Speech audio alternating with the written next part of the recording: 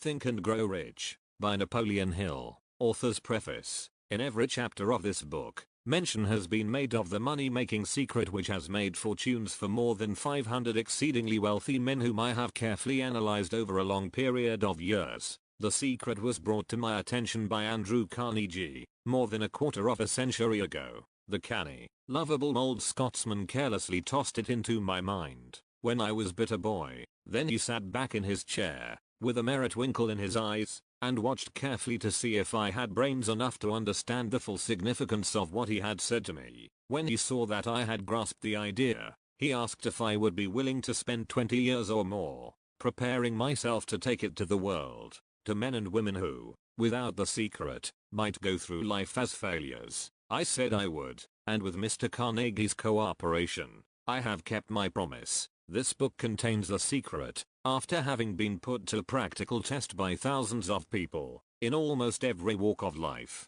It was Mr. Carnegie's idea that the magic formula, which gave him a stupendous fortune, ought to be placed within reach of people who do not have time to investigate how men make money, and it was his hope that I might test and demonstrate the soundness of the formula through the experience of men and women in every calling. He believed the formula should be taught in all public schools and colleges, and expressed the opinion that if it were properly taught it would so revolutionize the entire educational system that the time spent in school could be reduced to less than half. His experience with Charles M. Schwab, and other young men of Mr. Schwab's type, convinced Mr. Carnegie that much of that which is taught in the schools is of no value whatsoever in connection with the business of earning a living or accumulating riches. He had arrived at this decision because he had taken into his business one young man after another, many of them with but little schooling, and by coaching them in the use of this formula, developed in them rare leadership. Moreover, his coaching made fortunes for every one of them who followed his instructions.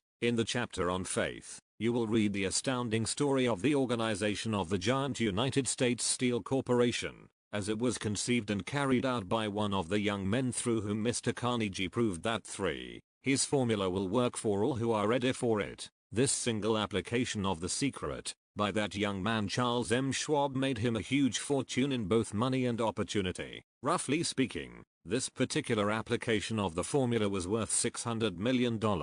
These facts, and they are facts well known to almost everyone who knew Mr. Carnegie, give you a fair idea of what the reading of this book may bring to you, provided you know what it is that you want. Even before it had undergone 20 years of practical testing, the secret was passed on to more than 100,000 men and women who have used it for their personal benefit, as Mr. Carnegie planned that they should. Some have made fortunes with it, others have used it successfully in creating harmony in their homes. A clergyman used it so effectively that it brought him an income of upwards of $75,000 a year. Arthur Nash, a Cincinnati tailor, used his near-bankrupt business as a guinea pig on which to test the formula. The business came to life and made a fortune for its owners. It is still thriving, although Mr. Nash has gone. The experiment was so unique that newspapers and magazines gave it more than $1 million worth of laudatory publicity. The secret was passed on to Stuart Austin Weir, of Dallas, Texas.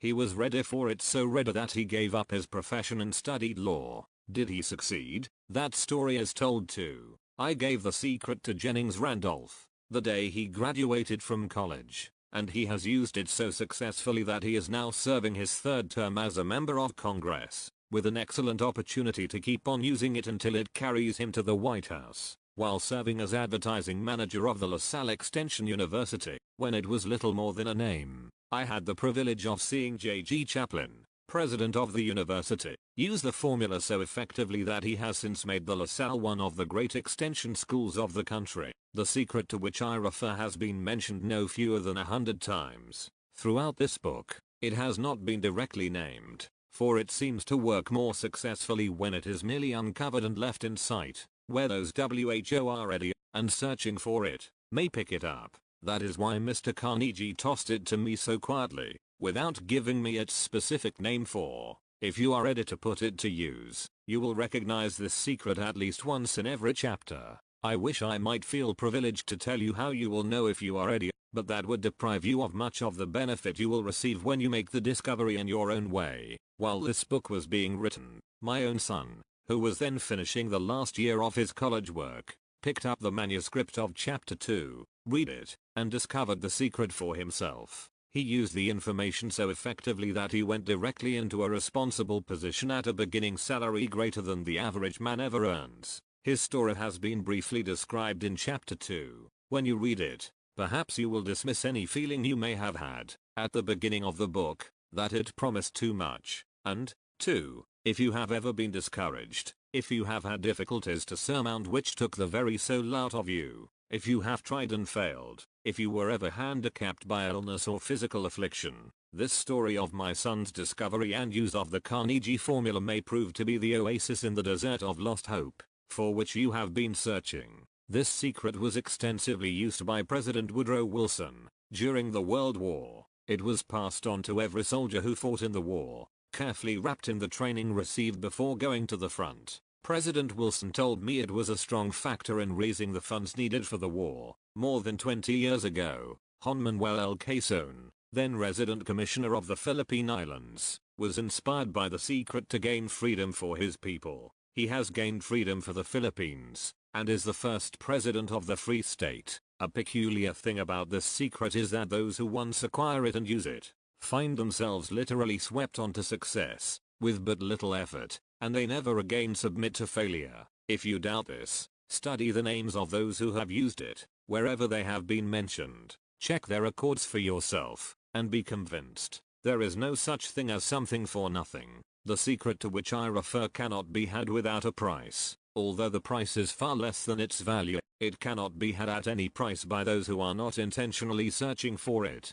It cannot be given away. It cannot be purchased for money, for the reason that it comes in two parts. One part is already in possession of those who are ready for it. The secret serves equally well all who are ready for it. 5. Education has nothing to do with it. Long before I was born, the secret had found its way into the possession of Thomas A. Edison, and he used it so intelligently that he became the world's leading inventor. Although he had but 3 months of schooling, the secret was passed on to a business associate of Mr. Edison. He used it so effectively that, although he was then making only $12,000 a year, he accumulated a great fortune, and retired from active business while still a young man. You will find his story at the beginning of the first chapter. It should convince you that riches are not beyond your reach, that you can still be what you wish to be, that money, fame, recognition and happiness can be had by all who are ready and determined to have these blessings. How do I know these things? You should have the answer before you finish this book. You may find it in the very first chapter, or on the last page. While I was performing the 20-year task of research,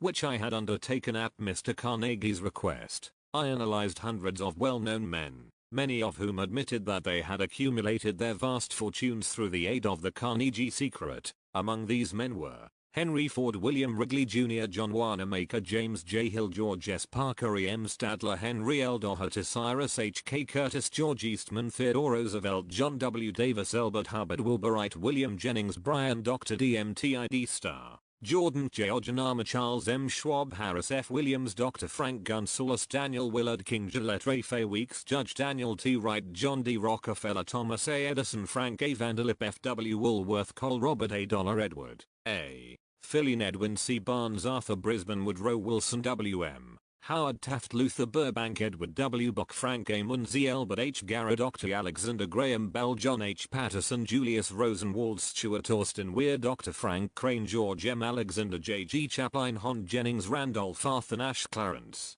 Darrow. 6. These names represent but a small fraction of the hundreds of well-known Americans whose achievements, financially and otherwise, prove that those who understand and apply the Carnegie secret reach high stations in life. I have never known anyone who was inspired to use the secret who did not achieve noteworthy success in his chosen calling. I have never known any person to distinguish himself or to accumulate riches of any consequence without possession of the secret. From these two facts I draw the conclusion that the secret is more important, as a part of the knowledge essential for self-determination, than any which one receives through what is popularly known as education. What is education, anyway? This has been answered in full detail. As far as schooling is concerned, many of these men had very little. John Wanamaker once told me that what little schooling he had he acquired in very much the same manner as a modern locomotive takes on water, by scooping it up as it runs. Henry Ford never reached high school,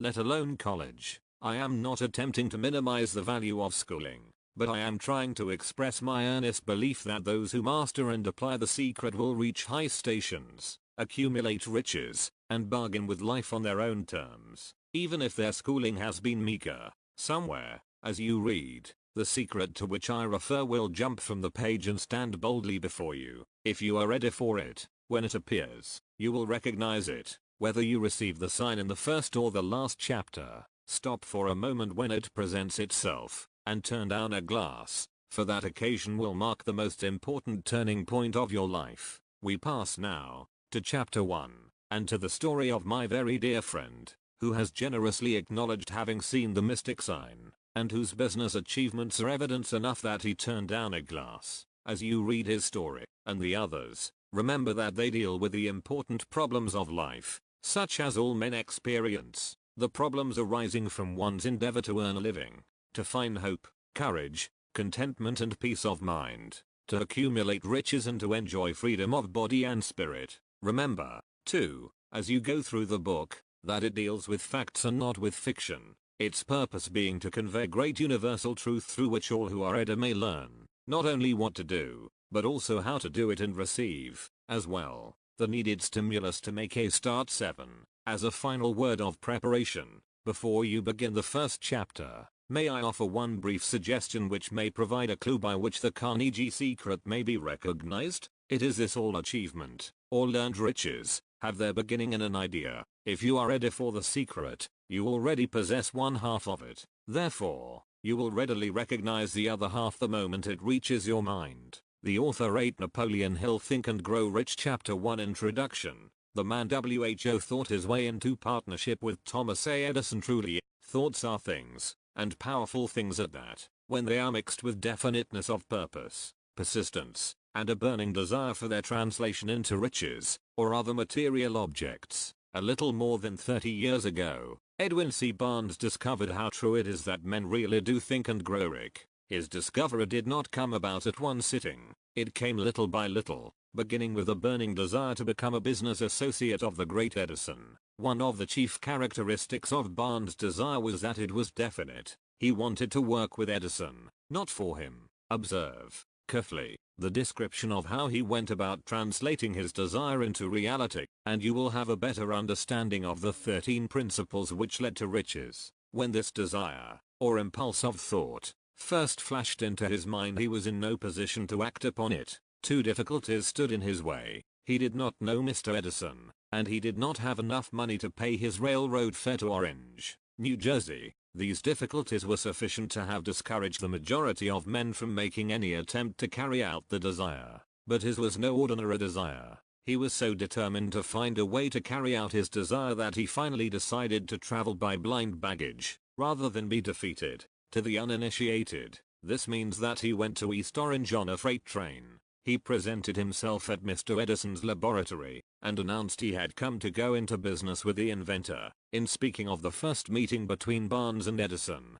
years later, Mr. Edison said, "He stood there before me, looking like an ordinary tramp, but there was something in the expression of his face which conveyed the impression that he was determined to get what he had come after." I had learned, from years of experience with men, that when a man really desires a thing so deeply that he is willing to stake his entire future on a single turn of the wheel in order to get it, he is sure to win. I gave him the opportunity he asked for, because I saw he had made up his mind to stand by until he succeeded. Subsequent events proved that no mistake was made. 9. Just what young Barnes said to Mr. Edison on that occasion was far less important than that which he thought. Edison, himself, said so. It could not have been the young man's appearance which got him his start in the Edison office, for that was definitely against him. It was what he thought that counted. If the significance of this statement could be conveyed to every person who reads it, there would be no need for the remainder of this book.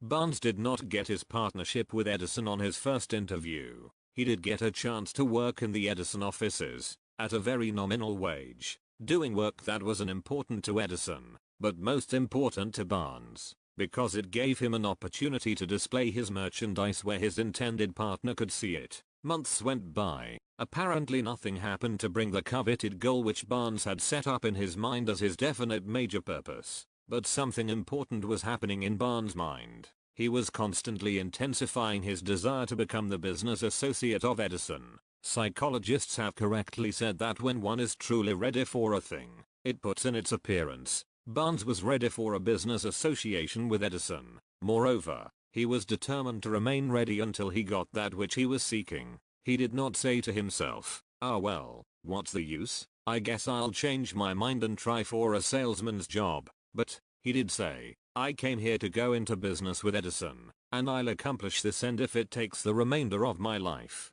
He meant it. What a different story men would have to tell if only they would adopt a definite purpose, and stand by that purpose until it had time to become an all-consuming obsession. Maybe young Barnes did not know it at the time, but his bulldog determination, his persistence in standing back of a single desire, was destined to mow down all opposition, and bring him the opportunity he was seeking. When the opportunity came, it appeared in a different form, and from a different direction than Barnes had expected. That is one of the tricks of opportunity. It has a sly habit of slipping in by the back door, and often it comes disguised in the form of misfortune, or temporary defeat. Perhaps this is why so many fail to recognize opportunity. Mr. Edison had just perfected a new office device, known at that time as the Edison dictating machine, now the Ediphone. His salesmen were not enthusiastic over the machine. They did not believe it could be sold without great effort. Barnes saw his opportunity. It had crawled in quietly,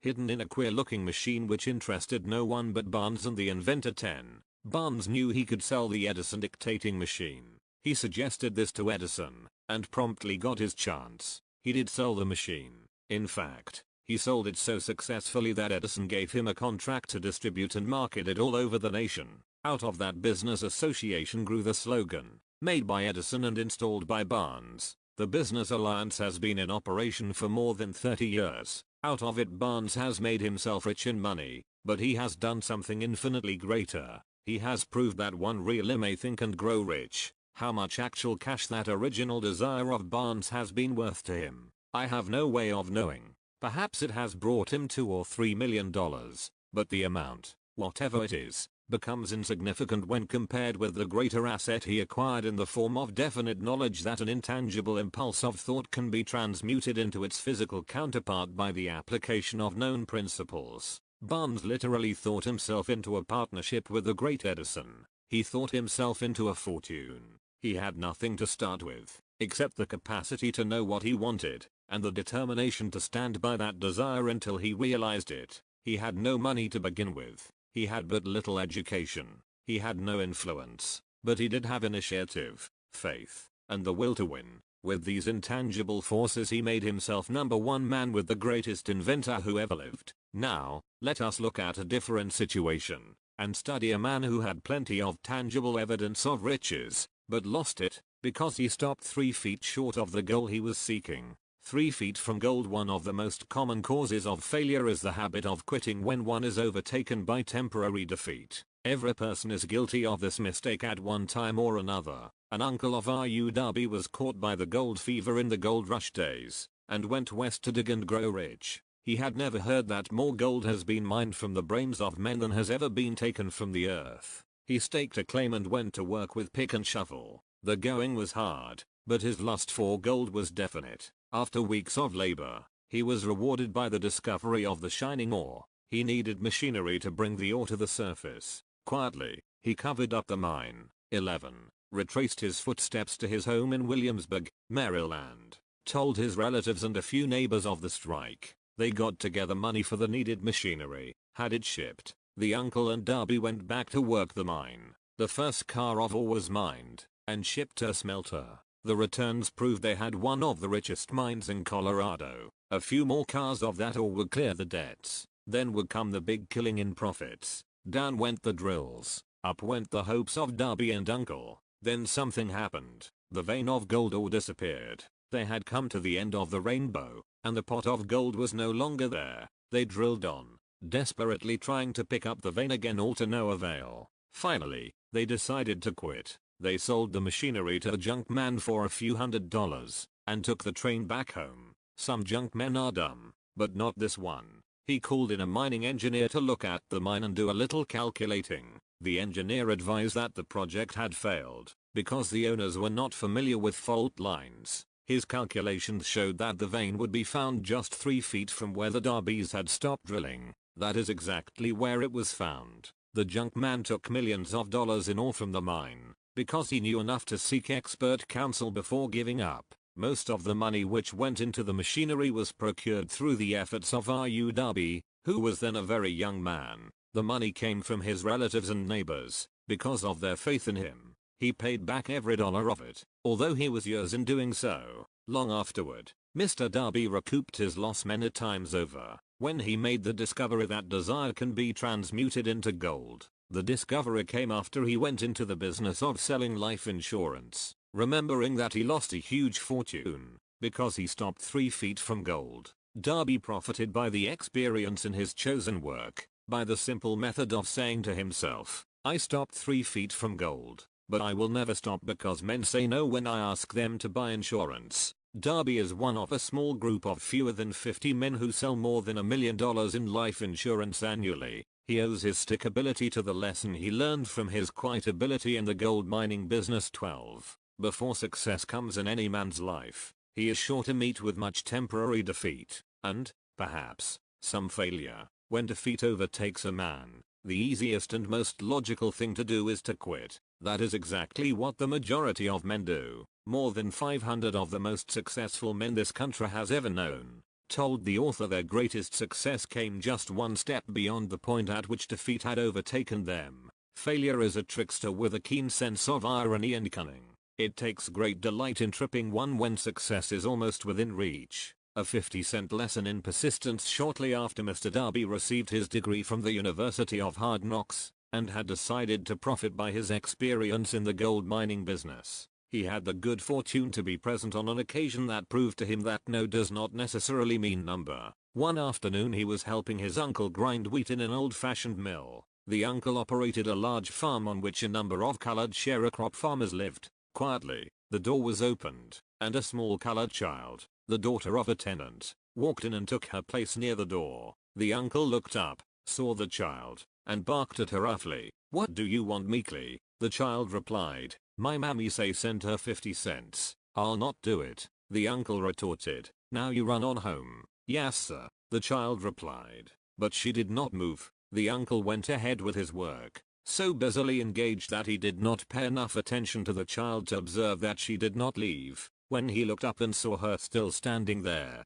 he yelled at her, "I told you to go on home. Now go, or I'll take a switch to you." The little girl said yes sir, but she did not budge an inch. The uncle dropped a sack of grain he was about to pour into the mill hopper, picked up a barrel stave, and started toward the child with an expression on his face that indicated trouble. Darby held his breath. He was certain he was about to witness a murder. He knew his uncle had a fierce temper. He knew that colored children were not supposed to defy white people in that part of the country. When the uncle reached the spot where the child was standing, she quickly stepped forward one step, looked up into his eyes, and screamed at the top of her shrill voice, "My mammy's gotta have that 50 cents 13. The uncle stopped, looked at her for a minute, then slowly laid the barrel stave on the floor, put his hand in his pocket, took out half a dollar, and gave it to her. The child took the money and slowly backed toward the door, never taking her eyes off the man whom she had just conquered. After she had gone, the uncle sat down on a box and looked out the window into space for more than 10 minutes. He was pondering, with awe, over the whipping he had just taken. Mr. Darby, too, was doing some thinking. That was the first time in all his experience that he had seen a colored child deliberately master an adult white person. How did she do it? What happened to his uncle that caused him to lose his fierceness and become as docile as a lamb? What strange power did this child use that made her master over her superior? These and other similar questions flashed into Darby's mind, but he did not find the answer until years later, when he told me the story. Strangely, the story of this unusual experience was told to the author in the old mill, on the very spot where the uncle took his whipping. Strangely, too, I had devoted nearly a quarter of a century to the study of the power which enabled an ignorant, illiterate colored child to conquer an intelligent man. As we stood there in that musty old mill, Mr. Darby repeated the story of the unusual conquest, and finished by asking, "What can you make of it? What strange power did that child use that so completely whipped my uncle?" The answer to his question will be found in the principles described in this book. The answer is full and complete. It contains details and instructions sufficient to enable anyone to understand and apply the same force which the little child accidentally stumbled upon. Keep your mind alert, and you will observe exactly what strange power came to the rescue of the child. You will catch a glimpse of this power in the next chapter. Somewhere in the book you will find an idea that will quicken your receptive powers and place at your command, for your own benefit, this same irresistible power. The awareness of this power may come to you in the first chapter, or it may flash into your mind in some subsequent chapter. It may come in the form of a single idea, or it may come in the nature of a plan, or a purpose. Again, it may cause you to go back into your past experiences of failure or defeat, and bring to the surface some lesson by which you can regain all that you lost through defeat.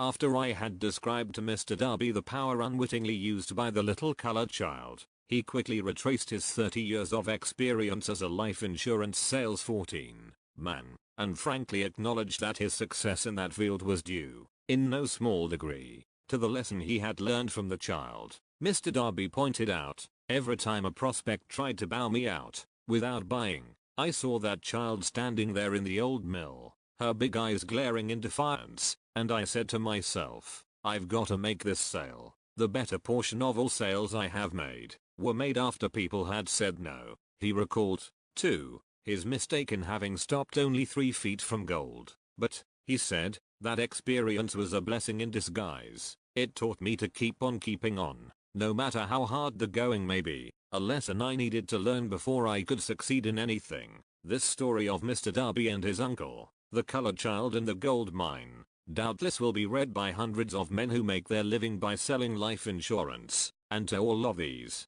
the author wishes to offer the suggestion that Darby owes to these 2 experiences his ability to sell more than $1 million of life insurance every year. Life is strange, and often imponderable. Both the successes and the failures have their roots in simple experiences. Mr. Darby's experiences were commonplace and simple enough, yet they held the answer to his destiny in life. Therefore they were as important to him as life itself. He profited by these 2 dramatic experiences because he analyzed them and found the lesson they taught. But what of the man who has neither the time nor the inclination to study failure in search of knowledge that may lead to success? Where and how is he to learn the art of converting defeat into stepping stones to opportunity? In answer to these questions, this book was written. The answer called for a description of 13 principles. But remember, as you read, the answer you may be seeking to the questions which have caused you to ponder over the strangeness of life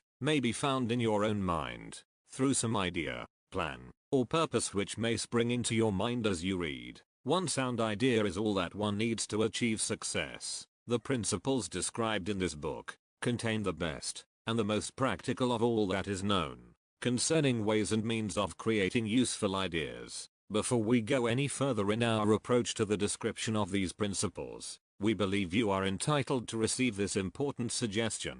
When riches 15 begin to come, they come so quickly, in such great abundance, that one wonders where they have been hiding during all those lean years. This is an astounding statement, and all the more so, when we take into consideration the popular belief that riches come only to those who work hard and long. When you begin to think and grow rich, you will observe that riches begin with a state of mind, with definiteness of purpose, with little or no hard work. You, and every other person, ought to be interested in knowing how to acquire that state of mind which will attract riches. I spent 25 years in research, analyzing more than 25,000 people, because I, too, wanted to know how wealthy men become that way. Without that research, this book could not have been written. Here take notice of a very significant truth. The business depression started in 1929, and continued on to an all-time record of destruction, until sometime after President Roosevelt entered office.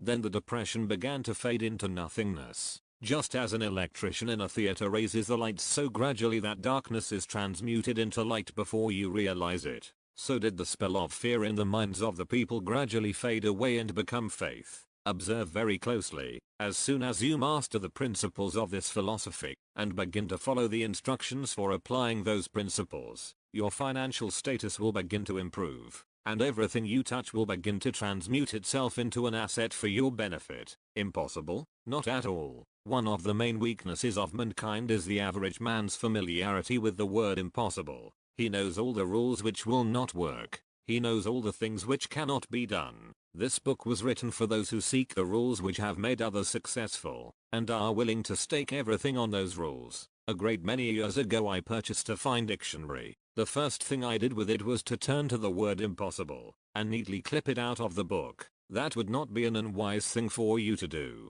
Success comes to those who become success conscious. Failure comes to those who indifferently allow themselves to become failure conscious. 16. The object of this book is to help all who seek it to learn the art of changing their minds from failure consciousness to success consciousness. Another weakness found in altogether too many people is the habit of measuring everything and everyone by their own impressions and beliefs. Some who will read this will believe that no one can think and grow rich. They cannot think in terms of riches because their thought habits have been steeped in poverty, want, misery, failure, and defeat. These unfortunate people remind me of a prominent Chinese who came to America to be educated in American ways. He attended the University of Chicago. One day President Harper met this young Oriental on the campus, stopped to chat with him for a few minutes, and asked what had impressed him as being the most noticeable characteristic of the American people. "Why," the Chinaman exclaimed, "the queer slant of your eyes.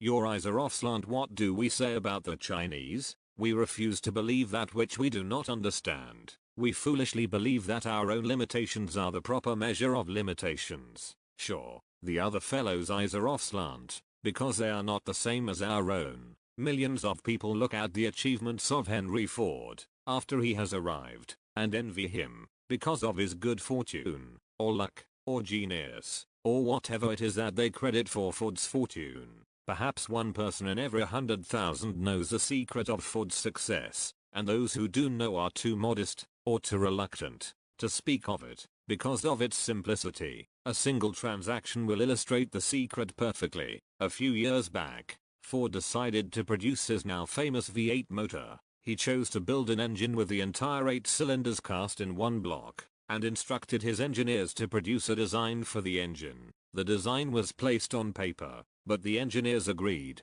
to a man, that it was simply impossible to cast an 8-cylinder gas engine block in one piece. Ford said, "Produce it anyway." "But," they replied, "it's impossible. Go ahead." Ford commanded, "And stay on the job until you succeed, no matter how much time is required." The engineers went ahead. There was nothing else for them to do if they were to remain on the Ford staff. 6 months went by. Nothing happened. Another 6 months passed, and still nothing happened. The engineers tried every conceivable plan to carry out the orders, but the thing seemed out of the question. Impossible. 17. At the end of the year, Ford checked with his engineers, and again they informed him they had found no way to carry out his orders. "Go right ahead," said Ford. "I want it, and I'll have it." They went ahead, and then, as if by a stroke of magic, the secret was discovered. The Ford determination had won once more. This story may not be described with minute accuracy,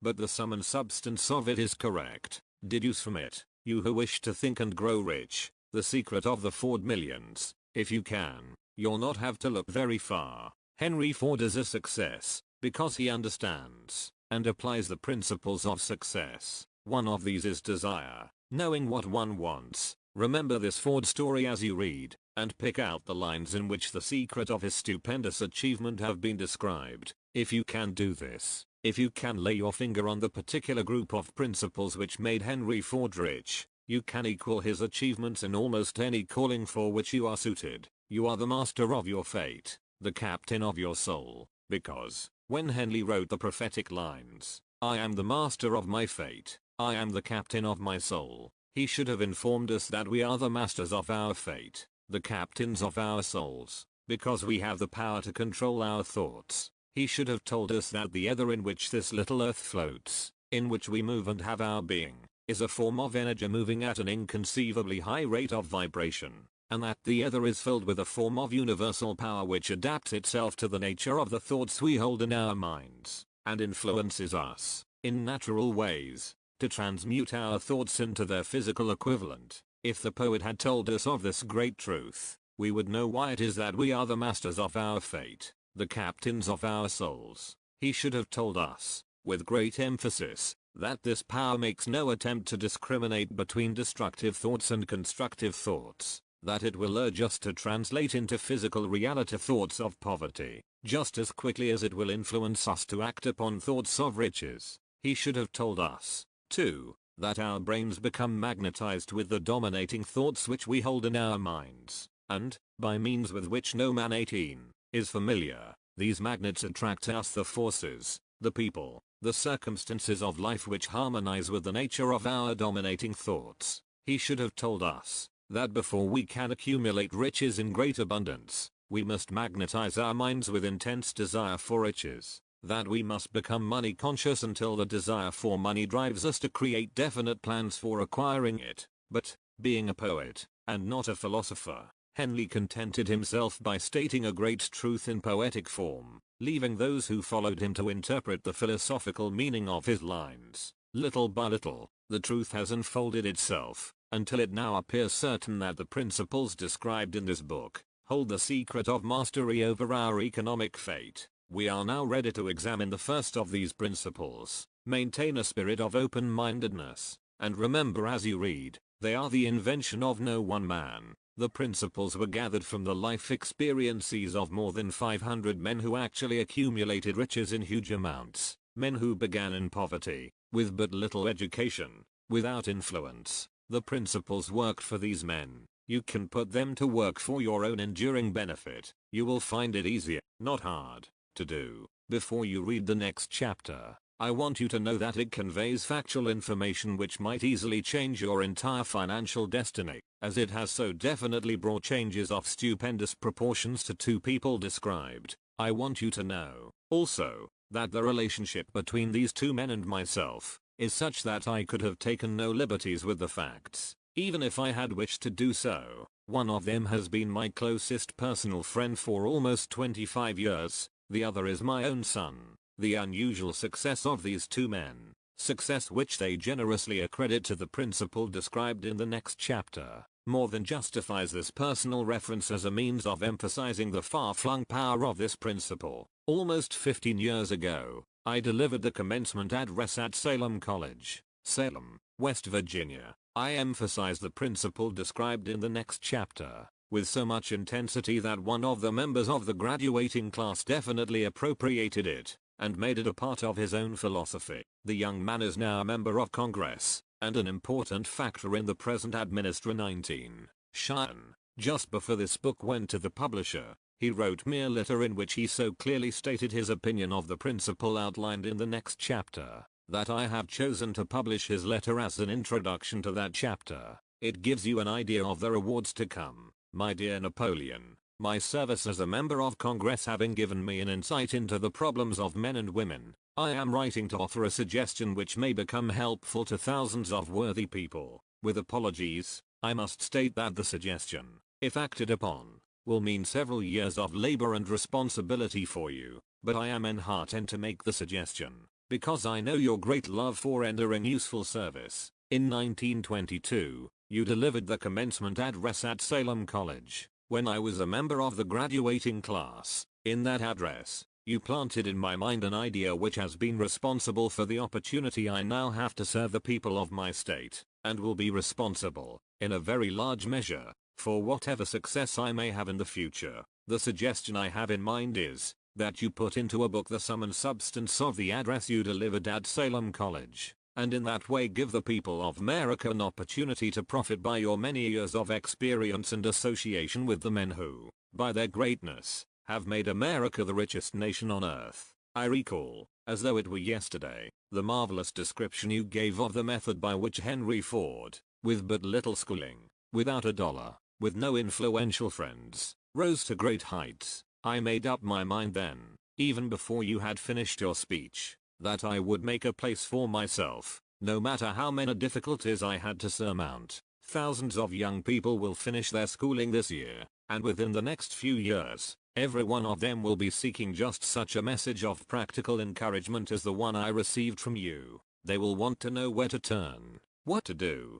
to get started in life. You can tell them, because you have helped to solve the problems of so many people. If there is any possible way that you can afford to render so great a service, may I offer the suggestion that you include with every book one of your personal analysis charts, in order that the purchaser of the book may have the benefit of a complete self-inventory, indicating, as you indicated to me years ago, exactly what is standing in the way of success. Such a service as this, providing the readers of your book with a complete, unbiased picture of their faults and their virtues, would mean to them the difference between success and failure. The service would be priceless. Millions of people are now facing the problem of staging a comeback because of the depression, and I speak from personal experience when I say, I know these earnest people would welcome the opportunity to tell you their problems, and to receive your suggestions for the solution.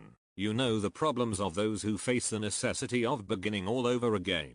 There are thousands of people in America today who would like to know how they can convert ideas into money, people who must start at scratch, without finances, and recoup their losses. If anyone can help them, you can. 20. If you publish the book, I would like to own the first copy that comes from the press, personally autographed by you, with best wishes. Believe me, cordially yours, Jennings Randolph. 21. Napoleon Hill, Think and Grow Rich. Chapter 2. Desire, the starting point of all achievement. The first step toward riches. When Edwin C. Barnes climbed down from the freight train in Orange, NJ, more than 30 years ago, he may have resembled a tramp, but his thoughts were those of a king. As he made his way from the railroad tracks to Thomas A. Edison's office, his mind was at work. He saw himself standing in Edison's presence. He heard himself asking Mr. Edison for an opportunity to carry out the one consuming obsession of his life, a burning desire to become the business associate of the great inventor.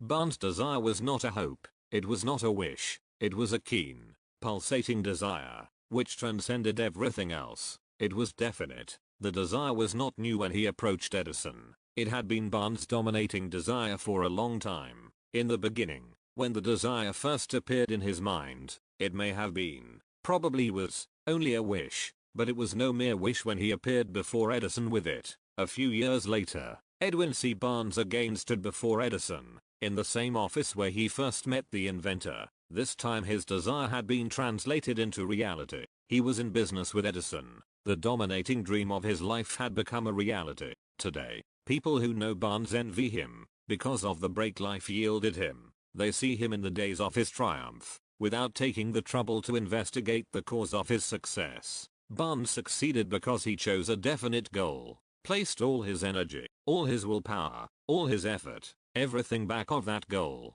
He did not become the partner of Edison the day he arrived. He was content to start in the most menial work, as long as it provided an opportunity to take even one step toward his cherished goal. 5 years passed before the chance he had been seeking made its appearance. During all those years not one ray of hope, not one promise of attainment of his desire had been held out to him. To everyone, except himself, he appeared 22, only another cog in the Edison business wheel. But in his own mind, he was the partner of Edison every minute of the time, from the very day that he first went to work there. It is a remarkable illustration of the power of a definite desire. Barnes won his goal, because he wanted to be a business associate of Mr. Edison, more than he wanted anything else. He created a plan by which to attain that purpose, but he burned all bridges behind him. He stood by his desire until it became the dominating obsession of his life, and finally, a fact. When he went to Orange, he did not say to himself, I will try to induce Edison to give me a job of some sort. He said, I will see Edison, and put him on notice that I have come to go into business with him. He did not say, I will work there for a few months, and if I get no encouragement, I will quit and get a job somewhere else. He did say, I will start anywhere, I will do anything Edison tells me to do, but before I am through, I will be his associate. He did not say, I will keep my eyes open for another opportunity, in case I fail to get what I want in the Edison organization. He said, There is but one thing in this world that I am determined to have, and that is a business association with Thomas A. Edison. I will burn all bridges behind me, and stake my entire future on my ability to get what I want. He left himself no possible way of retreat. He had to win or perish. That is all there is to the barn story of success. A long while ago, a great warrior faced a situation which made it necessary for him to make a decision which ensured his success on the battlefield.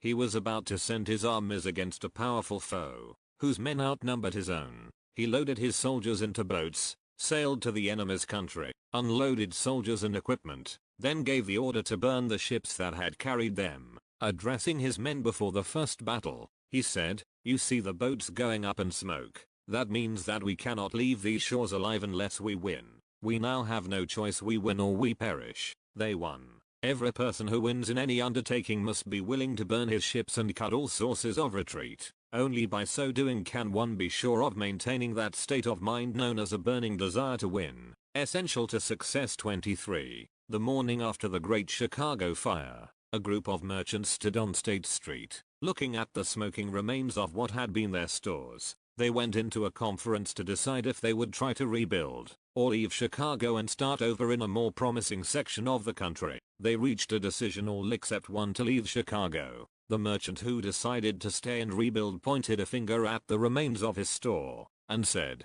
"Gentlemen, on that very spot I will build the world's greatest store. No matter how many times it may burn down." That was more than 50 years ago. The store was built. It stands there today, a towering monument to the power of that state of mind known as a burning desire. The easy thing for Marshall Field to have done would have been exactly what his fellow merchants did. When the going was hard, and the future looked dismal, they pulled up and went where the going seemed easier. Mark well this difference between Marshall Field and the other merchants, because it is the same difference which distinguishes Edwin C. Barnes from thousands of other young men who have worked in the Edison organization. It is the same difference which distinguishes practically all who succeed from those who fail. Every human being who reaches the age of understanding of the purpose of money wishes for it. Wishing will not bring riches, but desiring riches with a state of mind that becomes an obsession, then planning definite ways and means to acquire riches, and backing those plans with persistence which does not recognize failure, will bring riches. The method by which desire for riches can be transmuted into its financial equivalent consists of 6 definite, practical steps, viz. First, fix in your mind the exact amount of money you desire. It is not sufficient merely to say "I want plenty of money." First, be definite as to the amount. There is a psychological reason for definiteness which will be described in a subsequent chapter. Second, determine exactly what you intend to give in return for the money you desire. There is no such reality as something for nothing. Third, establish a definite date when you intend to possess the money you desire. 24. Fourth, create a definite plan for carrying out your desire, and begin at once, whether you are ready or not, to put this plan into action. Fifth, write out a clear, concise statement of the amount of money you intend to acquire. Name the time limit for its acquisition. State what you intend to give in return for the money, and describe clearly the plan through which you intend to accumulate it. Sixth, read your written statement aloud, twice daily, once just before retiring at night, and once after arising in the morning. As you read, see and feel and believe yourself already in possession of the money. It is important that you follow the instructions described in these 6 steps. It is especially important that you observe and follow the instructions in the 6th paragraph. You may complain that it is impossible for you to see yourself in possession of money before you actually have it. Here is where a burning desire will come to your aid. If you truly desire money so keenly that your desire is an obsession, you will have no difficulty in convincing yourself that you will acquire it. The object is to want money, and to become so determined to have it that you convince yourself you will have it. Only those who become money conscious ever accumulate great riches. Money consciousness means that the mind has become so thoroughly saturated with the desire for money, that one can see oneself already in possession of it. To the uninitiated, who has not been schooled in the working principles of the human mind, these instructions may appear impractical. It may be helpful to all who fail to recognize the soundness of the 6 steps, to know that the information they convey was received from Andrew Carnegie, who began as an ordinary laborer in the steel mills, but managed, despite his humble beginning, to make these principles yield him a fortune of considerably more than $100 million. It may be of further help to know that the 6 steps here recommended were carefully scrutinized by the late Thomas A. Edison, who placed his stamp of approval upon them as being not only the steps essential for the accumulation of money, but necessary for the attainment of any definite goal. The steps call for no hard labor, they call for no sacrifice, they do not require one to become ridiculous or credulous. To apply them calls for no great amount of education, but the successful application of these 6 steps does call for sufficient imagination to enable one to see and to understand that accumulation 25 of money cannot be left to chance, good fortune, and luck. One must realize that all who have accumulated great fortunes first did a certain amount of dreaming, hoping, wishing, desiring, and planning before they acquired money. You may as well know, right here, that you can never have riches in great quantities, unless you can work yourself into a white heat of desire for money, and actually believe you will possess it. You may as well know, also, that every great leader, from the dawn of civilization down to the present, was a dreamer. Christianity is the greatest potential power in the world today, because its founder was an intense dreamer who had the vision and the imagination to see realities in their mental and spiritual form before they had been transmuted into physical form. If you do not see great riches in your imagination, you will never see them in your bank balance. Never, in the history of America, has there been so great an opportunity for practical dreamers as now exists. The 6-year economic collapse has reduced all men, substantially, to the same level. A new race is about to be run. The stakes represent huge fortunes which will be accumulated within the next 10 years. The rules of the race have changed, because we now live in a changed world that definitely favors the masses, those who had but little or no opportunity to win under the conditions existing during the Depression, when fear paralyzed growth and development. We who are in this race for riches should be encouraged to know that this changed world in which we live is demanding new ideas, new ways of doing things, new leaders, new inventions, new methods of teaching, new methods of marketing, new books, new literature, new features for the radio, new ideas for moving pictures. Back of all this demand for new and better things, there is one quality which one must possess to win, and that is definiteness of purpose, the knowledge of what one wants, and a burning desire to possess it. The business depression marked the death of one age, and the birth of another. This changed world requires practical dreamers who can, and will put their dreams into action. The practical dreamers have always been, and always will be, the pattern makers of civilization 26. We who desire to accumulate riches should remember the real leaders of the world always have been men who harnessed and put into practical use the intangible, unseen forces of unborn opportunity, and have converted those forces, or impulses of thought, into skyscrapers, cities, factories, airplanes, automobiles, and every form of convenience that makes life more pleasant. Tolerance and an open mind are practical necessities of the dreamer of today. Those who are afraid of new ideas are doomed before they start. Never has there been a time more favorable to pioneers than the present. True, there is no wild and woolly west to be conquered, as in the days of the covered wagon, but there is a vast business, financial, and industrial world to be remolded and redirected along new and better lines. In planning to acquire your share of the riches, let no one influence you to scorn the dreamer. To win the big stakes in this changed world, you must catch the spirit of the great pioneers of the past, whose dreams have given to civilization all that it has of value, the spirit which serves as the life blood of our own country, our opportunity and mine, to develop and market our talents. Let us not forget, Columbus dreamed of an unknown world, staked his life on the existence of such a world, and discovered it. Copernicus, the great astronomer, dreamed of multiplicity of worlds, and revealed them. No one denounced him as impractical after he had triumphed. Instead, the world worshipped at his shrine, thus proving once more that success requires no apologies, failure permits no alibis. If the thing you wish to do is right, and you believe in it, go ahead and do it. Put your dream across, and never mind what they say if you meet with temporary defeat, for they, perhaps, do not know that every failure brings with it the seed of an equivalent success. Henry Ford. poor and uneducated, dreamed of a horseless carriage, went to work with what tools he possessed, without waiting for opportunity to favor him, and now evidence of his dream belts the entire earth. He has put more wheels into operation than any man who ever lived, because he was not afraid to back his dreams. Thomas Edison dreamed of a lamp that could be operated by electricity, began where he stood to put his dream into action,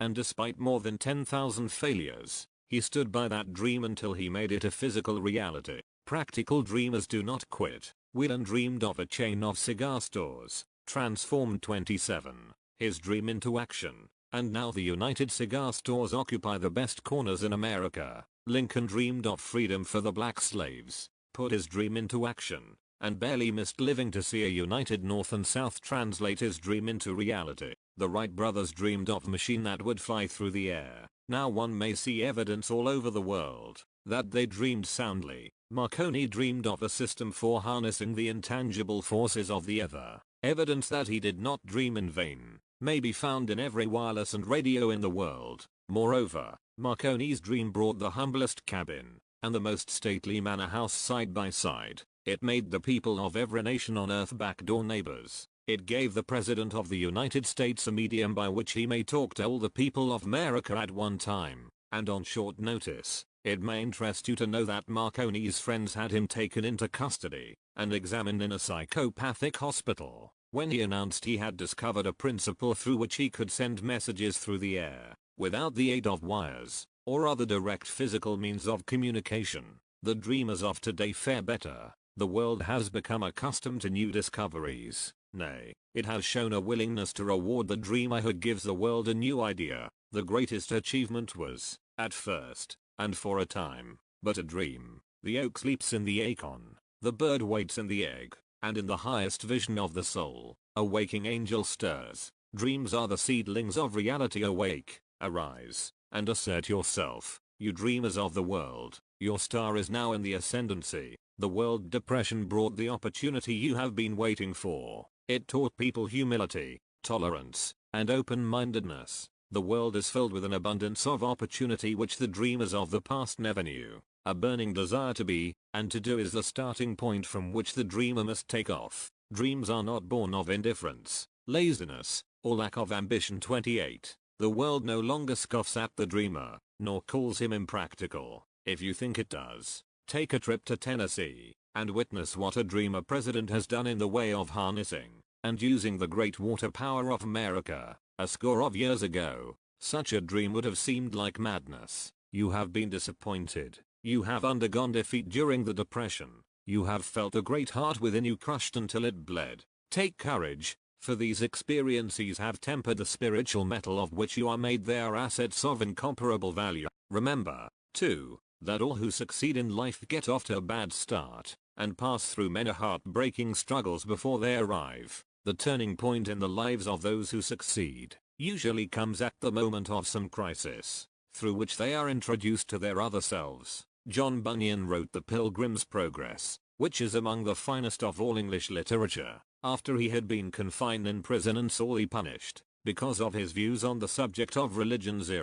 Henry discovered the genius which slept within his brain after he had met with great misfortune and was confined in a prison cell in Columbus, Ohio, being forced, through misfortune, to become acquainted with his other self, and to use his imagination. He discovered himself to be a great author instead of a miserable criminal and outcast. Strange and varied are the ways of life, and stranger still are the ways of infinite intelligence, through which men are sometimes forced to undergo all sorts of punishment before discovering their own brains, and their own capacity to create useful ideas through imagination. Edison, the world's greatest inventor and scientist, was a tramp telegraph operator. He failed innumerable times before he was driven, finally, to the discovery of the genius which slept within his brain. Charles Dickens began by pasting labels on blacking pots. The tragedy of his first love penetrated the depths of his soul, and converted him into one of the world's truly great authors.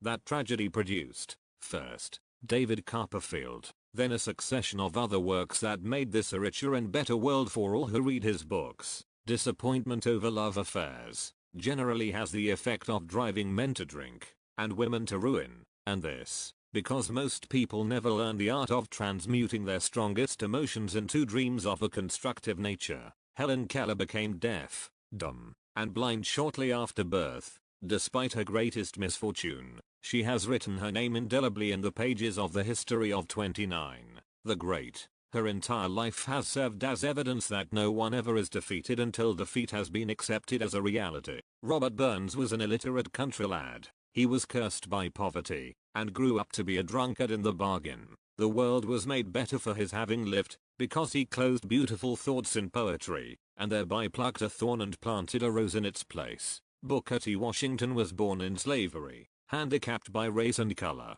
because he was tolerant, had an open mind at all times, on all subjects, and was a dreamer. He left his impress for good on an entire race. Beethoven was deaf. Milton was blind, but their names will last as long as time endures, because they dreamed and translated their dreams into organized thought. Before passing to the next chapter, kindle anew in your mind the fire of hope, faith, courage, and tolerance. If you have these states of mind, and a working knowledge of the principles described, all else that you need will come to you, when you are ready for it. Let Emerson state the thought in these words: every proverb, every book, every byword that belongs to thee for aid and comfort shall surely come home through open or winding passages. Every friend whom not thy fantastic will, but the great and tender soul in thee craveth, shall lock thee in his embrace. There is a difference between wishing for a thing and being ready to receive it. No one is ready for a thing until he believes he can acquire it.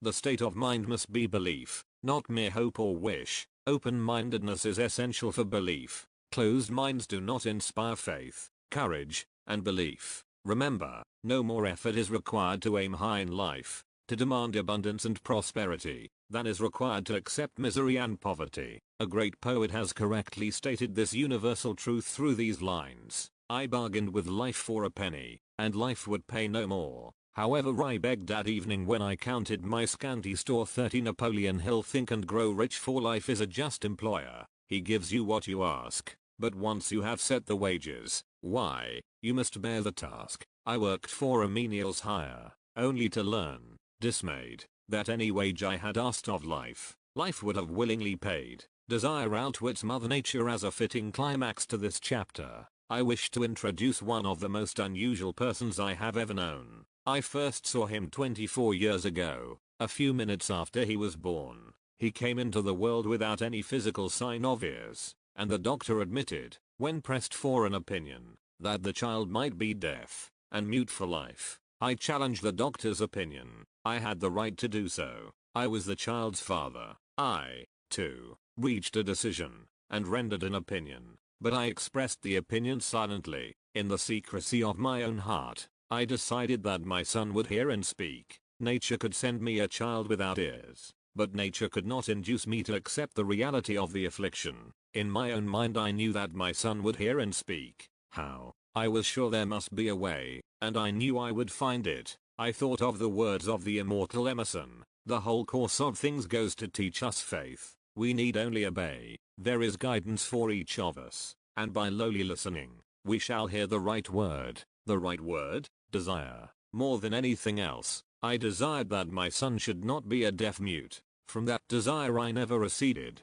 not for a second. Many years previously, I had written, our only limitations are those we set up in our own minds. For the first time, I wondered if that statement were true. Lying on the bed in front of me was a newly born child, without the natural equipment of hearing. Even though he might hear and speak, he was obviously disfigured for life. Surely, this was a limitation which that child had not set up in his own mind. 31. What could I do about it? Somehow I would find a way to transplant into that child's mind my own burning desire for ways and means of conveying sound to his brain without the aid of ears. As soon as the child was old enough to cooperate, I would fill his mind so completely with a burning desire to hear, that nature would, by methods of her own, translate it into physical reality. All this thinking took place in my own mind, but I spoke of it to no one. Every day I renewed the pledge I had made to myself, not to accept a deaf mute for a son. As he grew older, and began to take notice of things around him, we observed that he had a slight degree of hearing. When he reached the age when children usually begin talking, He made no attempt to speak, but we could tell by his actions that he could hear certain sounds slightly. That was all I wanted to know. I was convinced that if he could hear, even slightly, he might develop still greater hearing capacity. Then something happened which gave me hope. It came from an entirely unexpected source. We bought a Victrola. When the child heard the music for the first time, he went into ecstasies and promptly appropriated the machine.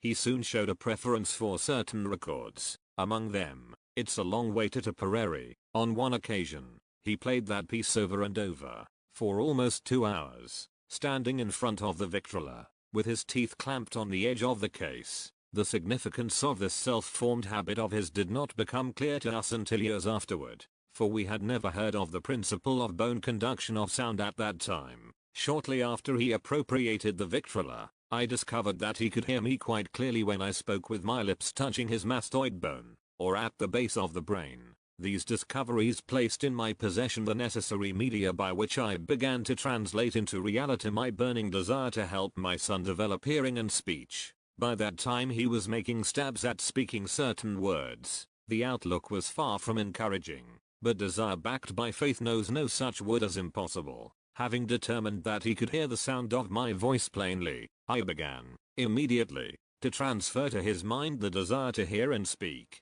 I soon discovered that the child enjoyed bedtime stories, so I went to work, creating stories designed to develop in him self-reliance, imagination, and a keen desire to hear and to be normal. There was one story in particular, which I emphasized by giving it some new and dramatic coloring each time it was told. It was designed to plant in his mind the 32 thought that his affliction was not a liability, but an asset of great value, despite the fact that all the philosophy I had examined clearly indicated that every adversity brings with it the seed of an equivalent advantage. I must confess that I had not the slightest idea how this affliction could ever become an asset. However, I continued my practice of wrapping that philosophy in bedtime stories, hoping the time would come when he would find some plan by which his handicap could be made to serve some useful purpose. Reason told me plainly that there was no adequate compensation for the lack of ears and natural hearing equipment. Desire backed by faith pushed reason aside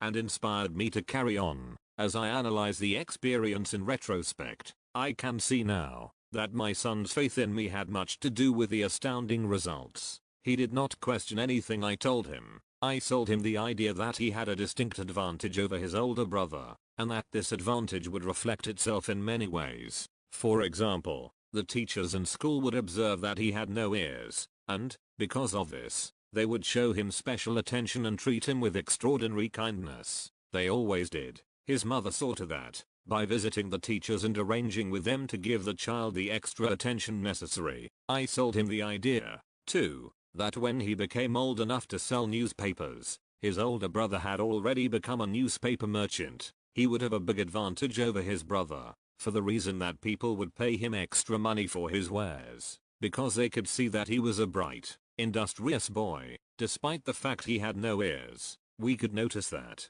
gradually, the child's hearing was improving. Moreover, he had not the slightest tendency to be self-conscious, because of his affliction. When he was about 7, he showed the first evidence that our method of servicing his mind was bearing fruit. For several months he begged for the privilege of selling newspapers, but his mother would not give her consent. She was afraid that his deafness made it unsafe for him to go on the street alone. Finally, he took matters in his own hands. One afternoon, when he was left at home with the servants, he climbed through the kitchen window, shinnied to the ground, and set out on his own. He borrowed 6 cents in capital from the neighborhood shoemaker, invested it in papers, sold out, reinvested, and kept repeating until late in the evening. After balancing his accounts and paying back the 6 cents he had borrowed from his banker, he had a net profit of 42 cents. When we got home that night, we found him in bed asleep, with the money tightly clenched in his hand. 33. His mother opened his hand, removed the coins, and cried. Of all things, crying over her son's first victory seemed so inappropriate. My reaction was the reverse. I laughed heartily, for I knew that my endeavor to plant in the child's mind an attitude of faith in himself had been successful. His mother saw, in his first business venture, a little deaf boy who had gone out in the streets and risked his life to earn money. I saw a brave, ambitious, self-reliant little businessman whose stock in himself had been increased 100%, because he had gone into business on his own initiative, and had won. The transaction pleased me, because I knew that he had given evidence of a trait of resourcefulness that would go with him all through life. Later events proved this to be true. When his older brother wanted something, he would lie down on the floor, kick his feet in the air, cry for it and get it. When the little deaf boy wanted something, he would plan a way to earn the money, then buy it for himself. He still follows that plan. Truly, my own son has taught me that handicaps can be converted into stepping stones on which one may climb toward some worthy goal, unless they are accepted as obstacles and used as alibis. The little deaf boy went through the grades, high school, and college without being able to hear his teachers, excepting when they shouted loudly, at close range. He did not go to a school for the deaf. We would not permit him to learn the sign language. We were determined that he should live a normal life and associate with normal children, and we stood by that decision, although it cost us many heated debates with school officials. While he was in high school, he tried an electrical hearing aid, but it was of no value to him, due, we believed, to a condition that was disclosed when the child was 6, by Dr. J. Gordon Wilson, of Chicago, when he operated on one side of the boy's head, and discovered that there was no sign of natural hearing equipment. During his last week in college, 18 years after the operation, something happened which marked the most important turning point of his life. Through what seemed to be mere chance, he came into possession of another electrical hearing device, which was sent to him on trial. He was slow about testing it, due to his disappointment with a similar device. Finally he picked the instrument up, and more or less carelessly, placed it on his head, hooked up the battery, and lo, as if by a stroke of magic, his lifelong desire for normal hearing became a reality. For the first time in his life he heard practically 34, as well as any person with normal hearing. God moves in mysterious ways, his wonders to perform. Overjoyed because of the changed world which had been brought to him through his hearing device, he rushed to the telephone, called his mother, and heard her voice perfectly. The next day he plainly heard the voices of his professors in class, for the first time in his life. Previously he could hear them only when they shouted, at short range. He heard the radio.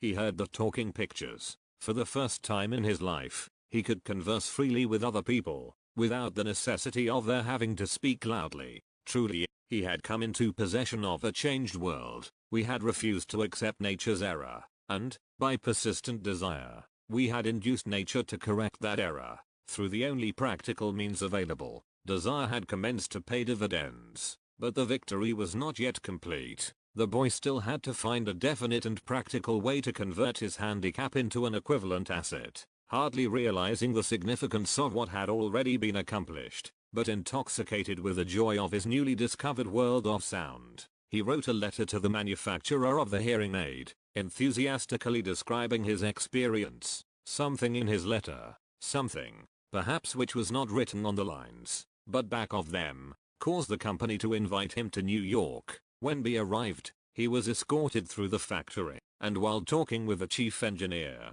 telling him about his changed world, a hunch, an idea, or an inspiration, call it what you wish, flashed into his mind. It was this impulse of thought which converted his affliction into an asset, destined to pay dividends in both money and happiness to thousands for all time to come. The sum and substance of that impulse of thought was this. It occurred to him that he might be of help to the millions of deafened people who go through life without the benefit of hearing devices. If he could find a way to tell them the story of his changed world, then and there, he reached a decision to devote the remainder of his life to rendering useful service to the hard of hearing. For an entire month, he carried on an intensive research, during which he analyzed the entire marketing system of the manufacturer of the hearing device, and created ways and means of communicating with the hard of hearing all over the world for the purpose of sharing with them his newly discovered changed world. When this was done, he put in writing a 2-year plan, based upon his 35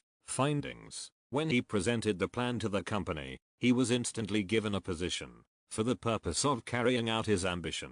Little did he dream, when he went to work, that he was destined to bring hope and practical relief to thousands of deafened people who, without his help, would have been doomed forever to deaf mutism. Shortly after he became associated with the manufacturer of his hearing aid, he invited me to attend a class conducted by his company, for the purpose of teaching deaf mutes to hear and to speak. I had never heard of such a form of education, therefore I visited the class, skeptical but hopeful that my time would not be entirely wasted. Here I saw a demonstration which gave me a greatly enlarged vision of what I had done to arouse and keep alive in my son's mind the desire for normal hearing. I saw deaf mutes actually being taught to hear and to speak, through application of the self-same principle I had used, more than 20 years previously, in saving my son from deaf mutism. Thus, through some strange turn of the wheel of fate, my son, Blair, and I have been destined to aid in correcting deaf mutism for those as yet unborn,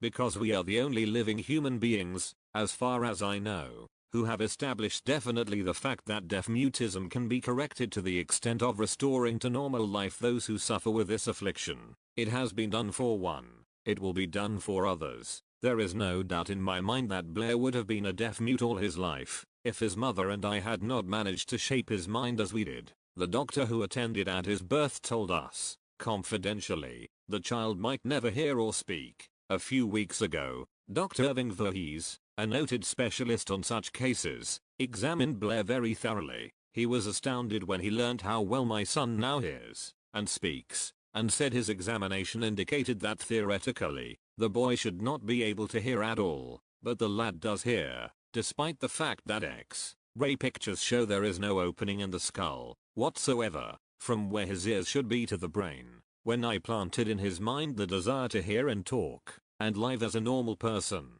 there went with that impulse some strange influence which caused nature to become bridge builder, and span the gulf of silence between his brain and the outer world, by some means which the keenest medical specialists have not been able to interpret. It would be sacrilege for me to even conjecture as to how nature performed this miracle. It would be unforgivable if I neglected to tell the world as much as I know of the humble part I assumed in the strange experience. It is my duty, and a privilege to say I believe, and not without reason, that nothing is impossible to the person who backs desire with enduring faith. 36. Verily, a burning desire has devious ways of transmuting itself into its physical equivalent. Blair desired normal hearing. Now he has it. He was born with a handicap which might easily have sent one with a less defined desire to the street with a bundle of pencils and a tin cup. That handicap now promises to serve as the medium by which he will render useful service to many millions of hard of hearing. Also, to give him useful employment at adequate financial compensation the remainder of his life.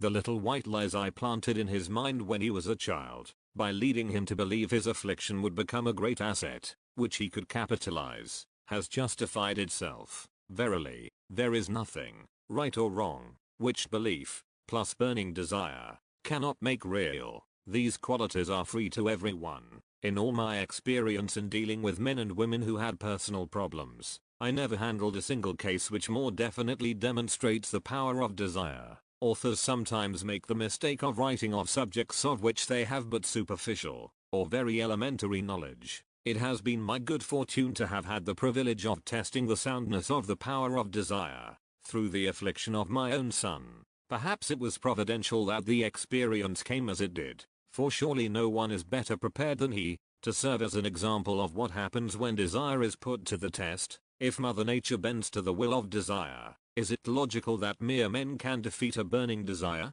Strange and imponderable is the power of the human mind. We do not understand the method by which it uses every circumstance, every individual, every physical thing within its reach, as a means of transmuting desire into its physical counterpart. Perhaps science will uncover this secret. I planted in my son's mind the desire to hear and to speak as any normal person hears and speaks. That desire has now become a reality. I planted in his mind the desire to convert his greatest handicap into his greatest asset. That desire has been realized. The modus operandi by which this astounding result was achieved is not hard to describe. It consisted of three very definite facts. First, I mixed faith with the desire for normal hearing, which I passed on to my son. Second, I communicated my desire to him in every conceivable way available, through persistent, continuous effort, over a period of years. Third, he believed me. As this chapter was being completed, news came of the death of Madame Schumann Hink,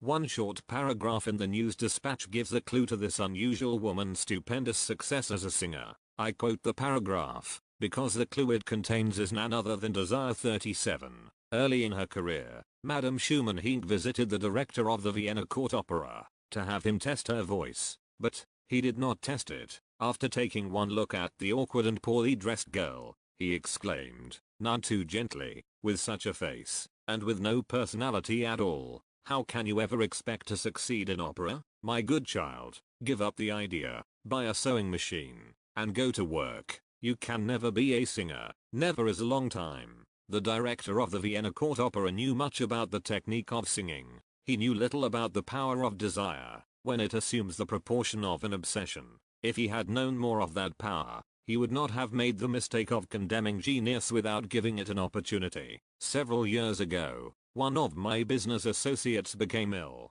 He became worse as time went on, and finally was taken to the hospital for an operation.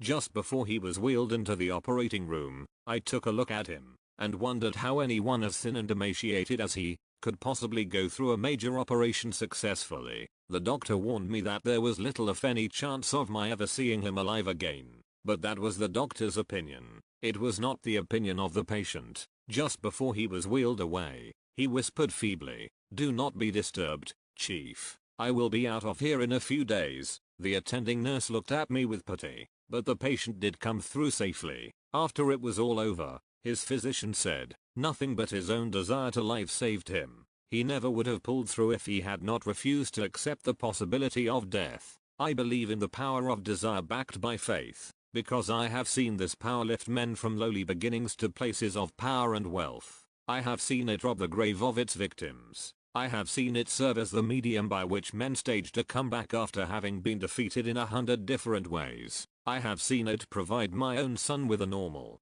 happy, successful life, despite nature's having sent him into the world without ears. How can one harness and use the power of desire? This has been answered through this and the subsequent chapters of this book. This message is going out to the world at the end of the longest, and perhaps, the most devastating depression America has ever known. It is reasonable to presume that the message may come to the attention of many who have been wounded by the depression, those who have lost their fortunes, others who have lost their positions, and great numbers who must reorganize their plans and stage a comeback. To all these I wish to convey the thought that all achievement, no matter what may be its nature, or its purpose, must begin with an intense, burning desire for something definite. 38. Through some strange and powerful principle of mental chemistry which she has never divulged, nature wraps up in the impulse of strong desire that something which recognizes no such word as impossible, and accepts no such reality as failure. 39. Napoleon Hill, Think and Grow Rich, Chapter 3. Faith, visualization of, and belief in attainment of desire.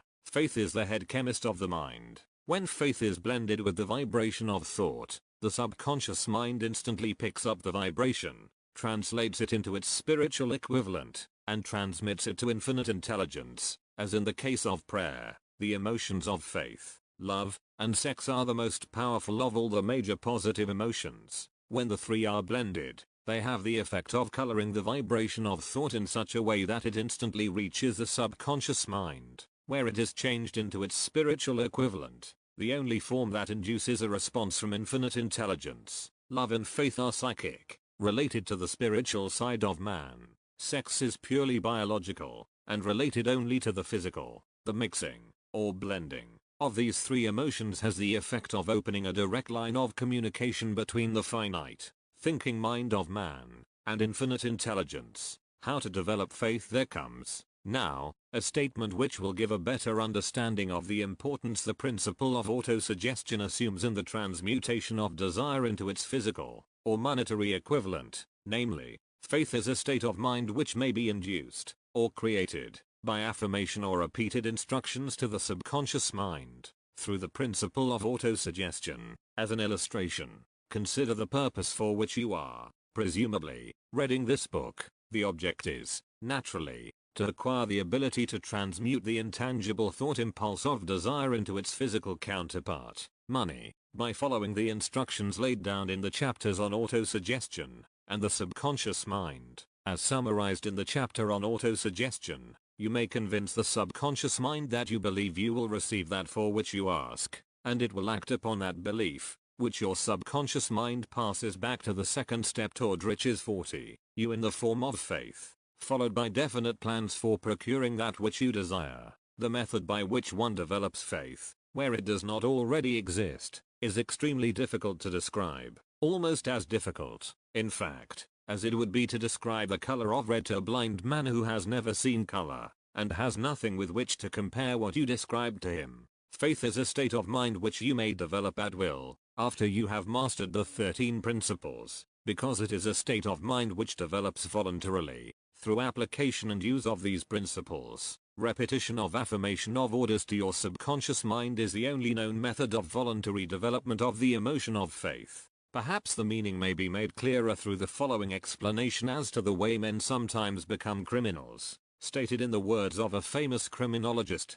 when men first come into contact with crime, they abhor it. If they remain in contact with crime for a time, they become accustomed to it, and endure it. If they remain in contact with it long enough, they finally embrace it, and become influenced by it. This is the equivalent of saying that any impulse of thought which is repeatedly passed on to the subconscious mind is, finally, accepted and acted upon by the subconscious mind, which proceeds to translate that impulse into its physical equivalent, by the most practical procedure available. In connection with this, consider again the statement, all thoughts which have been emotionalized, given feeling, and mixed with faith, begin immediately to translate themselves into their physical equivalent or counterpart. The emotions, or the feeling portion of thoughts, are the factors which give thoughts vitality, life, and action. The emotions of faith, love, and sex, when mixed with any thought impulse, give it greater action than any of these emotions can do singly. Not only thought impulses which have been mixed with faith, but those which have been mixed with any of the positive emotions, or any of the negative emotions, may reach and influence the subconscious mind. From this statement, you will understand that the subconscious mind will translate into its physical equivalent a thought impulse of a negative or destructive nature, just as readily as it will act upon thought impulses of a positive or constructive. 41. Tive nature. This accounts for the strange phenomenon which so many millions of people experience, referred to as misfortune, or bad luck. There are millions of people who believe themselves doomed to poverty and failure, because of some strange force over which they believe they have no control. They are the creators of their own misfortunes. Because of this negative belief, which is picked up by the subconscious mind, and translated into its physical equivalent, this is an appropriate place at which to suggest again that you may benefit, by passing on to your subconscious mind, any desire which you wish translated into its physical, or monetary equivalent, in a state of expectancy or belief that the transmutation will actually take place. Your belief, or faith, is the element which determines the action of your subconscious mind. There is nothing to hinder you from deceiving your subconscious mind when giving it instructions through autosuggestion, as I deceived my son's subconscious mind. To make this deceit more realistic, conduct yourself just as you would if you were already in possession of the material thing which you are demanding. When you call upon your subconscious mind, the subconscious mind will transmute into its physical equivalent, by the most direct and practical media available, any order which is given to it in a state of belief, or faith that the order will be carried out. Surely, enough has been stated to give a starting point from which one may, through experiment and practice, acquire the ability to mix faith with any order given to the subconscious mind. Perfection will come through practice. It cannot come by merely reading instructions. If it be true that one may become a criminal by association with crime, and this is a known fact, it is equally true that one may develop faith by voluntarily suggesting to the subconscious mind that one has faith. The mind comes, finally, to take on the nature of the influences which dominate it. Understand this truth, and you will know why it is essential for you to encourage the positive emotions as dominating forces of your mind, and discourage and eliminate negative emotions. A mind dominated by positive emotions becomes a favorable abode for the state of mind known as faith. A mind so dominated may, at will, give the subconscious mind instructions, which it will accept and act upon immediately. 42. Faith is a state of mind which may be induced by autosuggestion all down the ages. The religionists have admonished struggling humanity to have faith in this, that, and the other dogma or creed, but they have failed to tell people how to have faith. They have not stated that faith is a state of mind, and that it may be induced by self-suggestion, in language which any normal human being can understand. We will describe all that is known about the principle through which faith may be developed, where it does not already exist. Have faith in yourself, faith in the infinite. Before we begin, you should be reminded again that faith is the eternal elixir which gives life, power, and action to the impulse of thought. The foregoing sentence is worth reading a second time, and a third, and a fourth. It is worth reading aloud. Faith is the starting point of all accumulation of riches. Faith is the basis of all miracles, and all mysteries which cannot be analyzed by the rules of science. Faith is the only known antidote for failure. Faith is the element, the chemical which, when mixed with prayer, gives one direct communication with infinite intelligence. Faith is the element which transforms the ordinary vibration of thought, created by the finite mind of man, into the spiritual equivalent. Faith is the only agency through which the cosmic force of infinite intelligence can be harnessed and used by man. Every one of the foregoing statements is capable of proof. The proof is simple and easily demonstrated. It is wrapped up in the principle of autosuggestion. Let us center our attention, therefore, upon the subject of self-suggestion, and find out what it is, and what it is capable of achieving. It is a well-known fact that one comes, finally, to believe whatever one repeats to oneself, whether the statement be true or false. If a man repeats a lie over and over, 43, he will eventually accept the lie as truth. Moreover, he will believe it to be the truth. Every man is what he is, because of the dominating thoughts which he permits to occupy his mind. Thoughts which a man deliberately places in his own mind, and encourages with sympathy, and with which he mixes any one or more of the emotions, constitute the motivating forces, which direct and control his every movement, act, and deed. Comes, now, a very significant statement of truth. Thoughts which are mixed with any of the feelings of emotions, constitute a magnetic force which attracts, from the vibrations of the other similar, or related thoughts. A thought thus magnetized with emotion may be compared to a seed which, when planted in fertile soil, germinates, grows, and multiplies itself over and over again, until that which was originally one small seed, becomes countless millions of seeds of the same brand. The other is a great cosmic mass of eternal forces of vibration. It is made up of both destructive vibrations and constructive vibrations. It carries, at all times, vibrations of fear, poverty, disease, failure, misery, and vibrations of prosperity, health, success, and happiness, just as surely as it carries the sound of hundreds of orchestrations of music, and hundreds of human voices, all of which maintain their own individuality, and means of identification, through the medium of radio. From the great storehouse of the ether, the human mind is constantly attracting vibrations which harmonize with that which dominates the human mind. Any thought, idea, plan, or purpose which one holds in one's mind attracts, from the vibrations of the ether, a host of its relatives,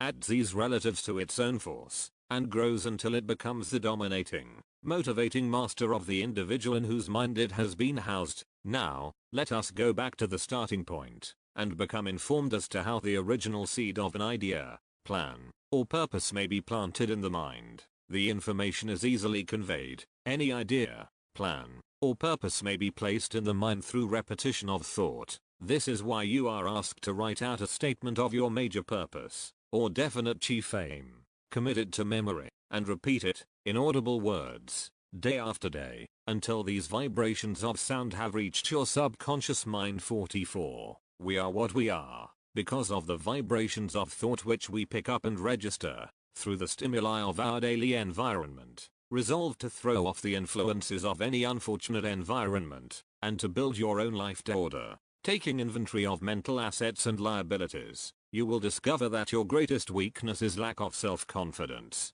This handicap can be surmounted, and timidity translated into courage, through the aid of the principle of autosuggestion. The application of this principle may be made through a simple arrangement of positive thought impulses stated in writing, memorized, and repeated. until they become a part of the working equipment of the subconscious faculty of your mind. Self-confidence formula. First, I know that I have the ability to achieve the object of my definite purpose in life. Therefore, I demand of myself persistent, continuous action toward its attainment, and I here and now promise to render such action. Second, I realize the dominating thoughts of my mind will eventually reproduce themselves in outward, physical action, and gradually transform themselves into physical reality. Therefore, I will concentrate my thoughts for 30 minutes daily upon the task of thinking of the person I intend to become, thereby creating in my mind a clear mental picture of that person.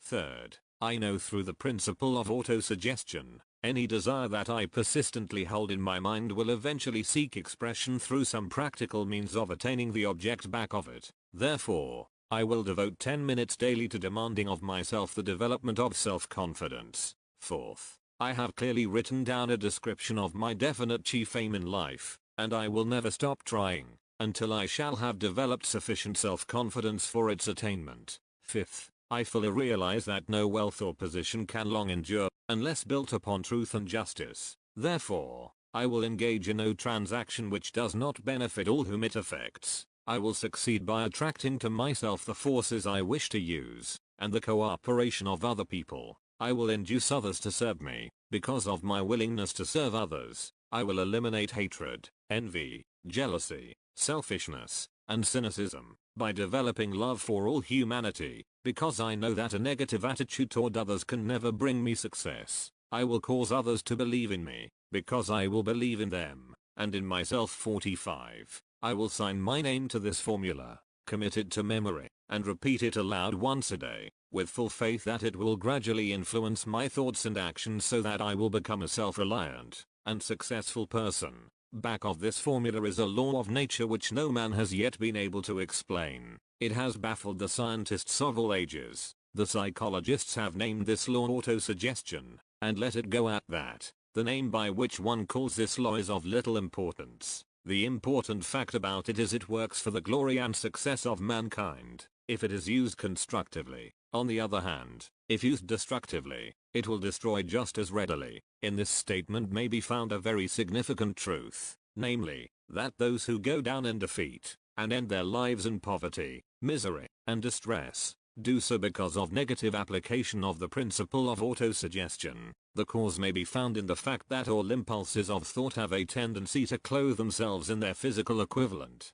the subconscious mind, the chemical laboratory in which all thought impulses are combined and made ready for translation into physical reality, makes no distinction between constructive and destructive thought impulses. It works with the material we feed it. Through our thought impulses, the subconscious mind will translate into reality a thought driven by fear just as readily as it will translate into reality a thought driven by courage or faith. The pages of medical history are rich with illustrations of cases of suggestive suicide. A man may commit suicide through negative suggestion, just as effectively as by any other means. In a Midwestern city, a man by the name of Joseph Grant, a bank official, borrowed a large sum of the bank's money, without the consent of the directors. He lost the money through gambling. One afternoon, the bank examiner came and began to check the accounts. Grant left the bank, took a room in a local hotel, and when they found him, 3 days later, he was lying in bed,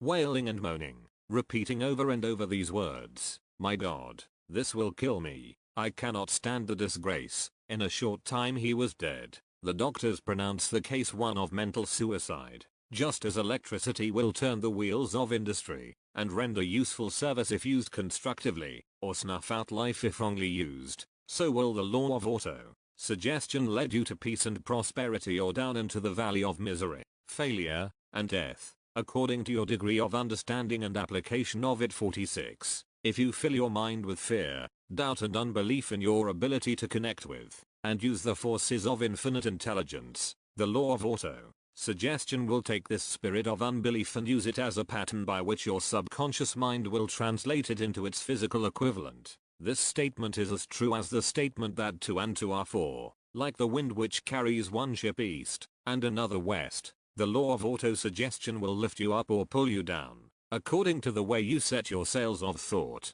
The law of autosuggestion. through which any person may rise to altitudes of achievement which stagger the imagination, is well described in the following verse. If you think you are beaten, you are. If you think you dare not, you don't. If you like to win, but you think you can't, it is almost certain you won't. If you think you'll lose, you're lost. For out of the world we find, success begins with a fellow's will. It's all in the state of mind. If you think you are outclassed, you are. You've got to think high to rise. You've got to be sure of yourself before you can ever win a prize. Life's battles don't always go to the stronger or faster man, but sooner or late the man who wins is the man who thinks he can. Observe the words which have been emphasized, and you will catch the deep meaning which the poet had in mind. Somewhere in your makeup, perhaps in the cells of your brain, there lies sleeping, the seed of achievement which, if aroused and put into action, would carry you to heights such as you may never have hoped to attain. 47. Just as a master musician may cause the most beautiful strains of music to pour forth from the strings of a violin, so may you arouse the genius which lies asleep in your brain, and cause it to drive you upward to whatever goal you may wish to achieve. Abraham Lincoln was a failure at everything he tried, until he was well past the age of 40. He was a Mr. Nobody from nowhere, until a great experience came into his life, aroused the sleeping genius within his heart and brain, and gave the world one of its really great men. That experience was mixed with the emotions of sorrow and love. It came to him through Anne Rutledge, the only woman whom he ever truly loved. It is a known fact that the emotion of love is closely akin to the state of mind known as faith, and this for the reason that love comes very near to translating one's thought impulses into their spiritual equivalent. During his work of research, the author discovered, from the analysis of the life work and achievements of hundreds of men of outstanding accomplishment, that there was the influence of a woman's love back of nearly every one of them. The emotion of love, in the human heart and brain, creates a favorable field of magnetic attraction, which causes an influx of the higher and finer vibrations which are afloat in the ether. If you wish evidence of the power of faith, study the achievements of men and women who have employed it. At the head of the list comes the Nazarene. Christianity is the greatest single force which influences the minds of men. The basis of Christianity is faith. No matter how many people may have perverted or misinterpreted the meaning of this great force, and no matter how many dogmas and creeds have been created in its name, which do not reflect its tenets, the sum and substance of the teachings and the achievements of Christ, which may have been interpreted as miracles, were nothing more nor less than faith. If there are any such phenomena as miracles, they are produced only through the state of mind known as faith. Some teachers of religion, and men who call themselves Christians, neither understand nor practice faith. Let us consider the power of faith, as it is now being demonstrated, by a man who is well known to all of civilization,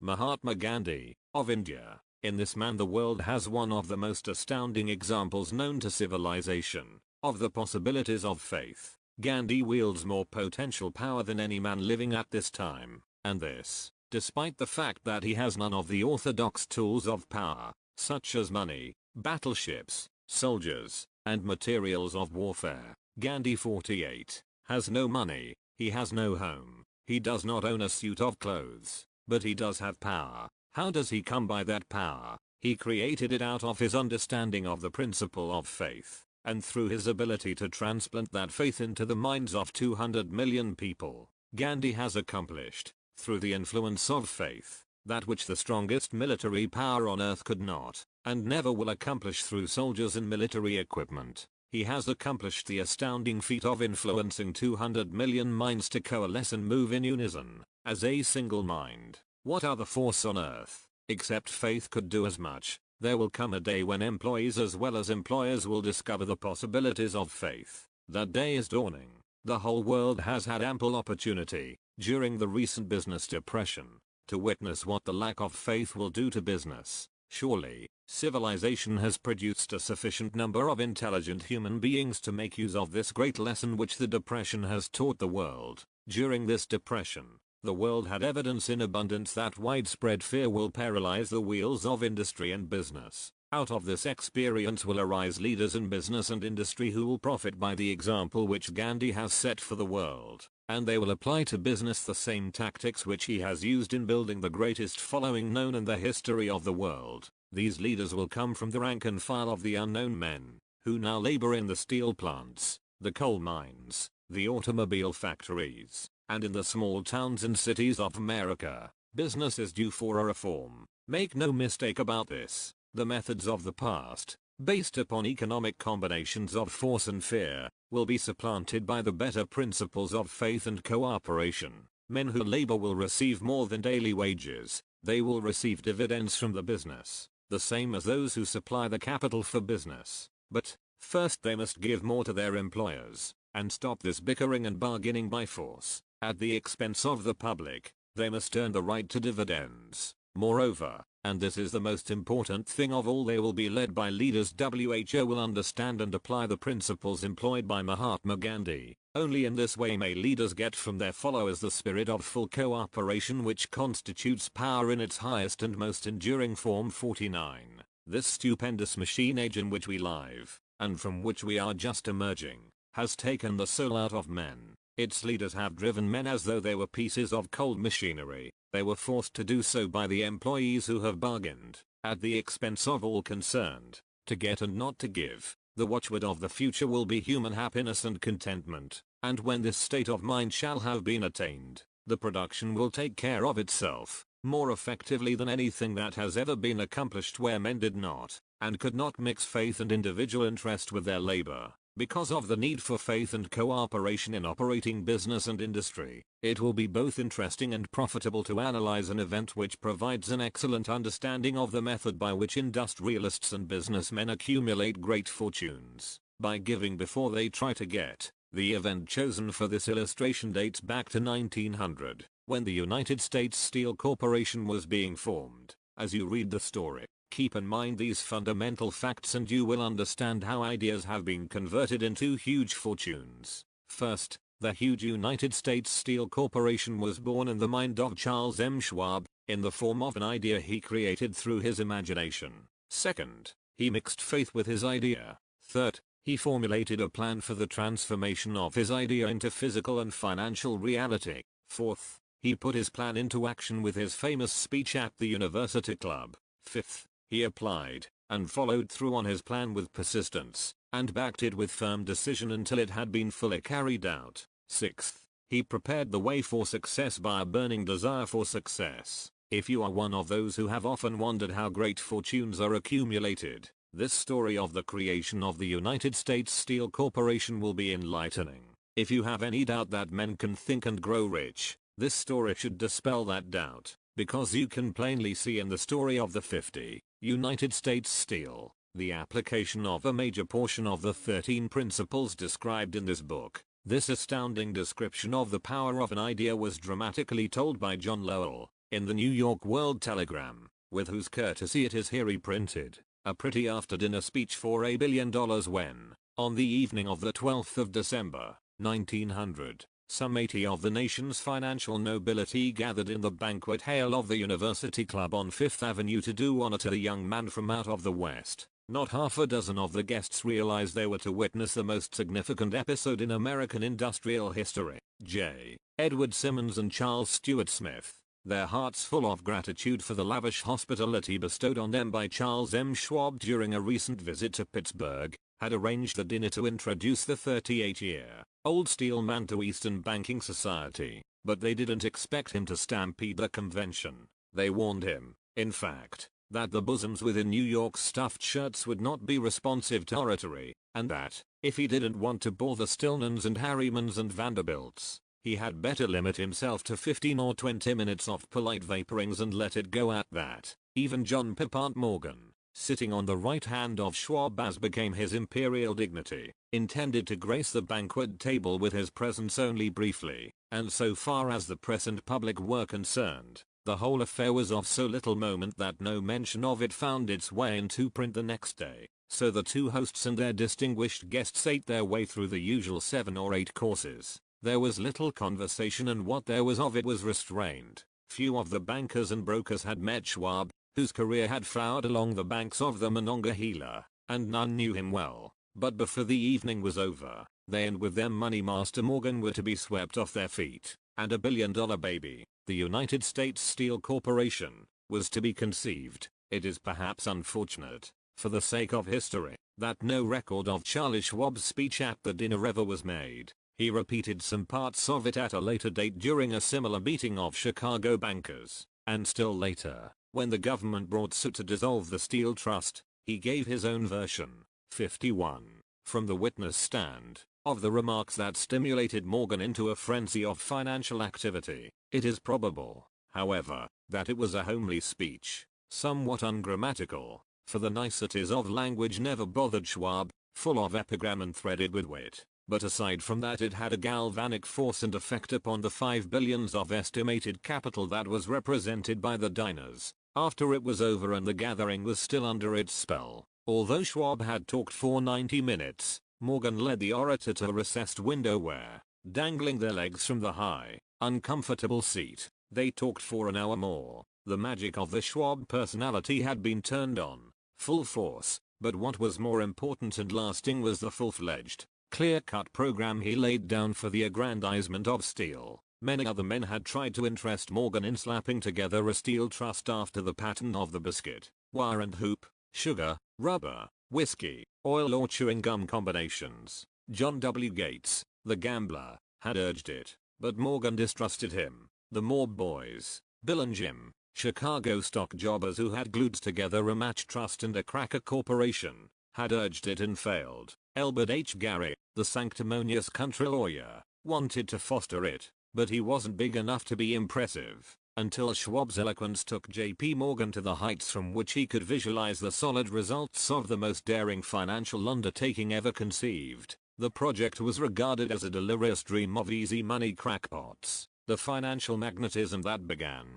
a generation ago, to attract thousands of small and sometimes inefficiently managed companies into large and competition-crushing combinations, had become operative in the steel world through the devices of that jovial business pirate, John W. Gates. Gates already had formed the American Steel and Wire Company out of a chain of small concerns, and together with Morgan had created the Federal Steel Company. The National Tube and American Bridge Companies were two more Morgan concerns, and the Moore brothers had forsaken the match and cookie business to form the American Group Tin Plate, Steel Hoop, Sheet Steel and the National Steel Company. But by the side of Andrew Carnegie's gigantic vertical trust, a trust owned and operated by 53 partners, those other combinations were picayune. They might combine to their heart's content, but the whole lot of them couldn't make a dent in the Carnegie organization, and Morgan knew it. 52. The eccentric old Scot knew it, too. From the magnificent heights of Skibo Castle he had viewed, first with amusement and then with resentment, the attempts of Morgan's smaller companies to cut into his business. When the attempts became too bold, Carnegie's temper was translated into anger and retaliation. He decided to duplicate every mill owned by his rivals. Hitherto, he hadn't been interested in wire, pipe, hoops, or sheet. Instead, he was content to sell such companies the raw steel and let them work it into whatever shape they wanted. Now, with Schwab as his chief and able lieutenant, he planned to drive his enemies to the wall. So it was that in the speech of Charles M. Schwab, Morgan saw the answer to his problem of combination. A trust without Carnegie, giant of them all, would be no trust at all. A plum pudding, as one writer said, without the plums. Schwab's speech on the night of the 12th of December, 1900, undoubtedly carried the inference, though not the pledge, that the vast Carnegie enterprise could be brought under the Morgan tent. He talked of the world future for steel, of reorganization for efficiency, of specialization, of the scrapping of unsuccessful mills and concentration of effort on the flourishing properties, of economies in the ore traffic, of economies in overhead and administrative departments, of capturing foreign markets. More than that, he told the buccaneers among them wherein lay the errors of their customary piracy. Their purposes, he inferred, had been to create monopolies, raise prices, and pay themselves fat dividends out of privilege. Schwab condemned the system in his heartiest manner. The short-sightedness of such a policy, he told his hearers, lay in the fact that it restricted the market in an era when everything cried for expansion. By cheapening the cost of steel, he argued, an ever-expanding market would be created, more uses for steel would be devised, and a goodly portion of the world trade could be captured. Actually, though he did not know it, Schwab was an apostle of modern mass production. So the dinner at the University Club came to an end. Morgan went home, To think about Schwab's rosy predictions, Schwab went back to Pittsburgh to run the steel business for Andrew Carnegie, while Gary and the rest went back to their stock tickers to fiddle around in anticipation of the next move. It was not long coming. It took Morgan about 1 week to digest the feast of reason Schwab had placed before him. When he had assured himself that no financial indigestion was to result, he sent for Schwab and found that young man rather coy. Mr. Carnegie, Schwab indicated, might not like it if he found his trusted company president had been flirting with the Emperor of Wall Street, the street upon which Carnegie was resolved never to tread 53. Then it was suggested by John W. Gates, the go-between, that if Schwab happened to be in the Bellevue Hotel in Philadelphia, J.P. Morgan might also happen to be there. When Schwab arrived, however, Morgan was inconveniently ill at his New York home, and so, on the elder man's pressing invitation, Schwab went to New York and presented himself at the door of the financier's library. Now certain economic historians have professed the belief that from the beginning to the end of the drama, the stage was set by Andrew Carnegie, that the dinner to Schwab, the famous speech, the Sunday night conference between Schwab and the Money King, were events arranged by the canny Scot. The truth is exactly the opposite. When Schwab was called in to consummate the deal, he didn't even know whether the little boss, as Andrew was called, would so much as listen to an offer to sell, particularly to a group of men whom Andrew regarded as being endowed with something less than holiness. But Schwab did take into the conference with him, in his own handwriting, 6 sheets of copper plate figures, representing to his mind the physical worth and the potential earning capacity of every steel company he regarded as an essential star in the new metal firmament. 4 men pondered over these figures all night. The chief, of course, was Morgan, steadfast in his belief in the divine right of money. With him was his aristocratic partner, Robert Bacon, a scholar and a gentleman. The third was John W. Gates, whom Morgan scorned as a gambler and used as a tool. The fourth was Schwab, who knew more about the processes of making and selling steel than any whole group of men then living.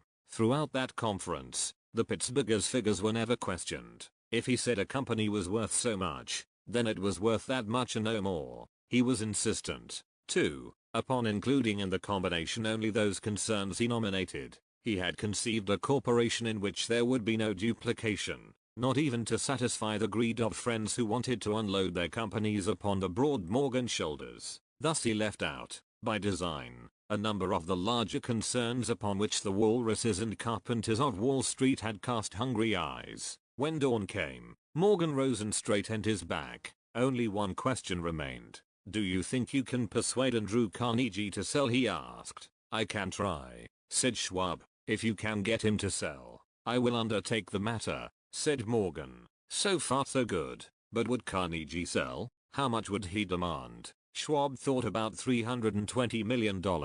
What would he take payment in? Common or 54? Preferred stocks? Bonds? Cash? Nobody could raise $1/3 billion in cash. There was a golf game in January on the frost-cracking heath of the St. Andrews Links in Westchester, with Andrew bundled up in sweaters against the cold, and Charlie talking volubly, as usual, to keep his spirits up. But no word of business was mentioned until the pair sat down in the cozy warmth of the Carnegie cottage hard by. Then, with the same persuasiveness that had hypnotized 80 millionaires at the University Club, Schwab poured out the glittering promises of retirement in comfort, of untold millions to satisfy the old man's social caprices. Carnegie capitulated, wrote a figure on a slip of paper, handed it to Schwab and said, "All right, that's what we'll sell for." The figure was approximately $400 million, and was reached by taking the $320,000 mentioned by Schwab as a basic figure, and adding to it $80 million to represent the increased capital value over the previous 2 years. Later,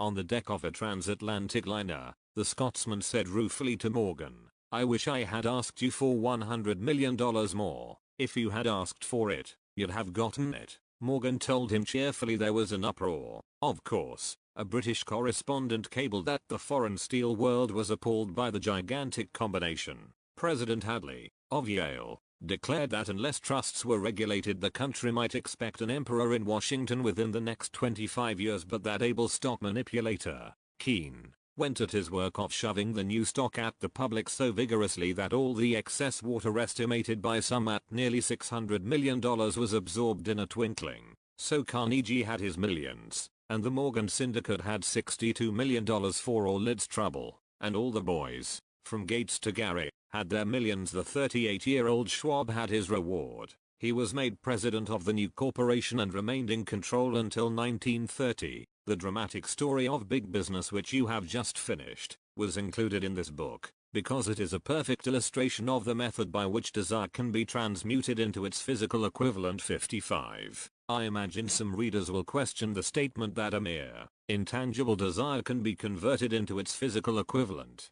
Doubtless some will say, you cannot convert nothing into something. The answer is in the story of United States Steel. That giant organization was created in the mind of one man. The plan by which the organization was provided with the steel mills that gave it financial stability was created in the mind of the same man. His faith, his desire, his imagination, his persistence were the real ingredients that went into United States Steel. The steel mills and mechanical equipment acquired by the corporation, after it had been brought into legal existence, were incidental, but careful analysis will disclose the fact that the appraised value of the properties acquired by the corporation increased in value by an estimated $600 million by the mere transaction which consolidated them under one management. In other words, Charles M. Schwab's idea, plus the faith with which he conveyed it to the minds of J.P. Morgan and the others, was marketed for a profit of approximately $600 million.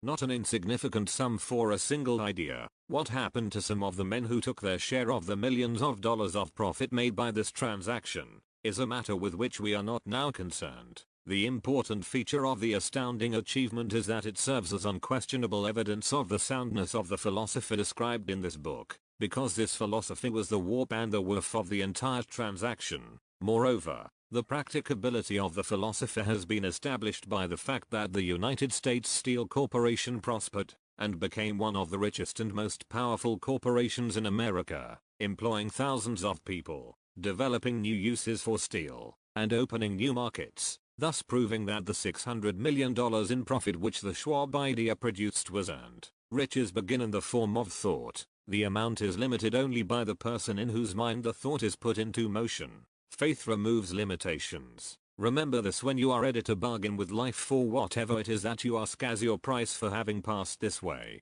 Remember, also, that the man who created the United States Steel Corporation was practically unknown at the time. He was merely Andrew Carnegie's man Friday until he gave birth to his famous idea. After that he quickly rose to a position of power, fame, and riches. 56. There are no limitations to the mind except those we acknowledge. Both poverty and riches are the offspring of thought. 57. Napoleon Hill, Think and Grow Rich. Chapter 4, Autosuggestion, the medium for influencing the subconscious mind. Auto-suggestion is a term which applies to all suggestions and all self-administered stimuli which reach one's mind through the five senses. Stated in another way, autosuggestion is self-suggestion. It is the agency of communication between that part of the mind where conscious thought takes place, and that which serves as the seat of action for the subconscious mind. Through the dominating thoughts which one permits to remain in the conscious mind, whether these thoughts be negative or positive, is immaterial. The principle of auto-suggestion voluntarily reaches the subconscious mind and influences it with these thoughts. No thought, whether it be negative or positive, can enter the subconscious mind without the aid of the principle of autosuggestion, with the exception of thoughts picked up from the ether. Stated differently, all sense impressions which are perceived through the five senses are stopped by the conscious thinking mind, and may be either passed on to the subconscious mind, or ejected, at will. The conscious faculty serves, therefore, as an outer guard to the approach of the subconscious. Nature has so built man that he has absolute control over the material which reaches his subconscious mind through his five senses, although this is not meant to be construed as a statement that man always exercises this control. In the great majority of instances, he does not exercise it, which explains why so many people go through life in poverty. Recall what has been said about the subconscious mind resembling a fertile garden spot, in which weeds will grow in abundance, if the seeds of more desirable crops are not sown therein. Autosuggestion is the agency of control through which an individual may voluntarily feed his subconscious mind on thoughts of a creative nature, or, by neglect, permit thoughts of a destructive nature to find their way into this rich garden of the mind. You were instructed, in the last of the 6 steps described in the chapter on desire, to read aloud twice daily the written statement of your desire for money, and to see and feel the 3rd step toward riches. 58. Yourself already in possession of the money. By following these instructions, you communicate the object of your desire directly to your subconscious mind in a spirit of absolute faith. Through repetition of this procedure, you voluntarily create thought habits which are favorable to your efforts to transmute desire into its monetary equivalent. Go back to these 6 steps described in chapter 2, and read them again, very carefully, before you proceed further. Then, when you come to it, read very carefully the 4 instructions for the organization of your mastermind group, described in the chapter on organized planning. By comparing these 2 sets of instructions with that which has been stated on autosuggestion, you, of course, will see that the instructions involve the application of the principle of autosuggestion. Remember, therefore, when reading aloud the statement of your desire, through which you are endeavoring to develop a money consciousness, that the mere reading of the words is of no consequence unless you mix emotion, or feeling with your words. If you repeat 1,000,000 times the famous Emil Cowley formula, day by day, in every way, I am getting better and better, without mixing emotion and faith with your words, you will experience no desirable results. Your subconscious mind recognizes and acts upon only thoughts which have been well mixed with emotion or feeling. This is a fact of such importance as to warrant repetition in practically every chapter, because the lack of understanding of this is the main reason the majority of people who try to apply the principle of autosuggestion get no desirable results. Plain, unemotional words do not influence the subconscious mind. You will get no appreciable results until you learn to reach your subconscious mind with thoughts, or spoken words which have been well emotionalized with belief. Do not become discouraged if you cannot control and direct your emotions the first time you try to do so. Remember, there is no such possibility as something for nothing. Ability to reach and influence your subconscious mind has its price, and you must pay that price. You cannot cheat, even if you desire to do so. The price of ability to influence your subconscious mind is everlasting persistence in applying the principles described here. You cannot develop the desired ability for a lower price. You, and you alone, must decide whether or not the reward for which you are striving, the money consciousness, is worth the price you must pay for it in effort. 59. Wisdom and cleverness alone will not attract and retain money except in a few very rare instances, where the law of averages favors the attraction of money through these sources. The method of attracting money described here does not depend upon the law of averages. Moreover, the method plays no favorites. It will work for one person as effectively as it will for another. Where failure is experienced, it is the individual, not the method, which has failed. If you try and fail, make another effort, and still another, until you succeed. Your ability to use the principle of autosuggestion will depend, very largely, upon your capacity to concentrate upon a given desire until that desire becomes a burning obsession. When you begin to carry out the instructions in connection with the 6 steps described in the 2nd chapter, it will be necessary for you to make use of the principle of concentration. Let us here offer suggestions for the effective use of concentration. When you begin to carry out the first of the 6 steps, which instructs you to fix in your own mind the exact amount of money you desire, hold your thoughts on that amount of money by concentration, or fixation of attention, with your eyes closed, until you can actually see the physical appearance of the money. Do this at least once each day. As you go through these exercises, follow the instructions given in the chapter on faith, and see yourself actually in possession of the money. Here is a most significant fact: the subconscious mind takes any orders given it in a spirit of absolute faith, and acts upon those orders, although the orders often have to be presented over and over again, through repetition, before they are interpreted by the subconscious mind.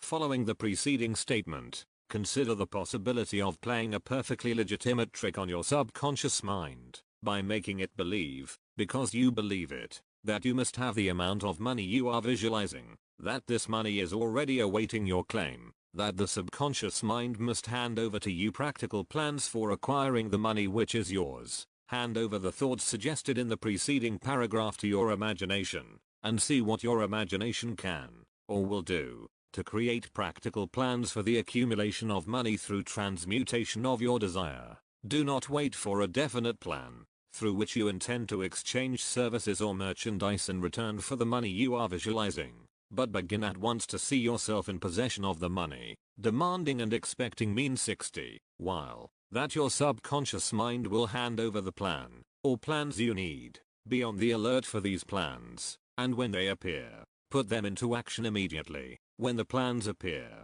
they will probably flash into your mind through the sixth sense, in the form of an inspiration. This inspiration may be considered a direct telegram, or message from infinite intelligence. Treat it with respect, and act upon it as soon as you receive it. Failure to do this will be fatal to your success. In the fourth of the 6 steps, you were instructed to create a definite plan for carrying out your desire, and begin at once to put this plan into action. You should follow this instruction in the manner described in the preceding paragraph. Do not trust to your reason when creating your plan for accumulating money through the transmutation of desire. Your reason is faulty. Moreover, your reasoning faculty may be lazy, and, if you depend entirely upon it to serve you, it may disappoint you. When visualizing the money you intend to accumulate, with closed eyes, see yourself rendering the service, or delivering the merchandise you intend to give in return for this money. This is important. Summary of instructions. The fact that you are reading this book is an indication that you earnestly seek knowledge.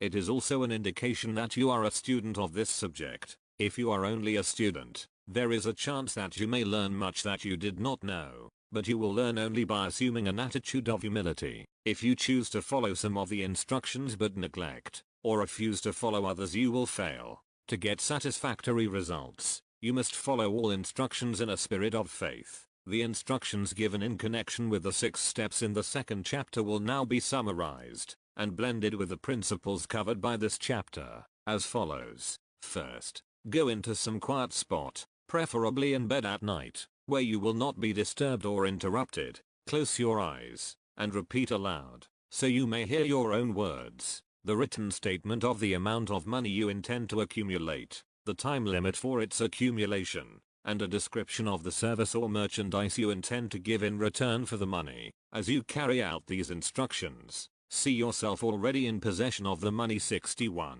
For example, suppose that you intend to accumulate $50,000 by the 1st of January, 5 years hence, that you intend to give personal services in return for the money, in the capacity of a salesman. Your written statement of your purpose should be similar to the following. By the first day of the 19th of January, I will have in my possession $50,000, which will come to me in various amounts from time to time during the interim. In return for this money I will give the most efficient service of which I am capable, rendering the fullest possible quantity, and the best possible quality of service in the capacity of salesman of. Describe the service or merchandise you intend to sell. I believe that I will have this money in my possession. My faith is so strong that I can now see this money before my eyes. I can touch it with my hands. It is now waiting transfer to me at the time, and in the proportion that I deliver the service I intend to render in return for it. I am awaiting a plan by which to accumulate this money, and I will follow that plan when it is received. Second, repeat this program night and morning until you can see, in your imagination, the money you intend to accumulate. Third, place a written copy of your statement where you can see it night and morning, and read it just before retiring, and upon arising until it has been memorized. Remember, as you carry out these instructions, that you are applying the principle of autosuggestion, for the purpose of giving orders to your subconscious mind. Remember, also, that your subconscious mind will act only upon instructions which are emotionalized, and handed over to it with feeling. Faith is the strongest, and most productive of the emotions.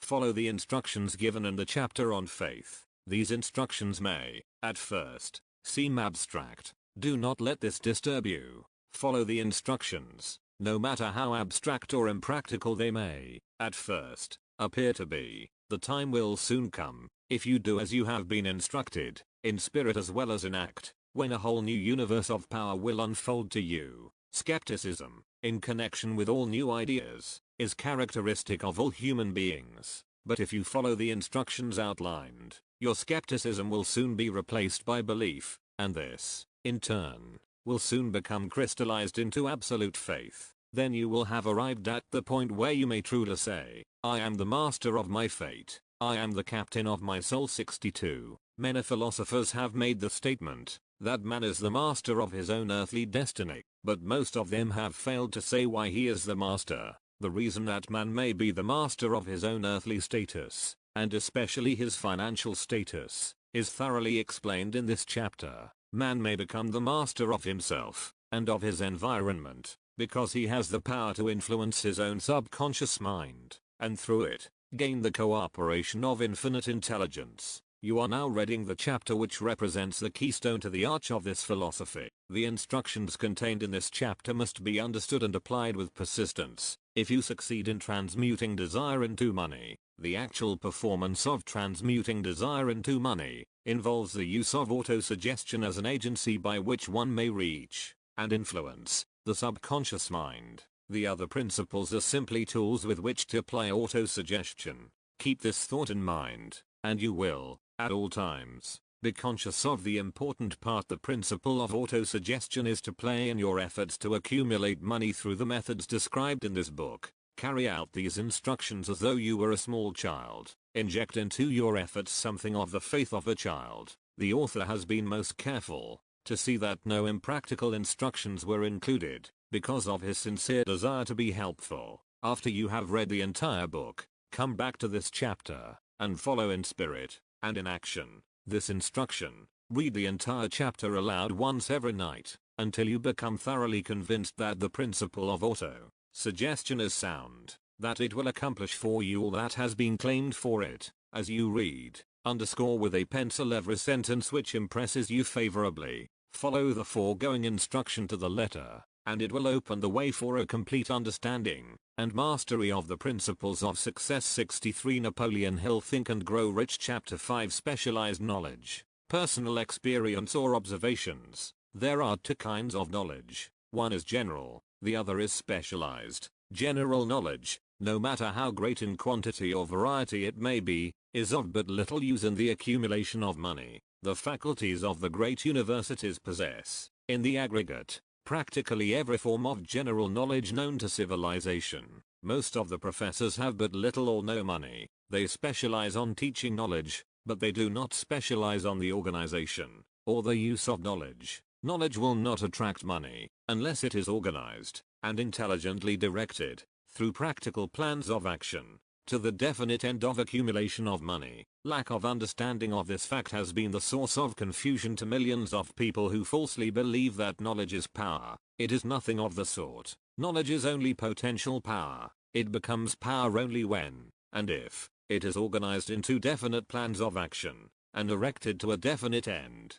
This missing link in all systems of education known to civilization today may be found in the failure of educational institutions to teach their students how to organize and use knowledge after they acquire it. Many people make the mistake of assuming that, because Henry Ford had but little schooling, he is not a man of education. Those who make this mistake do not know Henry Ford, nor do they understand the real meaning of the word educate. That word is derived from the Latin word educo, meaning to educe, to draw out, to develop from within.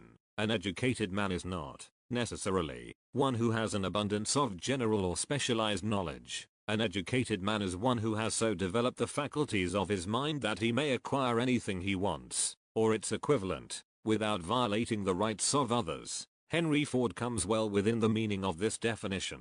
The fourth step toward riches. 64. During the World War, a Chicago newspaper published certain editorials in which, among other statements, Henry Ford was called an ignorant pacifist. Mr. Ford objected to the statements and brought suit against the paper for libeling him. When the suit was tried in the courts, the attorneys for the paper pleaded justification and placed Mr. Ford, himself, on the witness stand for the purpose of proving to the jury that he was ignorant. The attorneys asked Mr. Ford a great variety of questions, all of them intended to prove, by his own evidence, that, while he might possess considerable specialized knowledge pertaining to the manufacture of automobiles, He was, in the main, ignorant. Mr. Ford was plied with such questions as the following. Who was Benedict Arnold and how many soldiers did the British send over to America to put down the rebellion of 1776? In answer to the last question, Mr. Ford replied,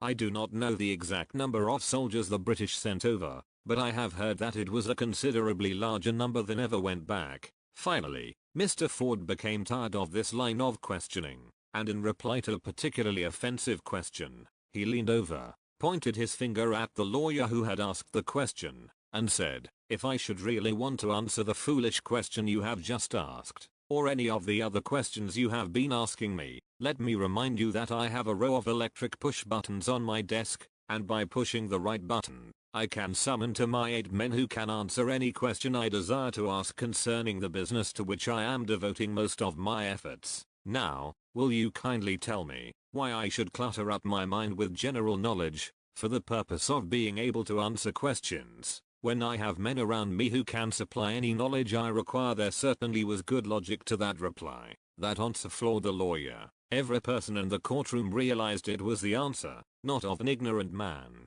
but of a man of education. Any man is educated who knows where to get knowledge when he needs it, and how to organize that knowledge into definite plans of action. Through the assistance of his mastermind group, Henry Ford had at his command all the specialized knowledge he needed to enable him to become one of the wealthiest men in America. It was not essential that he have this knowledge in his own mind. Surely no person who has sufficient inclination and intelligence to read a book of this nature can possibly miss the significance of this illustration. Before you can be sure of your ability to transmute desire into its monetary equivalent, you will require specialized knowledge of the service, merchandise, or profession which you intend to offer in return for fortune. Perhaps 65. You may need much more specialized knowledge than you have the ability or the inclination to acquire, and if this should be true, you may bridge your weakness through the aid of your mastermind group. Andrew Carnegie stated that he, personally, knew nothing about the technical end of the steel business. Moreover, he did not particularly care to know anything about it. The specialized knowledge which he required for the manufacture and marketing of steel, he found available through the individual units of his mastermind group. The accumulation of great fortunes calls for power, and power is acquired through highly organized and intelligently directed specialized knowledge, but that knowledge does not, necessarily, have to be in the possession of the man who accumulates the fortune. The preceding paragraph should give hope and encouragement to the man with ambition to accumulate a fortune, who has not possessed himself of the necessary education to supply such specialized knowledge as he may require. Men sometimes go through life suffering from inferiority complexes, because they are not men of education. The man who can organize and direct a mastermind group of men who possess knowledge useful in the accumulation of money, is just as much a man of education as any man in the group. Remember this. If you suffer from a feeling of inferiority, because your schooling has been limited. Thomas A. Edison had only 3 months of schooling during his entire life. He did not lack education, neither did he die poor. Henry Ford had less than a 6th grade schooling, but he has managed to do pretty well by himself. Financially, specialized knowledge is among the most plentiful, and the cheapest forms of service which may be had. If you doubt this, consult the payroll of any university. It pays to know how to purchase knowledge first of all. Decide the sort of specialized knowledge you require, and the purpose for which it is needed. To a large extent, your major purpose in life, the goal toward which you are working, will help determine what knowledge you need. With this question settled, your next move requires that you have accurate information concerning dependable sources of knowledge. The more important of these are 66. A. One's own experience and education. B. Experience and education available through cooperation of others. Mastermind alliance. C. Colleges and universities. D. Public libraries. Through books and periodicals in which may be found all the knowledge organized by civilization. E. Special training courses. Through night schools and home study schools in particular. As knowledge is acquired, it must be organized and put into use, for a definite purpose. Through practical plans. Knowledge has no value except that which can be gained from its application toward some worthy end. This is one reason why college degrees are not valued more highly. They represent nothing but miscellaneous knowledge. If you contemplate taking additional schooling, First determine the purpose for which you want the knowledge you are seeking, then learn where this particular sort of knowledge can be obtained, from reliable sources. Successful men, in all callings, never stop acquiring specialized knowledge related to their major purpose, business, or profession. Those who are not successful usually make the mistake of believing that the knowledge acquiring period ends when one finishes school. The truth is that schooling does but little more than to put one in the way of learning how to acquire practical knowledge. With this changed world, which began at the end of the economic collapse, came also astounding changes in educational requirements. The order of the day is specialization. This truth was emphasized by Robert P. Moore, Secretary of Appointments of Columbia University. Specialists most sought after, particularly sought after by employing companies, are candidates who have specialized in some field. Business school graduates with training in accounting and statistics, engineers of all varieties, journalists, architects, chemists, and also outstanding leaders and activity men of the senior class. The man who has been active on the campus, whose personality is such that he gets along with all kinds of people, and who has done an adequate job with his studies, has a most decided edge over the strictly academic student. Some of these, because of their all-around qualifications, have received several offers of positions, a few of them as many as 667. In departing from the conception that the straight-A student was invariably the one to get the choice of the better jobs, Mr. Moore said that most companies look not only to academic records but to activity records and personalities of the students. One of the largest industrial companies, the leader in its field, in writing to Mr. Moore concerning prospective seniors at the college, said, "We are interested primarily in finding men who can make exceptional progress in management work. For this reason we emphasize qualities of character, intelligence and personality far more than specific educational background." Apprenticeship proposing a system of apprenticing students in offices, stores and industrial occupations during the summer vacation. Mr. Moore asserts that after the first 2 or 3 years of college, every student should be asked to choose a definite future course and to call a halt if he has been merely pleasantly drifting without purpose through an unspecialized academic curriculum. Colleges and universities must face the practical consideration that all professions and occupations now demand specialists, he said, urging that educational institutions accept more direct responsibility for vocational guidance. One of the most reliable and practical sources of knowledge available to those who need specialized schooling is the night schools operated in most large cities. The correspondence schools give specialized training anywhere the US mails go, on all subjects that can be taught by the extension method. One advantage of home study training is the flexibility of the study program, which permits one to study during spare time. Another stupendous advantage of home study training, if the school is carefully chosen, is the fact that most courses offered by home study schools carry with them generous privileges of consultation which can be of priceless value to those needing specialized knowledge. No matter where you live, you can share the benefits. Anything acquired without effort and without cost is generally unappreciated,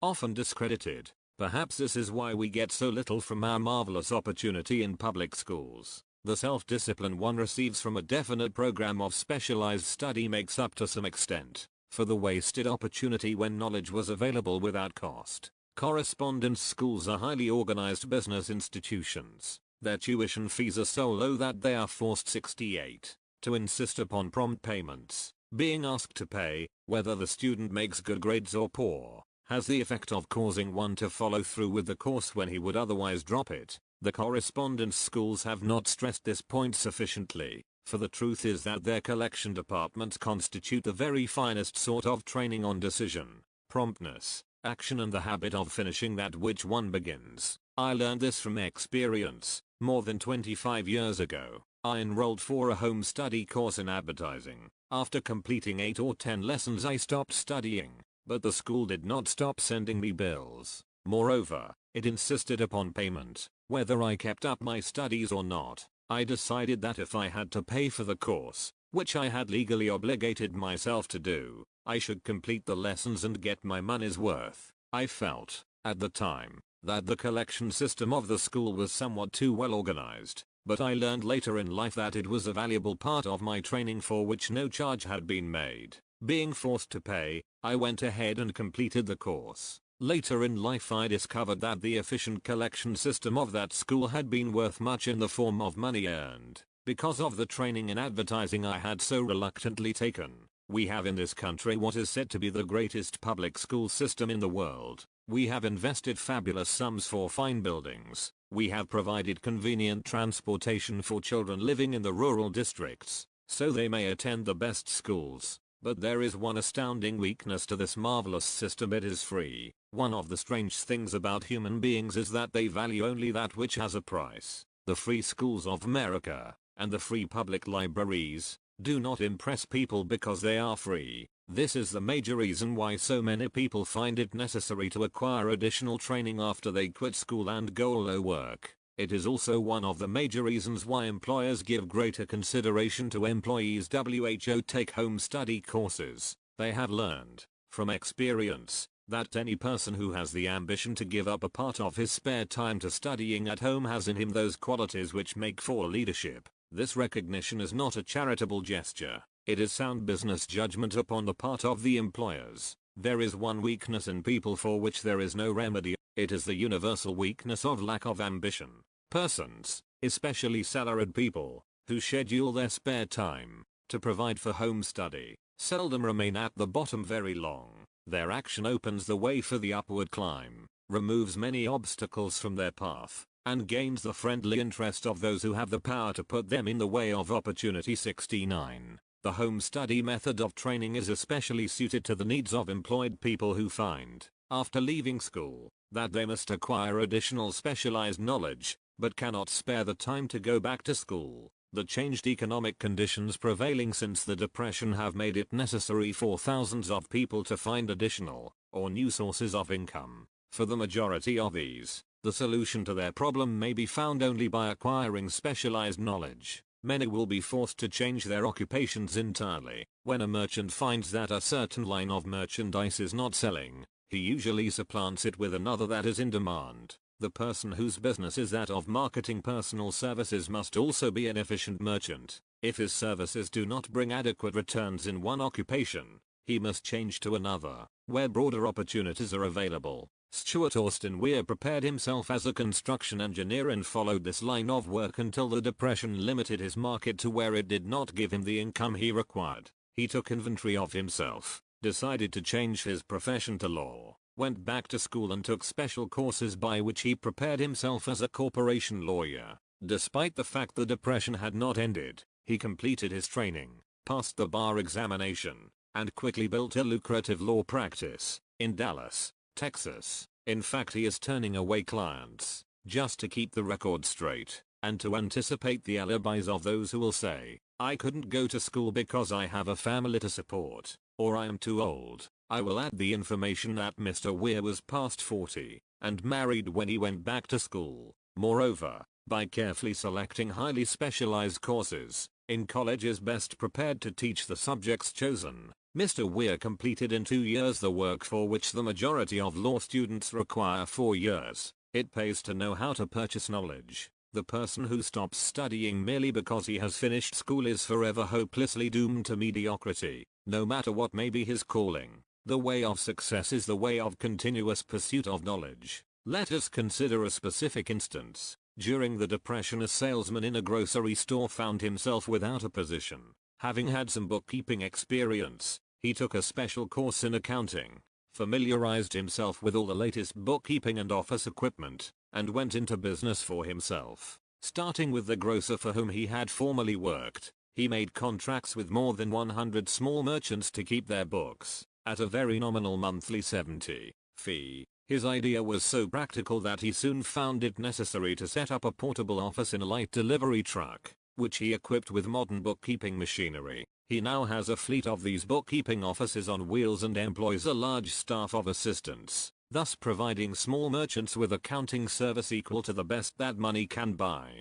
at very nominal cost. Specialized knowledge, plus imagination, were the ingredients that went into this unique and successful business. Last year the owner of that business paid an income tax of almost 10 times as much as was paid by the merchant for whom he worked when the Depression forced upon him a temporary adversity which proved to be a blessing in disguise. The beginning of this successful business was an idea, inasmuch as I had the privilege of supplying the unemployed salesman with that idea. I now assume the further privilege of suggesting another idea which has within it the possibility of even greater income, also the possibility of rendering useful service to thousands of people who badly need that service. The idea was suggested by the salesman who gave up selling and went into the business of keeping books on a wholesale basis. When the plan was suggested as a solution of his unemployment problem, he quickly exclaimed, "I like the idea, but I would not know how to turn it into cash." In other words, he complained he would not know how to market his bookkeeping knowledge after he acquired it.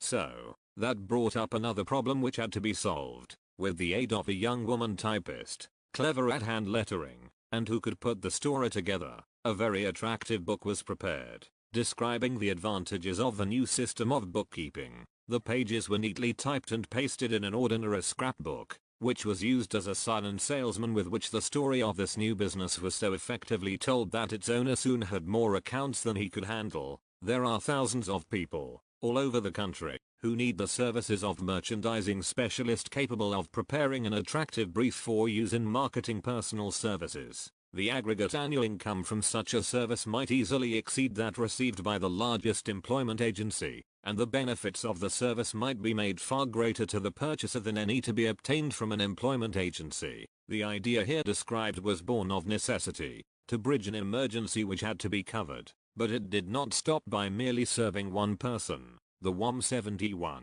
and who created the idea, has a keen imagination. She saw in her newly born brainchild the making of a new profession, one that is destined to render valuable service to thousands of people who need practical guidance in marketing personal services. Spurred to action by the instantaneous success of her first prepared plan to market personal services, this energetic woman turned next to the solution of a similar problem for her son who had just finished college, but had been totally unable to find a market for his services. The plan she originated for his use was the finest specimen of merchandising of personal services I have ever seen. When the plan book had been completed, it contained nearly 50 pages of beautifully typed, properly organized information, telling the story of her son's native ability, schooling, personal experiences, and a great variety of other information too extensive for description. The plan book also contained a complete description of the position her son desired, together with a marvelous word picture of the exact plan he would use in filling the position.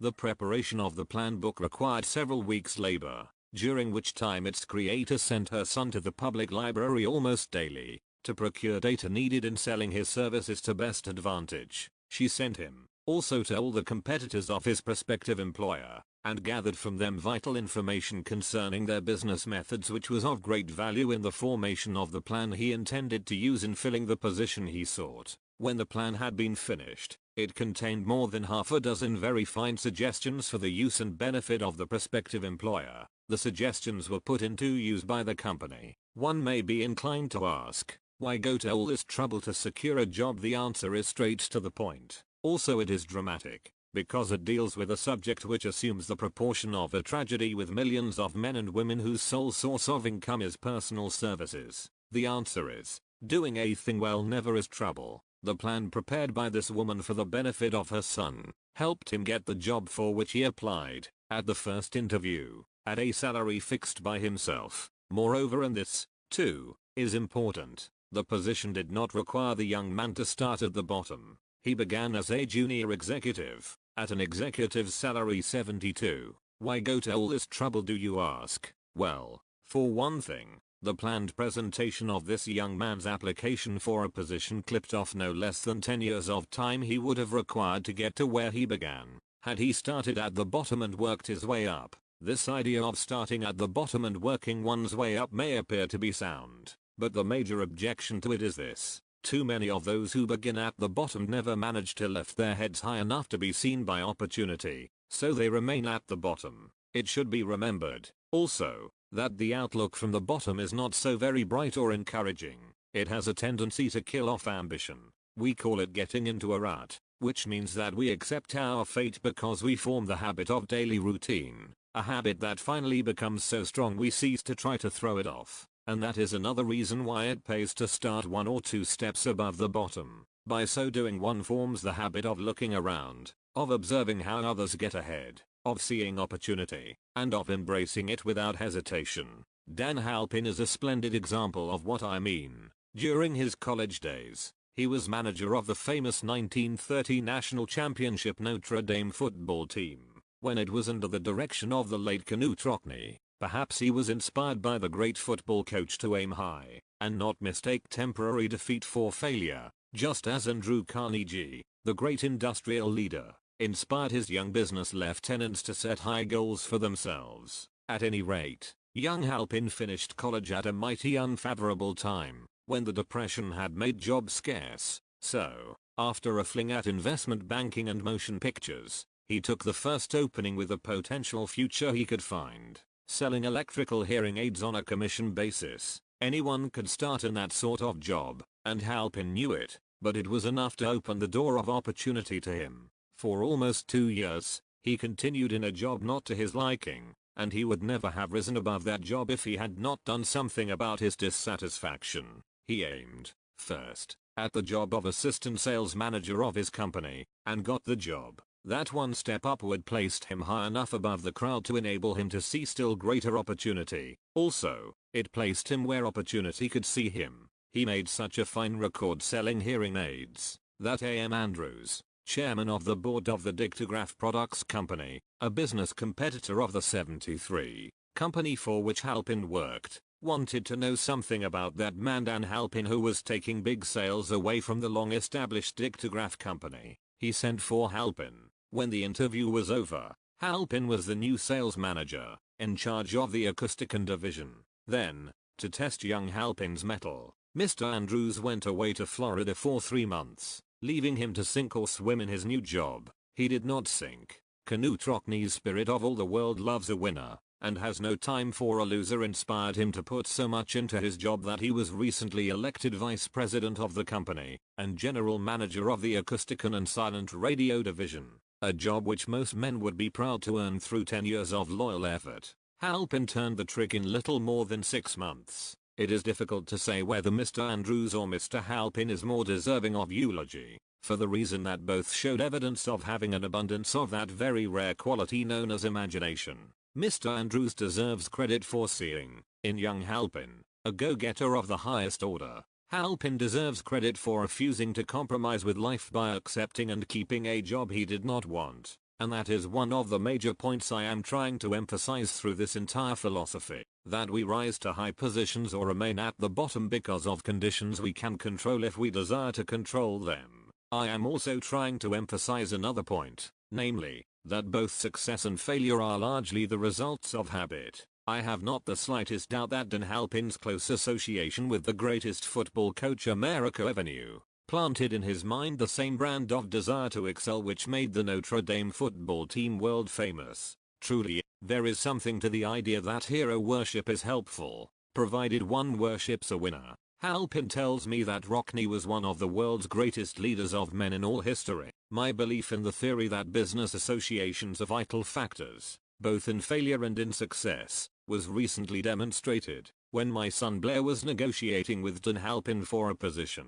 Mr. Halpin offered him a beginning salary of about 1/2 what he could have gotten from a rival company. I brought parental pressure to bear, and induced him to accept the place with Mr. Halpin, because I believe that close association with one who refuses to compromise with circumstances he does not like, is an asset that can never be measured in terms of money. 74. The bottom is a monotonous, dreary, unprofitable place for any person. That is why I have taken the time to describe how lowly beginnings may be circumvented by proper planning. Also, that is why so much space has been devoted to a description of this new profession, created by a woman who was inspired to do a fine job of planning because she wanted her son to have a favorable break. With the changed conditions ushered in by the world economic collapse, came also the need for newer and better ways of marketing personal services. It is hard to determine why someone had not previously discovered this stupendous need, in view of the fact that more money changes hands in return for personal services than for any other purpose.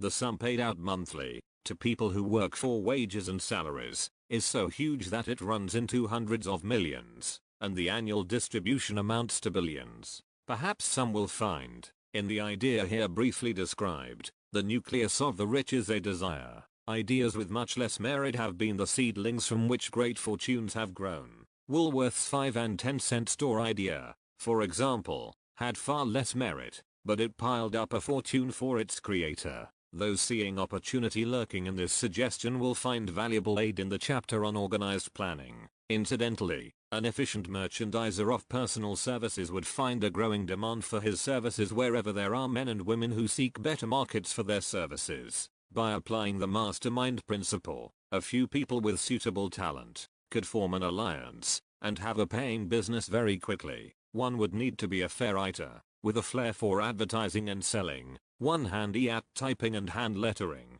and one should be a first-class business getter who would let the world know about the service. If one person possessed all these abilities, he might carry on the business alone until it outgrew him. The woman who prepared the personal service sales plan for her son now receives requests from all parts of the country for her cooperation in preparing similar plans for others who desire to market their personal services for more money. She has a staff of expert typists, artists, and writers who have the ability to dramatize the case history so effectively that one's personal services can be marketed for much more money than the prevailing wages for similar services. She is so confident of her ability that she accepts, as the major portion of her fee, a percentage of the increased pay she helps her clients to earn. It must not be supposed that her plan merely consists of clever salesmanship by which she helps men and women to demand and receive more money for he 75. Same services they formerly sold for less pay. She looks after the interests of the purchaser as well as the seller of personal services,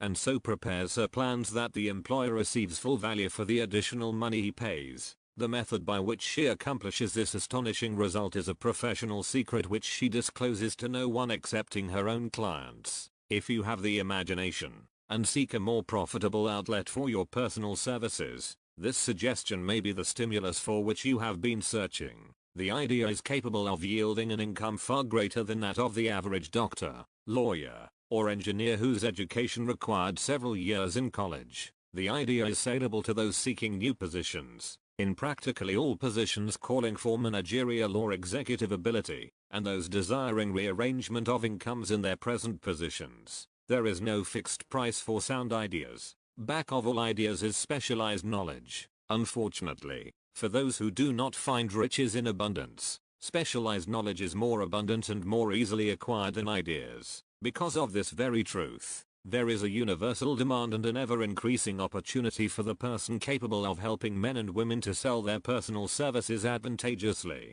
Capability means imagination, the one quality needed to combine specialized knowledge with ideas, in the form of organized plans designed to yield riches. If you have imagination, this chapter may present you with an idea sufficient to serve as the beginning of the riches you desire. Remember, the idea is the main thing. Specialized knowledge may be found just around the corner, any corner. 76 Napoleon Hill, Think and Grow Rich. Chapter 6 Imagination, the workshop of the mind. The fifth step toward riches. The imagination is literally the workshop wherein are fashioned all plans created by man. The impulse, the desire, is given shape, form, and action through the aid of the imaginative faculty of the mind. It has been said that man can create anything which he can imagine. Of all the ages of civilization, this is the most favorable for the development of the imagination, because it is an age of rapid change. On every hand one may contact stimuli which develop the imagination. Through the aid of his imaginative faculty,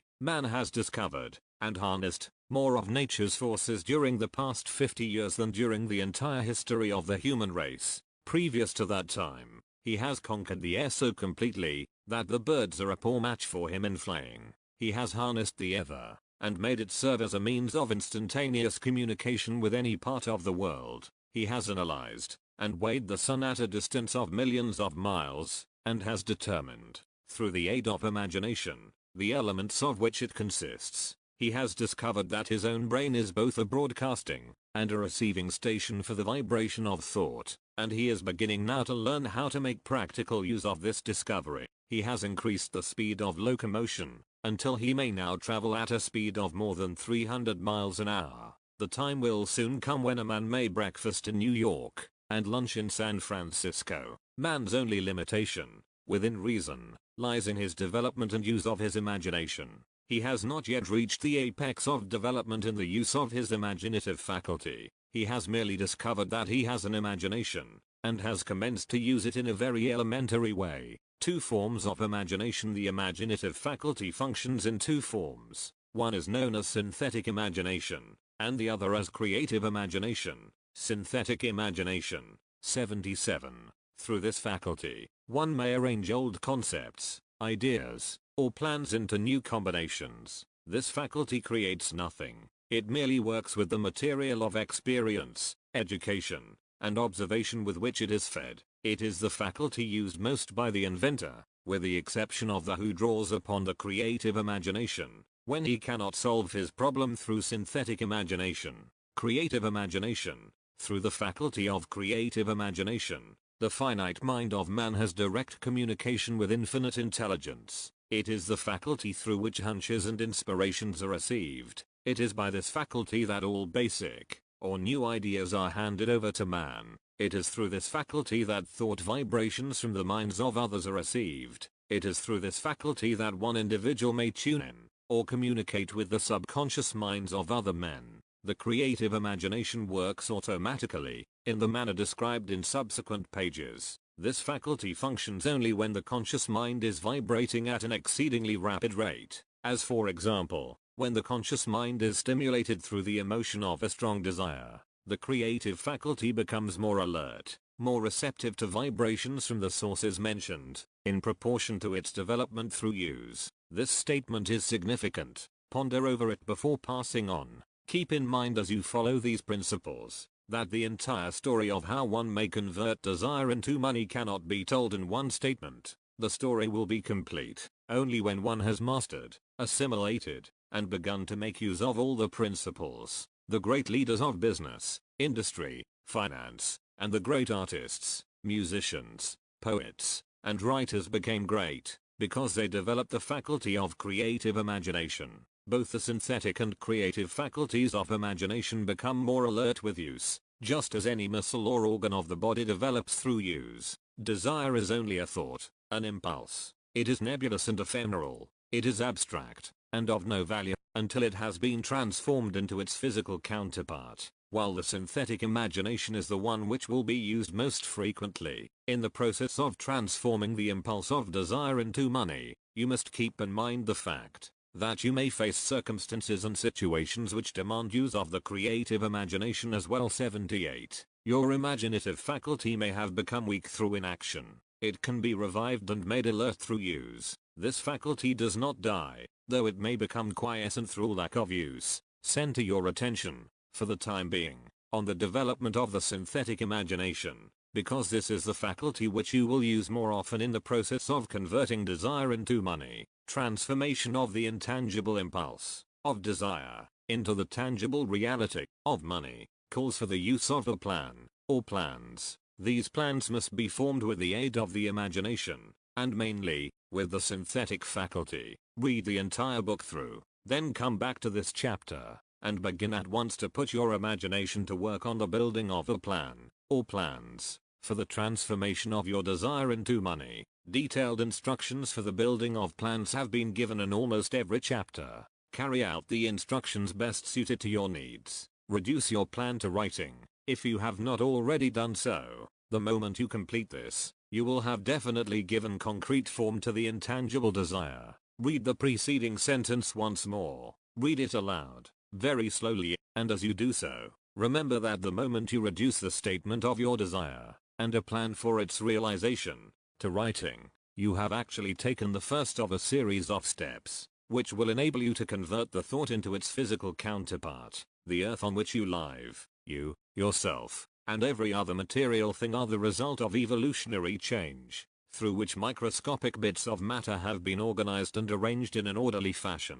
Moreover, and this statement is of stupendous importance, this earth, every one of the billions of individual cells of your body, and every atom of matter, began as an intangible form of energy. Desire is thought impulse. Thought impulses are forms of energy. When you begin with the thought impulse, desire, to accumulate money, you are drafting into your service the same stuff that nature used in creating this earth. and every material form in the universe, including the body and brain in which the thought impulses function. As far as science has been able to determine, the entire universe consists of but two elements, matter and energy. Through the combination of energy and matter, has been created everything perceptible to man, from the largest star which floats in the heavens, down to, and including man himself. You are now engaged in the task of trying to profit by nature's method. You are, sincerely and earnestly, we hope, trying to adapt yourself to nature's laws, by endeavoring to convert desire into its physical or monetary equivalent. You 79 can do it. It has been done before. You can build a fortune through the aid of laws which are immutable. But, first, you must become familiar with these laws, and learn to use them, through repetition, and by approaching the description of these principles from every conceivable angle. The author hopes to reveal to you the secret through which every great fortune has been accumulated. Strange and paradoxical as it may seem, the secret is not a secret. Nature, herself, advertises it in the earth on which we live, the stars, the planets suspended within our view, in the elements above and around us, in every blade of grass, and every form of life within our vision. Nature advertises this secret in the terms of biology, in the conversion of a tiny cell, so small that it may be lost on the point of a pin, into the human being now reading this line. The conversion of desire into its physical equivalent is, certainly, no more miraculous. Do not become discouraged if you do not fully comprehend all that has been stated, unless you have long been a student of the mind. It is not to be expected that you will assimilate all that is in this chapter upon a first reading, but you will, in time, make good progress. The principles which follow will open the way for understanding of imagination. Assimilate that which you understand, as you read this philosophy for the first time. Then, when you reread and study it, you will discover that something has happened to clarify it, and give you a broader understanding of the whole. Above all, do not stop, nor hesitate in your study of these principles until you have read the book at least 3 times, for then, you will not want to stop. How to make practical use of imagination. Ideas are the beginning points of all fortunes. Ideas are products of the imagination. Let us examine a few well-known ideas which have yielded huge fortunes, with the hope that these illustrations will convey definite information concerning the method by which imagination may be used in accumulating riches. The enchanted kettle. 50 years ago, an old country doctor drove to town, hitched his horse, quietly slipped into a drugstore by the back door, and began dickering with the young drug clerk. His mission was destined to yield great wealth to many people. It was destined to bring to the South the most far-flung benefit since the Civil War. 80. For more than an hour, behind the prescription counter, the old doctor and the clerk talked in low tones. Then the doctor left. He went out to the buggy and brought back a large, old-fashioned kettle, a big wooden paddle, used for stirring the contents of the kettle, and deposited them in the back of the store. The clerk inspected the kettle, reached into his inside pocket, took out a roll of bills, and handed it over to the doctor. The roll contained exactly $500, the clerk's entire savings. The doctor handed over a small slip of paper on which was written a secret formula. The words on that small slip of paper were worth a king's ransom, but not to the doctor. Those magic words were needed to start the kettle to boiling. But neither the doctor nor the young clerk knew what fabulous fortunes were destined to flow from that kettle. The old doctor was glad to sell the outfit for $500. The money would pay off his debts, and give him freedom of mind. The clerk was taking a big chance by staking his entire life savings on a mere scrap of paper and an old kettle. He never dreamed his investment would start a kettle to overflowing with gold that would surpass the miraculous performance of Aladdin's lamp. What the clerk really purchased was an idea. The old kettle and the wooden paddle, and the secret message on a slip of paper were incidental. The strange performance of that kettle began to take place after the new owner mixed with the secret instructions an ingredient of which the doctor knew nothing. Read this story carefully, give your imagination a test, see if you can discover what it was that the young man added to the secret message, which caused the kettle to overflow with gold. Remember, as you read, that this is not a story from Arabian Nights. Here you have a story of facts, stranger than fiction, facts which began in the form of an idea. Let us take a look at the vast fortunes of gold this idea has produced. It has paid, and still pays huge fortunes to men and women all over the world, who distribute the contents of the kettle to millions of people. The old kettle is now one of the world's largest consumers of sugar, thus providing jobs of a permanent nature to thousands of men and women engaged in growing sugar cane, and in refining and marketing sugar. The old kettle consumes, annually, millions of glass bottles, providing jobs to huge numbers of glass workers. The old kettle gives employment to an army of clerks, stenographers, copywriters, and advertising experts throughout the nation. It has brought fame and fortune to scores of artists who have created magnificent pictures describing the product. 81.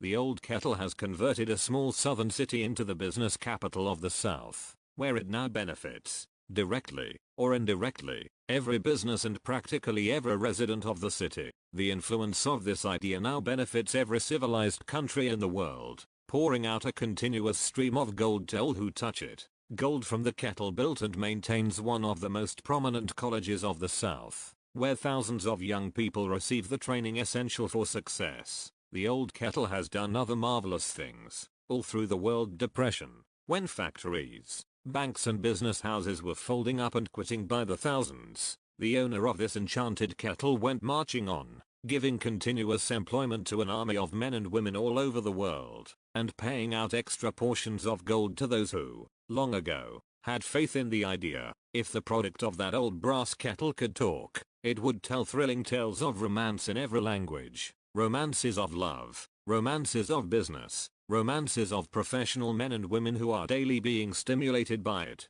The author is sure of at least one such romance, for he was a part of it, and it all began not far from the very spot on which the drug clerk purchased the old kettle. It was here that the author met his wife, and it was she who first told him of the enchanted kettle. It was the product of that kettle they were drinking when he asked her to accept him for better or worse. Now that you know the content of the enchanted kettle is a world famous drink, it is fitting that the author confess that the home city of the drink supplied him with a wife, also that the drink itself provides him with stimulation of thought without intoxication, and thereby it serves to give the refreshment of mind which an author must have to do his best work. Whoever you are, wherever you may live, whatever occupation you may be engaged in, just remember in the future, every time you see the words Coca-Cola, that its vast empire of wealth and influence grew out of a single idea, and that the mysterious ingredient the drug clerk Arthur Candler mixed with the secret formula was imagination.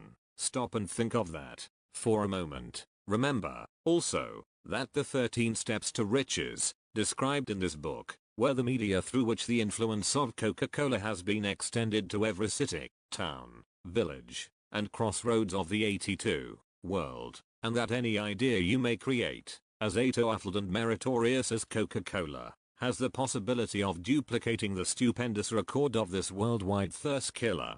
Truly, thoughts are things, and their scope of operation is the world itself. What I would do if I had $1 million. This story proves the truth of that old saying, where there's a will, there's a way. It was told to me by that beloved educator and clergyman, the late Frank W. Gunsaulus, who began his preaching career in the Stockyards region of South Chicago. While Dr. Gunsaulus was going through college, he observed many defects in our educational system, defects which he believed he could correct if he were the head of a college. His deepest desire was to become the directing head of an educational institution in which young men and women would be taught to learn by doing. He made up his mind to organize a new college in which he could carry out his ideas, without being handicapped by orthodox methods of education. He needed $1 million to put the project across. Where was he to lay his hands on so large a sum of money? That was the question that absorbed most of this ambitious young preacher's thought,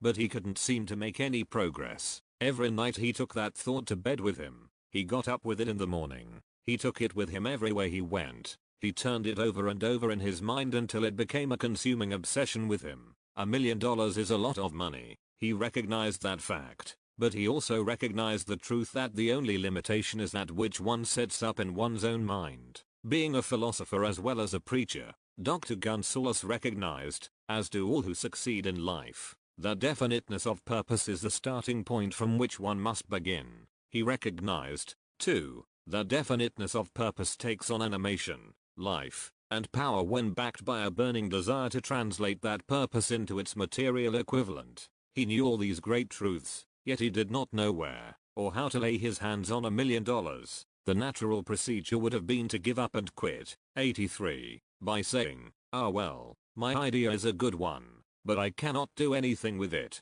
because I never can procure the necessary $1 million."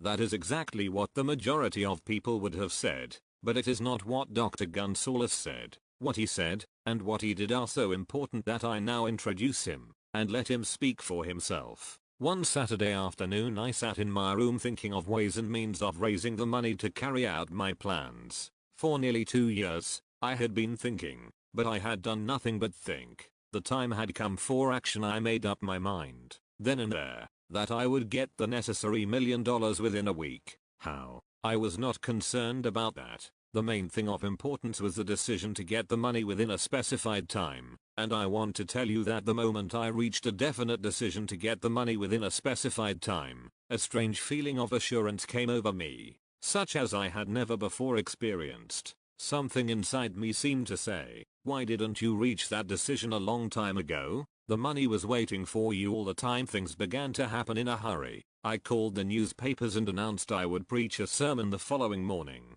entitled, "What I Would Do If I Had $1 Million." I went to work on the sermon immediately, but I must tell you, frankly, the task was not difficult, because I had been preparing that sermon for almost 2 years. The spirit back of it was a part of me. Long before midnight I had finished writing the sermon. I went to bed and slept with a feeling of confidence, for I could see myself already in possession of the $1 million. Next morning I arose early, went into the bathroom, read the sermon, then knelt on my knees and asked that my sermon might come to the attention of someone who would supply the needed money. While I was praying I again had that feeling of assurance that the money would be forthcoming. In my excitement, I walked out without my sermon, and did not discover the oversight until I was in my pulpit and about ready to begin delivering it. 84. It was too late to go back for my notes, and what a blessing that I couldn't go back. Instead, my own subconscious mind yielded the material I needed. When I arose to begin my sermon, I closed my eyes, and spoke with all my heart and soul of my dreams. I not only talked to my audience, but I fancy I talked also to God. I told what I would do with $1 million if that amount were placed in my hands. I described the plan I had in mind for organizing a great educational institution, where young people would learn to do practical things, and at the same time develop their minds. When I had finished and sat down, a man slowly arose from his seat, about 3 rows from the rear, and made his way toward the pulpit. I wondered what he was going to do. He came into the pulpit, extended his hand, and said, "Reverend, I liked your sermon. I believe you can do everything you said you would. If you had $1 million, to prove that I believe in you and your sermon, if you will come to my office tomorrow morning, I will give you the $1 million.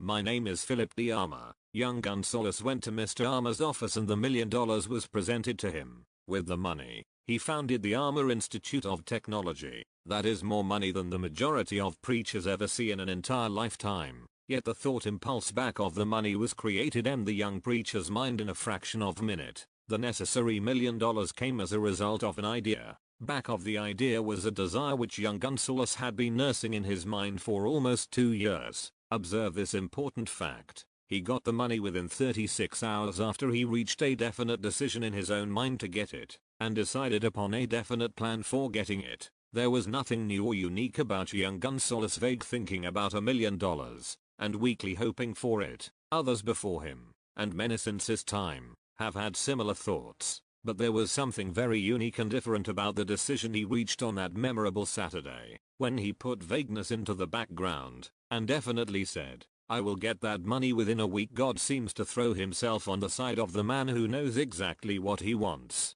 if he is determined to get just that. Moreover, the principle through which Dr. Gunsaulus got his $1 million is still alive. It is available to you. This universal law is as workable today as it was when the young preacher made use of it so successfully. This book describes, step by step, the 13 elements 85 of this great law, and suggests how they may be put to use. Observe that Asa Candler and Dr. Frank Gunsaulus had one characteristic in common. Both knew the astounding truth that ideas can be transmuted into cash through the power of definite purpose, plus definite plans. If you are one of those who believe that hard work and honesty, alone, will bring riches, perish the thought. It is not true. Riches, when they come in huge quantities, are never the result of hard work. Riches come, if they come at all, in response to definite demands, based upon the application of definite principles, and not by chance or luck. Generally speaking, an idea is an impulse of thought that impels action, by an appeal to the imagination. All master salesmen know that ideas can be sold where merchandise cannot. Ordinary salesmen do not know this, that is why they are ordinary. A publisher of books, which sell for a nickel, made a discovery that should be worth much to publishers generally. He learned that many people buy titles, and not contents of books, by merely changing the name of one book that was not moving. His sales on that book jumped upward more than 1 million copies. The inside of the book was not changed in any way. He merely ripped off the cover bearing the title that did not sell, and put on a new cover with a title that had box office value. That, as simple as it may seem, was an idea. It was imagination. There is no standard price on ideas. The creator of ideas makes his own price, and, if he is smart, gets it. The moving picture industry created a whole flock of millionaires. Most of them were men who couldn't create ideas, but they had the imagination to recognize ideas when they saw them. The next flock of millionaires will grow out of the radio business, which is new and not overburdened with men of keen imagination. The money will be made by those who discover or create new and more meritorious radio programs and have the imagination to recognize merit, and to give the radio listeners a chance to profit by it. The sponsor, that unfortunate victim who now pays the cost of all radio entertainment, soon will become idea conscious, and demand something for his money. The man who beats the sponsor to the draw, and supplies programs that render useful service, is the man who will become rich in this new industry. Crooners and light chatter artists who now pollute the air with wisecracks and silly giggles, will go the way of all light timbers, and their places will be taken by real artists who interpret carefully planned programs which have been designed to service the minds of men, as well as provide entertainment. 86. Here is a wide open field of opportunity screaming its protest at the way it is being butchered, because of lack of imagination,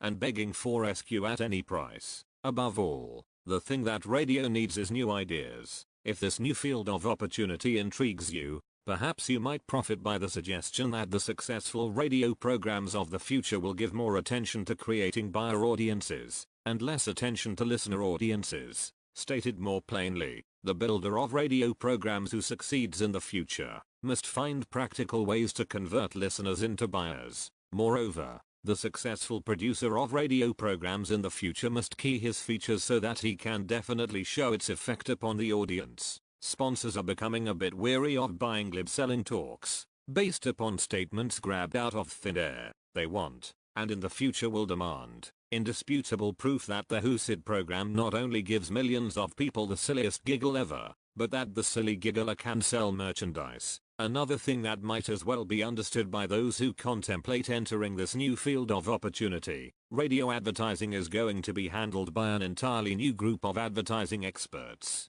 separate and distinct from the old-time newspaper and magazine advertising agency men. The old-timers in the advertising game cannot read the modern radio scripts, because they have been schooled to see ideas. The new radio technique demands men who can interpret ideas from a written manuscript in terms of sound. It cost the author a year of hard labor, and many thousands of dollars to learn this. Radio, right now, is about where the moving pictures were, when Mary Pickford and her curls first appeared on the screen. There is plenty of room in radio for those who can produce or recognize ideas. If the foregoing comment on the opportunities of radio has not started your idea factory to work, you had better forget it. Your opportunity is in some other field. If the comment intrigued you in the slightest degree, then go further into it, and you may find the one idea you need to round out your career. Never let it discourage you if you have no experience in radio. Andrew Carnegie knew very little about making steel. I have Carnegie's own word for this, but he made practical use of two of the principles described in this book, and made the steel business yield him a fortune. 87. The story of practically every great fortune starts with the day when a creator of ideas and a seller of ideas got together and worked in harmony. Carnegie surrounded himself with men who could do all that he could not do, men who created ideas, and men who put ideas into operation, and made himself and the others fabulously rich. Millions of people go through life hoping for favorable breaks. Perhaps a favorable break can get one an opportunity, but the safest plan is not to depend upon luck. It was a favorable break that gave me the biggest opportunity of my life, but 25 years of determined effort had to be devoted to that opportunity before it became an asset. The break consisted of my good fortune in meeting and gaining the cooperation of Andrew Carnegie. On that occasion, Carnegie planted in my mind the idea of organizing the principles of achievement into a philosophy of success. Thousands of people have profited by the discoveries made in the 25 years of research, and several fortunes have been accumulated through the application of the philosophy. The beginning was simple. It was an idea which anyone might have developed. The favorable break came through Carnegie. But what about the determination, definiteness of purpose, and the desire to attain the goal, and the persistent effort of 25 years? It was no ordinary desire that survived disappointment, discouragement, temporary defeat, criticism, and the constant reminding of waste of time. It was a burning desire, an obsession. When the idea was first planted in my mind by Mr. Carnegie, it was coaxed, nursed, and enticed to remain alive. Gradually, the idea became a giant under its own power, and it coaxed, nursed, and drove me. Ideas are like that. First you give life and action and guidance to ideas, then they take on power of their own and sweep aside all opposition. Ideas are intangible forces, but they have more power than the physical brains that give birth to them. They have the power to live on, after the brain that creates them has returned to dust. For example, take the power of Christianity, that began with a simple idea, born in the brain of Christ. Its chief tenet was, do unto others as you would have others do unto you. Christ has gone back to the source from whence he came, but his idea goes marching on. Someday, it may grow up, and come into its own. Then it will have fulfilled Christ's deepest desire. The idea has been developing only 2,000 years. Give it time. 88 Napoleon Hill. Think and Grow Rich. Success requires no explanations. Failure permits no alibis. 89 Napoleon Hill. Think and Grow Rich. Chapter 7. Organized Planning. The crystallization of desire into action. You have learned that everything man creates or acquires begins in the form of desire. That desire is taken on the first lap of its journey, from the abstract to the concrete, into the workshop of the imagination, where plans for its transition are created and organized. In Chapter 2, you were instructed to take 6 definite, practical steps, as your first move in translating the desire for money into its monetary equivalent. One of these steps is the formation of a definite, practical plan, or plans, through which this transformation may be made. You will now be instructed how to build plans which will be practical. Viz.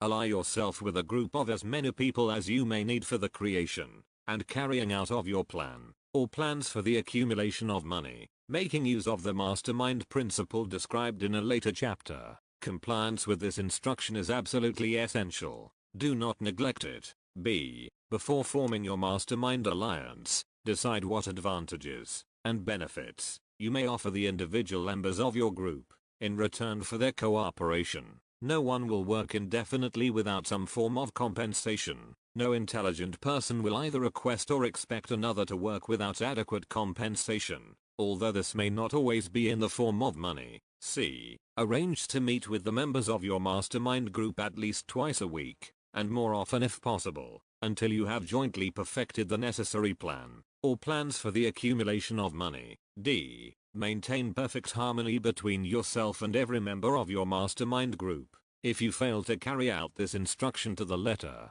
you may expect to meet with failure. The mastermind principle cannot obtain where perfect harmony does not prevail. The 6th step toward riches. 90. Keep in mind these facts. First, you are engaged in an undertaking of major importance to you. To be sure of success, you must have plans which are faultless. Second, you must have the advantage of the experience, education, native ability and imagination of other minds. This is in harmony with the methods followed by every person who has accumulated a great fortune. No individual has sufficient experience, education, native ability, and knowledge to ensure the accumulation of a great fortune, without the cooperation of other people. Every plan you adopt, in your endeavor to accumulate wealth, should be the joint creation of yourself and every other member of your mastermind group. You may originate your own plans, either in whole or in part, but see that those plans are checked and approved by the members of your mastermind alliance. If the first plan which you adopt does not work successfully,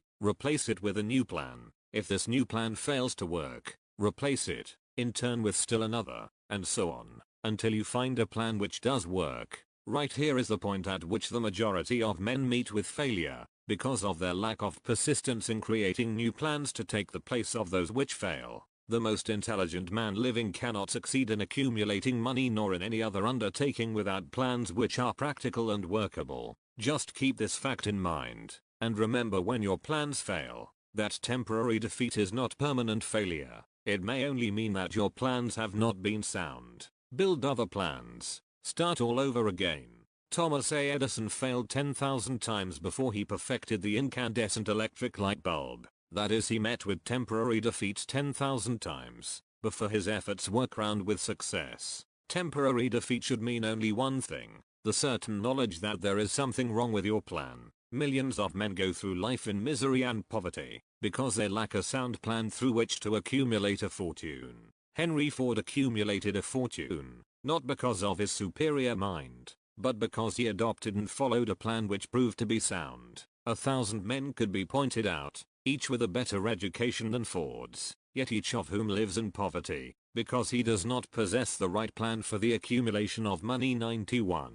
Your achievement can be no greater than your plans are sound. That may seem to be an axiomatic statement, but it is true. Samuel Insull lost his fortune of over $100 million. The Insull fortune was built on plans which were sound. The business depression forced Mr. Insull to change his plans, and the change brought temporary defeat, because his new plans were not sound. Mr. Insull is now an old man. He may, consequently, accept failure instead of temporary defeat, but if his experience turns out to be failure, it will be for the reason that he lacks the fire of persistence to rebuild his plans. No man is ever whipped until he quits in his own mind. This fact will be repeated many times, because it is so easy to take the count at the first sign of defeat. James J. Hill met with temporary defeat when he first endeavored to raise the necessary capital to build a railroad from the east to the west, but he, too, turned defeat into victory through new plans. Henry Ford met with temporary defeat, not only at the beginning of his automobile career, but after he had gone far toward the top. He created new plans, and went marching on to financial victory. We see men who have accumulated great fortunes, but we often recognize only their triumph, overlooking the temporary defeats which they had to surmount before arriving. No follower of this philosophy can reasonably expect to accumulate a fortune without experiencing temporary defeat. When defeat comes, accept it as a signal that your plans are not sound. Rebuild those plans, and set sail once more toward your coveted goal. If you give up before your goal has been reached, you are a quitter. A quitter never wins and a winner never quits. Lift this sentence out, write it on a piece of paper in letters an inch high, and place it where you will see it every night before you go to sleep, and every morning before you go to work. When you begin to select members for your mastermind group, endeavor to select those who do not take defeat seriously. Some people foolishly believe that 92. Only money can make money. This is not true. Desire, transmuted into its monetary equivalent, through the principles laid down here, is the agency through which money is made. Money, of itself, is nothing but inert matter. It cannot move, think, or talk, but it can hear when a man who desires it,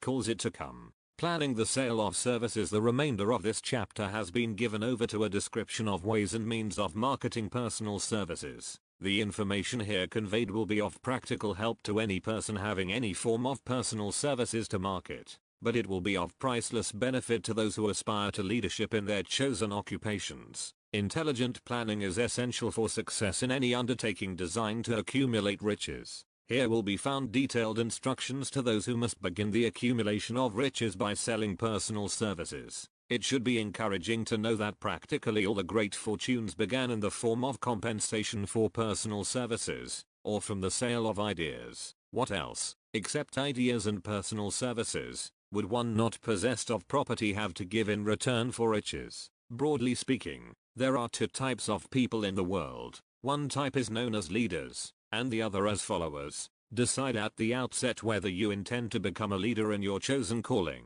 or remain a follower. The difference in compensation is vast. The follower cannot reasonably expect the compensation to which a leader is entitled. Although many followers make the mistake of expecting such pay, it is no disgrace to be a follower. On the other hand, it is no credit to remain a follower. Most great leaders began in the capacity of followers. They became great leaders because they were intelligent followers. With few exceptions, the man who cannot follow a leader intelligently cannot become an efficient leader. The man who can follow a leader most efficiently is usually the man who develops into leadership most rapidly. An intelligent follower has many advantages, among them the opportunity to acquire knowledge from his leader. 93. The major attributes of leadership. The following are important factors of leadership. 1. Unwavering courage based upon knowledge of self and of one's occupation. No follower wishes to be dominated by a leader who lacks self-confidence and courage. No intelligent follower will be dominated by such a leader very long. 2.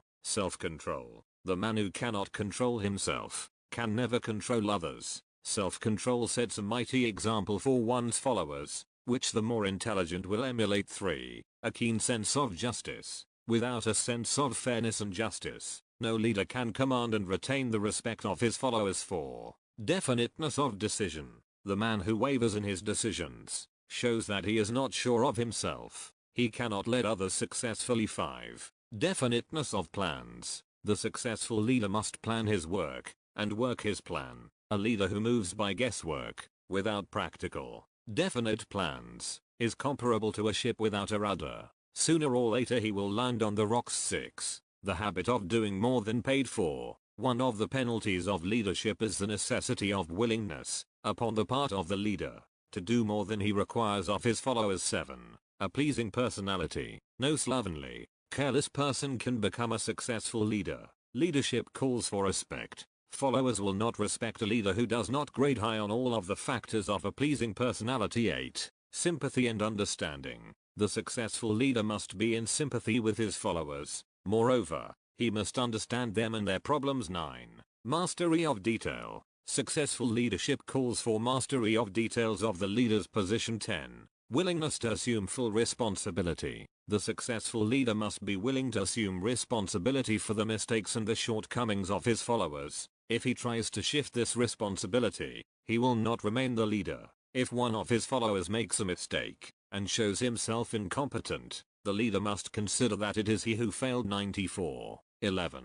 Cooperation. The successful leader must understand and apply the principle of cooperative effort and be able to induce his followers to do the same. Leadership calls for power, and power calls for cooperation. There are two forms of leadership. The first, and by far the most effective, is leadership by consent of, and with the sympathy of the followers. The second is leadership by force, without the consent and sympathy of the followers. History is filled with evidences that leadership by force cannot endure. The downfall and disappearance of dictators and kings is significant. It means that people will not follow forced leadership indefinitely. The world has just entered a new era of relationship between leaders and followers, which very clearly calls for new leaders, and a new brand of leadership in business and industry. Those who belong to the old school of leadership by force must acquire an understanding of the new brand of leadership, cooperation, or be relegated to the rank and file of the followers. There is no other way out for them. The relationship of employer and employee, or of leader and follower, in the future, will be one of mutual cooperation, based upon an equitable division of the profits of business. In the future, the relationship of employer and employee will be more like a partnership than it has been in the past. Napoleon, Kaiser Wilhelm of Germany, the Tsar of Russia, and the King of Spain were examples of leadership by force. Their leadership passed without much difficulty. One might point to the prototypes of these ex-leaders among the business, financial, and labor leaders of America who have been dethroned or slated to go. Leadership by consent of the followers is the only brand which can endure. Men may follow the forced leadership temporarily, but they will not do so willingly. The new brand of leadership will embrace the 11 factors of leadership. described in this chapter, as well as some other factors, the man who makes these the basis of his leadership will find abundant opportunity to lead in any walk of life. The Depression was prolonged, largely, because the world lacked leadership of the new brand. At the end of the Depression, the demand for leaders who are competent to apply the new methods of leadership has greatly exceeded the supply. Some of the old type of leaders will reform and adapt themselves to the new brand of leadership, but generally speaking, the world will have to look for new timber for its leadership. This necessity may be your opportunity. 95. The 10 major causes of failure in leadership. We come now to the major faults of leaders who fail, because it is just as essential to know what not to do as it is to know what to do. 1. Inability to organize details. Efficient leadership calls for ability to organize and to master details. No genuine leader is ever too busy to do anything which may be required of him in his capacity as leader. When a man, whether he is a leader or follower, admits that he is too busy to change his plans, or to give attention to any emergency, he admits his inefficiency. The successful leader must be the master of all details connected with his position. That means, of course, that he must acquire the habit of relegating details to capable lieutenants. 2. Unwillingness to render humble service. Truly great leaders are willing, when occasion demands, to perform any sort of labor which they would ask another to perform. The greatest among ye shall be the servant of all is a truth which all able leaders observe and respect. 3. Expectation of pay for what they know instead of what they do with that which they know. The world does not pay men for that which they know, it pays them for what they do, or induce others to do. 4. Fear of competition from followers. The leader who fears that one of his followers may take his position is practically sure to realize that fear sooner or later. The able leader trains understudies to whom he may delegate, at will, any of the details of his position. Only in this way may a leader multiply himself and prepare himself to be at many places, and give attention to many things at one time. It is an eternal truth that men receive more pay for their ability to get others to perform, than they could possibly earn by their own efforts. An efficient leader may, through his knowledge of his job and the magnetism of his personality, greatly increase the efficiency of others, and induce them to render more service and better service than they could render without his aid. 5. Lack of imagination. Without imagination, the leader is incapable of meeting emergencies, and of creating plans by which to guide his followers efficiently. 6. Selfishness. The leader who claims all the honor for the work of his followers, is sure to be met by resentment. The real great leader claims none of the honors. He is contented to see the honors, when there are any, go to his followers, because he knows that most men will work harder for commendation and recognition than they will for money alone. 96. 7. Intemperance. Followers do not respect an intemperate leader. Moreover, intemperance in any of its various forms, destroys the endurance and the vitality of all who indulge in it. 8. Disloyalty. Perhaps this should have come at the head of the list. The leader who is not loyal to his trust, and to his associates, those above him, and those below him, cannot long maintain his leadership. Disloyalty marks one as being less than the dust of the earth, and brings down on one's head the contempt he deserves. Lack of loyalty is one of the major causes of failure in every walk of life. 9.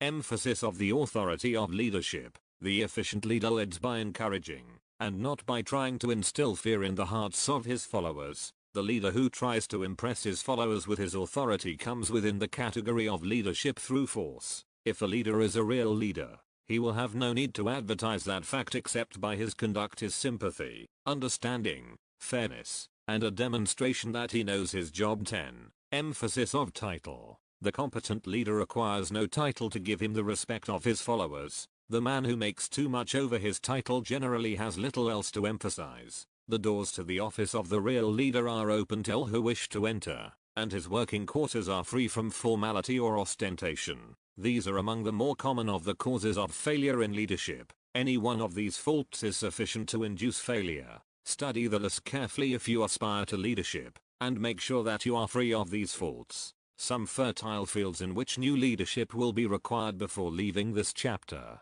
Your attention is called to a few of the fertile fields in which there has been a decline of leadership, and in which the new type of leader may find an abundance of opportunity. First, in the field of politics there is a most insistent demand for new leaders, a demand which indicates nothing less than an emergency. The majority of politicians have, seemingly, become high-grade, legalized racketeers. They have increased taxes and debauched the machinery of industry and business until the people can no longer stand the burden. 97. Second, the banking business is undergoing a reform. The leaders in this field have almost entirely lost the confidence of the public. Already the bankers have sensed the need of reform, and they have begun it. Third, industry calls for new leaders. The old type of leaders thought and moved in terms of dividends instead of thinking and moving in terms of human equations. The future leader in industry, to endure, must regard himself as a quasi-public official whose duty it is to manage his trust in such a way that it will work hardship on no individual, or group of individuals.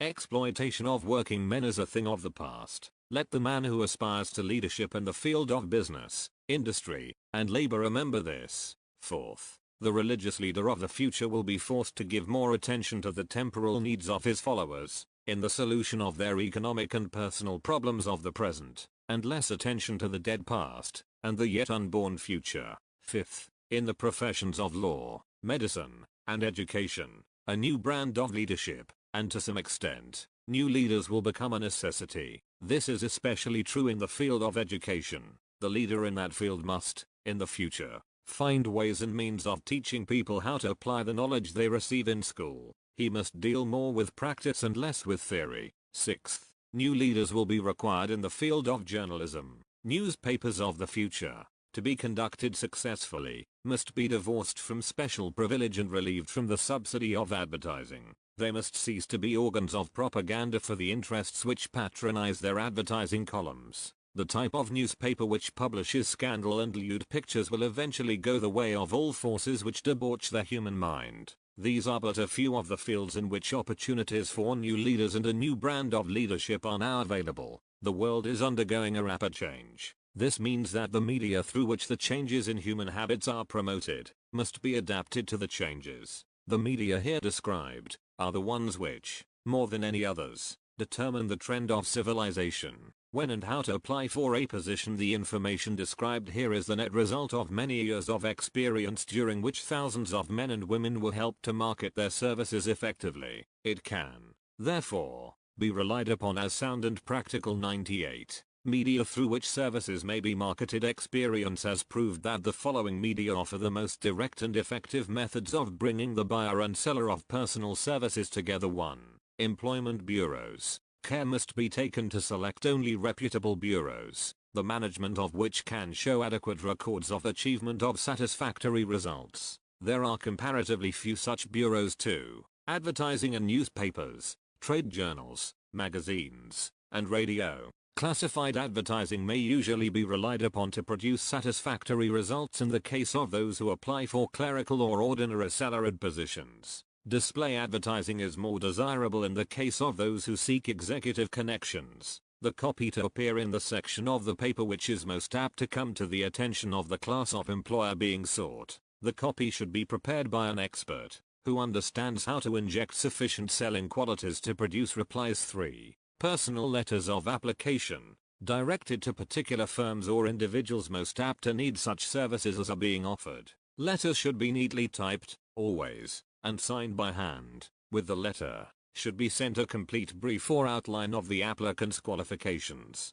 Both the letter of application and the brief of experience or qualifications should be prepared by an expert. See instructions as to information to be supplied for application through personal acquaintances. When possible, the applicant should endeavor to approach prospective employers through some mutual acquaintance. This method of approach is particularly advantageous in the case of those who seek executive connections and do not wish to appear to be peddling themselves. 5. Application in person. In some instances, it may be more effective if the applicant offers personally his services to prospective employers, in which event a complete written statement of qualifications for the position should be presented, for the reason that prospective employers often wish to discuss with associates one's record. Information to be supplied in a written brief. This brief should be prepared as carefully as a lawyer would prepare the brief of a case to be tried in court. Unless the applicant is experienced in the preparation of such briefs, an expert should be consulted, and his services enlisted for this. 99. Purpose. Successful merchants employ men and women who understand the art and the psychology of advertising to present the merits of their merchandise. One who has personal services for sale should do the same. The following information should appear in the brief. 1. Education. State briefly, but definitely, what schooling you have had, and in what subjects you specialized in school, giving the reasons for that specialization. 2. Experience. If you have had experience in connection with positions similar to the one you seek, describe it fully. State names and addresses of former employers. Be sure to bring out clearly any special experience you may have had which would equip you to fill the position you seek. 3. References. Practically every business firm desires to know all about the previous records, antecedents, etc. of prospective employees who seek positions of responsibility. Attach to your brief photostatic copies of letters from A. former employers, B. teachers under whom you studied, C. prominent people whose judgment may be relied upon. 4. Photograph of self. Attach to your brief a recent, unmounted photograph of yourself. 5. Apply for a specific position. Avoid application for a position without describing exactly what particular position you seek. Never apply for just a position that indicates you lack specialized qualifications. 6. State your qualifications for the particular position for which you apply. Give full details as to the reason you believe you are qualified for the particular position you seek. This is the application. It will determine, more than anything else, what consideration you receive. 7. Offer to go to work on probation. In the majority of instances, if you are determined to have the position for which you apply, it will be most effective if you offer to work for a week, or a month, or for a sufficient length of time to enable your prospective employer to judge your value without pay. This may appear to be a radical suggestion, but experience has proved that it seldom fails to win at least a trial. If you are sure of your qualifications, a trial is all you need. 100. Incidentally, such an offer indicates that you have confidence in your ability to fill the position you seek. It is most convincing. If your offer is accepted, and you make good, more than likely you will be paid for your probation period. Make clear the fact that your offer is based upon A. Your confidence in your ability to fill the position, B. Your confidence in your prospective employer's decision to employ you after trial, C. Your determination to have the position you seek. 8. Knowledge of your prospective employer's business. Before applying for a position, do sufficient research in connection with the business to familiarize yourself thoroughly with that business,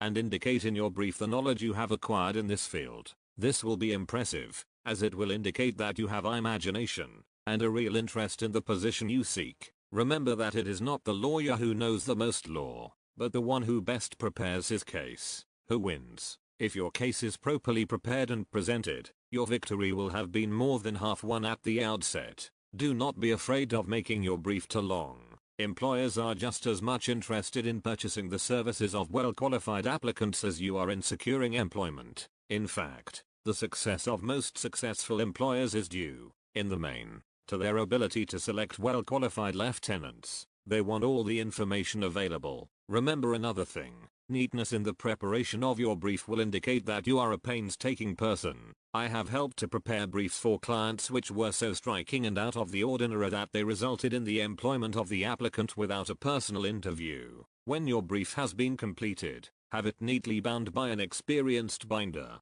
and lettered by an artist, or printer similar to the following. 101 Napoleon Hill Think and Grow Rich Brief of the qualifications of Robert K. Smith applying for the position of private secretary to the president of the blank company, Inc. Change names each time brief is shown. This personal touch is sure to command attention. Have your brief neatly typed or mimeographed on the finest paper you can obtain, and bound with a heavy paper of the book cover variety, the binder to be changed, and the proper firm name to be inserted if it is to be shown to more than one company. Your photograph should be pasted on one of the pages of your brief. Follow these instructions to the letter, improving upon them wherever your imagination suggests. Successful salesmen groom themselves with care. They understand that first impressions are lasting. Your brief is your salesman. Give it a good suit of clothes, so it will stand out in bold contrast to anything your prospective employer ever saw, in the way of an application for a position.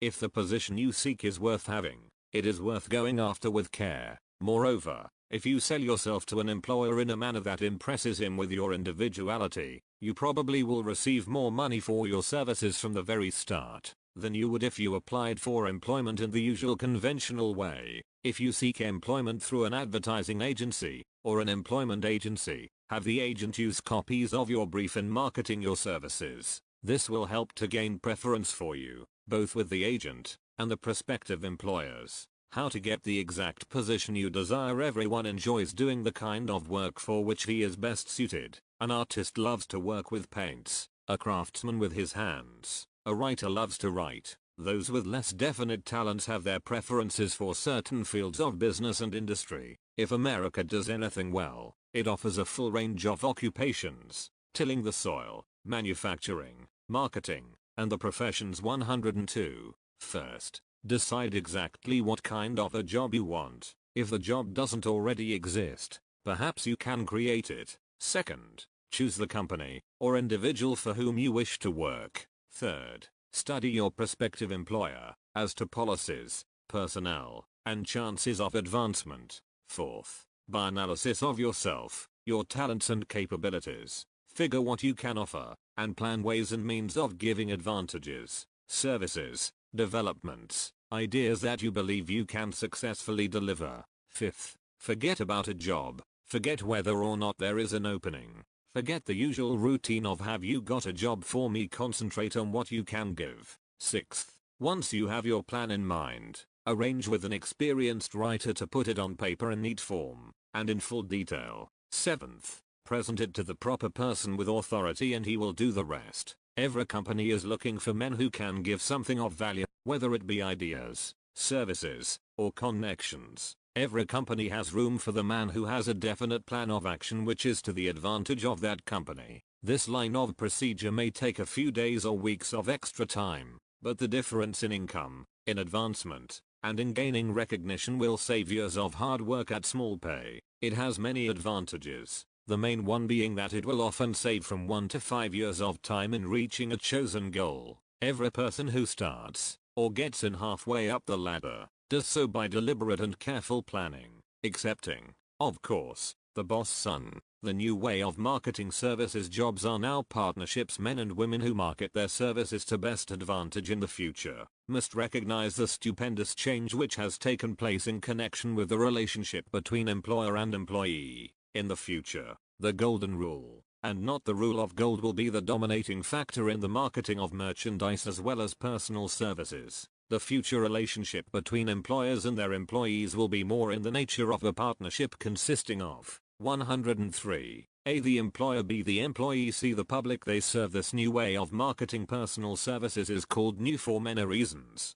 First, both the employer and the employee of the future will be considered as fellow employees whose business it will be to serve the public efficiently. In times past, employers and employees have bartered among themselves, driving the best bargains they could with one another, not considering that in the final analysis they were, in reality, bargaining at the expense of the third party, the public they served. The Depression served as a mighty protest from an injured public, whose rights had been trampled upon in every direction by those who were clamoring for individual advantages and profits. When the debris of the Depression shall have been cleared away, and business shall have been once again restored to balance, both employers and employees will recognize that they are no longer privileged to drive bargains at the expense of those whom they serve. The real employer of the future will be the public. This should be kept uppermost in mind by every person seeking to market personal services effectively. Nearly every railroad in America is in financial difficulty.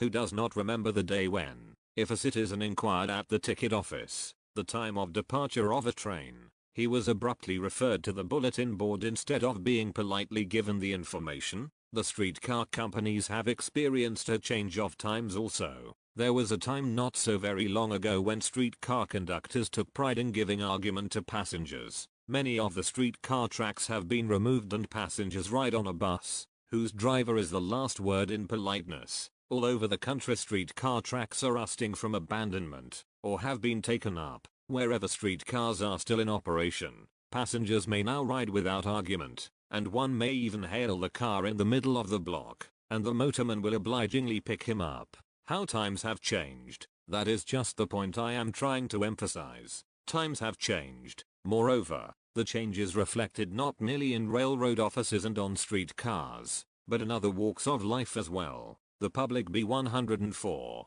damned policy is now passé. It has been supplanted by the "we are obligingly at your service, sir" policy. The bankers have learned a thing or two during this rapid change which has taken place during the past few years. Impoliteness on the part of a bank official or bank employee today is as rare as it was conspicuous a dozen years ago. In the years past, some bankers, not all of them, of course, carried an atmosphere of austerity which gave every would-be borrower a chill when he even thought of approaching his banker for a loan. The thousands of bank failures during the Depression had the effect of removing the mahogany doors behind which bankers formerly barricaded themselves. They now sit at desks in the open, where they may be seen and approached at will by any depositor, or by anyone who wishes to see them, and the whole atmosphere of the bank is one of courtesy and understanding. It used to be customary for customers to have to stand and wait at the corner grocery until the clerks were through passing the time of day with friends,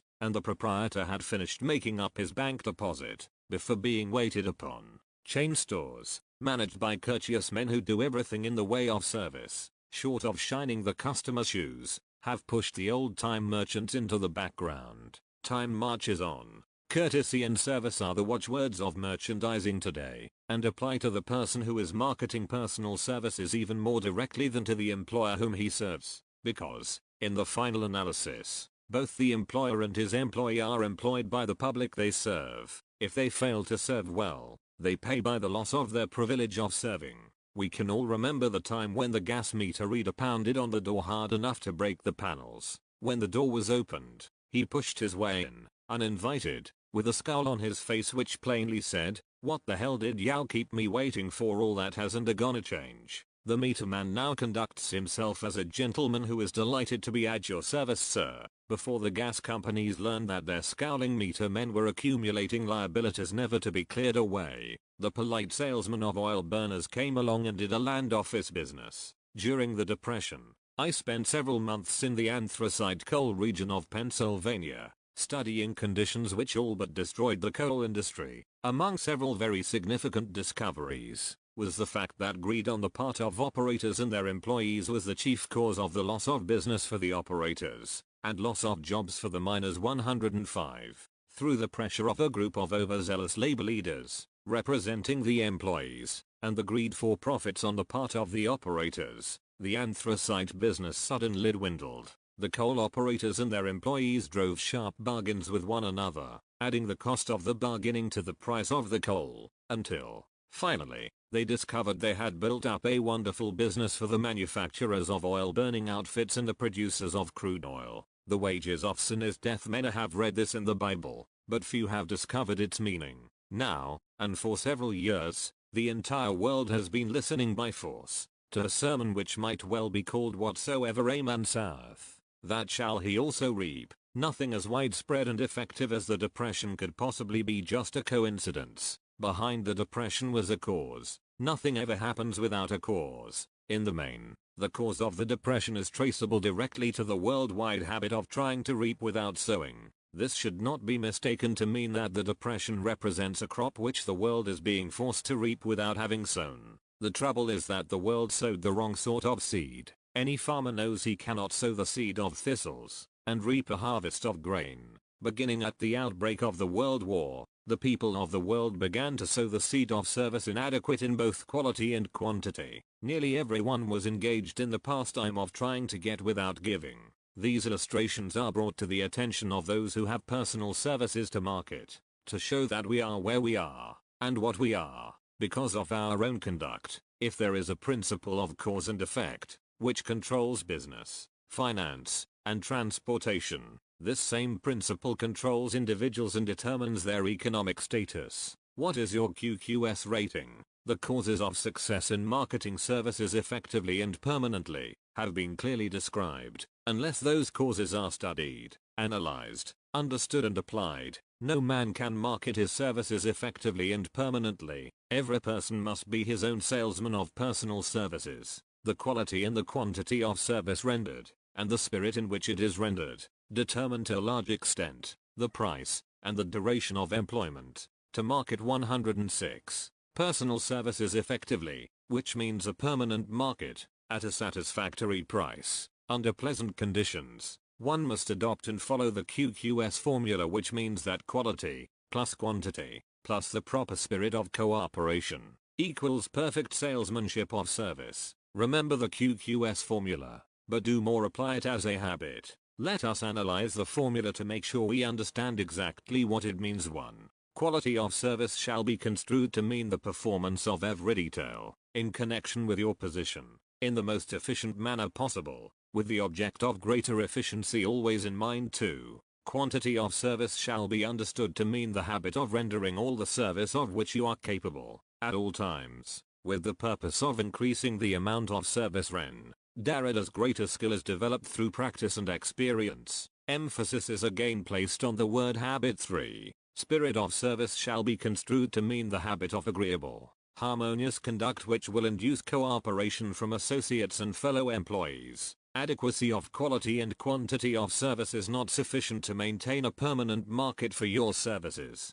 The conduct, or the spirit in which you deliver service, is a strong determining factor in connection with both the price you receive and the duration of employment. Andrew Carnegie stressed this point more than others in connection with his description of the factors which led to success in the marketing of personal services. He emphasized again and again the necessity for harmonious conduct. He stressed the fact that he would not retain any man, no matter how great a quantity or how efficient the quality of his work, unless he worked in a spirit of harmony. Mr. Carnegie insisted upon men being agreeable. To prove that he placed a high value upon this quality, he permitted men who conformed to his standards to become very wealthy. Those who did not conform had to make room for others. The importance of a pleasing personality has been stressed, because it is a factor which enables one to render service in the proper spirit. If one has a personality which pleases, and renders service in a spirit of harmony, these assets often make up for deficiencies in both the quality and the quantity of service one renders. Nothing, however, can be successfully substituted for pleasing conduct. 107. The capital value of your services. The person whose income is derived entirely from the sale of personal services is no less a merchant than the man who sells commodities, and it might well be added, such a person is subject to exactly the same rules of conduct as the merchant who sells merchandise. This has been emphasized because the majority of people who live by the sale of personal services make the mistake of considering themselves free from the rules of conduct and the responsibilities attached to those who are engaged in marketing commodities. The new way of marketing services has practically forced both employer and employee into partnership alliances, through which both take into consideration the rights of the third party, the public they serve. The day of the go-getter has passed. He has been supplanted by the go-giver. High-pressure methods in business finally blew the lid off. There will never be the need to put the lid back on, because, in the future, business will be conducted by methods that will require no pressure. The actual capital value of your brains may be determined by the amount of income you can produce by marketing your services. A fair estimate of the capital value of your services may be made by multiplying your annual income by 16 2/3. As it is reasonable to estimate that your annual income represents 6% of your capital value. Money rents for 6% per annum. Money is worth no more than brains. It is often worth much less. Competent brains, if effectively marketed, represent a much more desirable form of capital than that which is required to conduct a business dealing in commodities, because brains are a form of capital which cannot be permanently depreciated through depressions, nor can this form of capital be stolen or spent. Moreover, the money which is essential for the conduct of business is as worthless as a sand dune, until it has been mixed with efficient brains. The 30 major causes of failure. How many of these are holding you back? Life's greatest tragedy consists of men and women who earnestly try and fail. The 108. Tragedy lies in the overwhelmingly large majority of people who fail, as compared to the few who succeed. I have had the privilege of analyzing several thousand men and women, 98% of whom were classed as failures. There is something radically wrong with a civilization and a system of education which permit 98% of the people to go through life as failures. But I did not write this book for the purpose of moralizing on the rights and wrongs of the world. That would require a book 100 times the size of this one. My analysis work proved that there are 30 major reasons for failure, and 13 major principles through which people accumulate fortunes. In this chapter, a description of the 30 major causes of failure will be given. As you go over the list, check yourself by it, point by point, for the purpose of discovering how many of these causes of failure stand between you and success. 1. Unfavorable hereditary background. There is but little, if anything, which can be done for people who are born with a deficiency in brain power. This philosophy offers but one method of bridging this weakness through the aid of the mastermind. Observe with profit, however, that this is the only one of the 30 causes of failure which may not be easily corrected by any individual. 2. Lack of a well-defined purpose in life. There is no hope of success for the person who does not have a central purpose, or definite goal at which to aim. 98 out of every 100 of those whom I have analyzed, had no such aim. Perhaps this was the 3. Lack of ambition to aim above mediocrity. We offer no hope for the person who is so indifferent as not to want to get ahead in life, and who is not willing to pay the price for insufficient education. This is a handicap which may be overcome with comparative ease. Experience has proven that the best educated people are often those who are known as self-made, or self-educated. It takes more than a college degree to make one a person of education. Any person who is educated is one who has learned to get whatever he wants in life without violating the rights of others. Education consists, not so much of knowledge, but of knowledge effectively and persistently applied. Men are paid, not merely for what they know, but more particularly for what they do with that which they know. 5. Lack of self-discipline. Discipline comes through self-control. This means that one must control all negative qualities. Before you can control conditions, you must first control yourself. Self-mastery is the hardest job you will ever tackle. If you do not conquer self, you will be conquered by self. You may see at 109, one and the same time both your best friend and your greatest enemy, by stepping in front of mirror. 6. Ill health. No person may enjoy outstanding success without good health. Many of the causes of ill health are subject to mastery and control. These, in the main are, A. Overeating of foods not conducive to health. B. Wrong habits of thought, giving expression to negatives. C. Wrong use of, and overindulgence in sex. D. Lack of proper physical exercise. E. An inadequate supply of fresh air, due to improper breathing. 7.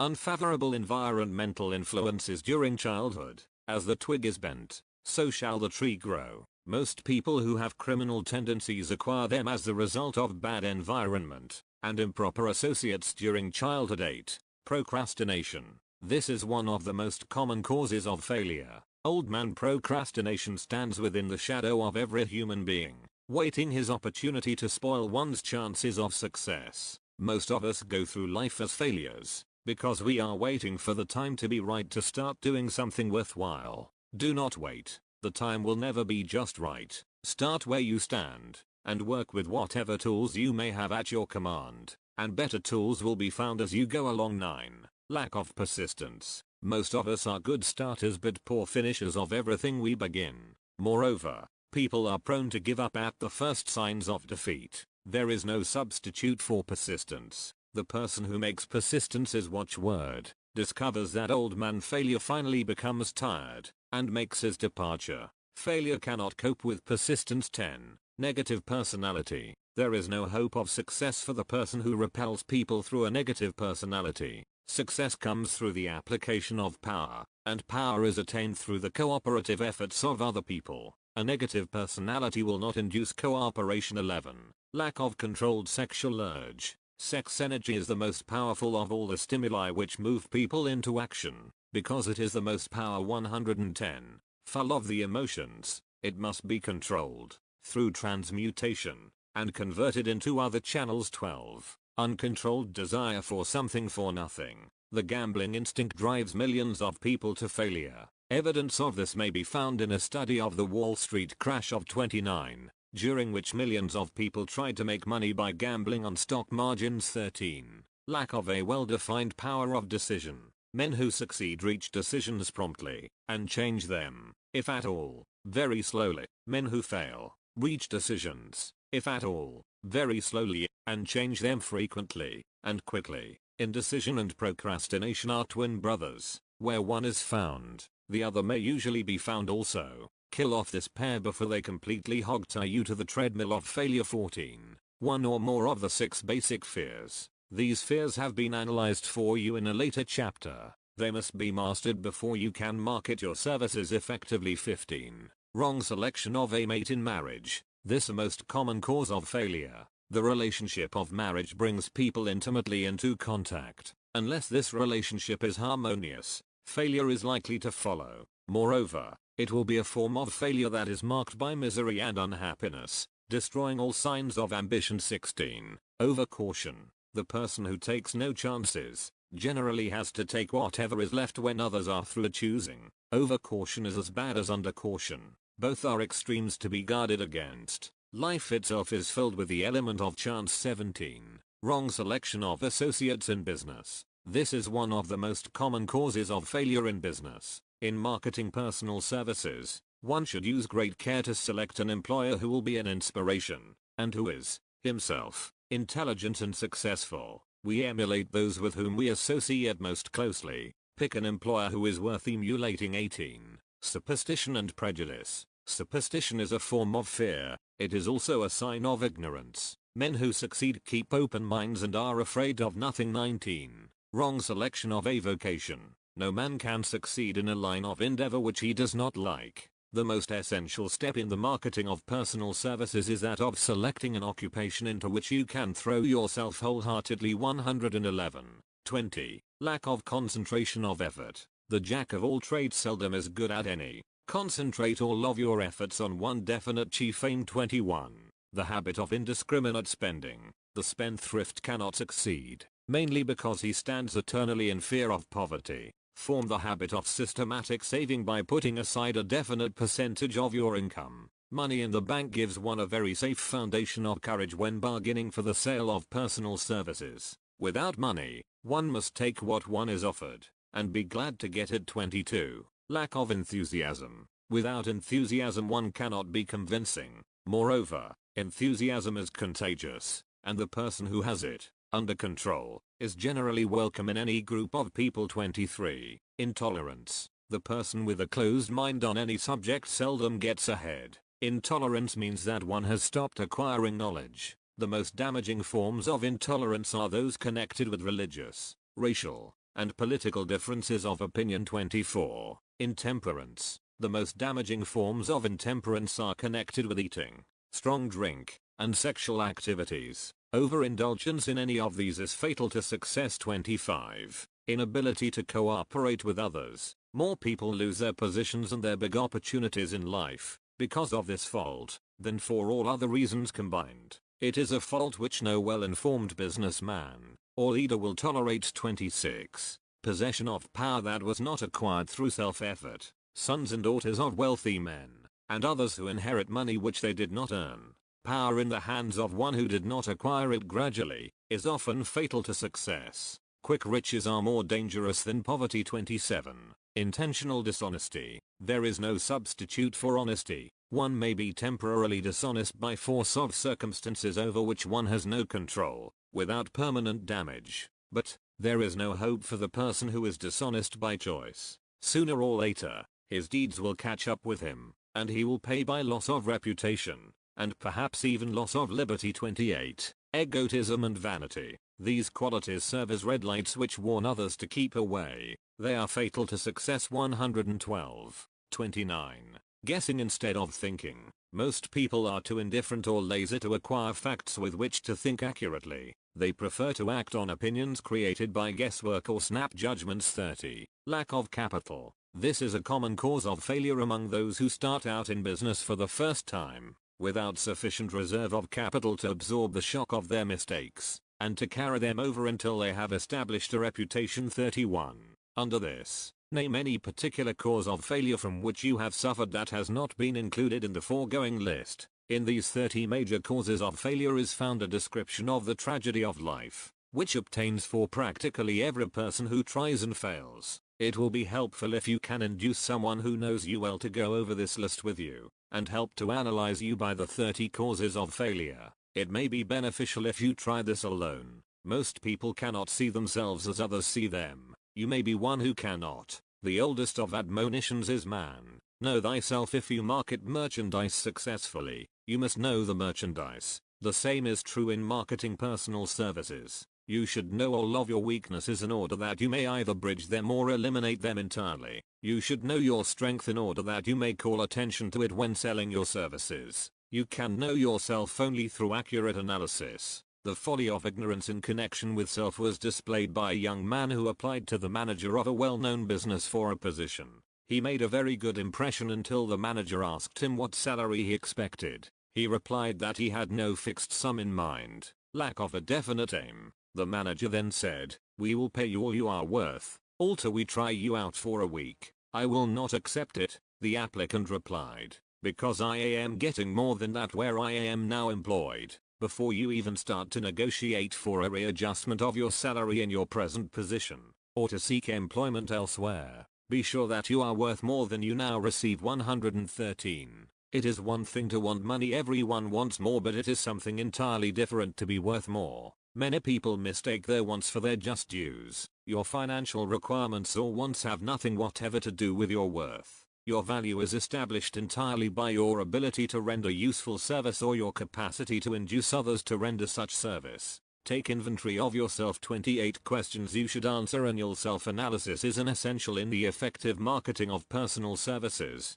as is annual inventory in merchandising. Moreover, the yearly analysis should disclose a decrease in faults and an increase in virtues. One goes ahead, stands still, or goes backward in life. One's object should be, of course, to go ahead. Annual self-analysis will disclose whether advancement has been made, and if so, how much. It will also disclose any backward steps one may have made. The effective marketing of personal services requires one to move forward even if the progress is slow. Your annual self-analysis should be made at the end of each year, so you can include in your New Year's resolutions any improvements which the analysis indicates should be made. Take this inventory by asking yourself the following questions, and by checking your answers with the aid of someone who will not permit you to deceive yourself as to their accuracy. Self-analysis questionnaire for personal inventory. 1. Have I attained the goal which I established as my objective for this year? You should work with a definite yearly objective to be attained as a part of your major life objective. 2.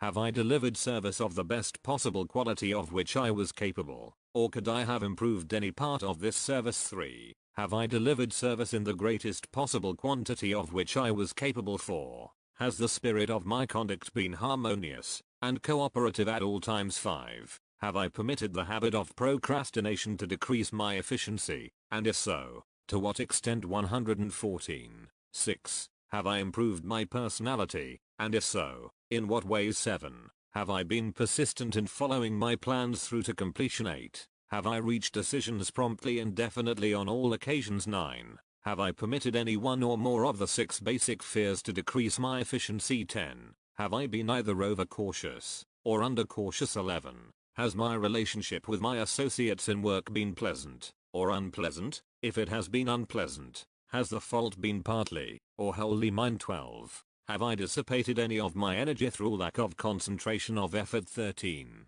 Have I been open-minded and tolerant in connection with all subjects? 14. In what way have I improved my ability to render service? 15. Have I been intemperate in any of my habits? 16. Have I expressed, either openly or secretly, any form of egotism? 17. Has my conduct toward my associates been such that it has induced them to respect me? 18. Have my opinions and decisions been based upon guesswork or accuracy of analysis and thought? 19. Have I followed the habit of budgeting my time, my expenses, and my income, and have I been conservative in these budgets? 20. How much time have I devoted to unprofitable effort which I might have used to better advantage? 21. How may I rebudget my time and change my habits so I will be more efficient during the coming year? 115. 22. Have I been guilty of any conduct which was not approved by my conscience? 23. In what ways have I rendered more service and better service than I was paid to render? 24. Have I been unfair to anyone, and if so, In what way? 25. If I had been the purchaser of my own services for the year, would I be satisfied with my purchase? 26. Am I in the right vocation? And if not, why not? 27. Has the purchaser of my services been satisfied with the service I have rendered? And if not, why not? 28. What is my present rating on the fundamental principles of success? Make this rating fairly, and frankly, and have it checked by someone who is courageous enough to do it accurately. Having read and assimilated the information conveyed through this chapter, you are now ready to create a practical plan for marketing your personal services. In this chapter will be found an adequate description of every principle essential in planning the sale of personal services, including the major attributes of leadership, the most common causes of failure in leadership, a description of the fields of opportunity for leadership, the main causes of failure in all walks of life, and the important questions which should be used in self-analysis. This extensive and detailed presentation of accurate information has been included, because it will be needed by all who must begin the accumulation of riches by marketing personal services. Those who have lost their fortunes, and those who are just beginning to earn money, have nothing but personal services to offer in return for riches. Therefore it is essential that they have available the practical information needed to market services to best advantage. The information contained in this chapter will be of great value to all who aspire to attain leadership in any calling. It will be particularly helpful to those aiming to market their services as business or industrial executives. Complete assimilation and understanding of the information here conveyed will be helpful in marketing one's own services, and it will also help one to become more analytical and capable of judging people. The information will be priceless to personnel directors, employment managers, and other executives charged 116 with the selection of employees and the maintenance of efficient organizations. If you doubt this statement, test its soundness by answering in writing the 28 self-analysis questions. That might be both interesting and profitable, even though you do not doubt the soundness of the statement. Where and how one may find opportunities to accumulate riches. Now that we have analyzed the principles by which riches may be accumulated, we naturally ask, where may one find favorable opportunities to apply these principles very well? Let us take inventory and see what the United States of America offer the person seeking riches, great or small. To begin with, let us remember, all of us, that we live in a country where every law-abiding citizen enjoys freedom of thought and freedom of deed unequal at anywhere in the world. Most of us have never taken inventory of the advantages of this freedom. We have never compared our unlimited freedom with the curtailed freedom in other countries. Here we have freedom of thought, freedom in the choice and enjoyment of education, freedom in religion, freedom in politics, freedom in the choice of a business, profession or occupation, freedom to accumulate and own without molestation all the property we can accumulate, freedom to choose our place of residence, freedom in marriage, freedom through equal opportunity to all races, freedom of travel from one state to another, freedom in our choice of foods, and freedom to aim for any station in life for which we have prepared ourselves. Even for the presidency of the United States we have other forms of freedom, but this list will give a bird's eye view of the most important, which constitute opportunity of the highest order. This advantage of freedom is all the more conspicuous because the United States is the only country guaranteeing to every citizen, whether native born or naturalized, so broad and varied a list of freedom. Next, let us recount some of the blessings which our widespread freedom has placed within our hands. Take the average American family for example, meaning the family of average income, and sum up the benefits available to every member of the family in this land of opportunity and plenty. Food. Next to freedom of thought and deed comes food, clothing, and shelter, the three basic necessities of life. Because of our universal freedom 117, the average American family has available, at its very door, the choicest selection of food to be found anywhere in the world, and at prices within its financial range. A family of two, living in the heart of Times Square district of New York City, far removed from the source of production of foods, took careful inventory of the cost of a simple breakfast, with this astonishing result: articles of food, cost at the breakfast table, grapefruit juice, from Florida. 0 to rippled wheat breakfast food, Kansas Farm. 0 to tea, from China. 0 to bananas, from South America. .0212 Toasted bread. From Kansas Farm. .01 Fresh country eggs. From Utah. .07 Sugar. From Cuba, or Utah. .0012 Butter and cream. From New England. .03 Grand total. .20 It is not very difficult to obtain food in a country where two people can have breakfast consisting of all they want or need for a dime apiece. Observe that this simple breakfast was gathered by some strange form of magic, from China, South America, Utah, Kansas and the New England states, and delivered on the breakfast table, ready for consumption, in the very heart of the most crowded city in America, at a cost well within the means of the most humble laborer. The cost included all federal, state and city taxes. Here is a fact the politicians did not mention when they were crying out to the voters to throw their opponents out of office because the people were being taxed to death. B. Shelter. This family lives in a comfortable apartment, heated by steam, lighted with electricity, with gas for cooking, all for $65 a month. In a smaller city, or a more sparsely settled part of New York City, the same apartment could be had for as low as $20 a month. The toast they had for breakfast in the food estimate was toasted on an electric toaster, which cost but a few dollars. The apartment is cleaned with a vacuum sweeper that is run by electricity. Hot and cold water is available, at all times, in the kitchen and the bathroom. The food is kept cool in a refrigerator that is run by electricity. The wife curls her hair, washes her clothes and irons them with easily operated electrical equipment, on power obtained by sticking a plug in the 118 wall. The husband shaves with an electric shaver, and they receive entertainment from all over the world, 24 hours a day, if they want it, without cost, by merely turning the dial of their radio. There are other conveniences in this apartment, but the foregoing list will give a fair idea of some of the concrete evidences of the freedom we, of America, enjoy, and this is neither political nor economic propaganda. See clothing. Anywhere in the United States, the woman of average clothing requirements can dress very comfortably and neatly for less than $200 a year, and the average man can dress for the same, or less. Only the three basic necessities of food, clothing, and shelter have been mentioned. The average American citizen has other privileges and advantages available in return for modest effort, not exceeding 8 hours per day of labor. Among these is the privilege of automobile transportation, with which one can go and come at will, at very small cost. The average American has security of property rights not found in any other country in the world. He can place his surplus money in a bank with the assurance that his government will protect it, and make good to him if the bank fails. If an American citizen wants to travel from one state to another, he needs no passport, no one's permission. He may go when he pleases, and return at will. Moreover,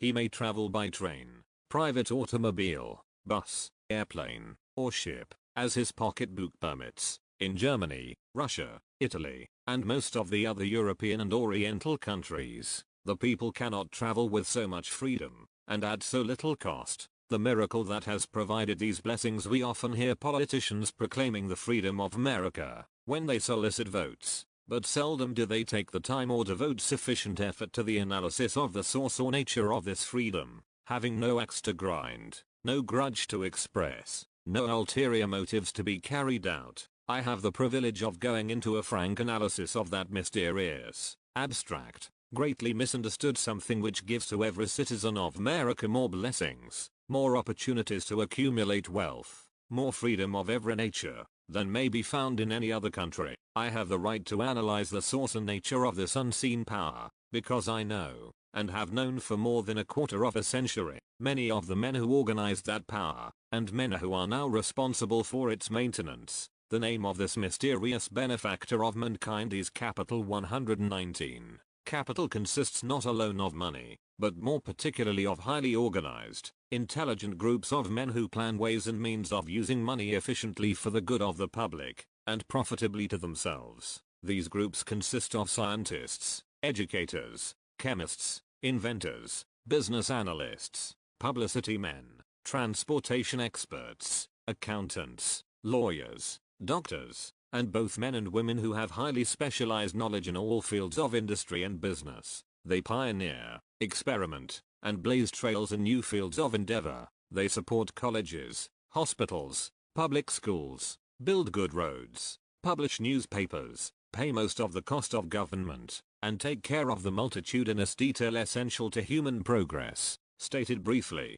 the capitalists are the brains of civilization, because they supply the entire fabric of which all education, enlightenment and human progress consists. Money, without brains, always is dangerous. Properly used, it is the most important essential of civilization. The simple breakfast here described could not have been delivered to the New York family at a dime each, or at any other price, if organized capital had not provided the machinery, the ships, the railroads, and the huge armies of trained men to operate them. Some slight idea of the importance of organized capital may be had by trying to imagine yourself burdened with the responsibility of collecting, without the aid of capital, and delivering to the New York City family, the simple breakfast described. To supply the tea, you would have to make a trip to China or India, both a very long way from America. Unless you are an excellent swimmer, you would become rather tired before making the round trip. Then, too, another problem would confront you. What would you use for money, even if you had the physical endurance to swim the ocean? To supply the sugar, you would have to take another long swim to Cuba, or a long walk to the sugar beet section of Utah. But even then, you might come back without the sugar, because organized effort and money are necessary to produce sugar, to say nothing of what is required to refine, transport, and deliver it to the breakfast table anywhere in the United States. 120. The eggs, you could deliver easily enough from the barnyards near New York City, but you would have a very long walk to Florida and return. Before you could serve the 2 glasses of grapefruit juice, you would have another long walk to Kansas, or one of the other wheat-growing states. When you went after the 4 slices of wheat bread, the rippled wheat biscuits would have to be omitted from the menu, because they would not be available except through the labor of a trained organization of men and suitable machinery, all of which call for capital. While resting, you could take off for another little swim down to South America, where you would pick up a couple of bananas, and on your return, you could take a short walk to the nearest farm having a dairy and pick up some butter and cream. Then your New York City family would be ready to sit down and enjoy breakfast, and you could collect your 2 dimes for your labor. Seems absurd, doesn't it? Well, the procedure described would be the only possible way these simple items of food could be delivered to the heart of New York City. If we had no capitalistic system, the sum of money required for the building and maintenance of the railroads and steamships used in the delivery of that simple breakfast is so huge that it staggers one's imagination. It runs into hundreds of millions of dollars, not to mention the armies of trained employees required to man the ships and trains. But transportation is only a part of the requirements of modern civilization in capitalistic America. Before there can be anything to haul, something must be grown from the ground, or manufactured and prepared for market. This calls for more millions of dollars for equipment, machinery, boxing, marketing, and for the wages of millions of men and women. Steamships and railroads do not spring up from the earth and function automatically. They come in response to the call of civilization, through the labor and ingenuity and organizing ability of men who have imagination, faith, enthusiasm, decision, persistence. These men are known as capitalists. They are motivated by the desire to build, construct, achieve, render useful service, earn profits and accumulate riches. And, because they render service without which there would be no civilization, they put themselves in the way of great riches. Just to keep the record simple and understandable, I will add that these capitalists are the self-same men of whom most of us have heard soapbox orators speak. They are the same men to whom radicals, racketeers, dishonest politicians and grafting labor leaders refer as the predatory interests, or Wall Street. 121. I am not attempting to present a brief for or against any group of men or any system of economics. I am not attempting to condemn collective bargaining when I refer to grafting labor leaders, nor do I aim to give a clean bill of health to all individuals known as capitalists. The purpose of this book, a purpose to which I have faithfully devoted over a quarter of a century, is to present to all who want the knowledge, the most dependable philosophy through which individuals may accumulate riches in whatever amounts they desire. I have here analyzed the economic advantages of the capitalistic system for the twofold purpose of showing, 1. that all who seek riches must recognize and adapt themselves to the system that controls all approaches to fortunes, large or small, and 2. To present the side of the picture opposite to that being shown by politicians and demagogues who deliberately becloud the issues they bring up, by referring to organized capital as if it was something poisonous. This is a capitalistic country. It was developed through the use of capital, and we who claim the right to partake of the blessings of freedom and opportunity, we who seek to accumulate riches here, may as well know that neither riches nor opportunity would be available to us if organized capital had not provided these benefits. For more than 20 years it has been a somewhat popular and growing pastime for radicals, self-seeking politicians, racketeers, crooked labor leaders, and on occasion religious leaders, to take pot shots at Wall Street, the money changers, and big business. The practice became so general that we witnessed during the business depression, the unbelievable sight of high government officials lining up with the cheap politicians and labor leaders, with the openly avowed purpose of throttling the system which has made industrial America the richest country on earth. The lineup was so general and so well organized that it prolonged the worst depression America has ever known. It cost millions of men their jobs, because those jobs were inseparably a part of the industrial and capitalistic system which formed the very backbone of the nation. 122. During this unusual alliance of government officials and self-seeking individuals who were endeavoring to profit by declaring open season on the American system of industry, a certain type of labor leader joined forces with the politicians and offered to deliver voters in return for legislation designed to permit men to take riches away from industry by organized force of numbers, instead of the better method of giving a fair day's work for a fair day's pay. Millions of men and women throughout the nation are still engaged in this popular pastime of trying to get without giving. Some of them are lined up with labor unions, where they demand shorter hours and more pay. Others do not take the trouble to work at all. They demand government relief and are getting it. Their idea of their rights of freedom was demonstrated in New York City, where violent complaint was registered with the postmaster by a group of relief beneficiaries, because the postman awakened them at 7:30 a.m. to deliver government relief checks. They demanded that the time of delivery be set up to 10 o'clock. If you are one of those who believe that riches can be accumulated by the mere act of men who organize themselves into groups and demand more pay for less service, if you are one of those who demand government relief without early morning disturbance when the money is delivered to you, if you are one of those who believe in trading their votes to politicians in return for the passing of laws which permit the raiding of the public treasury, you may rest securely on your belief, with certain knowledge that no one will disturb you, because this is a free country where every man may think as he pleases, where nearly everybody can live with but little effort, where many may live well without doing any work whatsoever. However, you should know the full truth concerning this freedom of which so many people boast, and so few understand. As great as it is, as far as it reaches, as many privileges as it provides, it does not, and cannot bring riches without effort. There is but one dependable method of accumulating and legally holding riches, and that is by rendering useful service. No system has ever been created by which men can legally acquire riches through mere force of numbers, or without giving in return an equivalent value of one form or another. There is a principle known as the law of economics. This is more than a theory, it is a law no man can beat. Mark well the name of the principle, and remember it, because it is far more powerful than all the politicians and political machines. 123. It is above and beyond the control of all the labor unions. It cannot be swayed, nor influenced nor bribed by racketeers or self-appointed leaders in any calling.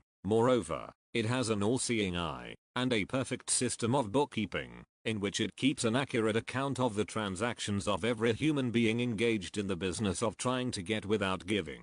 Sooner or later its auditors come around, look over the records of individuals both great and small, and demand an accounting. Wall Street, big business, capital predatory interests, or whatever name you choose to give the system which has given us American freedom, represents a group of men who understand, respect, and adapt themselves to this powerful law of economics. Their financial continuation depends upon their respecting the law. Most people living in America like this country, its capitalistic system and all. I must confess I know of no better country, where one may find greater opportunities to accumulate riches, judging by their acts and deeds. There are some in this country who do not like it. That, of course, is their privilege. If they do not like this country, its capitalistic system, its boundless opportunities, They have the privilege of clearing out. Always there are other countries, such as Germany, Russia, and Italy, where one may try one's hand at enjoying freedom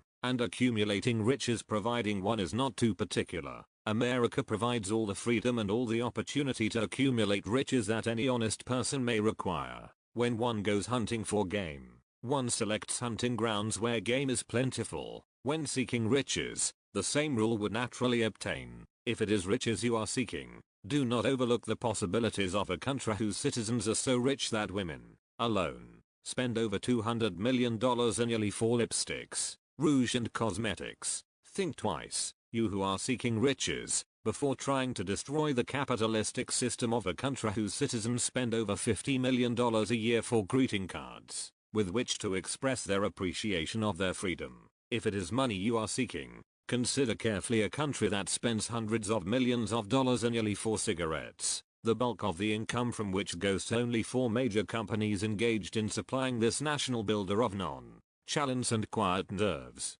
By all means give plenty of consideration to a country whose people spend annually more than $15 million for the privilege of seeing moving pictures, and toss in a few additional millions for liquor, narcotics, and other less potent soft drinks and giggle waters. 124. Do not be in too big a hurry to get away from a country whose people willingly, even eagerly, hand over millions of dollars annually for football, baseball, and prize fights, and, by all means, stick by a country whose inhabitants give up more than $1 million a year for chewing gum, and another $1 million for safety razor blades. Remember, also, that this is but the beginning of the available sources for the accumulation of wealth. Only a few of the luxuries and non-essentials have been mentioned. But, remember that the business of producing, transporting, and marketing these few items of merchandise gives regular employment to many millions of men and women, who receive for their services many millions of dollars monthly, and spend it freely for both the luxuries and the necessities. Especially remember, that back of all this exchange of merchandise and personal services may be found an abundance of opportunity to accumulate riches. Here our American freedom comes to one's aid. There is nothing to stop you, or anyone from engaging in any portion of the effort necessary to carry on these businesses. If one has superior talent, training, experience, one may accumulate riches in large amounts. Those not so fortunate may accumulate smaller amounts. Anyone may earn a living in return for a very nominal amount of labor. So there you are. Opportunity has spread its wares before you. Step up to the front. Select what you want. Create your plan. Put the plan into action. And follow through with persistence. Capitalistic America will do the rest. You can depend upon this much. Capitalistic America ensures every person the opportunity to render useful service, and to collect riches in proportion to the value of the service. The system denies no one this right, but it does not, and cannot promise something for nothing, because the system, itself, is irrevocably controlled by the law of economics which neither recognizes nor tolerates for long getting without giving. The law of economics was passed by nature. There is no Supreme Court to which violators of this law may appeal. The law hands out both penalties for its violation, and appropriate rewards for its observance, without interference or the possibility of interference by any human being. The law cannot be repealed. It is as fixed as the stars in the heavens, and subject to, and a part of the same system that controls the stars. 125. May one refuse to adapt oneself to the law of economics? Certainly. This is a free country, where all men are born with equal rights, including the privilege of ignoring the law of economics. What happens then? Well, nothing happens until large numbers of men join forces for the avowed purpose of ignoring the law, and taking what they want by force. Then comes the dictator, with well-organized firing squads and machine guns. We have not yet reached that stage in America, but we have heard all we want to know about how the system works. Perhaps we shall one be fortunate enough not to demand personal knowledge of so gruesome a reality. Doubtless we shall prefer to continue with our freedom of speech, freedom of deed, and freedom to render useful service in return for riches. The practice, by government officials, of extending to men and women the privilege of raiding the public treasury in return for votes, sometimes results in election, but as night follows day, the final payoff comes. Whenever a penny wrongfully used, must be repaid with compound interest on compound interest. If those who make the grab are not forced to repay, the burden falls on their children, and their children's children, even unto the third and fourth generations. There is no way to avoid the debt. Men can, and sometimes do, form themselves into groups for the purpose of crowding wages up, and working hours down. There is a point beyond which they cannot go. It is the point at which the law of economics steps in, and the sheriff gets both the employer and the employees. For 6 years, from 1929 to 1935, the people of America, both rich and poor, barely missed seeing the old man economics hand over to the sheriff all the businesses, and industries and banks. It was not a pretty sight. It did not increase our respect for mob psychology, through which men cast reason to the winds and start trying to get without giving. We who went through those 6 discouraging years, when fear was in the saddle, and faith was on the ground, cannot forget how ruthlessly the law of economics exacted its toll from both rich and poor, weak and strong, old and young. We shall not wish to go through another such experience. 126. These observations are not founded upon short-time experience. They are the result of 25 years of careful analysis of the methods of both the most successful and the most unsuccessful men America has known. 127. Napoleon Hill, Think and Grow Rich, Chapter 8, Decision. The Mastery of Procrastination. The 7th step toward riches. Accurate analysis of over 25,000 men and women who had experienced failure disclosed the fact that lack of decision was near the head of the list of the 30 major causes of failure. This is no mere statement of a theory, it is a fact. Procrastination, the opposite of decision, is a common enemy which practically every man must conquer. You will have an opportunity to test your capacity to reach quick and definite decisions when you finish reading this book, and are ready to begin putting into action the principles which it describes. Analysis of several hundred people who had accumulated fortunes well beyond the $1 million mark disclosed the fact that every one of them had the habit of reaching decisions promptly, and of changing these decisions slowly, if and when they were changed. People who fail to accumulate money, without exception, have the habit of reaching decisions, if at all, very slowly, and of changing these decisions quickly and often. One of Henry Ford's most outstanding qualities is his habit of reaching decisions quickly and definitely, and changing them slowly. This quality is so pronounced in Mr. Ford, that it has given him the reputation of being obstinate. It was this quality which prompted Mr. Ford to continue to manufacture his famous Model T, the world's ugliest car, when all of his advisors, and many of the purchasers of the car, were urging him to change it. Perhaps Mr. Ford delayed too long in making the change, but the other side of the story is that Mr. Ford's firmness of decision yielded a huge fortune. Before the change in model became necessary, there is but little doubt that Mr. Ford's habit of definiteness of decision assumes the proportion of obstinacy, but this quality is preferable to slowness in reaching decisions and quickness in changing them. The majority of people who fail to accumulate money sufficient for their needs are, generally, easily influenced by the opinions of others. They permit the newspapers and the gossiping neighbors to do their thinking for them. Opinions are the cheapest commodities on earth. Everyone has a flock of opinions ready to 128. Be wished upon anyone who will accept them. If you are influenced by opinions when you reach decisions, you will not succeed in any undertaking, much less in that of transmuting your own desire into money. If you are influenced by the opinions of others, you will have no desire of your own.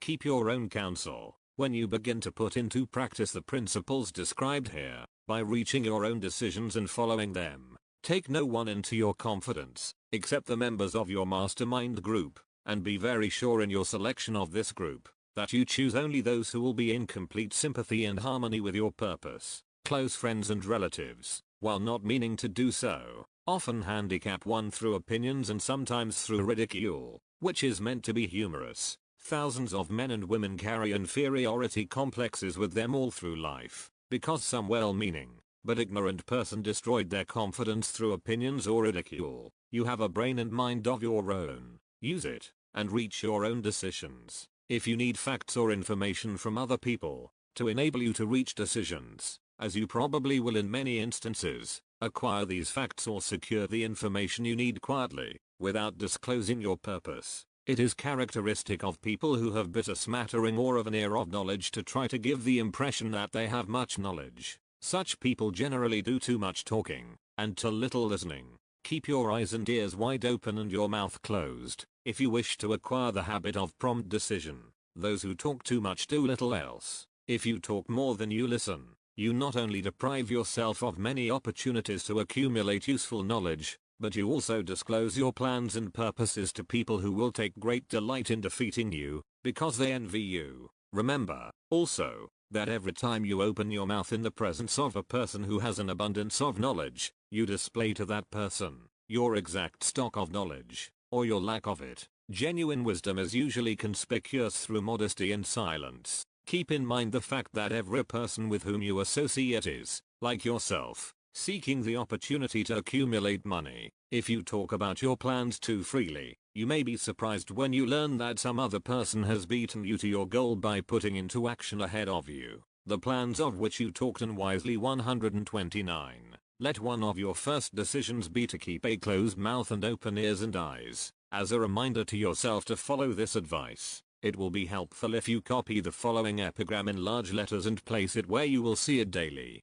Tell the world what you intend to do, but first show it. This is the equivalent of saying that deeds, and not words, are what count most. Freedom or death on a decision. The value of decisions depends upon the courage required to render them. The great decisions, which served as the foundation of civilization, were reached by assuming great risks, which often meant the possibility of death. Lincoln's decision to issue his famous Proclamation of Emancipation, which gave freedom to the colored people of America, was rendered with full understanding that his act would turn thousands of friends and political supporters against him. He knew, too, that the carrying out of that proclamation would mean death to thousands of men on the battlefield. In the end, it cost Lincoln his life. That required courage. Socrates' decision to drink the cup of poison, rather than compromise in his personal belief, was a decision of courage. It turned time ahead 1,000 years, and gave to people then unborn the right to freedom of thought and of speech.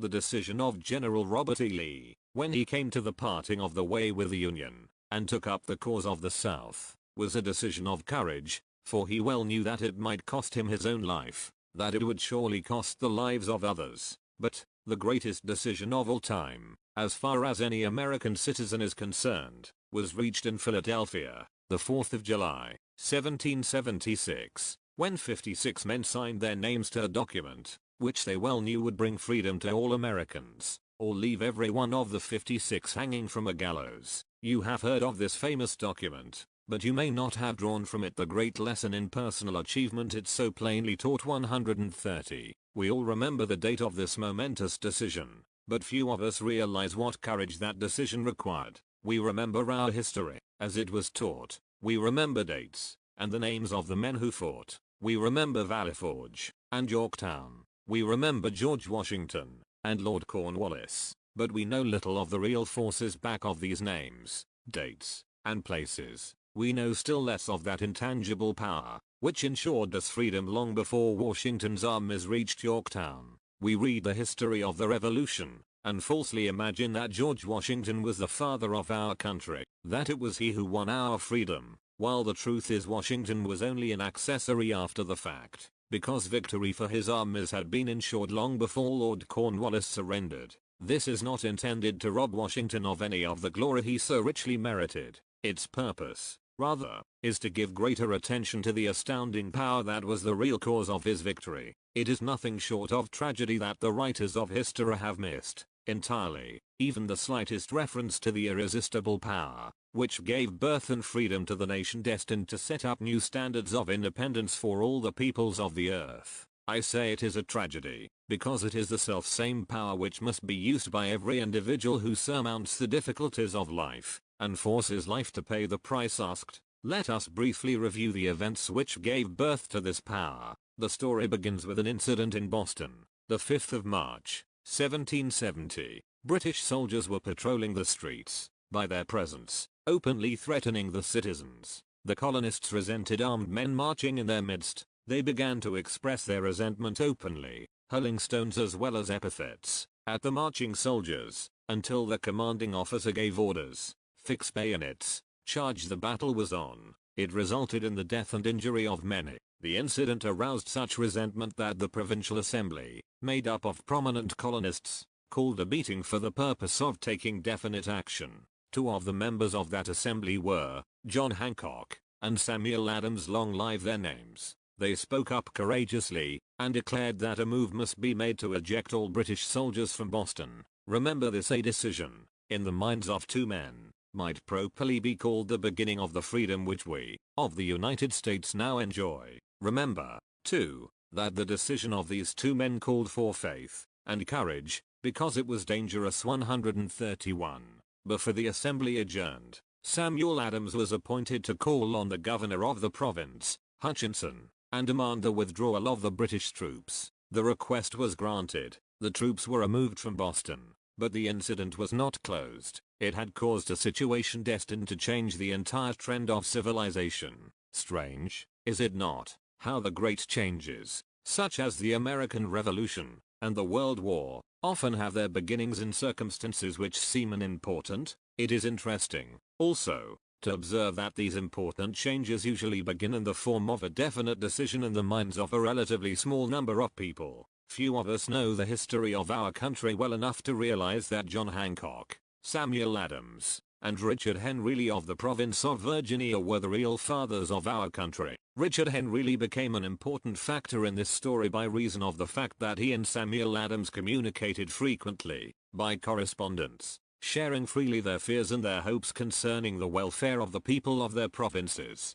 From this practice, Adams conceived the idea that a mutual exchange of letters between the 13 colonies might help to bring about the coordination of efforts so badly needed in connection with the solution of their problems. 2 years after the clash with the soldiers in Boston, March 72, Adams presented this idea to the Assembly, in the form of motion that a correspondence committee be established among the colonies, with definitely appointed correspondents in each colony, for the purpose of friendly cooperation for the betterment of the colonies of British America. Mark well this incident. It was the beginning of the organization of the far-flung power destined to give freedom to you and to me. The mastermind had already been organized. It consisted of Adams, Lee, and Hancock. I tell you further, that if two of you agree upon the earth concerning anything for which you ask, it will come to you from my Father, who is in heaven. The Committee of Correspondence was organized. Observe that this move provided the way for increasing the power of the mastermind by adding to it men from all the colonies.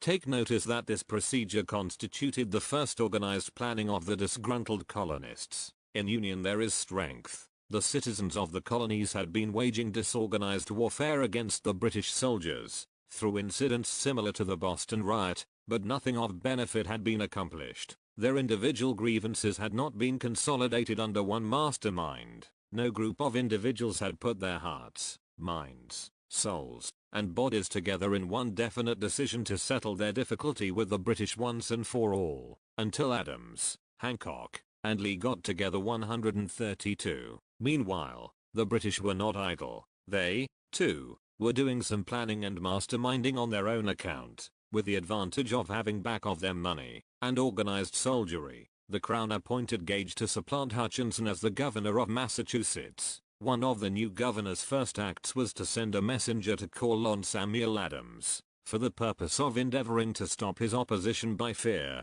We can best understand the spirit of what happened by quoting the conversation between Col Fenton, the messenger sent by Gage, and Adams. Col Fenton: I have been authorized by Governor Gage to assure you, Mr. Adams, that the governor has been empowered to confer upon you such benefits as would be satisfactory. Endeavor to win Adams by promise of bribes, upon the condition that you engage to cease in your opposition to the measures of the government. It is the governor's advice to you, sir, not to incur the further displeasure of his majesty. Your conduct has been such as makes you liable to penalties of an MT of Henry VIE, by which persons can be sent to England for trial for treason, or misprision of treason, at the discretion of the governor of a province. But, by changing your political course, you will not only receive great personal advantages, but you will make your peace with the king. Samuel Adams had a choice of two decisions. He could cease his opposition, and receive personal bribes,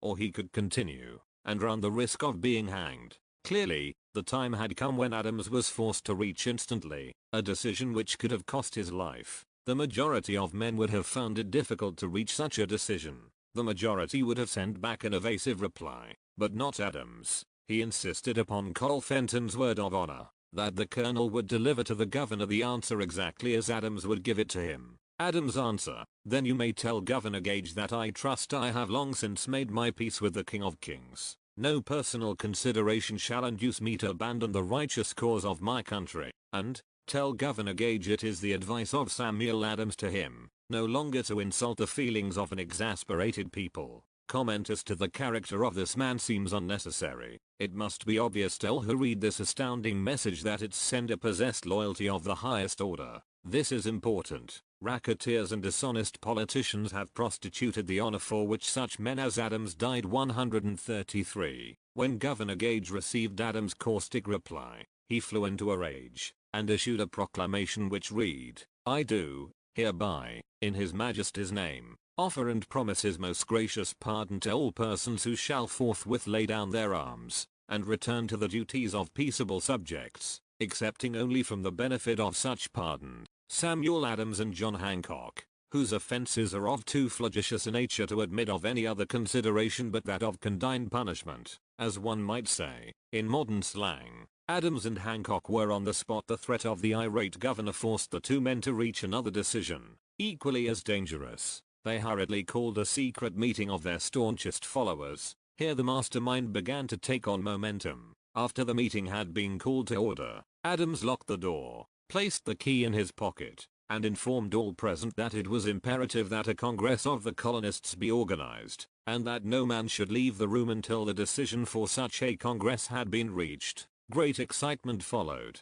Some weighed the possible consequences of such radicalism. Old man fear. Some express grave doubt as to the wisdom of so definite a decision in defiance of the crown. Locked in that room were two men immune to fear, blind to the possibility of failure, Hancock and Adams. Through the influence of their minds, the others were induced to agree that, through the Correspondence Committee, arrangements should be made for a meeting of the First Continental Congress, to be held in Philadelphia, the 5th of September, 1774. Remember this date. It is more important than the 4th of July, 1776. If there had been no decision to hold a Continental Congress, there could have been no signing of the Declaration of Independence. Before the first meeting of the new Congress, another leader, in a different section of the country, was deep in the throes of publishing a summary view of the rights of British America. He was Thomas Jefferson, of the province of Virginia, whose relationship to Lord Dunmore,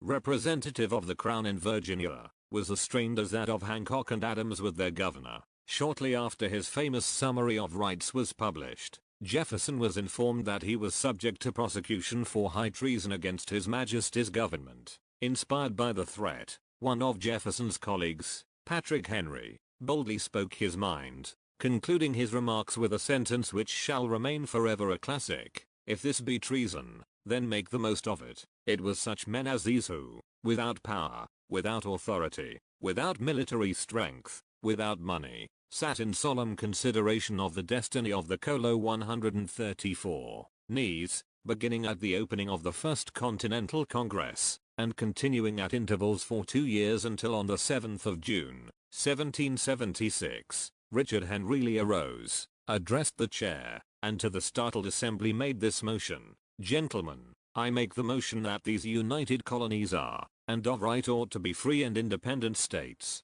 that they be absolved from all allegiance to the British Crown, and that all political connection between them and the state of Great Britain is, and ought to be totally dissolved." Lee's astounding motion was discussed fervently, and at such length that he began to lose patience. Finally, after days of argument, he again took the floor, and declared, in a clear, firm voice, "Mr. President, we have discussed this issue for days. It is the only course for us to follow. Why, then, sir, do we longer delay? Why still deliberate? Let this happy day give birth to an American republic. Let her arise, not to devastate and to conquer, but to re-establish the reign of peace and of law. The eyes of Europe are fixed upon us. She demands of us a living example of freedom, that may exhibit a contrast, in the felicity of the citizen, to the ever-increasing tyranny. Before his motion was finally voted upon, Lee was called back to Virginia because of serious family illness, but before leaving, he placed his cause in the hands of his friend, Thomas Jefferson, who promised to fight until favorable action was taken. Shortly thereafter, the president of the Congress, Hancock, appointed Jefferson as chairman of a committee to draw up a Declaration of Independence. Long and hard the committee labored on a document which would mean, when accepted by the Congress, that every man who signed it would be signing his own death warrant should the colonies lose in the fight with Great Britain, which was sure to follow. The document was drawn, and on the 28th of June, the original draft was read before the Congress. For several days it was discussed, altered, and made ready. On the 4th of July, 1776, Thomas Jefferson stood before the Assembly and fearlessly read the most momentous decision ever placed upon paper. When in the course of human events it is necessary for one people to dissolve the political bands which have connected them with another, and to assume, among the powers of the earth, the separate and equal station to which the laws of nature, and of nature's God entitle them, a decent respect to the opinions of mankind requires that they should declare the causes which impel them to the separation. 135. When Jefferson finished, the document was voted upon, accepted, and signed by the 56 men, everyone staking his own life upon his decision to write his name. By that decision came into existence a nation destined to bring to mankind forever the privilege of making decisions, by decisions made in a similar spirit of faith, and only by such decisions can men solve their personal problems, and win for themselves higher states of material and spiritual wealth. Let us not forget this. Analyze the events which led to the Declaration of Independence, and be convinced that this nation, which now holds a position of commanding respect and power among all nations of the world, was born of a decision created by a mastermind, consisting of 56 men. Note well, the fact that it was their decision which ensured the success of Washington's armies, because the spirit of that decision was in the heart of every soldier who fought with him, and served as a spiritual power which recognizes no such thing as failure. Note, also, with great personal benefit, that the power which gave this nation its freedom, is the self-same power that must be used by every individual who becomes self-determining. This power is made up of the principles described in this book. It will not be difficult to detect, in the story of the Declaration of Independence, at least 6 of these principles: desire, decision, faith, persistence, the mastermind, and organized planning. Throughout this philosophy will be found the suggestion that thought, backed by strong desire, has a tendency to transmute itself into its physical equivalent. Before passing on, I wish to leave with you the suggestion that one may find in this story, and in the story of the organization of the United States Steel Corporation, a perfect description of the method by which thought makes this astounding transformation. In your search for the secret of the method, do not look for a miracle, because you will not find it. You will find only the eternal laws of nature. These laws are available to every person who has the faith and the courage to use them. They may be used to bring freedom to a nation, or to accumulate riches. There is no charge save the time necessary to understand and appropriate them.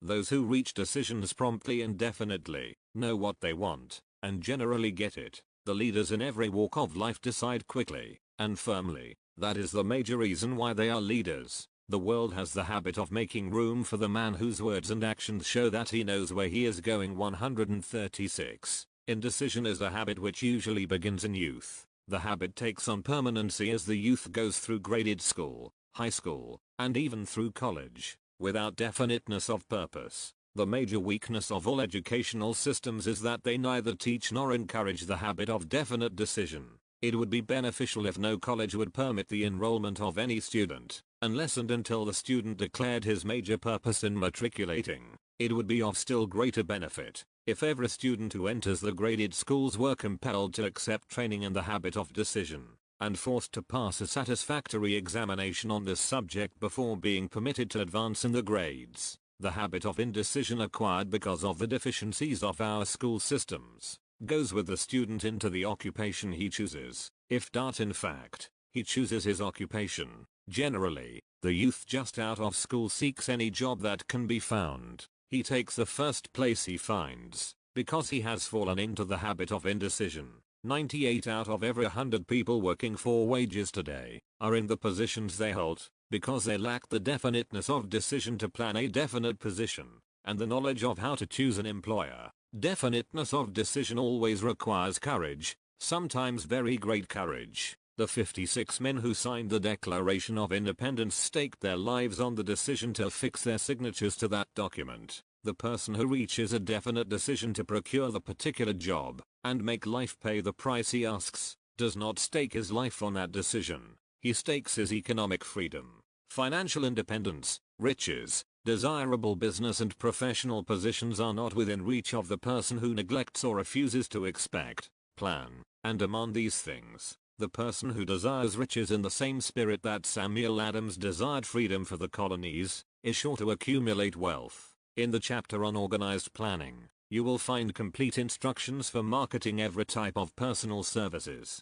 You will find also detailed information on how to choose the employer you prefer and the particular job you desire. These instructions will be of no value to you unless you definitely decide to organize them into a plan of action. 137 Napoleon Hill Think and Grow Rich Chapter 9 Persistence. The sustained effort necessary to induce faith. Persistence is an essential factor in the procedure of transmuting desire into its monetary equivalent. The basis of persistence is the power of will. Willpower and desire, when properly combined, make an irresistible pair. Men who accumulate great fortunes are generally known as cold-blooded, and sometimes ruthless. Often they are misunderstood. What they have is willpower, which they mix with persistence, and place back of their desires to ensure the attainment of their objectives. Henry Ford has been generally misunderstood to be ruthless and cold-blooded. This misconception grew out of Ford's habit of following through in all of his plans with persistence. The majority of people are ready to throw their aims and purposes overboard and give up at the first sign of opposition or misfortune. A few carry on despite all opposition until they attain their goal. These few are the Fords, Carnegies, Rockefellers, and Edisons. There may be no heroic connotation to the word persistence, but the quality is to the character of man what carbon is to steel. The building of a fortune, generally, involves the application of the entire 13 factors of this philosophy. These principles must be understood. They must be applied with persistence by all who accumulate money. If you are following this book with the intention of applying the knowledge it conveys, your first test as to your persistence will come when you begin to follow the 6 steps described in the second chapter. Unless you are one of the 2 out of every 100 who already have a definite goal at which you are aiming, and a definite plan for its attainment, you may read the instructions, and then pass on with your daily routine, and never comply with those instructions. The 8th step toward riches. 138. The author is checking you up at this point, because lack of persistence is one of the major causes of failure. Moreover, experience with thousands of people has proved that lack of persistence is a weakness common to the majority of men. It is a weakness which may be overcome by effort. The ease with which lack of persistence may be conquered will depend entirely upon the intensity of one's desire. The starting point of all achievement is desire. Keep this constantly in mind. Weak desires bring weak results. Just as a small amount of fire makes a small amount of heat, if you find yourself lacking in persistence, this weakness may be remedied by building a stronger fire under your desires. Continue to read through to the end, then go back to chapter 2, and start immediately to carry out the instructions given in connection with the 6 steps. The eagerness with which you follow these instructions will indicate clearly how much or how little you really desire to accumulate money. If you find that you are indifferent, you may be sure that you have not yet acquired the money consciousness which you must possess before you can be sure of accumulating a fortune. Fortunes gravitate to men whose minds have been prepared to attract them, just as surely as water gravitates to the ocean. In this book may be found all the stimuli necessary to attune any normal mind to the vibrations which will attract the object of one's desires. If you find you are weak in persistence, center your attention upon the instructions contained in the chapter on power. Surround yourself with a mastermind group, and through the cooperative efforts of the members of this group, you can develop persistence. You will find additional instructions for the development of persistence in the chapters on autosuggestion and the subconscious mind. Follow the instructions outlined in these chapters until your habit nature hands over to your subconscious mind. a clear picture of the object of your desire. From that point on, you will not be handicapped by lack of persistence. Your subconscious mind works continuously, while you are awake, and while you are asleep. Spasmodic, or occasional effort to apply the rules will be of no value to you. To get results, you must apply all of the rules until their application becomes a fixed habit with you. In no other way can you develop the necessary money consciousness.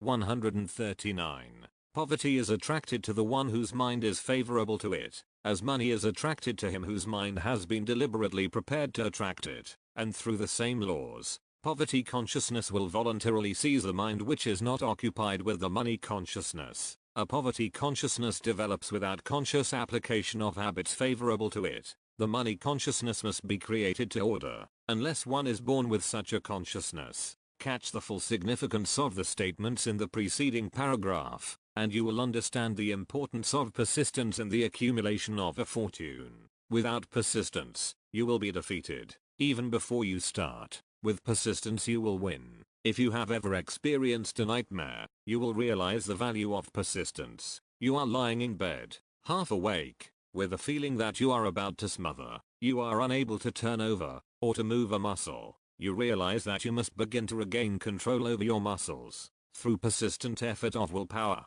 you finally manage to move the fingers of one hand. By continuing to move your fingers, you extend your control to the muscles of one arm, until you can lift it. Then you gain control of the other arm in the same manner. You finally gain control over the muscles of one leg, and then extend it to the other leg. Then with one supreme effort of will you regain complete control over your muscular system, and snap out of your nightmare. The trick has been turned step by step. You may find it necessary to snap out of your mental inertia, through a similar procedure, moving slowly at first, then increasing your speed, until you gain complete control over your will. Be persistent no matter how slowly you may, at first, have to move. With persistence will come success. If you select your mastermind group with care, you will have in it, at least one person who will aid you in the development of persistence. Some men who have accumulated great fortunes, did so because of necessity. They developed the habit of persistence, because they were so closely driven by circumstances, that they had to become persistent. There is no substitute for persistence. It cannot be supplanted by any other quality. Remember this, and it will hearten you. In the beginning, when the going may seem difficult and slow, those who have cultivated the habit of persistence seem to enjoy insurance against failure. No matter how many times they are defeated, they finally arrive up toward the top of the ladder. 140. Sometimes it appears that there is a hidden guide whose duty is to test men through all sorts of discouraging experiences. Those who pick themselves up after defeat and keep on trying, arrive, and the world cries, "Bravo, I knew you could do it." The hidden guide lets no one enjoy great achievement without passing the persistence test. Those who can't take it, simply do not make the grade. Those who can take it are bountifully rewarded for their persistence. They receive, as their compensation, whatever goal they are pursuing. That is not all. They receive something infinitely more important than material compensation, to knowledge that every failure brings with it the seed of an equivalent advantage. There are exceptions to this rule. A few people know from experience the soundness of persistence. They are the ones who have not accepted defeat as being anything more than temporary. They are the ones whose desires are so persistently applied that defeat is finally changed into victory. We who stand on the sidelines of life see the overwhelmingly large number who go down in defeat, never to rise again. We see the few who take the punishment of defeat as an urge to greater effort. These, fortunately, never learn to accept life's reverse gear. But what we do not see, what most of us never suspect of existing, is the silent but irresistible power which comes to the rescue of those who fight on in the face of discouragement. If we speak of this power at all, we call it persistence, and let it go at that. One thing we all know, if one does not possess persistence, one does not achieve noteworthy success in any calling. As these lines are being written, I look up from my work, and see before me, less than a block away, the great mysterious Broadway, the graveyard of dead hopes, and the front porch of opportunity. From all over the world people have come to Broadway, seeking fame, fortune, power, love, or whatever it is that human beings call success. Once in a great while someone steps out from the long procession of seekers, and the world hears that another person has mastered Broadway. But Broadway is not easily nor quickly conquered.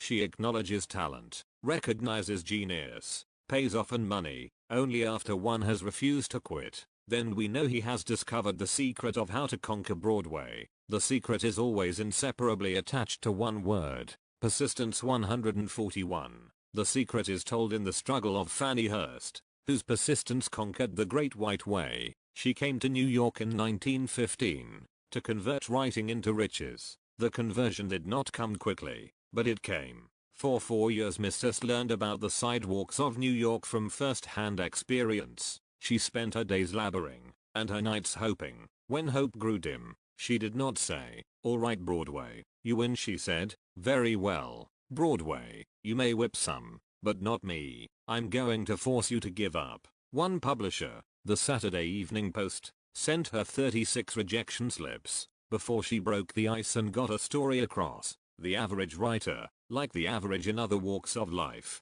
would have given up the job when the first rejection slip came. She pounded the pavements for 4 years to the tune of the publisher's no, because she was determined to win. Then came the payoff. The spell had been broken. The unseen guide had tested Fannie Hurst, and she could take it. From that time on, publishers made a beaten path to her door. Money came so fast she hardly had time to count it. Then the moving picture men discovered her, and money came not in small change, but in floods. The moving picture rights to her latest novel, Great Laughter, brought $100,000, said to be the highest price ever paid for a story before publication. Her royalties from the sale of the book probably will run much more. Briefly, you have a description of what persistence is capable of achieving. Fannie Hurst is no exception. Wherever men and women accumulate great riches, you may be sure they first acquired persistence. Broadway will give any beggar a cup of coffee and a sandwich, but it demands persistence of those who go after the big stakes. Kate Smith will say amen when she reads this. 4 years she sang, without money, and without price, before any microphone she could reach. Broadway said to her, "Come and get it, if you can take it." She did take it until one happy day Broadway got tired and said, "What's the use? You don't know when you're whipped, so name your price, and go to work in earnest." Miss Smith named her price. It was plenty, away up in figures so high that 1 week's salary is far more than most people make in a whole year. Verily it pays to be persistent. And here is an encouraging statement which carries with it a suggestion of great significance. Thousands of singers WHOXL Kate Smith are 142, walking up and down Broadway looking for a break without success.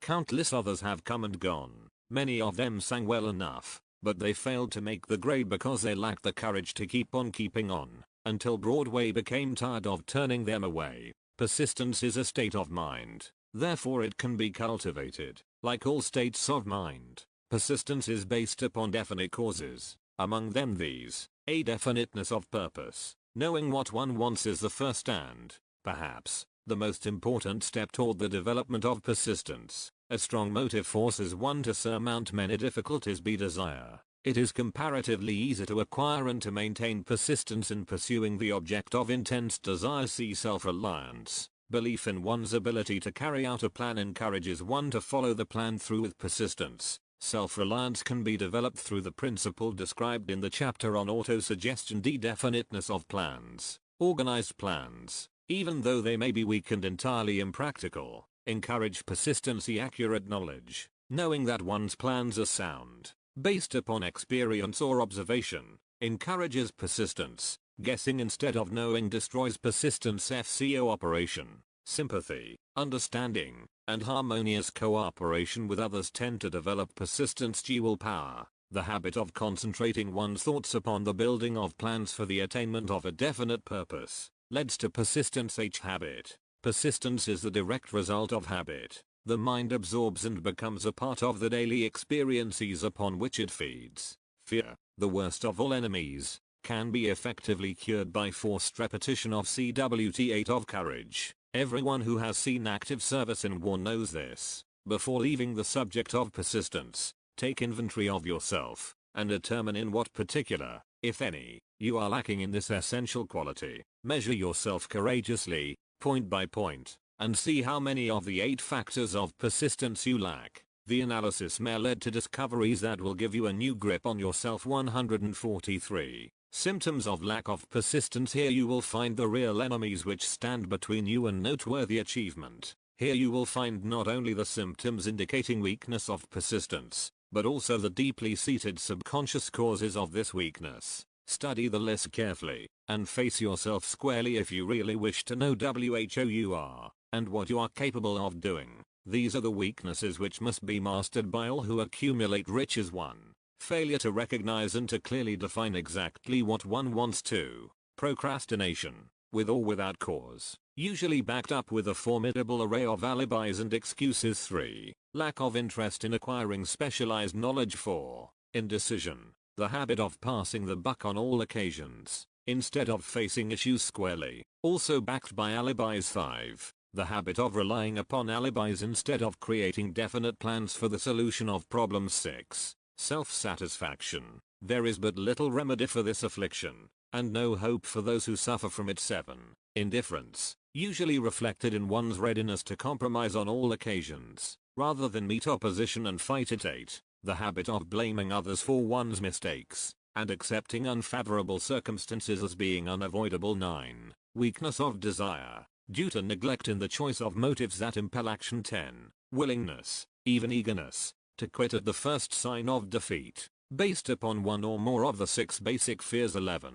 Lack of organized plans, placed in writing where they may be analyzed. 12. The habit of neglecting to move on ideas, or to grasp opportunity when it presents itself. 144. 13. Wishing instead of willing. 14. The habit of compromising with poverty instead of aiming at riches, general absence of ambition to be, to do, and to own. 15. Searching for all the shortcuts to riches, trying to get without giving a fair equivalent, usually reflected in the habit of gambling, endeavoring to drive sharp bargains. 16. Fear of criticism, failure to create plans and to put them into action, because of what other people will think, do, or say. This enemy belongs at the head of the list, because it generally exists in one's subconscious mind, where its presence is not recognized. See the 6 basic fears in a later chapter. Let us examine some of the symptoms of the fear of criticism. The majority of people permit relatives,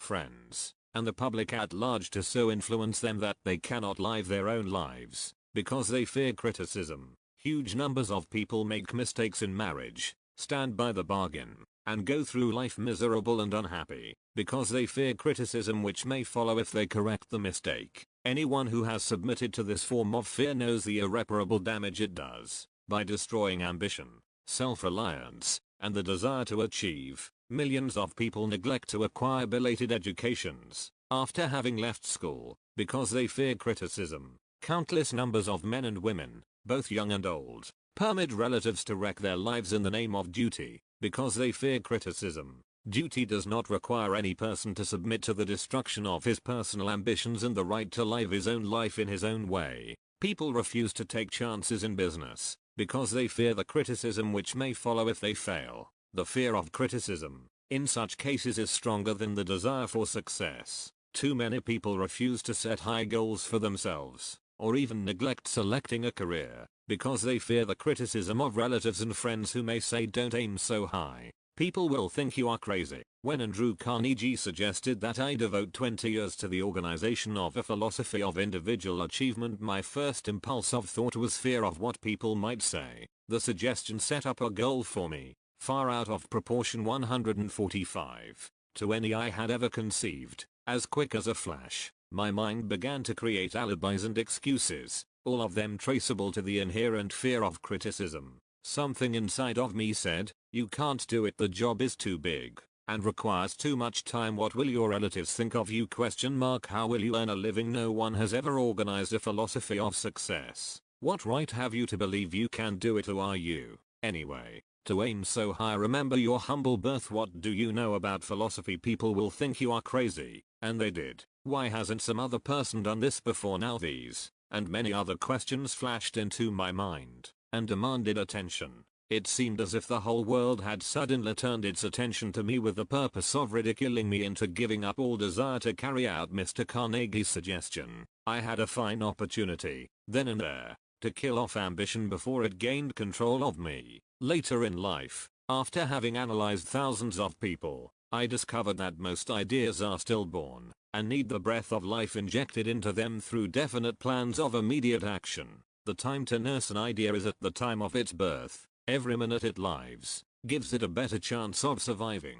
The fear of criticism is at the bottom of the destruction of most ideas which never reach the planning and action stage. Many people believe that material success is the result of favorable breaks. There is an element of ground for the belief, but those depending entirely upon luck are nearly always disappointed, because they overlook another important factor which must be present before one can be sure of success. It is the knowledge with which favorable breaks can be made to order. During the Depression, W.C. Fields, the comedian, lost all his money and found himself without income, without a job, and his means of earning a living, vaudeville, no longer existed. Moreover, he was past 60. When many men consider themselves old, he was so eager to stage a comeback that he offered to work without pay in a new field, movies. In addition to his other troubles, he fell and injured his neck. To many that would have been the place to give up and quit, but Fields was persistent. He knew that if he carried on he would get the breaks sooner or later, and he did get them, but not by chance. Murray Dressler found herself down and out, with her money gone, with no job. When she was about 60, she, too, went after the breaks, and got them. Her persistence brought an astounding triumph late in life, long beyond the age when most men and women are done with ambition to achieve 146. Eddie Cantor lost his money in the 1929 stock crash, but he still had his persistence and his courage. With these, plus 2 prominent eyes, he exploited himself back into an income of $10,000 a week. Verily, if one has persistence, one can get along very well without many other qualities. The only break anyone can afford to rely upon is a self-made break. These come through the application of persistence. The starting point is definiteness of purpose. Examine the first 100 people you meet. Ask them what they want most in life, and 98 of them will not be able to tell you. If you press them for an answer, some will say security, many will say money, a few will say happiness, others will say fame and power, and still others will say social recognition, ease in living, ability to sing, dance, or write. But none of them will be able to define these terms, or give the slightest indication of a plan by which they hope to attain these vaguely expressed wishes. Riches do not respond to wishes, they respond only to definite plans, backed by definite desires, through constant persistence. How to develop persistence? There are 4 simple steps which led to the habit of persistence. They call for no great amount of intelligence, no particular amount of education, and but little time or effort. The necessary steps are: 1. A definite purpose backed by burning desire for its fulfillment. 2. A definite plan, expressed in continuous action. 3. A mind closed tightly against all negative and discouraging influences, including negative suggestions of relatives, friends and acquaintances. 4. A friendly alliance with one or more persons. WHO will encourage one to follow through with both plan and purpose. These 4 steps are essential for success in all walks of life. The entire purpose of the 13 principles of this philosophy is to enable one to take these 4 steps as a matter of habit. These are the steps by which one may control one's economic destiny. They are the steps that led to freedom and independence of thought. They are the steps that led to riches, in small or great quantities. They led the way to power, fame, and worldly recognition.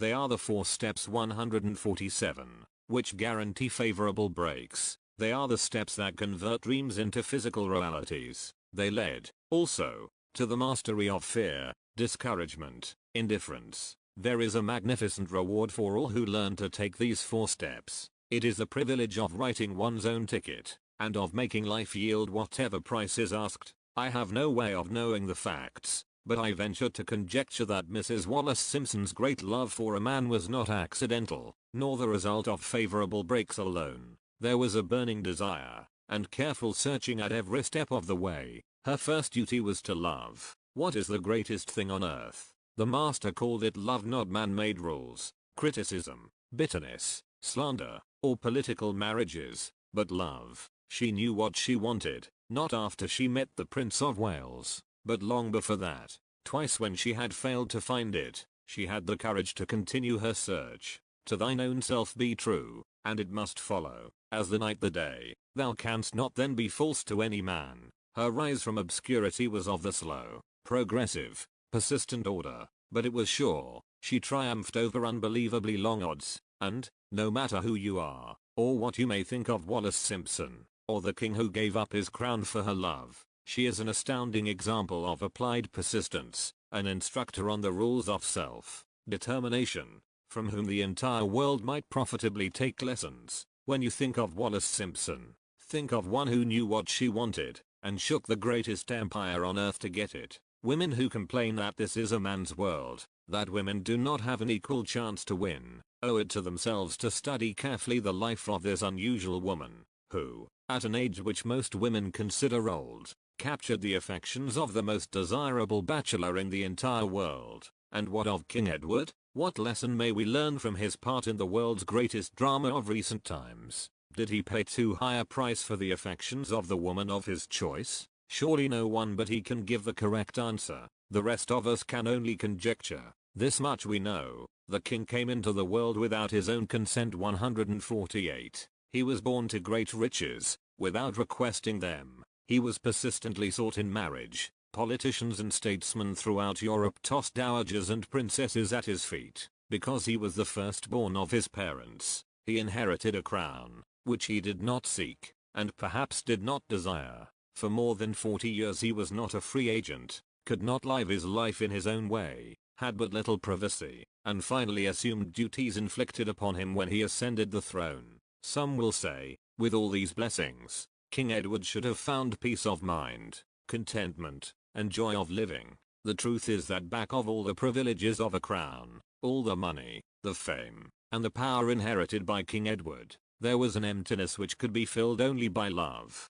His greatest desire was for love. Long before he met Wallace Simpson, he doubtless felt this great universal emotion tugging at the strings of his heart, beating upon the door of his soul, and crying out for expression. And when he met a kindred spirit, crying out for this same holy privilege of expression, he recognized it, and without fear or apology, opened his heart and bade it enter. All the scandal mongers in the world cannot destroy the beauty of this international drama, through which two people found love, and had the courage to face open criticism, renounce all else to give it holy expression.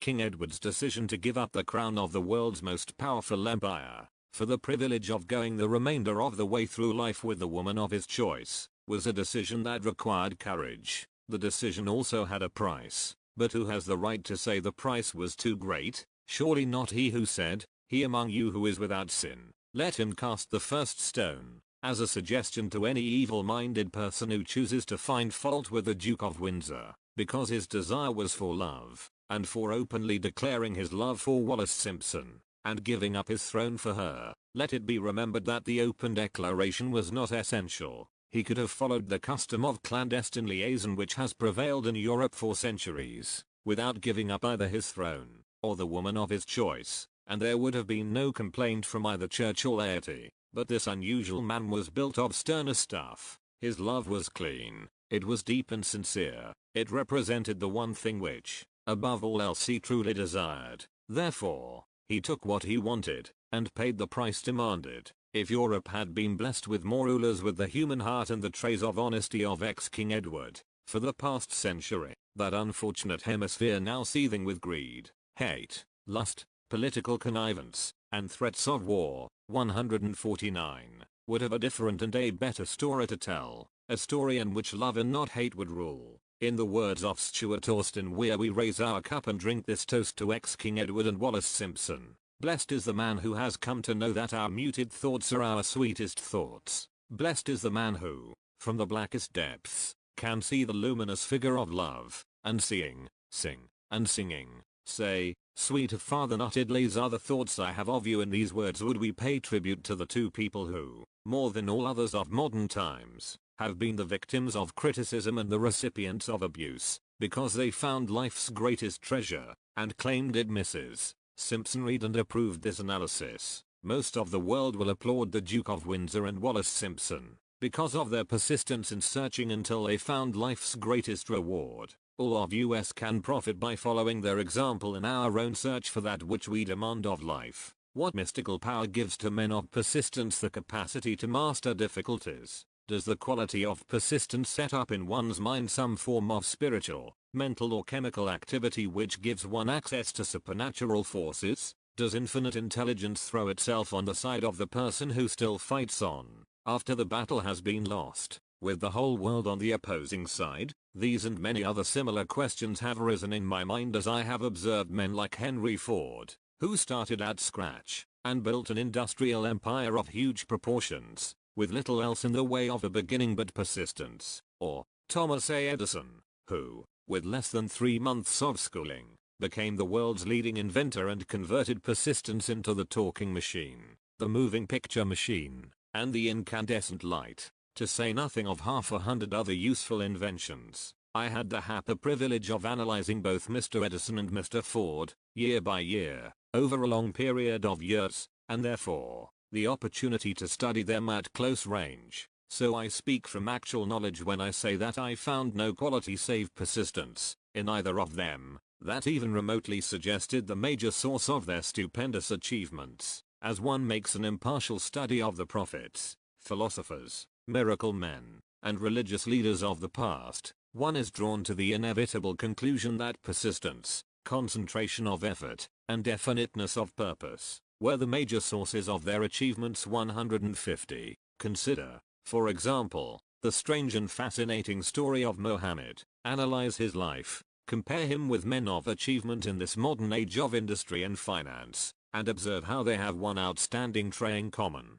persistence. If you are keenly interested in studying the strange power which gives potency to persistence, read a biography of Muhammad, especially the one by Esad Bey. This brief review of that book, by Thomas Sugru, in the Herald Tribune, will provide a preview of the rare treat in store for those who take the time to read the entire story of one of the most astounding examples of the power of persistence known to civilization. The last great prophet reviewed by Thomas Sugru. Muhammad was a prophet, but he never performed a miracle. He was not a mystic. He had no formal schooling.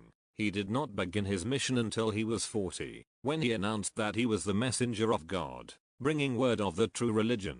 He was ridiculed and labeled a lunatic. Children tripped him and women threw filth upon him. He was banished from his native city, Mecca, and his followers were stripped of their worldly goods and sent into the desert after him. When he had been preaching 10 years, he had nothing to show for it but banishment, poverty and ridicule. Yet before another 10 years had passed, he was dictator of all Arabia, ruler of Mecca, and the head of a new world religion which was to sweep to the Danube and the Pyrenees before exhausting the impetus he gave it. That impetus was threefold: the power of words, the efficacy of prayer, and man's kinship with God. His career never made sense. Muhammad was born to impoverished members of a leading family of Mecca, because Mecca, the crossroads of the world, home of the magic stone called the Kaaba, great city of trade and the center of trade routes, was unsanitary. Its children were sent to be raised in the desert by Bedouins. Muhammad was thus nurtured, drawing strength and health from the milk of nomad, vicarious mothers. He tended sheep and soon hired out a rich widow as leader of her caravans. He traveled to all parts of the Eastern world, talked with many men of diverse beliefs, and observed the decline of Christianity into warring sects. When he was 28, Khadijah, the widow, looked upon him with favor, and married him. Her father would have objected to such a marriage, so she got him drunk and held him up while he gave the paternal 151 blessing.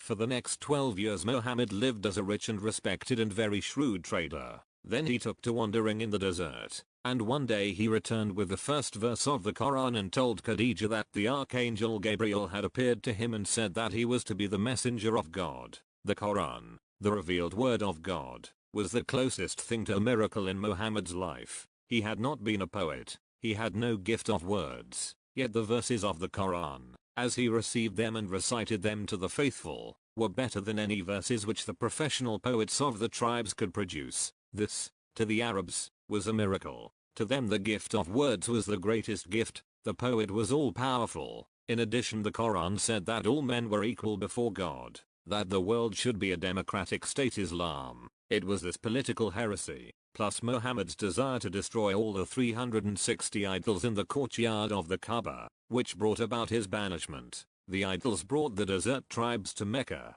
and that meant trade. So the businessmen of Mecca, the capitalists, of which he had been one, set upon Muhammad. Then he retreated to the desert and demanded sovereignty over the world. The rise of Islam began. Out of the desert came a flame which would not be extinguished, a democratic army fighting as a unit and prepared to die without wincing. Muhammad had invited the Jews and Christians to join him, for he was not building a new religion. He was calling all who believed in one God to join in a single faith. If the Jews and Christians had accepted his invitation, Islam would have conquered the world. They didn't. They would not even accept Muhammad's innovation of humane warfare. When the armies of the Prophet entered Jerusalem, not a single person was killed because of his faith. When the Crusaders entered the city, centuries later, not a Muslim man, woman, or child was spared. But the Christians did accept one Muslim idea, the place of learning. The University 152 Napoleon Hill Think and Grow Rich Chapter 10 Power of the Mastermind.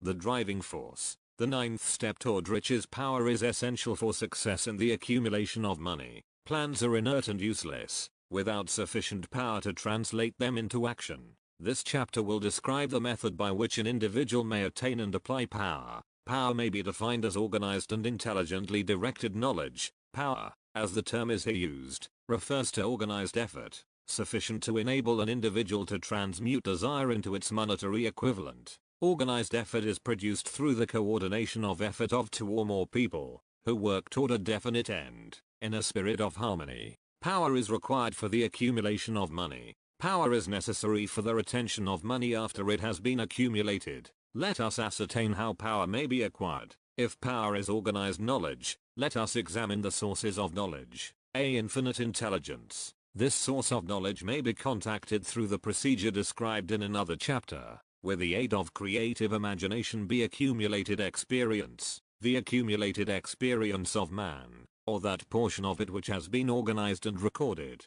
may be found in any well-equipped public library. An important part of this accumulated experience is taught in public schools and colleges, where it has been classified and organized. See experiment and research. In the field of science, and in practically every other walk of life, men are gathering, classifying, and organizing new facts daily. This is the source to which one must turn when knowledge is not available through accumulated experience here. 2. The creative imagination must often be used. 153. Knowledge may be acquired from any of the foregoing sources. It may be converted into power by organizing it into definite plans and by expressing those plans in terms of action. Examination of the three major sources of knowledge will readily disclose the difficulty an individual would have, if he depended upon his efforts alone, in assembling knowledge and expressing it through definite plans in terms of action. If his plans are comprehensive, and if they contemplate large proportions,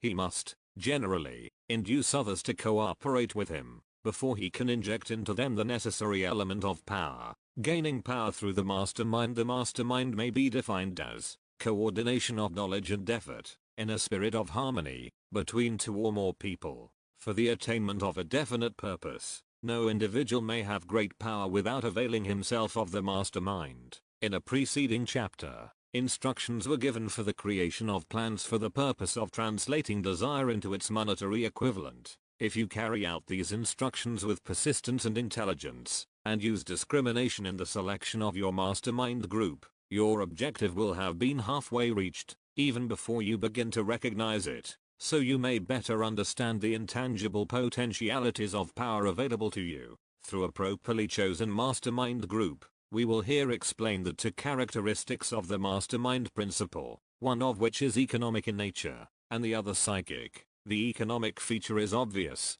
Economic advantages may be created by any person who surrounds himself with the advice, counsel, and personal cooperation of a group of men who are willing to lend him wholehearted aid, in a spirit of perfect harmony. This form of cooperative alliance has been the basis of nearly every great fortune. Your understanding of this great truth may definitely determine your financial status. The psychic phase of the mastermind principle is much more abstract, much more difficult to comprehend, because it has reference to the spiritual forces with which the human race, as a whole, is not well acquainted, you may catch a significant suggestion from this statement: no two minds ever come together without, thereby, creating a third, invisible, intangible force which may be likened to a third mind. Keep in mind the fact that there are only two known elements in the whole universe, energy and matter. It is a well-known fact that matter may be broken down 154 into units of molecules,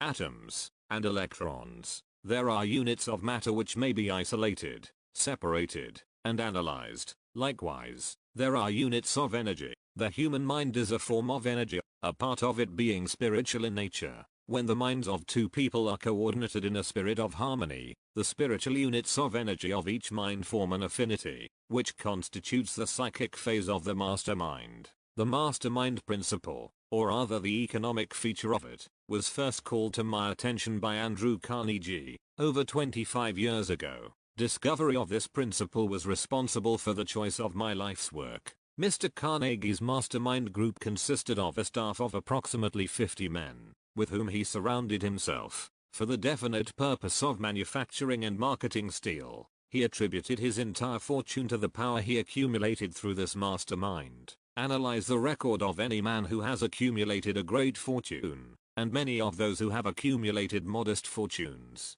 and you will find that they have either consciously or unconsciously employed the mastermind principle. Great power can be accumulated through no other principle. Energy is nature's universal set of building blocks, out of which she constructs every material thing in the universe, including man, and every form of animal and vegetable life. Through a process which only nature completely understands, she translates energy into matter. Nature's building blocks are available to man, and the energy involved in thinking. Man's brain may be compared to an electric battery. It absorbs energy from the ether, which permeates every atom of matter, and fills the entire universe. It is a well-known fact that a group of electric batteries will provide more energy than a single battery. It is also a well-known fact that an individual battery will provide energy in proportion to the number and capacity of the cells it contains. The brain functions in a similar fashion. This accounts for the fact that some brains are more efficient than others, and leads to this significant statement: a group of brains coordinated, or connected, in a spirit of harmony, will provide more thought energy than a single brain. Just as a group of electric batteries will provide more energy than a single battery. 155. Through this metaphor it becomes immediately obvious that the mastermind principle holds a secret of the power wielded by men who surround themselves with other men of brains. There follows, now, another statement which will lead still nearer to an understanding of the psychic phase of the mastermind principle. When a group of individual brains are coordinated and function in harmony, the increased energy created through that alliance becomes available to every individual brain in the group. It is a well-known fact that Henry Ford began his business career under the handicap of poverty, illiteracy, and ignorance. It is an equally well-known fact that, within the inconceivably short period of 10 years,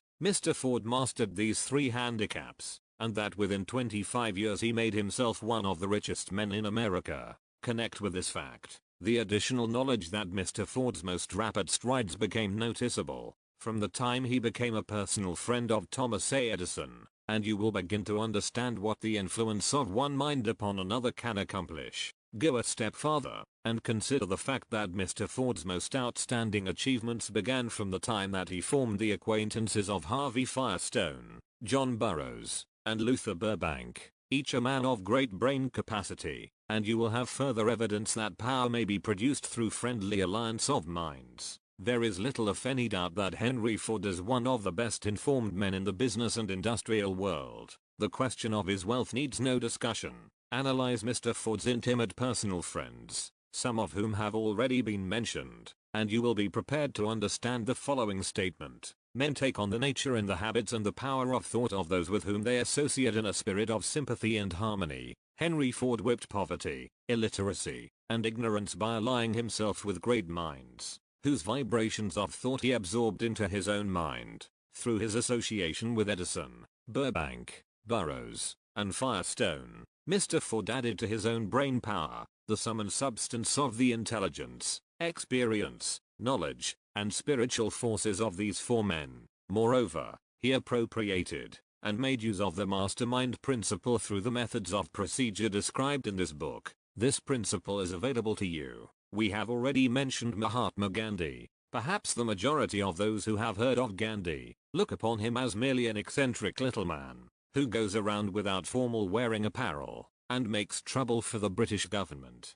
In reality, Gandhi is not eccentric, but he is the most powerful man now living. 156, estimated by the number of his followers and their faith in their leader. Moreover, he is probably the most powerful man who has ever lived. His power is passive, but it is real. Let us study the method by which he attained his stupendous power. It may be explained in a few words. He came by power through inducing over 200 million people to coordinate, with mind and body, in a spirit of harmony, for a definite purpose. In brief, Gandhi has accomplished a miracle, for it is a miracle when 200 million people can be induced, not forced, to cooperate in a spirit of harmony, for a limitless time. If you doubt that this is a miracle, try to induce any two people to cooperate in a spirit of harmony for any length of time. Every man who manages a business knows what a difficult matter it is to get employees to work together in a spirit even remotely resembling harmony. The list of the chief sources from which power may be attained is, as you have seen, headed by infinite intelligence. When two or more people coordinate in a spirit of harmony and work toward a definite objective, they place themselves in position, through that alliance, to absorb power directly from the great universal storehouse of infinite intelligence. This is the greatest of all sources of power. It is the source to which the genius turns. It is the source to which every great leader turns, whether he may be conscious of the fact or not. The other two major sources from which the knowledge, necessary for the accumulation of power, may be obtained are no more reliable than the five senses of man. The senses are not always reliable. Infinite intelligence does not err. In subsequent chapters, the methods by which infinite intelligence may be most readily contacted will be adequately described. This is not a course on religion. No fundamental principle described in this book should be interpreted as being intended to interfere either directly or indirectly with any man's religious habits. This book has been confined exclusively to instructing the reader how to transmute the definite purpose of desire for money into its monetary equivalent. Read, think, and meditate as you read. Soon, the entire subject will unfold, and you will see it in perspective. You are now seeing the detail of the individual chapters. 157. Money is as shy and elusive as the old-time maiden. It must be wooed and won by methods not unlike those used by a determined lover in pursuit of the girl of his choice. And, coincidental as it is, the power used in the wooing of money is not greatly different from that used in wooing a maiden. That power, when successfully used in the pursuit of money, must be mixed with faith. It must be mixed with desire. It must be mixed with persistence. It must be applied through a plan, and that plan must be set into action. When money comes in quantities known as the big money, it flows to the one who accumulates it, as easily as water flows downhill. There exists a great unseen stream of power, which may be compared to a river, except that one side flows in one direction, carrying all who get into that side of the stream, onward and upward to wealth, and the other side flows in the opposite direction, carrying all who are unfortunate enough to get into it, and not able to extricate themselves from it, downward to misery and poverty. Every man who has accumulated a great fortune has recognized the existence of this stream of life. It consists of one's thinking process. The positive emotions of thought form the side of the stream which carries one to fortune. The negative emotions form the side which carries one down to poverty. This carries a thought of stupendous importance to the person who is following this book with the object of accumulating a fortune. If you are in the side of the stream of power which leads to poverty, this may serve as an oar, by which you may propel yourself over into the other side of the stream. It can serve you only through application and use. Merely reading and passing judgment on it, either one way or another, will in no way benefit you. Some people undergo the experience of alternating between the positive and negative sides of the stream, being at times on the positive side, and at times on the negative side. The Wall Street crash of '29 swept millions of people from the positive to the negative side of the stream. These millions are struggling, some of them in desperation and fear, to get back to the positive side of the stream. This book was written especially for those millions. Poverty and riches often change places. The crash taught the world this truth. Although the world will not long remember the lesson, poverty may, and generally does, voluntarily take the place of riches. When riches take the place of poverty, the change is usually brought about through well-conceived and carefully executed plans. Poverty needs no plan, it needs no one to aid it, because it is bold and ruthless. Riches are shy and timid, they have to be attracted. 158. Anybody can wish for riches, and most people do, but only a few know that a definite plan, plus a burning desire for wealth, are the only dependable means of accumulating wealth. 159. Napoleon Hill, Think and Grow Rich, Chapter 11, The Mystery of Sex. Transmutation. The 10th step toward riches. The meaning of the word transmute is, in simple language, the changing, or transferring of one element, or form of energy, into another. The emotion of sex brings into being a state of mind. Because of ignorance on the subject, this state of mind is generally associated with the physical, and because of improper influences, to which most people have been subjected, in acquiring knowledge of sex, things essentially physical have highly biased the mind. The emotion of sex has back of it the possibility of 3 constructive potentialities. They are: 1. The perpetuation of mankind. 2. The maintenance of health. As a therapeutic agency, it has no equal. 3. The transformation of mediocrity into genius through transmutation. Sex transmutation is simple and easily explained. It means the switching of the mind from thoughts of physical expression to thoughts of some other nature. Sex desire is the most powerful of human desires. When driven by this desire, men develop keenness of imagination, courage, willpower, persistence, and creative ability unknown to them at other times. So strong and impelling is the desire for sexual contact that men freely run the risk of life and reputation to indulge it. When harnessed and redirected along other lines, this motivating force maintains all of its attributes of keenness of imagination, courage, etc., which may be used as powerful creative forces in literature, art, or in any other profession or calling, including, of course, the accumulation of riches. The transmutation of sex energy calls for the exercise of willpower, to be sure, but the reward is worth the effort. The desire for sexual expression is inborn and natural. The desire cannot, and should not be submerged or eliminated, but it should be given an outlet through forms of expression which enrich the body. 160. Mind and spirit of man. If not given this form of outlet, through transmutation, it will seek outlets through purely physical channels. A river may be dammed, and its water controlled for a time, but eventually, it will force an outlet. The same is true of the emotion of sex. It may be submerged and controlled for a time, but its very nature causes it to be ever seeking means of expression. If it is not transmuted into some creative effort, it will find a less worthy outlet. Fortunate, indeed, is the person who has discovered how to give sex emotion an outlet through some form of creative effort, for he has, by that discovery, lifted himself to the status of a genius. Scientific research has disclosed these significant facts. 1.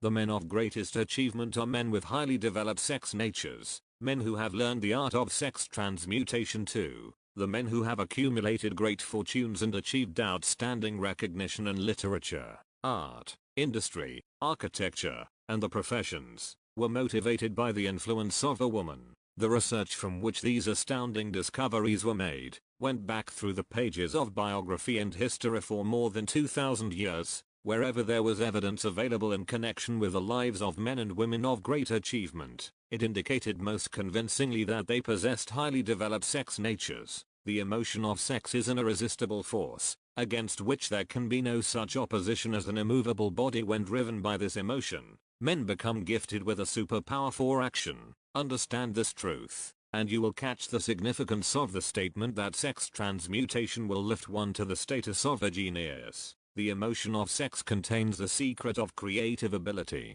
Destroy the sex glands, whether in man or beast, and you have removed the major source of action. For proof of this, observe what happens to any animal after it has been castrated. A bull becomes as docile as a cow after it has been altered sexually. Sex alteration takes out of the male, whether man or beast, all the fight that was in him. Sex alteration of the female has the same effect. 161.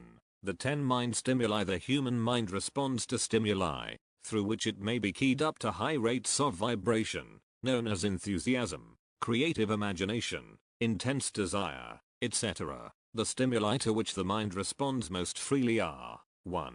The desire for sex expression. 2. Love. 3. A burning desire for fame, power, or financial gain, money. 4. Music. 5. Friendship between either those of the same sex, or those of the opposite sex. 6. A mastermind alliance based upon the harmony of two or more people who ally themselves for spiritual or temporal advancement. 7. Mutual suffering, such as that experienced by people who are persecuted. 8. Autosuggestion. 9. Fear. 10.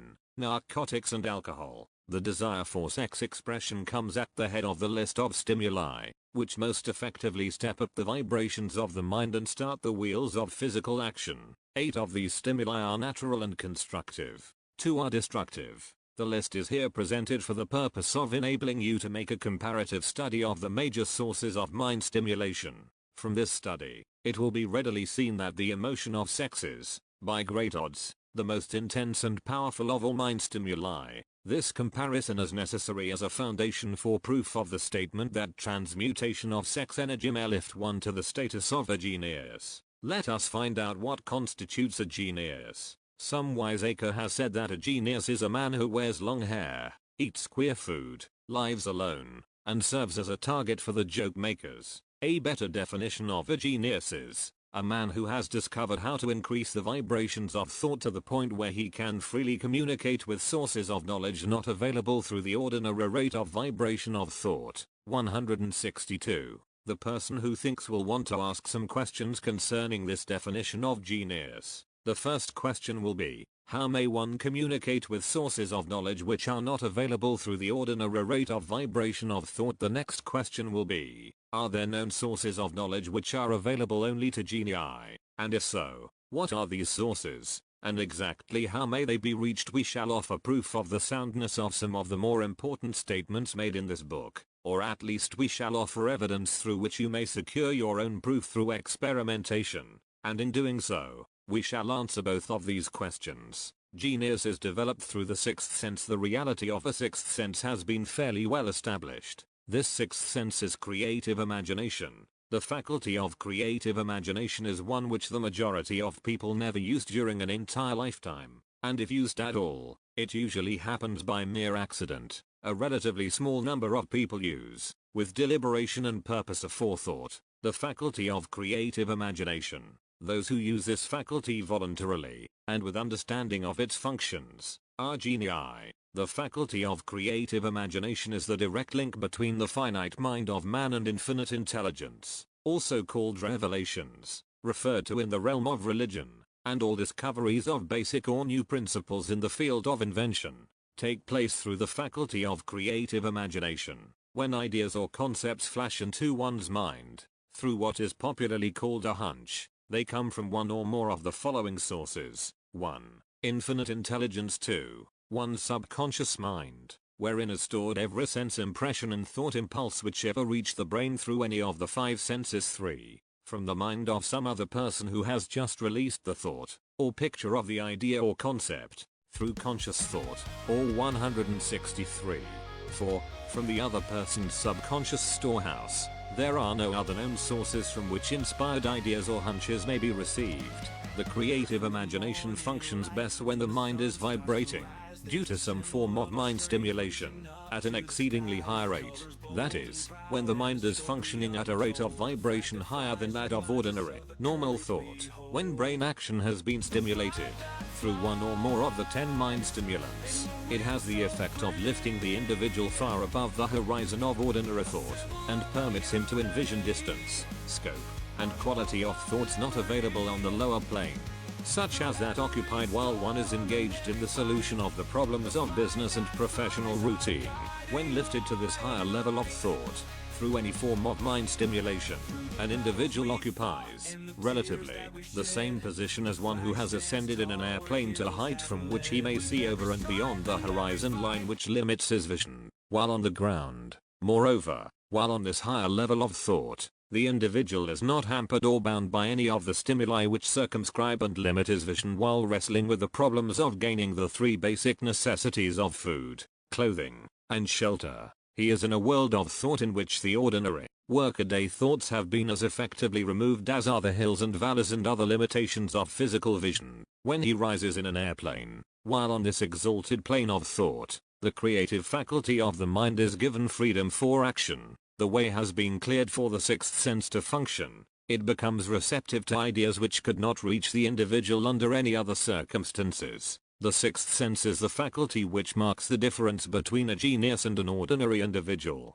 The creative faculty becomes more alert and receptive to vibrations originating outside the individual's subconscious mind. The more this faculty is used, and the more the individual relies upon it, and makes demands upon it for thought impulses, this faculty can be cultivated and developed only through use. That which is known as one's conscience operates entirely through the faculty of the sixth sense. The great artists, writers, musicians, and poets become great because they acquire the habit of relying upon the still small voice which speaks from within, through the faculty of creative imagination. It is a fact well known to people who have keen imaginations that their best ideas come through so-called hunches. 164. There is a great orator who does not attain to greatness until he closes his eyes and begins to rely entirely upon the faculty of creative imagination. When asked why he closed his eyes just before the climaxes of his oratory, he replied, "I do it because then I speak through ideas which come to me from within." One of America's most successful and best known financiers followed the habit of closing his eyes for 2 or 3 minutes before making a decision. When asked why he did this, he replied, "With my eyes closed, I am able to draw upon a source of superior intelligence." The late Dr. Elmer R. Gates, of Chevy Chase, Maryland, created more than 200 useful patents, many of them basic, through the process of cultivating and using the creative faculty. His method is both significant and interesting to one interested in attaining to the status of genius, in which category Dr. Gates unquestionably belonged. Dr. Gates was one of the really great, though less publicized scientists of the world. In his laboratory, he had what he called his personal communication room. It was practically soundproof, and so arranged that all light could be shut out. It was equipped with a small table, on which he kept a pad of writing paper. In front of the table, on the wall, was an electric push button, which controlled the lights. When Dr. Gates desired to draw upon the forces available to him through his creative imagination, he would go into this room, seat himself at the table, shut off the lights, and concentrate upon the known factors of the invention on which he was working, remaining in that position until ideas began to flash into his mind in connection with the unknown factors of the invention. On one occasion, ideas came through so fast that he was forced to write for almost 3 hours. When the thoughts stopped flowing, and he examined his notes, he found they contained a minute description of principles which bade not a parallel among the known data of the scientific world. Moreover, the answer to his problem was intelligently presented in those notes. In this manner Dr. Gates completed over 200 patents, which had been begun, but not completed, by half-baked brains. Evidence of the truth of this statement is in the United States Patent Office. Dr. Gates earned his living by sitting for ideas for individuals and corporations. Some of the largest corporations in America paid him substantial fees, by the hour, for sitting for ideas. 165. The reasoning faculty is often faulty, because it is largely guided by one's accumulated experience. Not all knowledge, which one accumulates through experience, is accurate. Ideas received through the creative faculty are much more reliable, for the reason that they come from sources more reliable than any which are available to the reasoning faculty of the mind. The major difference between the genius and the ordinary crank inventor may be found in the fact that the genius works through his faculty of creative imagination, while the crank knows nothing of this faculty. The scientific inventor, such as Mr. Edison and Dr. Gates, makes use of both the synthetic and the creative faculties of imagination. For example, the scientific inventor, or genius, begins an invention by organizing and combining the known ideas, or principles accumulated through experience, through the synthetic faculty, the reasoning faculty. If he finds this accumulated knowledge to be insufficient for the completion of his invention, he then draws upon the sources of knowledge available to him through his creative faculty. The method by which he does this varies with the individual, but this is the sum and substance of his procedure. 1. His stimulatus mens offertit vibratus on a higher than average plane, using one or more of the 10 mind stimulants or some other stimulant of his choice. 2. He concentrates upon the known factors, the finished part of his invention, and creates in his mind a perfect picture of unknown factors, the unfinished part of his invention. He holds this picture in mind until it has been taken over by the subconscious mind, then relaxes by clearing his mind of all thought, and waits for his answer to flash into his mind. Sometimes the results are both definite and immediate, at other times, the results are negative, depending upon the state of development of the sixth sense, or creative faculty. Mr. Edison tried out more than 10,000 different combinations of ideas through the synthetic faculty of his imagination before he tuned in through the creative faculty, and got the answer which perfected the incandescent light. His experience was similar when he produced the talking machine. There is plenty of reliable evidence that the faculty of creative imagination exists. This evidence is available through accurate analysis of men who have become leaders in their respective callings, without having had extensive educations. Lincoln was a notable example of a great leader who achieved greatness through the discovery and use of his faculty of creative imagination. He discovered, and 166, began to use this faculty as the result of the stimulation of love which he experienced after he met Anne Rutledge, a statement of the highest significance, in connection with the study of the source of genius. The pages of history are filled with the records of great leaders whose achievements may be traced directly to the influence of women who arouse the creative faculties of their minds, through the stimulation of sex desire. Napoleon Bonaparte was one of these. When inspired by his first wife, Josephine, he was irresistible and invincible. When his better judgment or reasoning faculty prompted him to put Josephine aside, he began to decline. His defeat and Saint Helena were not far distant. If good taste would permit, we might easily mention scores of men, well known to the American people, who climbed to great heights of achievement under the stimulating influence of their wives, only to drop back to destruction after money and power went to their heads, and they put aside the old wife for a new one. Napoleon was not the only man to discover that sex influence, from the right source, is more powerful than any substitute of expediency, which may be created by mere reason. The human mind responds to stimulation. Among the greatest and most powerful of these stimuli is the urge of sex. When harnessed and transmuted, this driving force is capable of lifting men into that higher sphere of thought which enables them to master the sources of worry and petty annoyance which beset their pathway on the lower plane. Unfortunately, only the genii have made the discovery. Others have accepted the experience of sex urge, without discovering one of its major potentialities, a fact which accounts for the great number of others as compared to the limited number of genii. For the purpose of refreshing the memory, in connection with the facts available from the biographies of certain men, we here present the names of a few men of outstanding achievement, each of whom was known to have been of a highly sexed nature. The genius which was theirs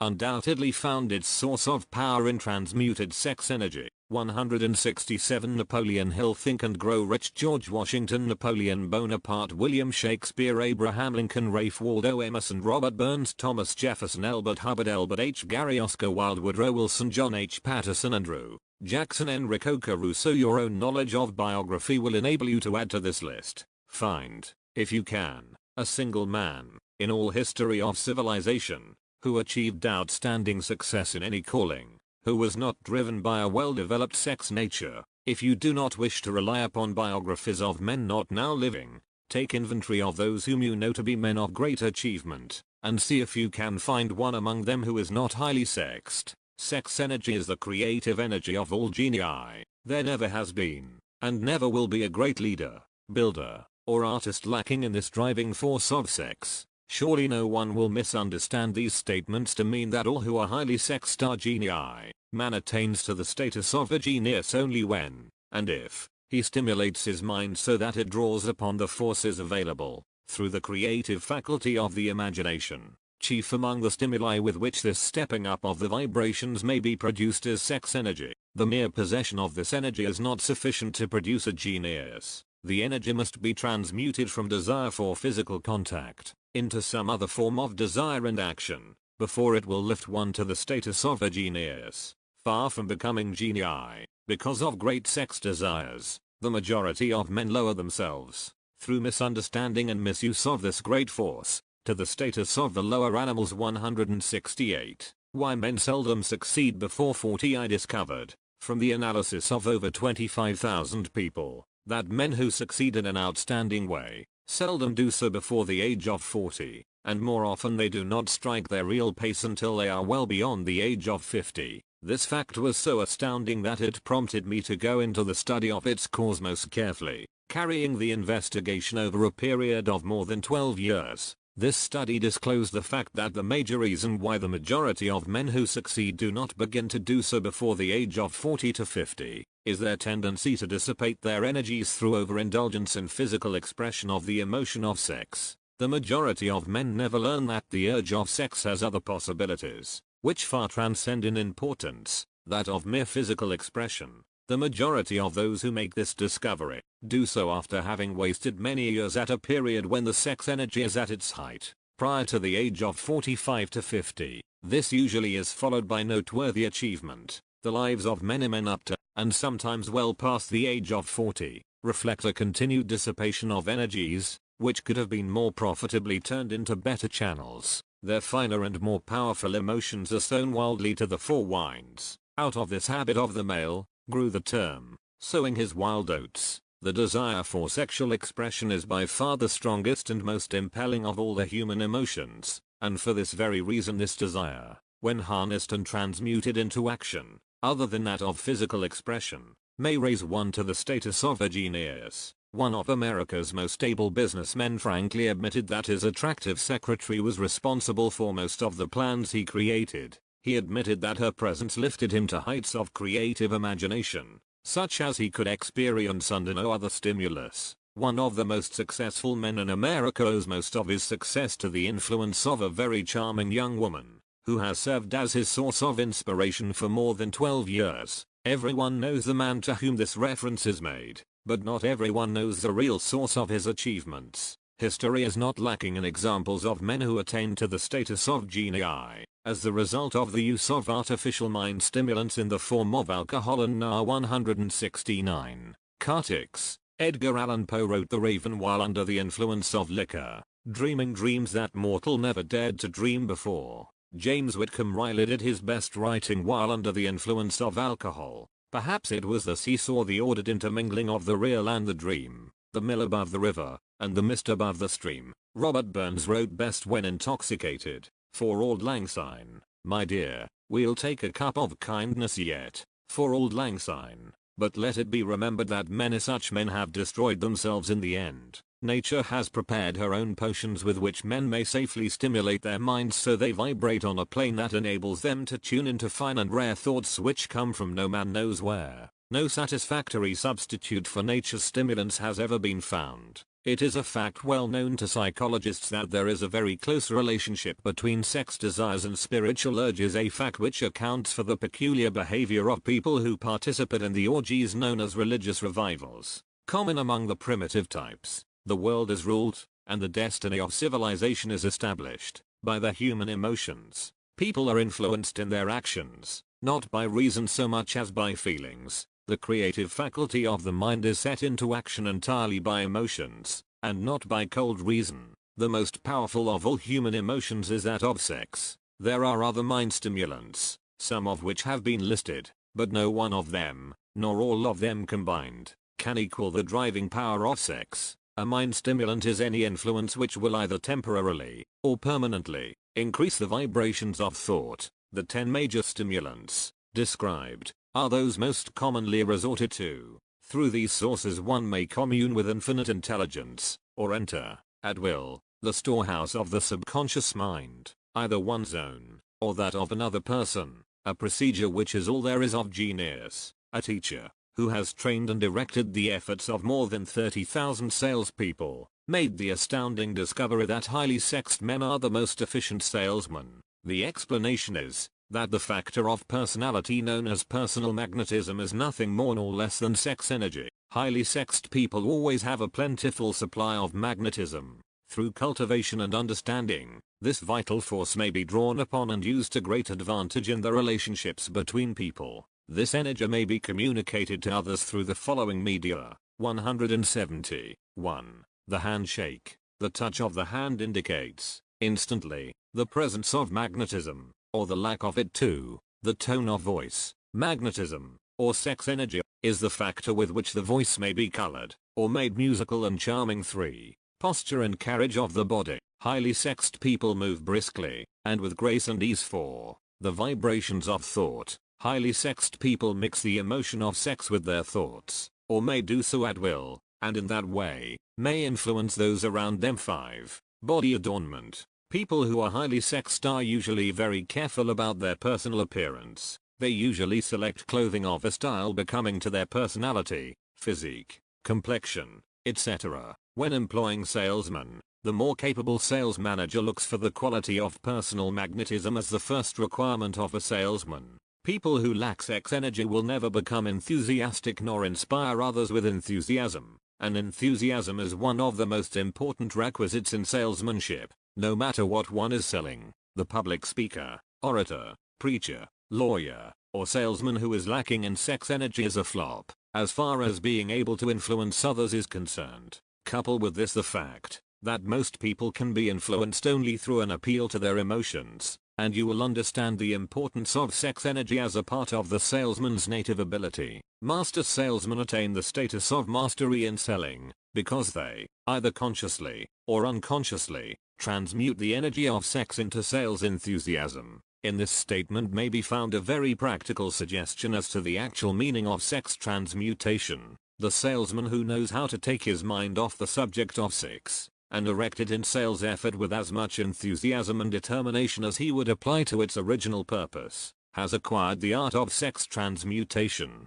whether he knows it or not. The majority of salesmen who transmute their sex energy do so without being in the least aware of what they are doing, or how they are doing it. Transmutation of sex energy calls for more willpower than the average person cares to use for this purpose. Those who find it difficult to summon willpower. 171. Sufficient for transmutation, may gradually acquire this ability. Though this requires willpower, the reward for the practice is more than worth the effort. The entire subject of sex is one with which the majority of people appear to be unpardonably ignorant. The urge of sex has been grossly misunderstood, slandered, and burlesqued by the ignorant and the evil-minded, for so long that the very word sex is seldom used in polite society. Men and women who are known to be blessed, yes, blessed with highly sexed natures, are usually looked upon as being people who will bear watching. Instead of being called blessed, they are usually called cursed. Millions of people, even in this age of enlightenment,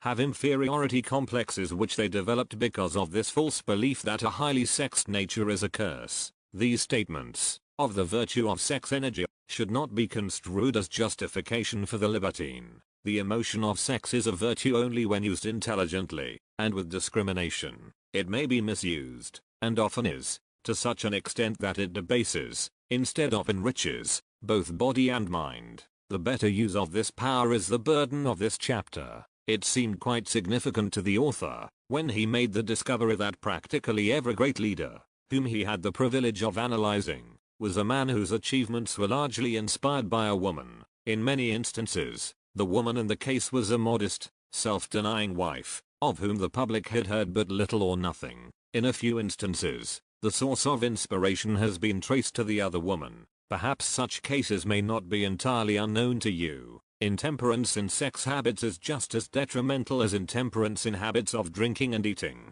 In this age in which we live, an age which began with the World War, intemperance in habits of sex is common. This orgy of indulgence may account for the shortage of great leaders. No man can avail himself of the forces of his creative imagination, while dissipating them. Man is the only creature on earth which violates nature's purpose in this connection. Every other animal indulges its sex nature in moderation, and with purpose which harmonizes with the laws of nature. Every other animal responds to the call of sex only in season. Man's inclination is to declare open season. Every intelligent person knows that stimulation in excess, through alcoholic drink and narcotics, is a form of intemperance which destroys the vital organs of the body, including the brain. Not every person knows, However, that overindulgence in sex expression may become a habit as destructive and as detrimental to creative effort as narcotics or liquor. 172. A sex madman is not essentially different than a dope madman. Both have lost control over their faculties of reason and willpower. Sexual overindulgence may not only destroy reason and willpower, but it may also lead to either temporary or permanent insanity. Many cases of hypochondria, imaginary illness, grow out of habits developed in ignorance of the true function of sex. From these brief references to the subject, it may be readily seen that ignorance on the subject of sex transmutation forces stupendous penalties upon the ignorant on the one hand, and withholds from them equally stupendous benefits on the other. Widespread ignorance on the subject of sex is due to the fact that the subject has been surrounded with mystery and beclouded by dark silence. The conspiracy of mystery and silence has had the same effect upon the minds of young people that the psychology of prohibition had. The result has been increased curiosity and desire to acquire more knowledge on this forgotten subject, and to the shame of all the lawmakers and most physicians by training best qualified to educate youth on that subject, information has not been easily available. Seldom does an individual enter upon highly creative effort in any field of endeavor before the age of 40. The average man reaches the period of his greatest capacity to create between 40 and 60. These statements are based upon analysis of thousands of men and women who have been carefully observed. They should be encouraging to those who fail to arrive before the age of 40, and to those who become frightened at the approach of old age. Around the 40-year mark, the years between 40 and 50 are, as a rule, the most fruitful. Man should approach this age, not with fear and trembling, but with hope and eager anticipation. If you want evidence that most men do not begin to do their best work before the age of 40, study the records of the most successful men known to the American people, and you will find it. Henry Ford had not hit his pace of achievement until he had passed the age of 40. Andrew Carnegie was well past 40 before he began to reap the reward of his efforts. James J. Hill was still running a telegraph key at the age of 40. His stupendous achievements took place after that age. Biographies of American industrialists and financiers are filled with evidence that the period from 40 to 60 is the most productive age of man. Between the ages of 30 and 40, man begins to learn, if he ever learns, the art of sex transmutation. This discovery is generally 173, accidental, and more often than otherwise, the man who makes it is totally unconscious of his discovery. He may observe that his powers of achievement have increased around the age of 35 to 40, but in most cases, he is not familiar with the cause of this change, that nature begins to harmonize the emotions of love and sex in the individual, between the ages of 30 and 40, so that he may draw upon these great forces, and apply them jointly as stimuli to action. Sex, alone, is a mighty urge to action, but its forces are like a cyclone. They are often uncontrollable. When the emotion of love begins to mix itself with the emotion of sex, the result is calmness of purpose, poise, accuracy of judgment, and balance. What person, who has attained to the age of 40, is so unfortunate as to be unable to analyze these statements, and to corroborate them by his own experience, when driven by his desire to please a woman, based solely upon the emotion of sex? A man may be, and usually is, capable of great achievement, but his actions may be disorganized, distorted, and totally destructive, when driven by his desire to please a woman, based upon the motive of sex alone. A man may steal, cheat, and even commit murder, but when the emotion of love is mixed with the emotion of sex, that same man will guide his actions with more sanity, balance, and reason. Criminologists have discovered that the most hardened criminals can be reformed through the influence of a woman's love. There is no record of a criminal having been reformed solely through the sex influence. These facts are well known, but their cause is not. Reformation comes, if at all, through the heart, or the emotional side of man, not through his head, or reasoning side. Reformation means a change of heart. It does not mean a change of head. A man may, because of reason,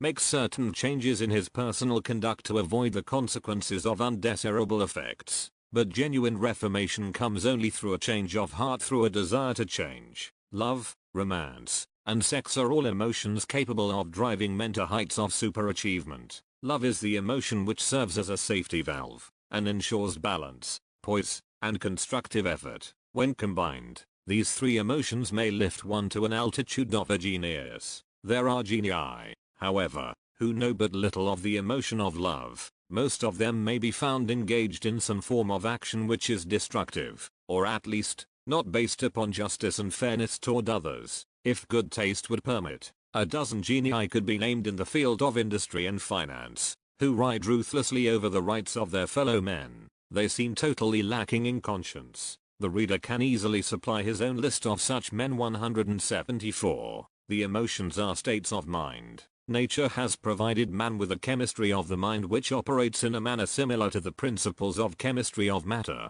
It is a well-known fact that, through the aid of chemistry of matter, a chemist may create a deadly poison by mixing certain elements, none of which are in themselves harmful in the right proportions. The emotions may, likewise, be combined so as to create a deadly poison. The emotions of sex and jealousy, when mixed, may turn a person into an insane beast. The presence of any one or more of the destructive emotions in the human mind, through the chemistry of the mind, sets up a poison which may destroy one's sense of justice and fairness. In extreme cases, the presence of any combination of these emotions in the mind may destroy one's reason. The road to genius consists of the development, control, and use of sex, love, and romance. Briefly, the process may be stated as follows. Encourage the presence of these emotions as the dominating thoughts in one's mind, and discourage the presence of all the destructive emotions. The mind is a creature of habit. It thrives upon the dominating thoughts fed it. Through the faculty of willpower, one may discourage the presence of any emotion, and encourage the presence of any other. Control of the mind, through the power of will, is not difficult. Control comes from persistence and habit. The secret of control lies in understanding the process of transmutation. When any negative emotion presents itself in one's mind, it can be transmuted into a positive or constructive emotion by the simple procedure of changing one's thoughts. There is no other road to genius than through voluntary self-effort. A man may attain to great heights of financial or business achievement solely by the driving force of sex energy, but history is filled with evidence that he may, and usually does, carry with him certain traits of character which rob him of the ability to either hold or enjoy his fortune. This is worthy of analysis, thought, and meditation, for it states a truth, the knowledge of which may be helpful to women as well as men. Ignorance of this has cost thousands of people their privilege of happiness, even though they possessed riches. The emotions of love and sex leave their unmistakable marks upon the features. Moreover, these signs are so visible that all who wish may read them. The man who is driven by the storm of passion, based upon sex desires alone, plainly advertises that fact to the entire world, by the expression of his eyes, and the lines of his face. The emotion of love, when mixed with the emotion of sex, softens, Modi 175, fies, and beautifies the facial expression. No character analyst is needed to tell you this. You may observe it for yourself. The emotion of love brings out, and develops, the artistic and the aesthetic nature of man. It leaves its impress upon one's very soul, even after the fire has been subdued by time and circumstance. Memories of love never pass. They linger, guide, and influence long after the source of stimulation has faded. There is nothing new in this. Every person who has been moved by genuine love knows that it leaves enduring traces upon the human heart. The effect of love endures, because love is spiritual in nature. The man who cannot be stimulated to great heights of achievement by love is hopeless. He is dead, though he may seem to live. Even the memories of love are sufficient to lift one to a higher plane of creative effort. The major force of love may spend itself and pass away, like a fire which has burned itself out, but it leaves behind indelible marks as evidence that it passed that way. Its departure often prepares the human heart for a still greater love. Go back into your yesterdays, at times, and bathe your mind in the beautiful memories of past love. It will soften the influence of the present worries and annoyances. It will give you a source of escape from the unpleasant realities of life, and maybe, who knows, your mind will yield to you, during this temporary retreat into the world of fantasy, ideas, or plans which may change the entire financial or spiritual status of your life. If you believe yourself unfortunate, because you have loved and lost,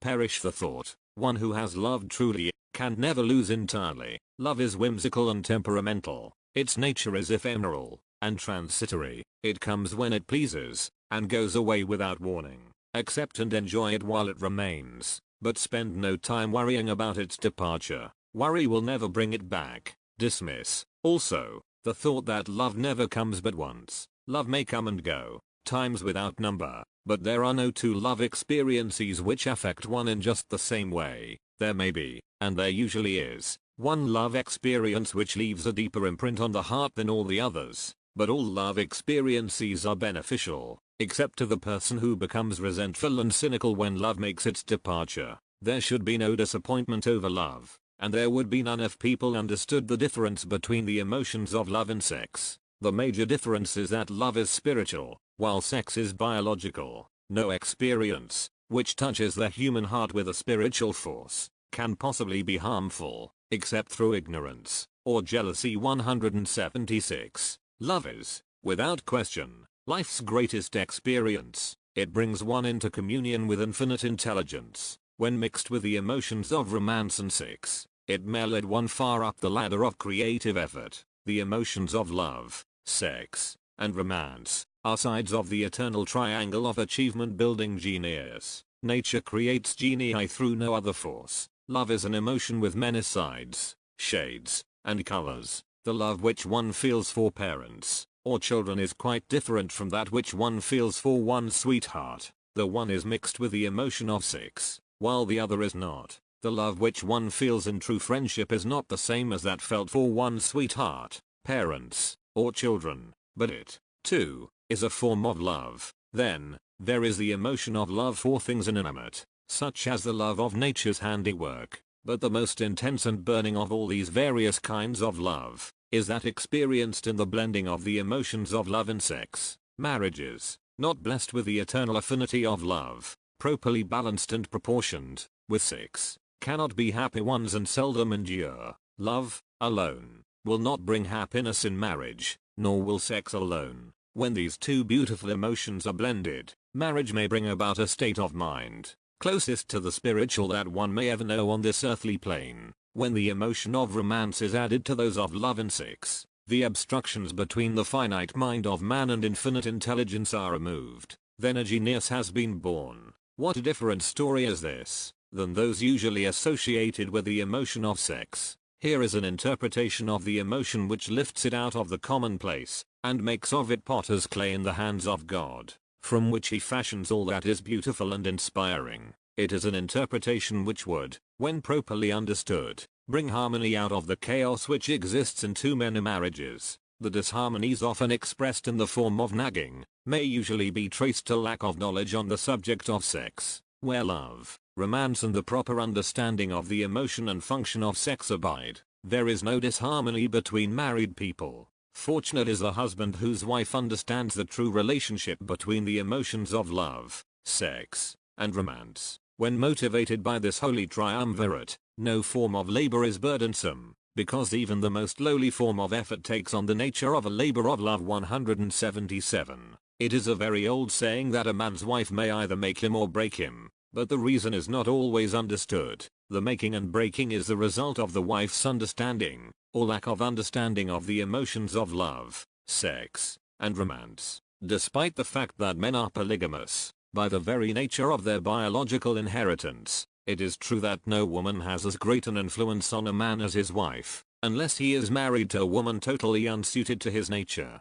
If a woman permits her husband to lose interest in her, and become more interested in other women, it is usually because of her ignorance, or indifference toward the subjects of sex, love, and romance. This statement presupposes, of course, that genuine love once existed between a man and his wife. The facts are equally applicable to a man who permits his wife's interest in him to die. Married people often bicker over a multitude of trivialities. If these are analyzed accurately, the real cause of the trouble will often be found to be indifference, or ignorance on these subjects. Man's greatest motivating force is his desire to please woman. The hunter who excelled during prehistoric days, before the dawn of civilization, did so because of his desire to appear great in the eyes of woman. Man's nature has not changed in this respect. The hunter of today brings home no skins of wild animals, but he indicates his desire for her favor by supplying fine clothes, motor cars, and wealth. Man has the same desire to please woman that he had before the dawn of civilization.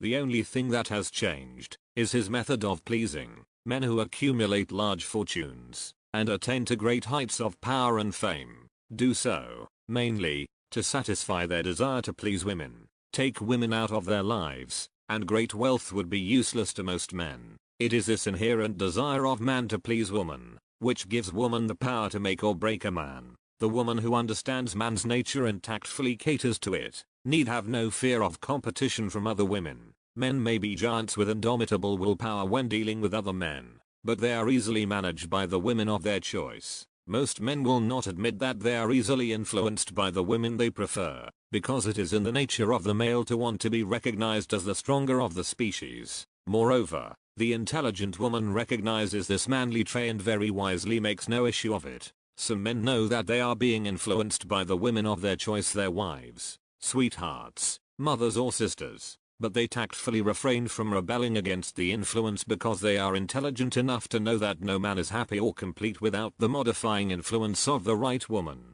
The man who does 178 not recognize this important truth deprives himself of the power which has done more to help men achieve success than all other forces combined. 179 Napoleon Hill, Think and Grow Rich, Chapter 12, The Subconscious Mind, The Connecting Link. The 11th step toward riches. The subconscious mind consists of a field of consciousness, in which every impulse of thought that reaches the objective mind through any of the 5 senses, is classified and recorded, and from which thought may be recalled or withdrawn as letters may be taken from a filing cabinet. It receives, and files, sense impressions or thoughts, regardless of their nature. You may voluntarily plant in your subconscious mind any plan, thought, or purpose which you desire to translate into its physical or monetary equivalent. The subconscious acts first on the dominating desires which have been mixed with emotional feeling, such as faith. Consider this in connection with the instructions given in the chapter on desire,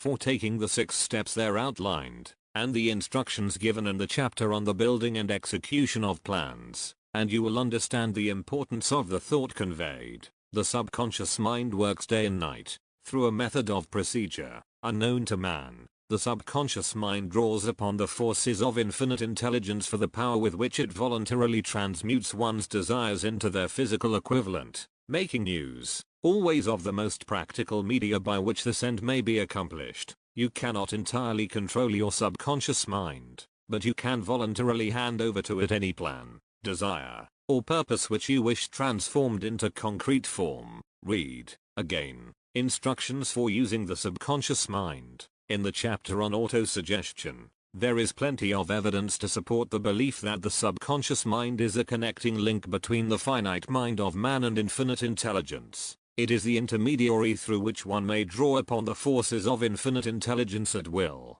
It, alone, contains the secret process by which mental impulses are modified and changed into their spiritual equivalent. It, alone, is the medium through 180, which prayer may be transmitted to the source capable of answering prayer. The possibilities of creative effort connected with the subconscious mind are stupendous and imponderable. They inspire one with awe. I never approach the discussion of the subconscious mind without a feeling of littleness and inferiority due, perhaps, to the fact that man's entire stock of knowledge on this subject is so pitifully limited. The very fact that the subconscious mind is the medium of communication between the thinking mind of man and infinite intelligence is, of itself, a thought which almost paralyzes one's reason. After you have accepted, as a reality, the existence of the subconscious mind, and understand its possibilities, as a medium for transmuting your desires into their physical or monetary equivalent, you will comprehend the full significance of the instructions given in the chapter on desire.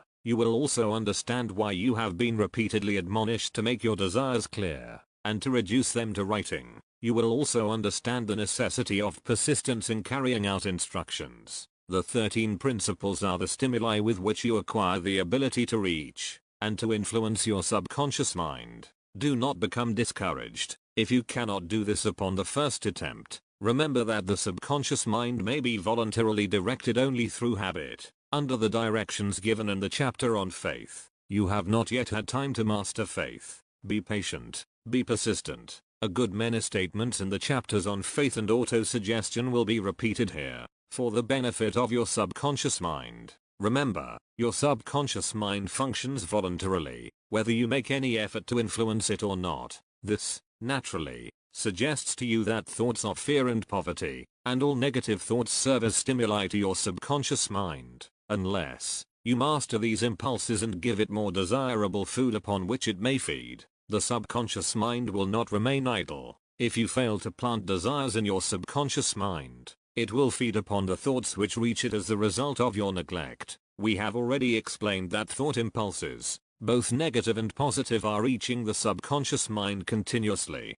from the 4 sources which were mentioned in the chapter on sex transmutation. For the present, it is sufficient if you remember that you are living daily, in the midst of all manner of thought impulses which are reaching your subconscious 181 mind, without your knowledge. Some of these impulses are negative, some are positive. You are now engaged in trying to help shut oil the flow of negative impulses, and to aid in voluntarily influencing your subconscious mind through positive impulses of desire. When you achieve this, you will possess the key which unlocks the door to your subconscious mind. Moreover, you will control that door so completely that no undesirable thought may influence your subconscious mind. Everything which man creates begins in the form of a thought impulse. Man can create nothing which he does not first conceive in thought. Through the aid of the imagination, thought impulses may be assembled into plans. The imagination, when under control, may be used for the creation of plans or purposes that led to success in one's chosen occupation.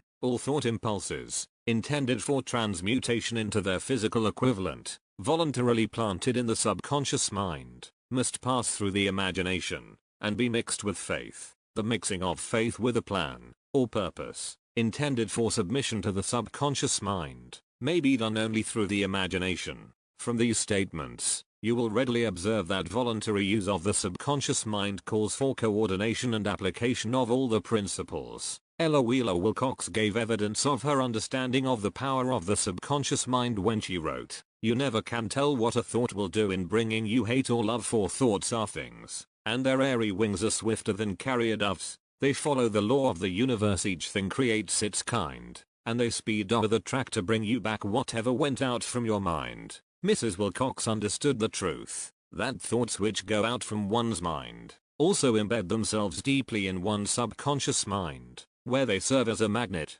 pattern, or blueprint by which the subconscious mind is influenced while translating them into their physical equivalent. Thoughts are truly things, for the reason that every material thing begins in the form of thought energy. 182. The subconscious mind is more susceptible to influence by impulses of thought mixed with feeling or emotion, than by those originating solely in the reasoning portion of the mind. In fact, there is much evidence to support the theory that only emotionalized thoughts have any action influence upon the subconscious mind. It is a well-known fact that emotion or feeling rules the majority of people. If it is true that the subconscious mind responds more quickly to, and is influenced more readily by thought impulses which are well mixed with emotion, it is essential to become familiar with the more important of the emotions. There are 7 major positive emotions, and 7 major negative emotions. The negatives voluntarily inject themselves into the thought impulses, which ensure passage into the subconscious mind. The positives must be injected, through the principle of autosuggestion, into the thought impulses which an individual wishes to pass on to his subconscious mind. Instructions have been given in the chapter on autosuggestion. These emotions, or feeling impulses, may be likened to yeast in a loaf of bread, because they constitute the action element, which transforms thought impulses from the passive to the active state. Thus may one understand why thought impulses, which have been well mixed with emotion, are acted upon more readily than thought impulses originating in cold reason. You are preparing yourself to influence and control the inner audience of your subconscious mind, in order to hand over to it the desire for money, which you wish transmuted into its monetary equivalent. It is essential, therefore, that you understand the method of approach to this inner audience. You must speak its language, or it will not heed your call. It understands best the language of emotion or feeling. Let us, therefore, describe here the 7 major positive emotions, and the 7 major negative emotions. so that you may draw upon the positives and avoid the negatives when giving instructions to your subconscious mind. The 7 major positive emotions: the emotion of desire, the emotion of faith, the emotion of love, the emotion of sex, the emotion of enthusiasm, the emotion of romance, the emotion of hope. 183. There are other positive emotions, but these are the 7 most powerful, and the ones most commonly used in creative effort. Master these 7 emotions. They can be mastered only by use, and the other positive emotions will be at your command when you need them. Remember, in this connection, that you are studying a book which is intended to help you develop a money consciousness by filling your mind with positive emotions. One does not become money conscious by filling one's mind with negative emotions. The 7 major negative emotions, to be avoided: the emotion of fear, the emotion of jealousy, the emotion of hatred, the emotion of revenge, the emotion of greed, the emotion of superstition, the emotion of anger. Positive and negative emotions cannot occupy the mind at the same time. One or the other must dominate. It is your responsibility to make sure that positive emotions constitute the dominating influence of your mind. Here the law of habit will come to your aid. Form the habit of applying and using the positive emotions. Eventually, they will dominate your mind so completely that the negatives cannot enter it. Only by following these instructions literally and continuously can you gain control over your subconscious mind. The presence of a single negative in your conscious mind is sufficient to destroy all chances of constructive aid from your subconscious mind. If you are an observing person, you must have noticed that most people resort to prayer only after everything else has failed, or else they pray by a ritual of meaningless words. And, because it is a fact that most people who pray do so only after everything else has failed, they go to prayer with their minds filled with fear and doubt, which are the emotions the subconscious mind acts upon and passes on to infinite intelligence. Likewise, that is the emotion which infinite intelligence receives and acts upon. 184. If you pray for a thing, but have fear as you pray, that you may not receive it, or that your prayer will not be acted upon by infinite intelligence, your prayer will have been in vain. Prayer does, sometimes, result in the realization of that for which one prays. If you have ever had the experience of receiving that for which you prayed, go back in your memory and recall your actual state of mind while you were praying, and you will know, for sure, that the theory here described is more than a theory. The time will come when the schools and educational institutions of the country will teach the science of prayer. Moreover, then prayer may be, and will be reduced to a science. When that time comes, it will come as soon as mankind is ready for it and demands it. No one will approach the universal mind in a state of fear, for the very good reason that there will be no such emotion as fear. Ignorance, superstition, and false teaching will have disappeared, and man will have attained his true status as a child of infinite intelligence.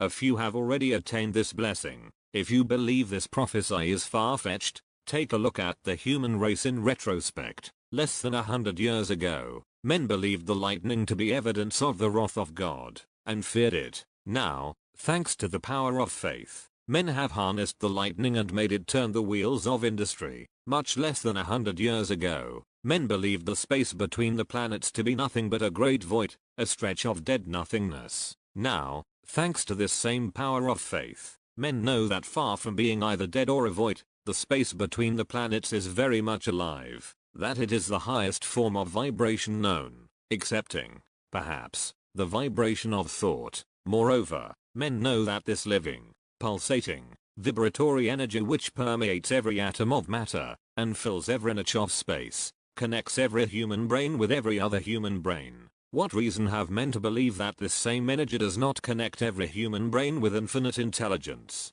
There are no toll gates between the finite mind of man and infinite intelligence. The communication costs nothing except patience, faith, persistence, understanding, and a sincere desire to communicate. Moreover, the approach can be made only by the individual himself. Paid prayers are worthless. Infinite intelligence does no business by proxy. You either go direct, or you do not communicate. You may buy prayer books and repeat them until the day of your doom, without avail. Thoughts which you wish to communicate to infinite intelligence must 185. Durgo transformation, such as can be given only through your own subconscious mind. The method by which you may communicate with infinite intelligence is very similar to that through which the vibration of sound is communicated by radio. If you understand the working principle of radio, you of course know that sound cannot be communicated through the ether until it has been stepped up, or changed into a rate of vibration which the human ear cannot detect.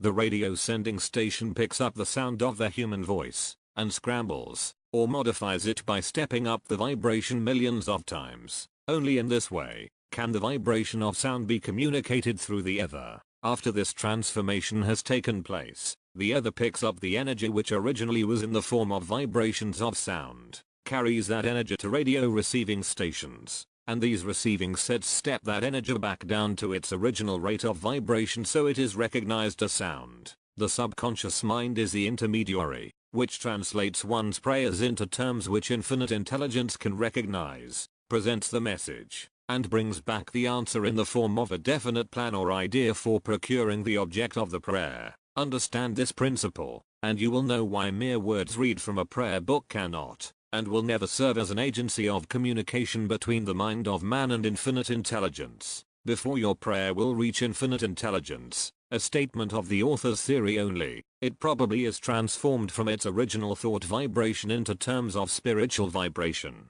Faith is the only known agency which will give your thoughts a spiritual nature. Faith and fear make poor bedfellows. Where one is found, the other cannot exist. 186 Napoleon Hill Think and Grow Rich Chapter 13 The Brain, a broadcasting and receiving station for thought. More than 20 years ago, the author, working in conjunction with the late Dr. Alexander Graham Bell and Dr. Elmer R. Gates, observed that every human brain is both a broadcasting and receiving station for the vibration of thought, through the medium of the ether, in a fashion similar to that employed by the radio broadcasting principle. Every human brain is capable of picking up vibrations of thought which are being released by other brains. In connection with the statement in the preceding paragraph, compare and consider the description of the creative imagination, as outlined in the chapter on imagination. The creative imagination is the receiving set of the brain, which receives thoughts, released by the brains of others.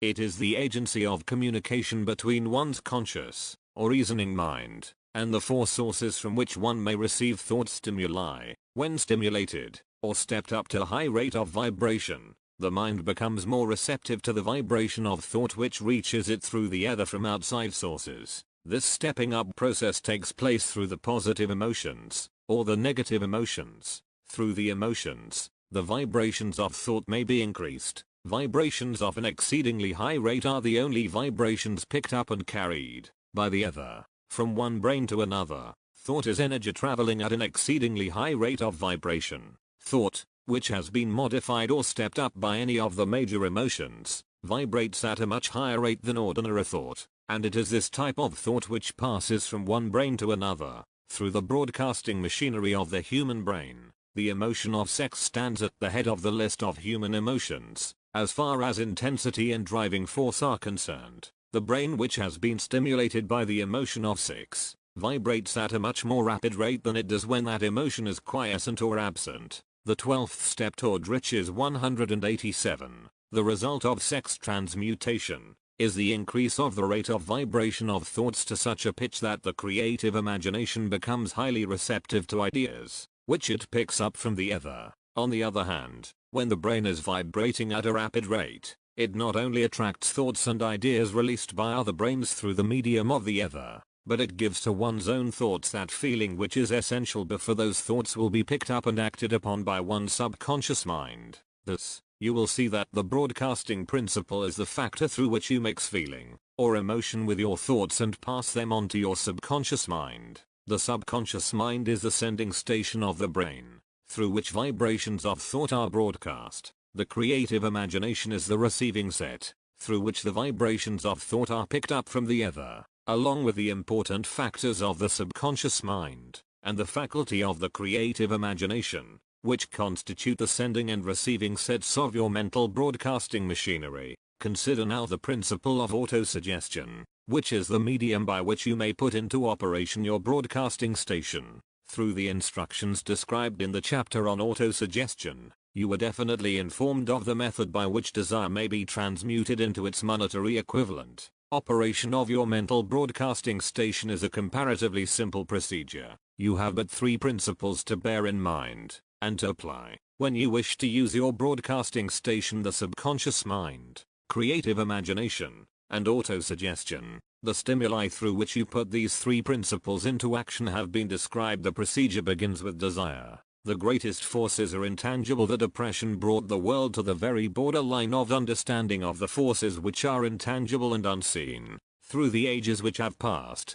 man has depended too much upon his physical senses, and has limited his knowledge to physical things, which he could see, touch, weigh, and measure. 188. We are now entering the most marvelous of all ages, an age which will teach us something of the intangible forces of the world about us. Perhaps we shall learn, as we pass through this age, that the other self is more powerful than the physical self we see when we look into a mirror. Sometimes men speak lightly of the intangiblest things which they cannot perceive through any of their five senses, and when we hear them, it should remind us that all of us are controlled by forces which are unseen and intangible. The whole of mankind has not the power to cope with, nor to control the intangible force wrapped up in the rolling waves of the oceans. Man has not the capacity to understand the intangible force of gravity, which keeps this little earth suspended in midair, and keeps man from falling from it, much less the power to control that force. Man is entirely subservient to the intangible force which comes with a thunderstorm,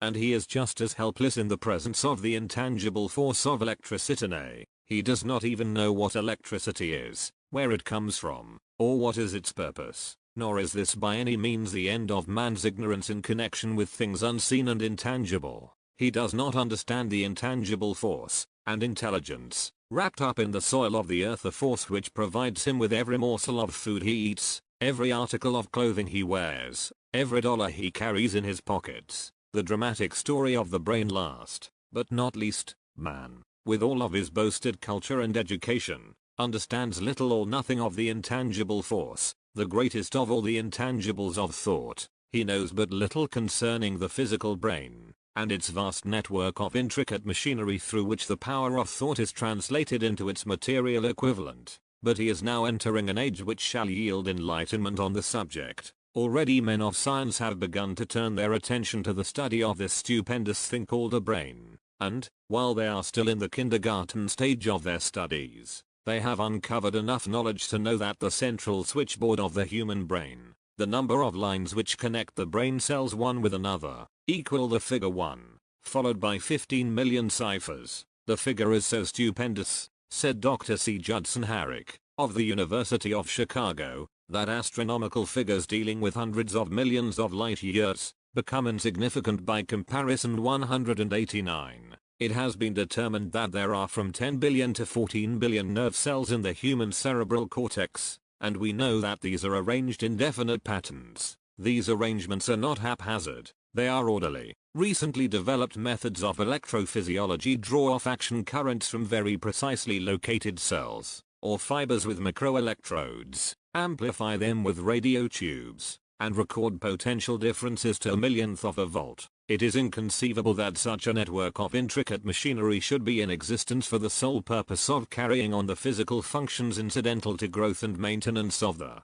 physical body. Is it not likely that the same system, which gives billions of brain cells the media for communication one with another, provides also the means of communication with other intangible forces? After this book had been written, just before the manuscript went to the publisher, there appeared in the New York Times an editorial showing that at least one great university and one intelligent investigator in the field of mental phenomena are carrying on an organized research through which conclusions have been reached that parallel many of those described in this and the following chapter. The editorial briefly analyzed the work carried on by Dr. Rhine and his associates at Duke University. Wits, what is telepathy? A month ago we cited on this page some of the remarkable results achieved by Professor Rhine and his associates in Duke University from more than 100,000 tests to determine the existence of telepathy and clairvoyance. These results were summarized in the first two articles in Harper's Magazine. In the second, which has now appeared, the author, E.H. Wright, attempts to summarize what has been learned, or what it seems reasonable to infer, regarding the exact nature of these extrasensory modes of perception. The actual existence of telepathy and clairvoyance now seems to some scientists enormously probable as the result of Rhine's experiments. Various percipients were asked to name as many cards in a special pack as they could without looking at them and without other sensory access to them. About a score of men and women were discovered who could regularly name so many of the cards correctly that there was not one chance in many a million of their having done their feats by luck or accident. But how did they do them? These powers, assuming that they exist, do not seem to be sensory. There is no known organ for them. The experiments work just as well at distances of several hundred miles as they did in the same room. These facts also dispose, in Mr. Wright's opinion, of the attempt to explain telepathy or 190, clairvoyance through any physical theory of radiation. All known forms of radiant energy decline inversely as the square of the distance traversed. Telepathy and clairvoyance do not, but they do vary through physical causes as our other mental powers do. Contrary to widespread opinion, they do not improve when the percipient is asleep or half asleep, but, on the contrary, when he is most wide awake and alert. Rhine discovered that a narcotic will invariably lower a percipient's score, while a stimulant will always send it higher. The most reliable performer apparently cannot make a good score unless he tries to do his best. One conclusion that Wright draws with some confidence is that telepathy and clairvoyance are really one and the same gift. That is, the faculty that sees a card face down on a table seems to be exactly the same one that reads a thought residing only in another mind. There are several grounds for believing this, so far. For example, the two gifts have been found in every person who enjoys either of them. In everyone so far the two have been of equal vigor, almost exactly. Screens, walls, distances, have no effect at all on either. Wright advances from this conclusion to express what he puts forward as no more than the mere hunch that other extrasensory experiences, prophetic dreams, premonitions of disaster, and the like, may also prove to be part of the same faculty. The reader is not asked to accept any of these conclusions unless he finds it necessary, but the evidence that Rhine has piled up must remain impressive. In view of Dr. Rhine's announcement in connection with the conditions under which the mind responds to what he terms extrasensory modes of perception, I now feel privileged to add to his testimony by stating that my associates and I have discovered what we believe to be the ideal conditions under which the mind can be stimulated so that the sixth sense described in the next chapter can be made to function in a practical way. The conditions to which I refer consist of a close working alliance between myself and two members of my staff. Through experimentation and practice, we have discovered how to stimulate our minds by applying the principle used in connection with the invisible counsel as described in the next chapter, so that we can, by a process of blending our three minds into one, find the solution to a great variety of personal problems which are submitted by my clients. The procedure is very simple. We sit down at a conference table, clearly state the nature of the problem we have under consideration, then begin discussing it. Each contributes whatever thoughts that may occur. The strange thing about this method of mind stimulation is that it places each participant in communication with unknown sources of knowledge definitely outside his own experience. 191. If you understand the principle described in the chapter on the mastermind, you of course recognize the round table procedure here described as being a practical application of the mastermind. This method of mind stimulation, through harmonious discussion of definite subjects, between three people, illustrates the simplest and most practical use of the mastermind. By adopting and following a similar plan, any student of this philosophy may come into possession of the famous Carnegie formula briefly described in the introduction. If it means nothing to you at this time, mark this page and read it again after you have finished the last chapter. The depression was a blessing in disguise. It reduced the whole world to a new starting point that gives everyone a new opportunity. 192. Napoleon Hill Think and Grow Rich Chapter 14. The Sixth Sense, the door to the Temple of Wisdom. The 13th step toward riches. The 13th principle is known as the sixth sense, through which infinite intelligence may, and will communicate voluntarily, without any effort from, or demands by, the individual. This principle is the apex of the philosophy. It can be assimilated, understood, and applied only by first mastering the other 12 principles. The sixth sense is that portion of the subconscious mind which has been referred to as the creative imagination. It has also been referred to as the receiving set through which ideas, plans, and thoughts flash into the mind. The flashes are sometimes called hunches or inspirations. The sixth sense defies description. It cannot be described to a person who has not mastered the other principles of this philosophy, because such a person has no knowledge, and no experience with which the sixth sense may be compared. Understanding of the sixth sense comes only by meditation through mind development from within. The sixth sense probably is the medium of contact between the finite mind of man and infinite intelligence, and for this reason, it is a mixture of both the mental and the spiritual. It is believed to be the point at which the mind of man contacts the universal mind. After you have mastered the principles described in this book, you will be prepared to accept as truth a statement which may, otherwise, be incredible to you, namely, through the aid of the sixth sense, you will be warned of impending dangers in time to avoid them, and notified of opportunities in time to embrace them. There comes to your aid, and to do your bidding, with the development of the sixth sense, a guardian angel who will open to you at all times the door to the temple of wisdom. Whether or not this is a statement of truth, you will never know, except by following the instructions described in the pages of this book, or some similar method of procedure. 193. The author is not a believer in, nor an advocate of miracles, for the reason that he has enough knowledge of nature to understand that nature never deviates from her established laws. Some of her laws are so incomprehensible that they produce what appear to be miracles. The sixth sense comes as near to being a miracle as anything I have ever experienced, and it appears so, only because I do not understand the method by which this principle is operated. This much the author does know, that there is a power, or a first cause, or an intelligence, which permeates every atom of matter, and embraces every unit of energy perceptible to man. That this infinite intelligence converts acorns into oak trees, causes water to flow downhill in response to the law of gravity, follows night with day, and winter with summer, each maintaining its proper place and relationship to the other. This intelligence may, through the principles of this philosophy, be induced to aid in transmuting desires into concrete, or material form. The author has this knowledge, because he has experimented with it and has experienced it, step by step, through the preceding chapters. You have been led to this, the last principle. If you have mastered each of the preceding principles, you are now prepared to accept, without being skeptical, the stupendous claims made here. If you have not mastered the other principles, you must do so before you may determine, definitely, whether or not the claims made in this chapter are fact or fiction. While I was passing through the age of hero worship, I found myself trying to imitate those whom I most admired. Moreover, I discovered that the element of faith, with which I endeavored to imitate my idols,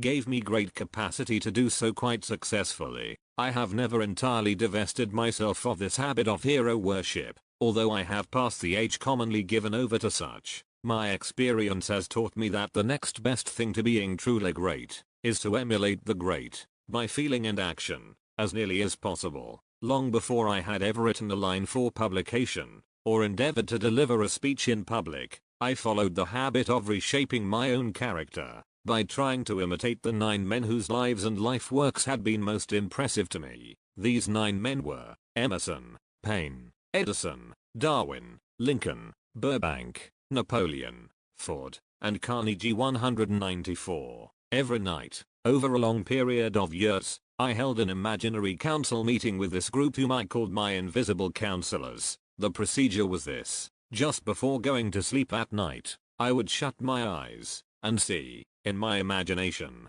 this group of men seated with me around my council table. Here I had not only an opportunity to sit among those whom I considered to be great, but I actually dominated the group. By serving as the chairman, I had a very definite purpose in indulging my imagination through these nightly meetings. My purpose was to rebuild my own character so it would represent a composite of the characters of my imaginary counselors. Realizing, as I did, early in life, that I had to overcome the handicap of birth in an environment of ignorance and superstition, I deliberately assigned myself the task of voluntary rebirth through the method here described. Building character through autosuggestion. Being an earnest student of psychology, I knew, of course, that all men have become what they are, because of their dominating thoughts and desires. I knew that every deeply seated desire has the effect of causing one to seek outward expression through which that desire may be transmuted into reality. I knew that self-suggestion is a powerful factor in building character, that it is, in fact, the sole principle through which character is builded. With this knowledge of the principles of mind operation, I was fairly well armed with the equipment needed in rebuilding my character. In these imaginary council meetings I called on my cabinet members for the knowledge I wished each to contribute, addressing myself to each member in audible words, as follows. Mr. Emerson, I desire to acquire from you the marvelous understanding of nature which distinguished your life. I ask that you make an impress upon my subconscious mind, of whatever qualities you possessed, which enabled you to understand and adapt yourself to the laws of nature. I ask that you assist me in reaching and drawing upon whatever sources of knowledge are available to this end. Mr. Burbank, I request that you pass on to me the knowledge which enabled you to so harmonize the laws of nature that you cause the cactus to shed its thorns and become an edible food. 195. Give me access to the knowledge which enabled you to make 2 blades of grass grow where but one grew before,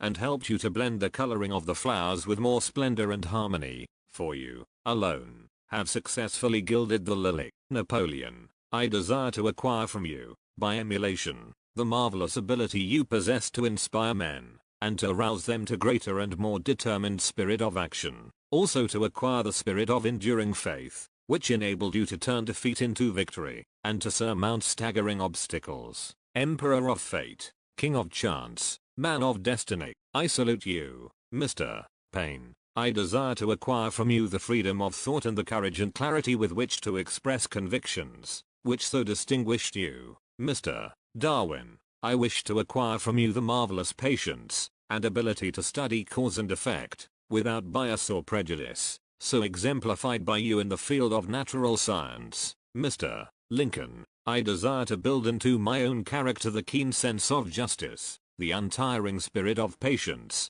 the sense of humor, the human understanding, and the tolerance, which were your distinguishing characteristics, Mr. Carnegie. I am already indebted to you for my choice of a life work, which has brought me great happiness and peace of mind. I wish to acquire a thorough understanding of the principles of organized effort, which you used so effectively in the building of a great industrial enterprise. Mr. Ford, you have been among the most helpful of the men who have supplied much of the material essential to my work. I wish to acquire your spirit of persistence, the determination, poise, and self-confidence which have enabled you to master poverty, organize, unify, and simplify human effort, so I may help others to follow in your footsteps. Mr. Edison, I have seated you nearest to me, at my right, because of the personal cooperation you have given me during my research into the causes of success and failure. I wish to acquire from you the marvelous spirit of faith,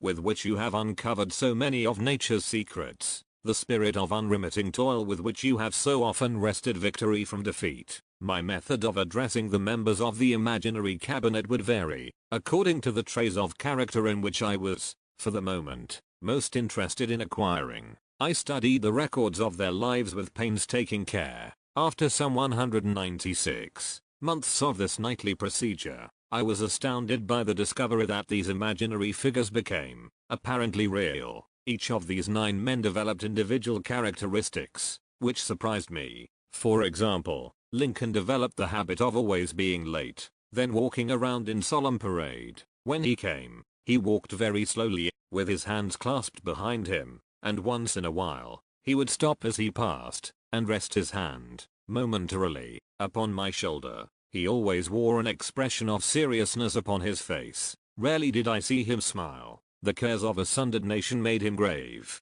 That was not true of the others. Burbank and Paine often indulged in witty repartee which seemed, at times, to shock the other members of the cabinet. One night Paine suggested that I prepare a lecture on the age of reason, and deliver it from the pulpit of the church which I formerly attended. Many around the table laughed heartily at the suggestion. Not Napoleon. He drew his mouth down at the corners and groaned so loudly that all turned and looked at him with amazement. To him the church was but a pawn of the state, not to be reformed, but to be used as a convenient inciter to mass activity by the people. On one occasion Burbank was late. When he came, He was excited with enthusiasm, and explained that he had been late because of an experiment he was making, through which he hoped to be able to grow apples on any sort of tree. Paine chided him by reminding him that it was an apple which started all the trouble between man and woman. Darwin chuckled heartily as he suggested that Paine should watch out for little serpents when he went into the forest to gather apples, as they had the habit of growing into big snakes. Emerson observed no serpents, no apples, and Napoleon remarked, "No apples, no stateling can develop the habit of always being the last one to leave the table after each meeting." On one occasion, he leaned across the end of the table, his arms folded, and remained in that position for many minutes. I made no attempt to disturb him. Finally, he lifted his head slowly, got up and walked to the door, then turned around, came back, and laid his hand on my shoulder and said, "My boy, you will need much courage if you remain steadfast in carrying out your purpose in life. But remember, when difficulties overtake you, the common people have common sense. Adversity will develop it." One evening Edison arrived ahead of all the others. He walked over and seated himself at my left, where Emerson was accustomed to sit, and said, "You are destined to witness the discovery of the secret of life. When the time comes, you will observe that life consists of great swarms of energy, or entities. Each has intelligent 197, as human beings think themselves to be. These units of life group together like hives of bees, and remain together until they disintegrate. Through lack of harmony, these units have differences of opinion, the same as human beings, and often fight among themselves. These meetings which you are conducting will be very helpful to you. They will bring to your rescue some of the same units of life which serve the members of your cabinet during their lives. These units are eternal. They never die.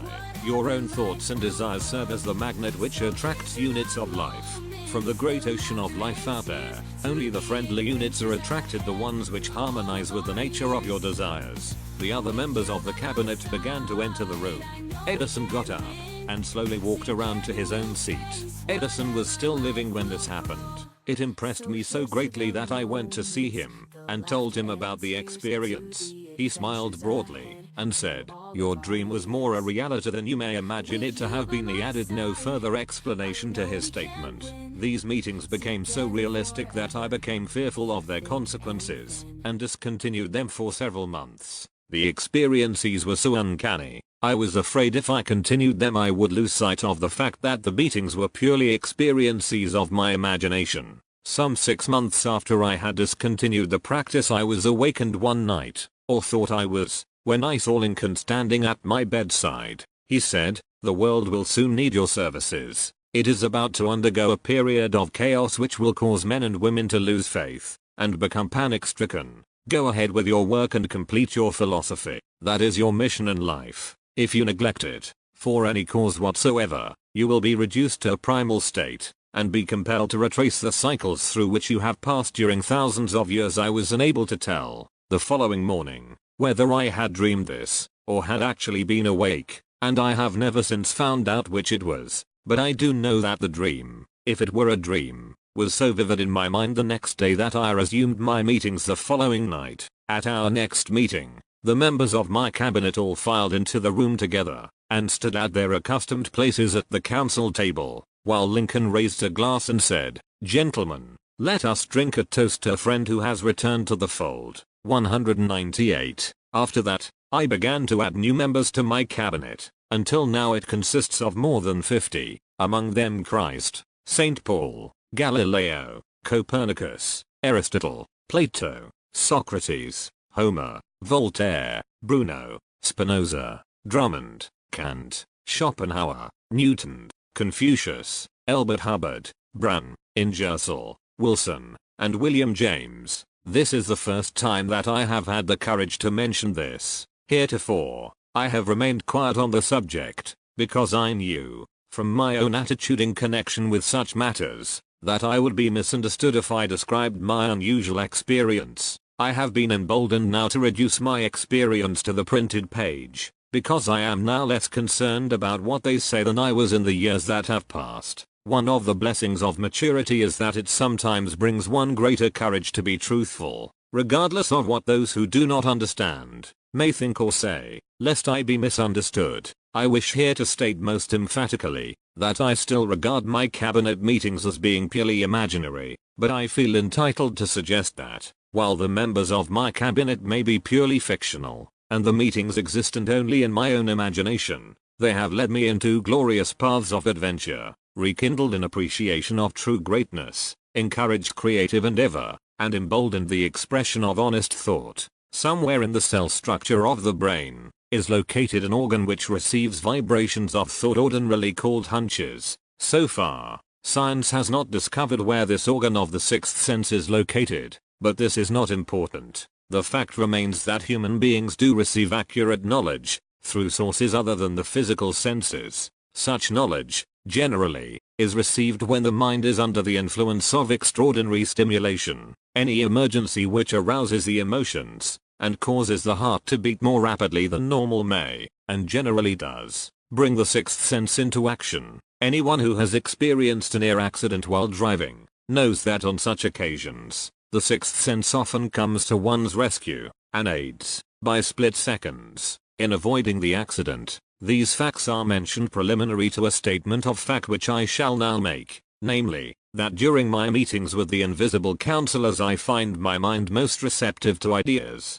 thoughts, and knowledge which reach me through the sixth sense. I can truthfully say that I owe entirely to my invisible counselors full credit for such ideas, facts, or knowledge as I receive through inspiration, on scores of occasions, when I have faced emergencies, some of them so grave that my life was in jeopardy. I have been miraculously guided past these difficulties through the influence of my invisible counselors. 199. My original purpose in conducting council meetings with imaginary beings was solely that of impressing my own subconscious mind, through the principle of autosuggestion, with certain characteristics which I desired to acquire. In more recent years, my experimentation has taken on an entirely different trend. I now go to my imaginary counselors with every difficult problem which confronts me and my clients. The results are often astonishing, although I do not depend entirely on this form of counsel. You, of course, have recognized that this chapter covers a subject with which a majority of people are not familiar.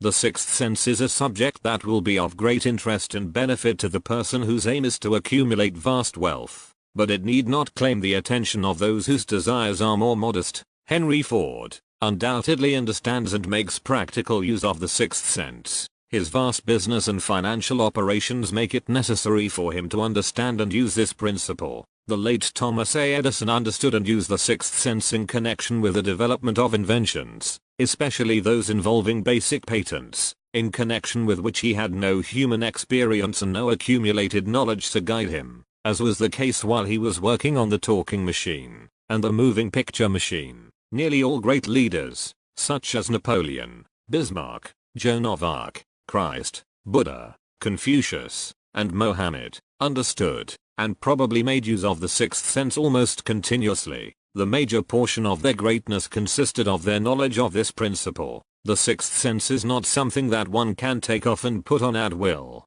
Ability to use this great power comes slowly, through application of the other principles outlined in this book. Seldom does any individual come into workable knowledge of the sixth sense before the age of 40. More often the knowledge is not available until one is well past 50, and this, for the reason that the spiritual forces, with which the sixth sense is so closely related, do not mature and become usable except through years of meditation, self-examination, and serious thought. No matter who you are, or what may have been your purpose in reading this book, you can profit by it without understanding the principle described in this chapter. This is especially true if your major purpose is that of accumulation of money or other material things. 200. The chapter on the sixth sense was included because the book is designed for the purpose of presenting a complete philosophy by which individuals may unerringly guide themselves in attaining whatever they ask of life. The starting point of all achievement is desire. The finishing point is that brand of knowledge which leads to understanding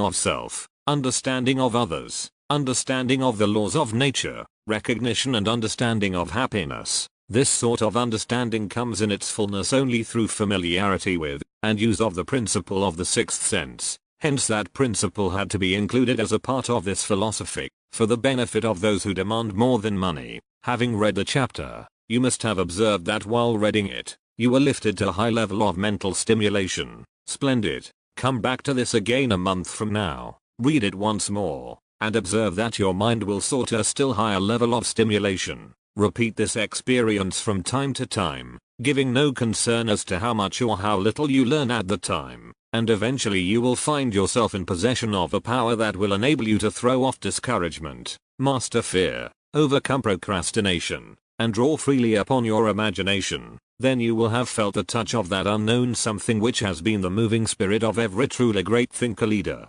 artist, musician, writer, statesman. Then you will be in position to transmute your desires into their physical or financial counterpart as easily as you may lie down and quit at the first sign of opposition. Faith versus fear. Previous chapters have described how to develop faith through autosuggestion, desire in the subconscious. The next chapter presents detailed instructions for the mastery of fear. Here will be found a full description of the 6 fears which are the cause of all discouragement: timidity, procrastination, indifference, indecision, and the lack of ambition, self-reliance, initiative, self-control, and enthusiasm. Search yourself carefully as you study these 6 enemies, as they may exist only in your subconscious mind, where their presence will be hard to detect. Remember, too, as you analyze the 6 ghosts of fear, that they are nothing but ghosts because they exist only in one's mind. 201. Remember, also, that ghosts' creations of uncontrolled imagination have caused most of the damage people have done to their own minds. Therefore, ghosts can be as dangerous as if they lived and walked on the earth in physical bodies. The ghost of the fear of poverty, which seized the minds of millions of people in 1929, was so real that it caused the worst business depression this country has ever known. Moreover, this particular ghost still frightens some of us out of our wits. 202. Napoleon Hill, Think and Grow Rich, Chapter 15, How to Outwit the 6 Ghosts of Fear. Take inventory of yourself as you read this closing chapter, and find out how many of the ghosts are standing in your way before you can put any portion of this philosophy into successful use. Your mind must be prepared to receive it. The preparation is not difficult. It begins with study, analysis, and understanding of 3 enemies which you shall have to clear out. These are indecision, doubt, and fear. The 6th sense will never function while these 3 negatives, or any of them, remain in your mind. The members of this unholy trio are closely related. Where one is found, the other 2 are close at hand. Indecision is the seedling of fear. Remember this, as you read. Indecision crystallizes into doubt. The 2 blend and become fear. The blending process often is slow. This is one reason why these 3 enemies are so dangerous. They germinate and grow without their presence being observed. The remainder of this chapter describes an end which must be attained before the philosophy, as a whole, can be put into practical use. It also analyzes a condition which has, but lately, reduced huge numbers of people to poverty, and it states a truth which must be understood by all who accumulate riches, whether measured in terms of money or a state of mind of far greater value than money. The purpose of this chapter is to turn the spotlight of attention upon the cause and the cure of the 6 basic fears. Before we can master an enemy, we must know its name, its habits, and its place of abode. As you read, analyze yourself carefully, and determine which, if any, of the 6 common fears have attached themselves to you. Do not be deceived by the habits of these subtle enemies. Sometimes they remain hidden in the subconscious mind, where they are difficult to locate, and still more difficult to eliminate. The 6 basic fears. There are 6 basic fears, with some combination of which every human suffers at one tune or another. Most people are fortunate if they do not suffer from the 203 entire 6, named in the order of their most common appearance. They are the fear of poverty, the fear of criticism, most of one's the fear of ill health, worries, the fear of loss of love of someone, the fear of old age, the fear of death. All other fears are of minor importance. They can be grouped under these 6 headings. The prevalence of these fears, as a curse to the world, runs in cycles. For almost 6 years, while the Depression was on, we floundered in the cycle of fear of poverty. During the World War, we were in the cycle of fear of death. Just following the war, we were in the cycle of fear of ill health, as evidenced by the epidemic of disease which spread itself all over the world. Fears are nothing more than states of mind. One state of mind is subject to control and direction. Physicians, as everyone knows, are less subject to attack by disease than ordinary laymen, for the reason that physicians do not fear disease. Physicians, without fear or hesitation, have been known to physically contact hundreds of people daily who were suffering from such contagious diseases as smallpox, without becoming infected. Their immunity against the disease consisted, largely, if not solely, in their absolute lack of fear. Man can create nothing which he does not first conceive in the form of an impulse of thought. Following this statement, comes another of still greater importance, namely, man's thought impulses begin immediately to translate themselves into their physical equivalent, whether those thoughts are voluntary or involuntary. Thought impulses which are picked up through the ether, by mere chance, thoughts which have been released by other minds, may determine one's financial, business, professional, or social destiny just as surely as do the thought impulses which one creates by intent and design. We are here laying the foundation for the presentation of a fact of great importance to the person who does not understand why some people appear to be lucky while others of equal or greater ability, training, experience, and brain capacity, seem destined to ride with misfortune. This fact may be explained by the statement that every human being has the ability to completely control his own mind, and with this control, obviously, every person may open his mind to 204, the tramp thought impulses which are being released by other brains, or close the doors tightly and admit only thought impulses of his own choice. Nature has endowed man with absolute control over but one thing, and that is thought. This fact, coupled with the additional fact that everything which man creates, begins in the form of a thought, leads one very near to the principle by which fear may be mastered. If it is true that all thought has a tendency to clothe itself in its physical equivalent, and this is true, beyond any reasonable room for doubt, it is equally true that thought impulses of fear and poverty cannot be translated into terms of courage and financial gain. The people of America began to think of poverty, following the Wall Street crash of 1929. Slowly, but surely that mass thought was crystallized into its physical equivalent, which was known as a depression. This had to happen. It is in conformity with the laws of nature. The fear of poverty. There can be no compromise between poverty and riches. The two roads that led to poverty and riches travel in opposite directions. If you want riches, you must refuse to accept any circumstance that leads toward poverty. The word riches is here used in its broadest sense, meaning financial, spiritual, mental and material estates. The starting point of the path that leads to riches is desire. In chapter 1, you received full instructions for the proper use of desire. In this chapter, on fear, you have complete instructions for preparing your mind to make practical use of desire. Here, then, is the place to give yourself a challenge which will definitely determine how much of this philosophy you have absorbed. Here is the point at which you can turn prophet and foretell accurately what the future holds in store for you. If, after reading this chapter, you are willing to accept poverty, you may as well make up your mind to receive poverty. This is one decision you cannot avoid. If you demand riches, determine what form and how much will be required to satisfy you. You know the road that leads to riches. You have been given a roadmap which, if followed, will keep you on that road. If you neglect to make the start, or stop before you arrive, no one will be to blame but you. This responsibility is yours. No alibi will save you from accepting the responsibility if you now fail or refuse to demand riches of life,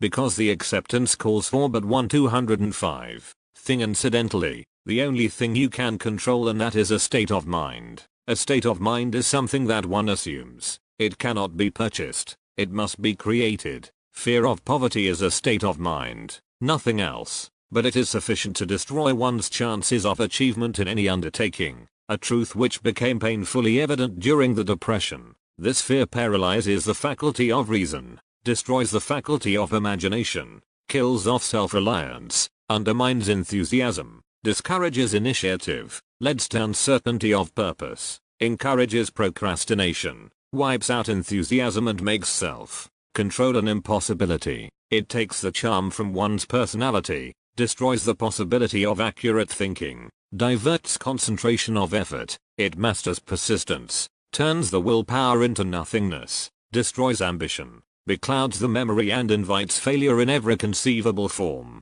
It kills love and assassinates the finer emotions of the heart. discourages friendship and invites disaster in 100 forms, leads to sleeplessness, misery and unhappiness. And all this despite the obvious truth that we live in a world of overabundance of everything the heart could desire, with nothing standing between us and our desires, excepting lack of a definite purpose. The fear of poverty is, without doubt, the most destructive of the 6 basic fears. It has been placed at the head of the list, because it is the most difficult to master. Considerable courage is required to state the truth about the origin of this fear, and still greater courage to accept the truth after it has been stated. The fear of poverty grew out of man's inherited tendency to prey upon his fellow man economically. Nearly all animals lower than man are motivated by instinct, but their capacity to think is limited. Therefore, they prey upon one another physically. Man, with his superior sense of intuition, with the capacity to think and to reason,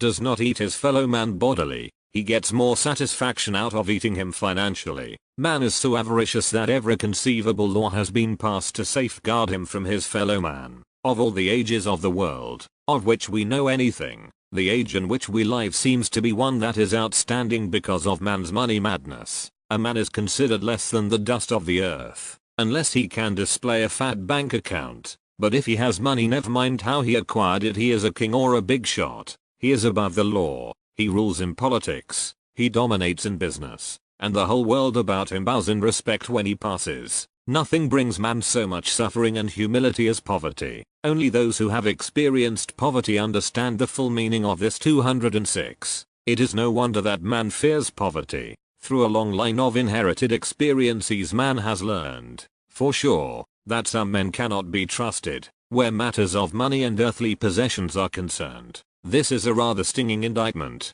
the worst part of it being that it is true. The majority of marriages are motivated by the wealth possessed by one, or both of the contracting parties. It is no wonder, therefore, that the divorce courts are busier. So eager is man to possess wealth that he will acquire it in whatever manner he can, through legal methods if possible, through other methods if necessary or expedient. Self-analysis may disclose weaknesses which one does not like to acknowledge. This form of examination is essential to all who demand of life more than mediocrity and poverty. Remember, as you check yourself point by point, that you are both the court and the jury, the prosecuting attorney and the attorney for the defense, and that you are the plaintiff and the defendant. Also, that you are on trial. Face the facts squarely, ask yourself definite questions and demand direct replies. When the examination is over, you will know more about yourself. If you do not feel that you can be an impartial judge in this self-examination, call upon someone who knows you well to serve as judge while you cross-examine yourself.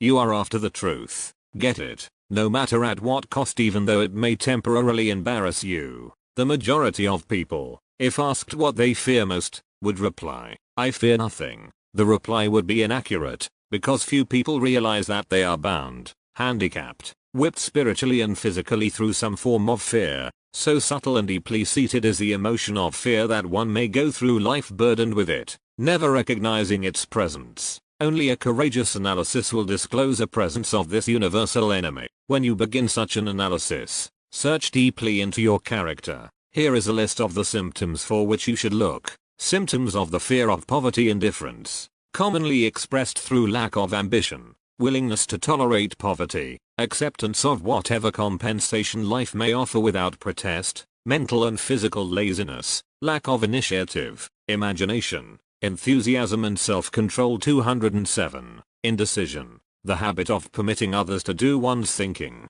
staying on the fence. Doubt, generally expressed through alibis and excuses designed to cover up, explain away, or apologize for one's failures, sometimes expressed in the form of envy of those who are successful, or by criticizing them. Worry, usually expressed by finding fault with others, a tendency to spend beyond one's income, neglect of personal appearance, scowling and frowning, intemperance in the use of alcoholic drink, sometimes through the use of narcotics, nervousness, lack of poise, self-consciousness and lack of self-reliance, overcaution, the habit of looking for the negative side of every circumstance, thinking and talking of possible failure instead of concentrating upon the means of succeeding, knowing all the roads to disaster, but never searching for the plans to avoid failure, waiting for the right time to begin putting ideas and plans into action, until the waiting becomes a permanent habit, remembering those who have failed, and forgetting those who have succeeded, seeing the hole in the donut, but overlooking the donut, pessimism, leading to indigestion, poor elimination, auto-intoxication, bad breath and bad disposition, procrastination, the habit of putting off until tomorrow that which should have been done last year, spending enough time in creating alibis and excuses to have done the job. This symptom is closely related to overcaution, doubt and worry, refusal to accept responsibility when it can be avoided, willingness to compromise rather than put up a stiff fight, compromising with difficulties instead of harnessing and using them as stepping stones to advancement, bargaining with life for a penny, instead of demanding prosperity, opulence, riches, contentment and happiness, planning what to do if and when overtaken by failure, instead of burning all bridges and making retreat impossible, weakness of, and often total lack of self-confidence, definiteness of purpose, self-control, initiative, enthusiasm, ambition, thrift and sound reasoning ability, expecting poverty instead of demanding riches, association with those who accept poverty instead of seeking the company of those who demand and receive riches. 208. Money talks. Some will ask, why did you write a book about money? Why measure riches in dollars? Alone some will believe, and rightly so, that there are other forms of riches more desirable than money. Yes, there are riches which cannot be measured in terms of dollars, but there are millions of people who will say, give me all the money I need, and I will find everything else I want. The major reason why I wrote this book on how to get money is the fact that the world has but lately passed through an experience that left millions of men and women paralyzed with the fear of poverty. What this sort of fear does to one was well described by Westbrook Pegler in the New York World Telegram. Vits, money is only clamshells or metal discs or scraps of paper, and there are treasures of the heart and soul which money cannot buy. But most people, being broke, are unable to keep this in mind and sustain their spirits. When a man is down and out and on the street, unable to get any job at all, something happens to his spirit which can be observed in the droop of his shoulders, the set of his hat, his walk and his gaze. He cannot escape a feeling of inferiority among people with regular employment, even though he knows they are definitely not his equals in character, intelligence or ability. These people, even his friends, feel, on the other hand, a sense of superiority and regard him, perhaps unconsciously, as a casualty. He may borrow for a time, but not enough to carry on in his accustomed way, and he cannot continue to borrow very long. But borrowing in itself, when a man is borrowing merely to live, is a depressing experience, and the money lacks the power of earned money to revive his spirits. Of course, none of this applies to bums or habitual ne'er-do-wells, but only to men of normal ambitions and self-respect.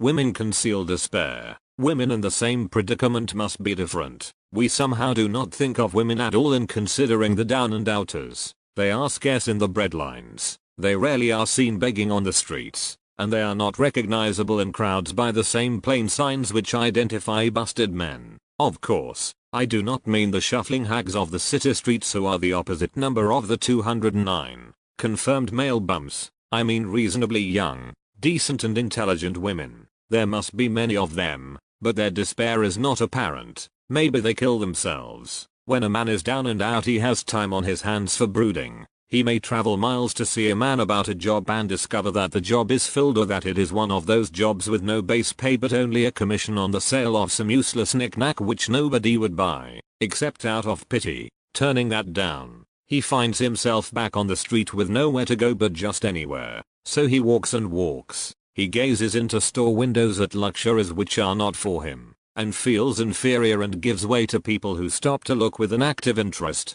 He wanders into the railroad station or puts himself down in the library to ease his legs and soak up a little heat, but that isn't looking for a job, so he gets going again. He may not know it, but his aimlessness would give him away even if the very lines of his figure did not. He may be well dressed in the clothes left over from the days when he had a steady job, but the clothes cannot disguise the droop. Money makes difference. He sees thousands of other people, bookkeepers or clerks or chemists or wagon hands, busy at their work, and envies them from the bottom of his soul. They have their independence, their self-respect and manhood, and he simply cannot convince himself that he is a good man. 2. Though he argue it out and arrive at a favorable verdict hour after hour, it is just money which makes this difference in him. With a little money he would be himself again. Some employers take the most shocking advantage of people who are down and out. The agencies hang out little colored cards offering miserable wages to busted men. $12 a week,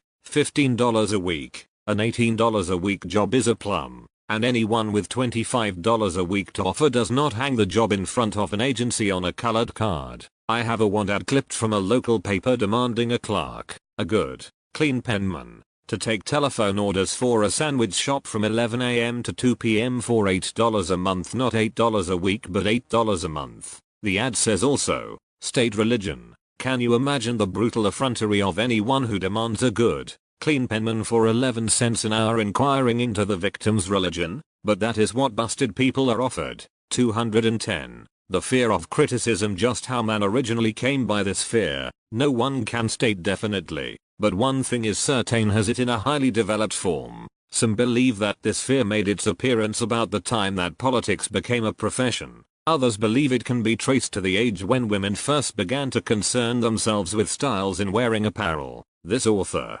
being neither a humorist nor a prophet, is inclined to attribute the basic fear of criticism to that part of man's inherited nature which prompts him not only to take away his fellow man's goods and wares, but to justify his action by criticism of his fellow man's character. It is a well-known fact that a thief will criticize the man from whom he steals, that politicians seek office, not by displaying their own virtues and qualifications, but by attempting to besmirch their opponents. The fear of criticism takes on many forms, the majority of which are petty and trivial. Bald-headed men, for example, are bald for no other reason than their fear of criticism. Heads become bald because of the tight-fitting bands of hats which cut off the circulation from the roots of the hair. Men wear hats, not because they actually need them, but mainly because everyone is doing it. The individual falls into line and does likewise, lest some other individual criticize him. Women seldom have bald heads, or even thin hair, because they wear hats which fit their heads loosely,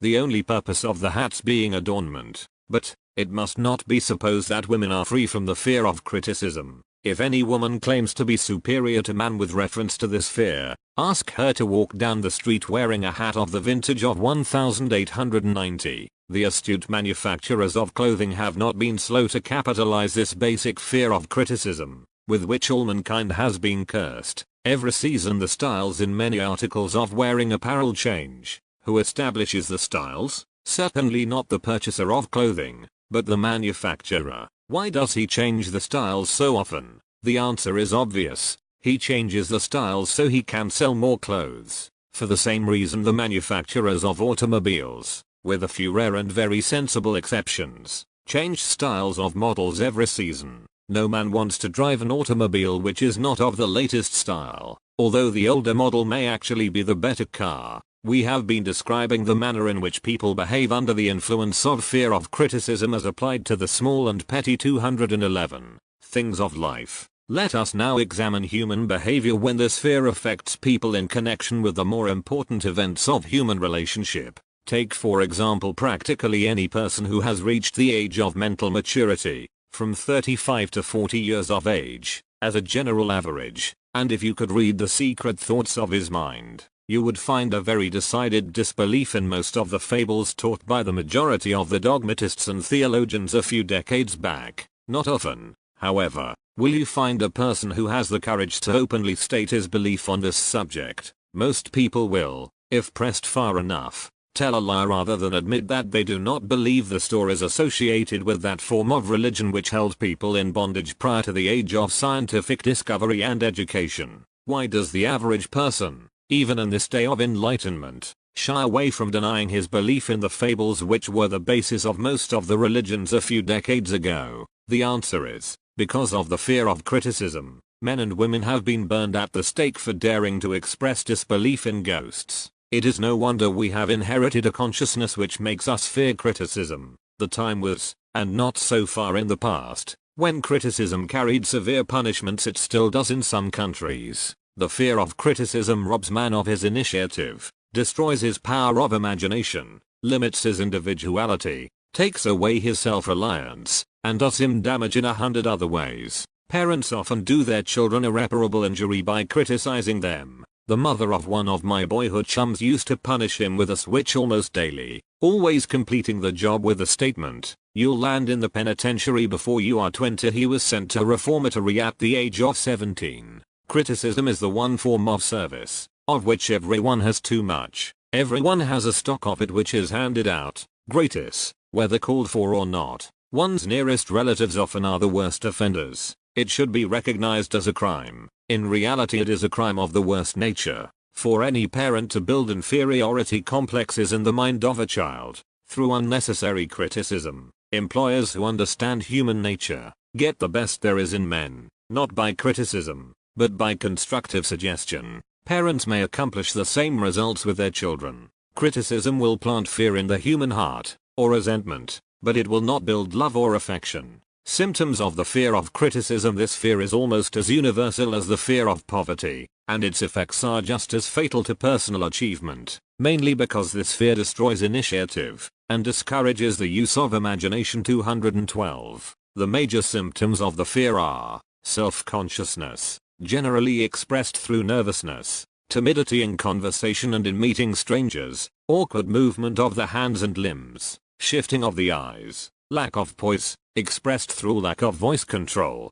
nervousness in the presence of others, poor posture of body, poor memory, personality, lacking in firmness of decision, personal charm, and ability to express opinions definitely, the habit of sidestepping issues instead of meeting them squarely, agreeing with others without careful examination of their opinions, inferiority complex, the habit of expressing self-approval by word of mouth and by actions, as a means of covering up a feeling of inferiority, using big words to impress others, often without knowing the real meaning of the words, imitating others in dress, speech and manners, boasting of imaginary achievements. This sometimes gives a surface appearance of a feeling of superiority, extravagance, the habit of trying to keep up with the Joneses, spending beyond one's income, lack of initiative, failure to embrace opportunities for self-advancement, fear to express opinions, lack of confidence in one's own ideas, giving evasive answers to questions asked by superiors,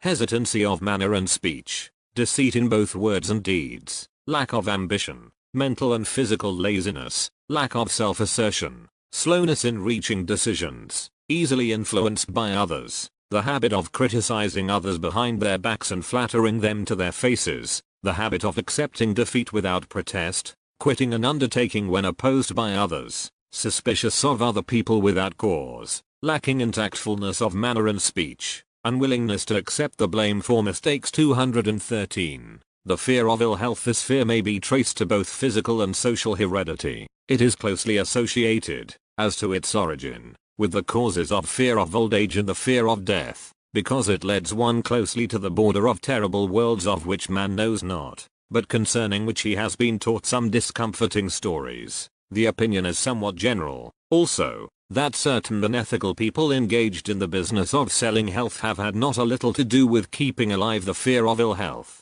In the main, man fears ill health because of the terrible pictures which have been planted in his mind of what may happen if death should overtake him. He also fears it because of the economic toll which it may claim. A reputable physician estimated that 75% of all people who visit physicians for professional service are suffering with hypochondria, imaginary illness. It has been shown most convincingly that the fear of disease, even where there is not the slightest cause for fear, often produces the physical symptoms of the disease feared. Powerful and mighty is the human mind. It builds or it destroys. Playing upon this common weakness of fear of ill health, dispensers of patent medicines have reaped fortunes. This form of imposition upon credulous humanity became so prevalent some 20 years ago that Collier's Weekly magazine conducted a bitter campaign against some of the worst offenders in the patent medicine business. During the flu epidemic which broke out during the World War, the mayor of New York City took drastic steps to check the damage which people were doing themselves through their inherent fear of ill health.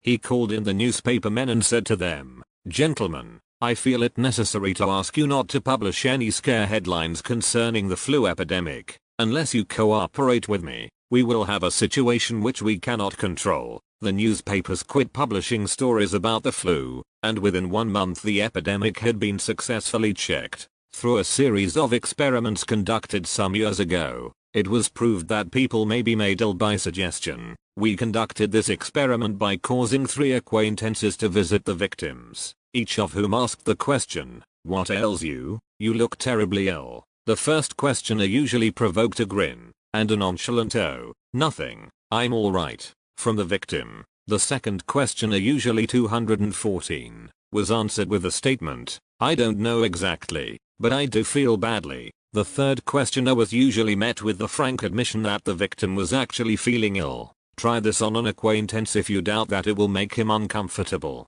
but do not carry the experiment too far. There is a certain religious sect whose members take vengeance upon their enemies by the hexing method. They call it placing a spell on the victim. There is overwhelming evidence that disease sometimes begins in the form of negative thought impulse. Such an impulse may be passed from one mind to another, by suggestion, or created by an individual in his own mind. A man who was blessed with more wisdom than this incident might indicate, once said, "When anyone asks me how I feel, I always want to answer by knocking him down. Doctors send patients into new climates for their health, because a change of mental attitude is necessary." The seed of fear of ill health lives in every human mind. Worry, fear, discouragement, disappointment in love and business affairs cause this seed to germinate and grow. The recent business depression kept the doctors on the run, because every form of negative thinking may cause ill health. Disappointments in business and in love stand at the head of the list of causes of fear of ill health.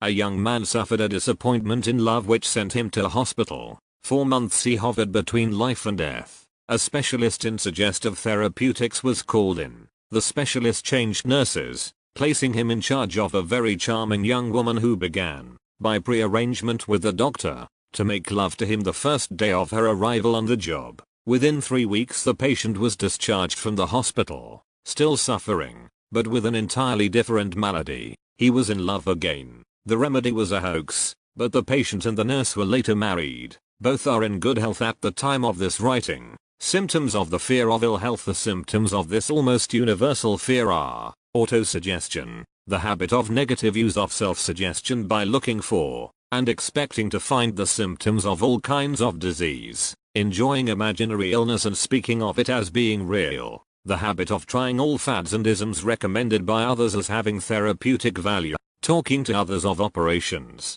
accidents and other forms of illness. 215. Experimenting with diets, physical exercises, reducing systems, without professional guidance, trying home remedies, patent medicines and quack remedies. Hypochondria, the habit of talking of illness, concentrating the mind upon disease, and expecting its appearance until a nervous break occurs. Nothing that comes in bottles can cure this condition. It is brought on by negative thinking, and nothing but positive thought can affect a cure. Hypochondria, a medical term for imaginary disease, is said to do as much damage on occasion as the disease one fears might do. Most so-called cases of nerves come from imaginary illness. Exercise. Fear of ill health often interferes with proper physical exercise, and results in overweight, by causing one to avoid outdoor life. Susceptibility. Fear of ill health breaks down nature's body resistance, and creates a favorable condition for any form of disease one may contact.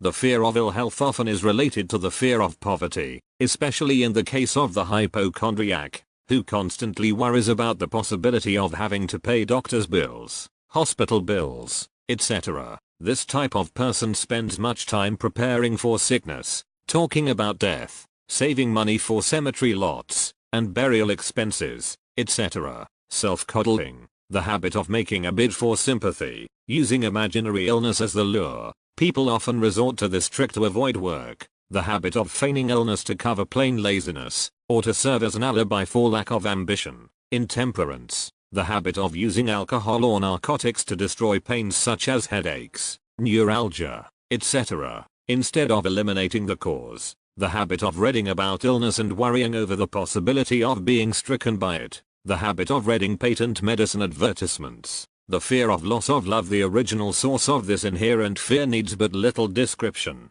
because it obviously grew out of man's polygamous habit of stealing his fellow man's mate. and his habit of taking liberties with her whenever he could. 216. Jealousy, and other similar forms of dementia precox grow out of man's inherited fear of the loss of love of someone. This fear is the most painful of all the 6 basic fears. It probably plays more havoc with the body and mind than any of the other basic fears, as it often leads to permanent insanity. The fear of the loss of love probably dates back to the Stone Age, when men stole women by brute force. They continue to steal females, but their technique has changed. Instead of force, they now use persuasion, the promise of pretty clothes, motor cars, and other bait much more effective than physical force. Man's habits are the same as they were at the dawn of civilization, but he expresses them differently. Careful analysis has shown that women are more susceptible to this fear than men. This fact is easily explained. Women have learned,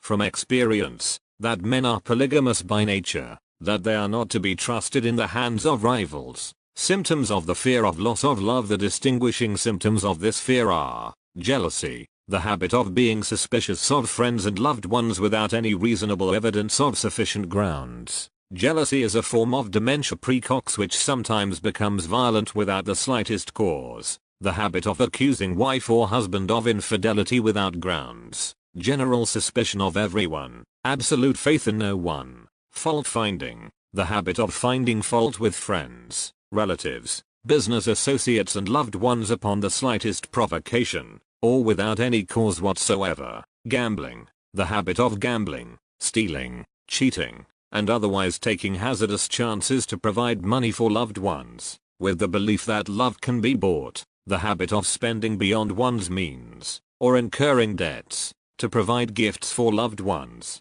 with the object of making a favorable showing. Insomnia, nervousness, lack of persistence, weakness of will, lack of self-control, lack of self-reliance, bad temper. 217. The fear of old age. In the main, this fear grows out of 2 sources. First, the thought that old age may bring with it poverty. Secondly, and by far the most common source of origin, from false and cruel teachings of the past which have been too well mixed with fire and brimstone, and other bogies cunningly designed to enslave man through fear. In the basic fear of old age, man has 2 very sound reasons for his apprehension. One growing out of his distrust of his fellow man, who may seize whatever worldly goods he may possess, and the other arising from the terrible pictures of the world beyond, which were planted in his mind, through social heredity before he came into full possession of his mind. The possibility of ill health, which is more common as people grow older, is also a contributing cause of this common fear of old age.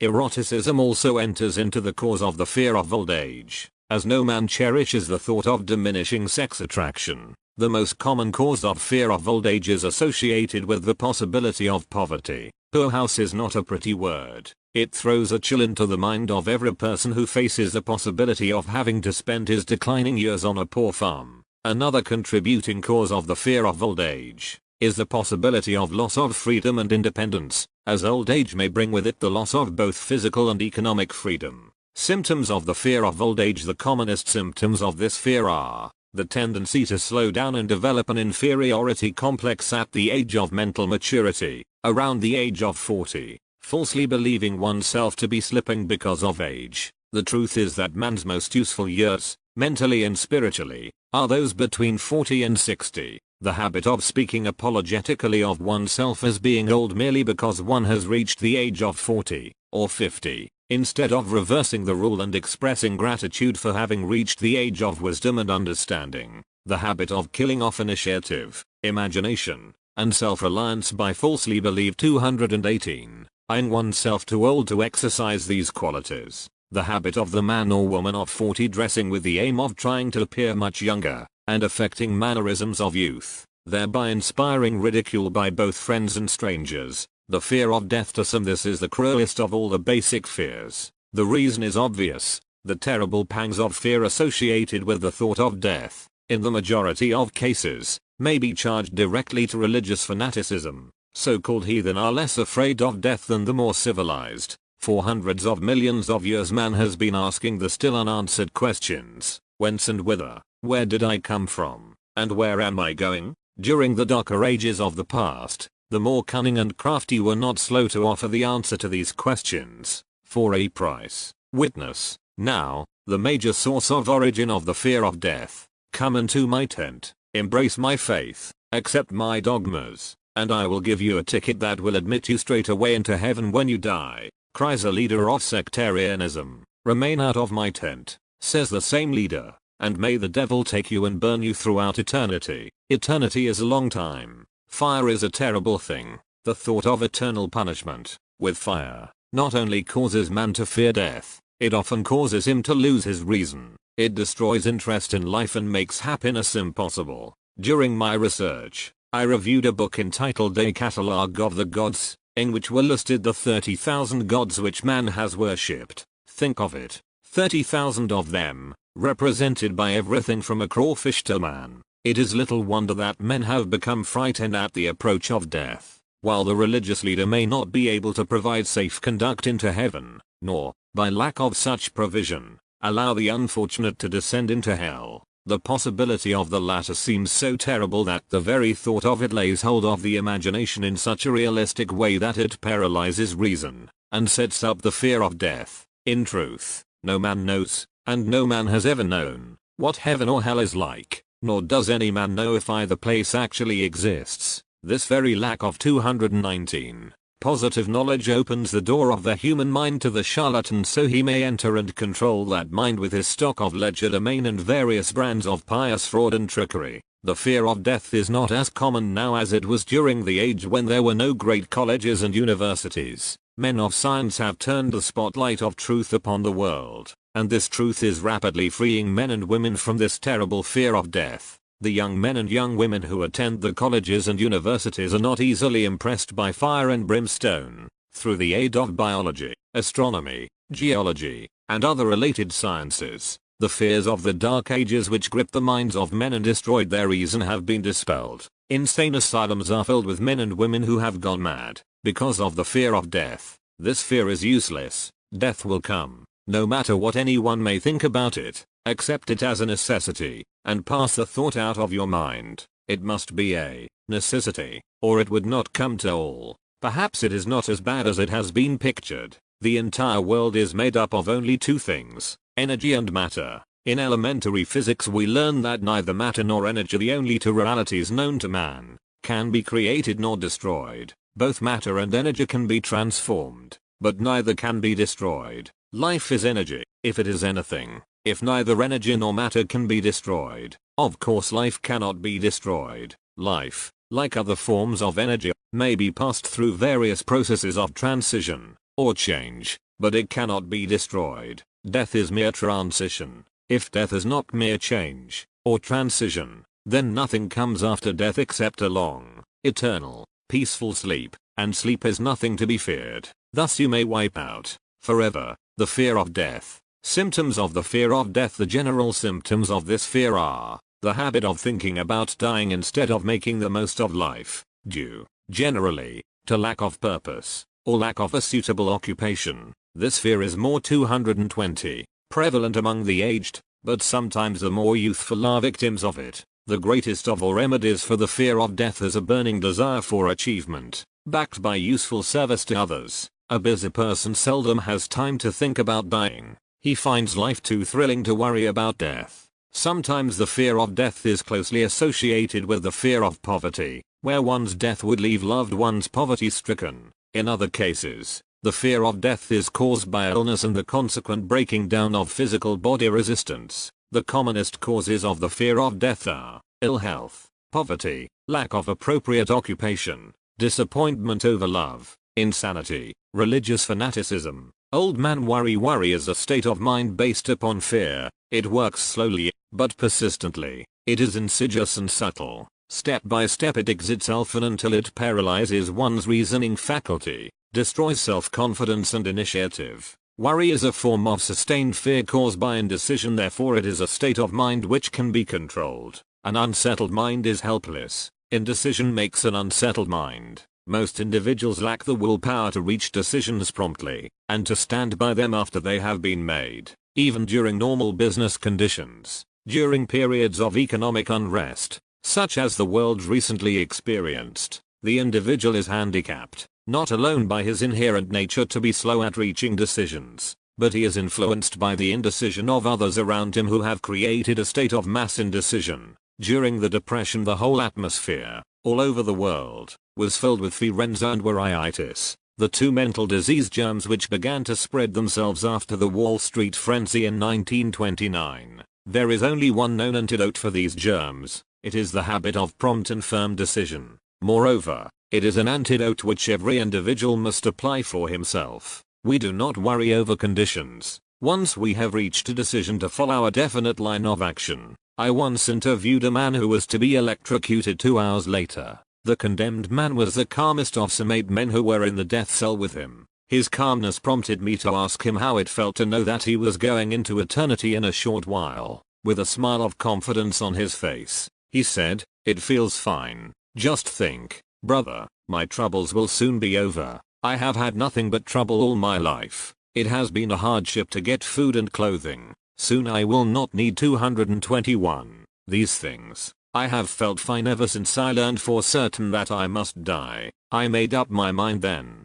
to accept my fate in good spirit." As he spoke, he devoured a dinner of proportions sufficient for 3 men, eating every mouthful of the food brought to him, and apparently enjoying it as much as if no disaster awaited him. Decision gave this man resignation to his fate. Decision can also prevent one's acceptance of undesired circumstances. The 6 basic fears become translated into a state of worry through indecision. Relieve yourself forever of the fear of death by reaching a decision to accept death as an inescapable event. Whip the fear of poverty by reaching a decision to get along with whatever wealth you can accumulate without worry. Put your foot upon the neck of the fear of criticism by reaching a decision not to worry about what other people think, do, or say. Eliminate the fear of old age by reaching a decision to accept it, not as a handicap, but as a great blessing which carries with it wisdom, self-control, and understanding not known to youth. Acquit yourself of the fear of ill health by the decision to forget symptoms. Master the fear of loss of love by reaching a decision to get along without love, if that is necessary. Kill the habit of worry, in all its forms, by reaching a general, blanket decision that nothing which life has to offer is worth the price of worry. With this decision will come poise, peace of mind, and calmness of thought which will bring happiness. A man whose mind is filled with fear not only destroys his own chances of intelligent action, but he transmits these destructive vibrations to the minds of all who come into contact with him, and destroys also their chances. Even a dog or a horse knows when its master lacks courage. Moreover, a dog or a horse will pick up the vibrations of fear thrown off by its master, and behave accordingly. Lower down the line of intelligence in the animal kingdom, one finds this same capacity to pick up the vibrations of fear. A honeybee immediately senses fear in the mind of a person for reasons unknown. A bee will sting the person whose mind is releasing vibrations of fear, much more readily than it will molest the person whose mind registers no fear. The vibrations of fear pass from one mind to another just as quickly and as surely as the sound of the human voice passes from the broadcasting station to the receiving set of a radio and by the self-same medium. 222. Mental telepathy is a reality. Thoughts pass from one mind to another, voluntarily, whether or not this fact is recognized by either the person releasing the thoughts, or the persons who pick up those thoughts. The person who gives expression, by word of mouth, to negative or destructive thoughts is practically certain to experience the results of those words in the form of a destructive kickback. The release of destructive thought impulses, alone, without the aid of words, produces also a kickback in more ways than one. First of all, and perhaps most important to be remembered, the person who releases thoughts of a destructive nature must suffer damage through the breaking down of the faculty of creative imagination. Secondly, the presence in the mind of any destructive emotion develops a negative personality which repels people, and often converts them into antagonists. The third source of damage to the person who entertains or releases negative thoughts lies in this significant fact: these thought impulses are not only damaging to others, but they embed themselves in the subconscious mind of the person releasing them, and they become a part of his character. One is never through with a thought, merely by releasing it. When a thought is released, it spreads in every direction, through the medium of the ether, but it also plants itself permanently in the subconscious mind of the person releasing it. Your business in life is, presumably, to achieve success. To be successful, You must find peace of mind, acquire the material needs of life, and above all, attain happiness. All of these evidences of success begin in the form of thought impulses. You may control your own mind. You have the power to feed it whatever thought impulses you choose. With this privilege goes also the responsibility of using it constructively. You are the master of your own earthly destiny just as surely as you have the power to control your own thoughts. You may influence, direct, and eventually control your own environment, making your life what you want it to be, or you may neglect to exercise the privilege which is yours, to make your life to order, thus casting yourself upon the broad sea of circumstance where you will be tossed hither and yon, like a chip on the waves of the ocean. 223. The Devil's Workshop. The seventh basic evil. In addition to the 6 basic fears, there is another evil by which people suffer. It constitutes a rich soil in which the seeds of failure grow abundantly. It is so subtle that its presence often is not detected. This affliction cannot properly be classed as a fear. It is more deeply seated and more often fatal than all of the 6 fears. For want of a better name, let us call this evil susceptibility to negative influences. Men who accumulate great riches always protect themselves against this evil. The poverty-stricken never do. Those who succeed in any calling must prepare their minds to resist the evil. If you are adding this philosophy for the purpose of accumulating riches, you should examine yourself very carefully to determine whether you are susceptible to negative influences. If you neglect this self-analysis, you will forfeit your right to attain the object of your desires. Make the analysis searching. After you read the questions prepared for this self-analysis, hold yourself to a strict accounting in your answers. Go at the task as carefully as you would search for any other enemy you knew to be awaiting you in ambush, and deal with your own faults as you would with a more tangible enemy. You can easily protect yourself against highway robbers, because the law provides organized cooperation for your benefit. But the 7th basic evil is more difficult to master, because it strikes when you are not aware of its presence, when you are asleep, and while you are awake. Moreover, its weapon is intangible, because it consists of merely a state of mind. This evil is also dangerous because it strikes in as many different forms as there are human experiences. Sometimes it enters the mind through the well-meant words of one's own relatives. At other times, it bores from within, through one's own mental attitude. Always it is as deadly as poison, even though it may not kill as quickly. How to protect yourself against negative influences. To protect yourself against negative influences, whether of your own making, or the result of the activities of negative people around you, recognize that you have a willpower, and put it into constant use, until it builds a wall of immunity against negative influences in your own mind. Recognize the fact that you, and every other human being, are, by nature, lazy, indifferent, and susceptible to all suggestions which harmonize with your weaknesses. 224. Recognize that you are, by nature, susceptible to all the 6 basic fears, and set up habits for the purpose of counteracting all these fears. Recognize that negative influences often work on you through your subconscious mind. Therefore they are difficult to detect, and keep your mind closed against all people who depress or discourage you in any way. Clean out your medicine chest, throw away all pill bottles, and stop pandering to colds, aches, pains and imaginary illness. Deliberately seek the company of people who influence you to think and act for yourself. Do not expect troubles, as they have a tendency not to disappoint. Without doubt, the most common weakness of all human beings is the habit of leaving their minds open to the negative influence of other people. This weakness is all the more damaging, because most people do not recognize that they are cursed by it, and men who acknowledge it, neglect or refuse to correct the evil until it becomes an uncontrollable part of their daily habits. To aid those who wish to see themselves as they really are, the following list of questions has been prepared. Read the questions and state your answers aloud, so you can hear your own voice. This will make it easier for you to be truthful with yourself. Self-analysis test questions. Do you complain often of feeling bad? And if so, what is the cause? Do you find fault with other people at the slightest provocation? Do you frequently make mistakes in your work? And if so, why? Are you sarcastic and offensive in your conversation? Do you deliberately avoid the association of anyone? And if so, why? Do you suffer frequently with indigestion? If so, what is the cause? 225. Does life seem futile and the future hopeless to you? If so, why? Do you like your occupation? If not, why? Do you often feel self-pity? And if so, why? Are you envious of those who excel you? To which do you devote most time? Thinking of success or of failure? Are you gaining or losing self-confidence as you grow older? Do you learn something of value from all mistakes? Are you permitting some relative or acquaintance to worry you? If so, why?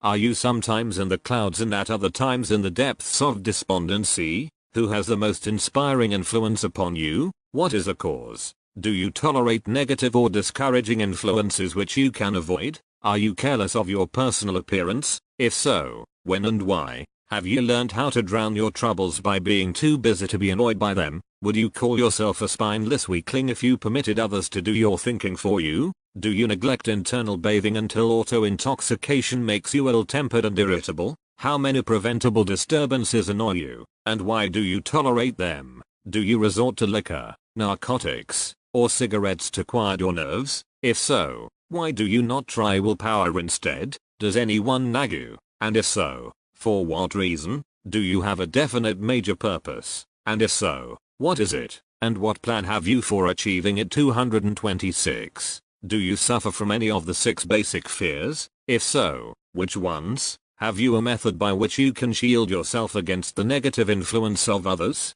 Do you make deliberate use of auto-suggestion to make your mind positive? Which do you value most, your material possessions, or your privilege of controlling your own thoughts? Are you easily influenced by others, against your own judgment? Has today added anything of value to your stock of knowledge or state of mind? Do you face squarely the circumstances which make you unhappy, or sidestep the responsibility? Do you analyze all mistakes and failures and try to profit by them, or do you take the attitude that this is not your duty? Can you name 3 of your most damaging weaknesses? What are you doing to correct them? Do you encourage other people to bring their worries to you for sympathy? Do you choose, from your daily experiences, lessons or influences which aid in your personal advancement? Does your presence have a negative influence on other people as a rule? What habits of other people annoy you most? Do you form your own opinions or permit yourself to be influenced by other people? Have you learned how to create a mental state of mind with which you can shield yourself against all discouraging influences?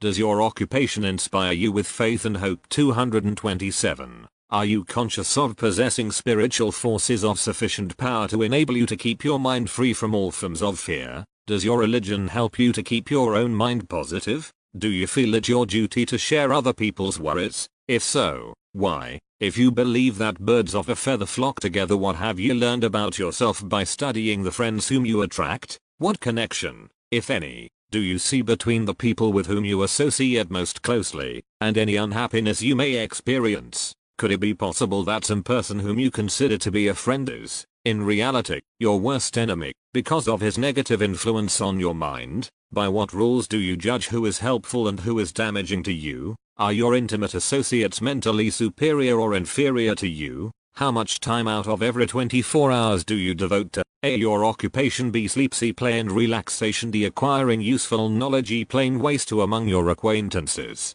A. Encourages you most, B. Cautions you most, C. Discourages you most, D. Helps you most in other ways. 228. What is your greatest worry? Why do you tolerate it? When others offer you free, unsolicited advice, do you accept it without question, or analyze their motive? What, above all else, do you most desire? Do you intend to acquire it? Are you willing to subordinate all other desires for this one? How much time daily do you devote to acquiring it? Do you change your mind often? If so, why? Do you usually finish everything you begin? Are you easily impressed by other people's business or professional titles, college degrees, or wealth? Are you easily influenced by what other people think or say of you? Do you cater to people because of their social or financial status? Whom do you believe to be the greatest person living? In what respect is this person superior to yourself? How much time have you devoted to studying and answering these questions? At least one day is necessary for the analysis and the answering of the entire list.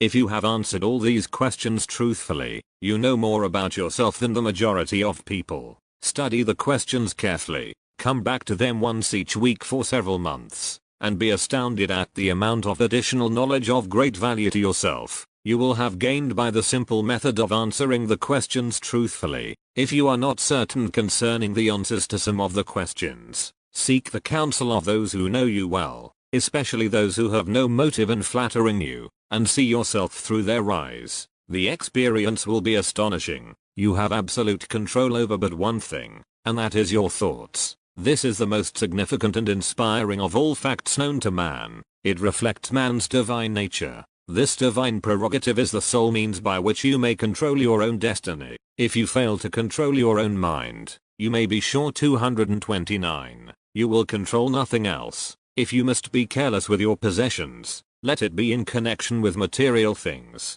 Your mind is your spiritual estate. Protect and use it with the care to which divine royalty is entitled. You were given a willpower for this purpose. Unfortunately, there is no legal protection against those who, either by design or ignorance, poison the minds of others by negative suggestion. This form of destruction should be punishable by heavy legal penalties, because it may and often does destroy one's chances of acquiring material things which are protected by law. Men with negative minds tried to convince Thomas A. Edison that he could not build a machine that would record and reproduce the human voice, because they said no one else had ever produced such a machine. Edison did not believe them. He knew that the mind could produce anything the mind could conceive and believe, and that knowledge was the thing that lifted the great Edison above the common herd. Men with negative minds told F.W. Woolworth he would go broke trying to run a store on 5 and 10 cent sales. He did not believe them. He knew that he could do anything,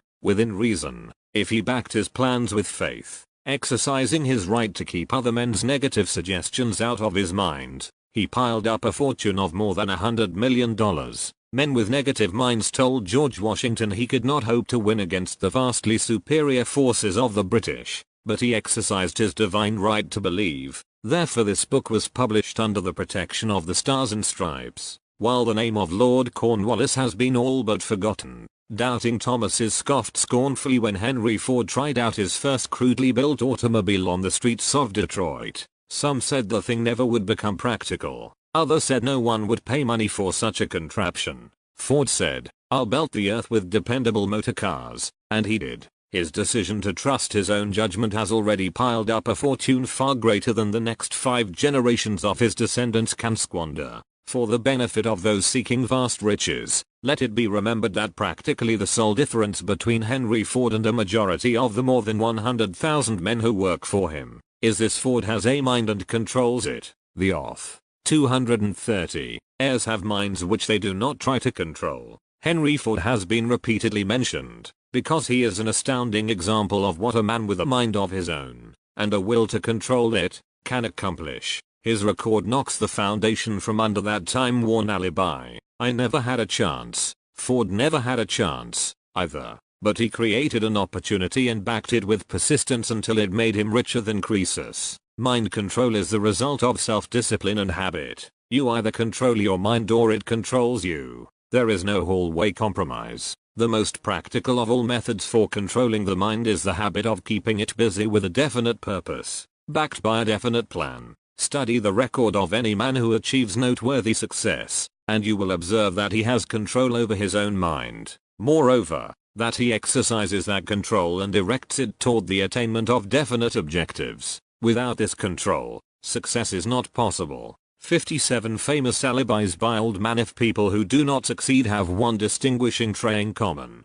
they know all the reasons for failure, and have what they believe to be airtight alibis to explain away their own lack of achievement. Some of these alibis are clever, and a few of them are justifiable by the facts, but alibis cannot be used for money. The world wants to know only one thing: have you achieved success? A character analyst compiled a list of the most commonly used alibis. As you read the list, examine yourself carefully, and determine how many of these alibis, if any, are your own property. Remember, too, the philosopher presented in this book makes every one of these alibis obsolete. If I didn't have a wife and family, if I had enough pull, if I had money. 231 Napoleon Hill. Think and grow rich. If I had a good education, if I could get a job, if I had good health, if I only had time, if times were better, if other people understood me, if conditions around me were only different, if I could live my life over again, if I did not fear what they would say,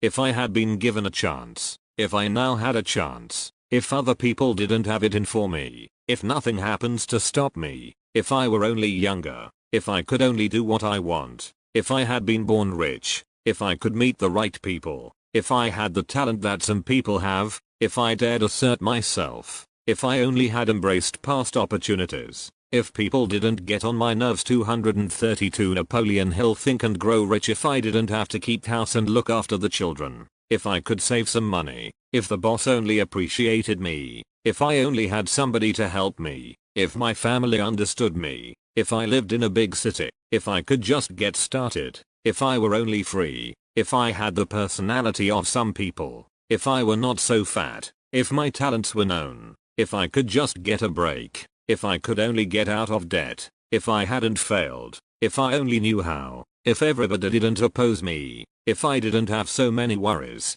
if I could marry the right person, if people weren't so dumb, if my family were not so extravagant, if I were sure of myself. 233 Napoleon Hill. Think and Grow Rich. If luck were not against me, if I had not been born under the wrong star, if it were not true that what is to be will be, if I did not have to work so hard, if I hadn't lost my money, if I lived in a different neighborhood, if I didn't have a past, if I only had a business of my own, if other people would only listen to me, if, and this is the greatest of them all, I had the courage to see myself as I really am, I would find out what is wrong with me, and correct it. Then I might have a chance to profit by my mistakes and learn something from the experience of others. For I know that there is something wrong with me, or I would now be where I would have been if I had spent more time analyzing my weaknesses, and less time building alibis to cover them. Building alibis with which to explain away failure is a national pastime. The habit is as old as the human race,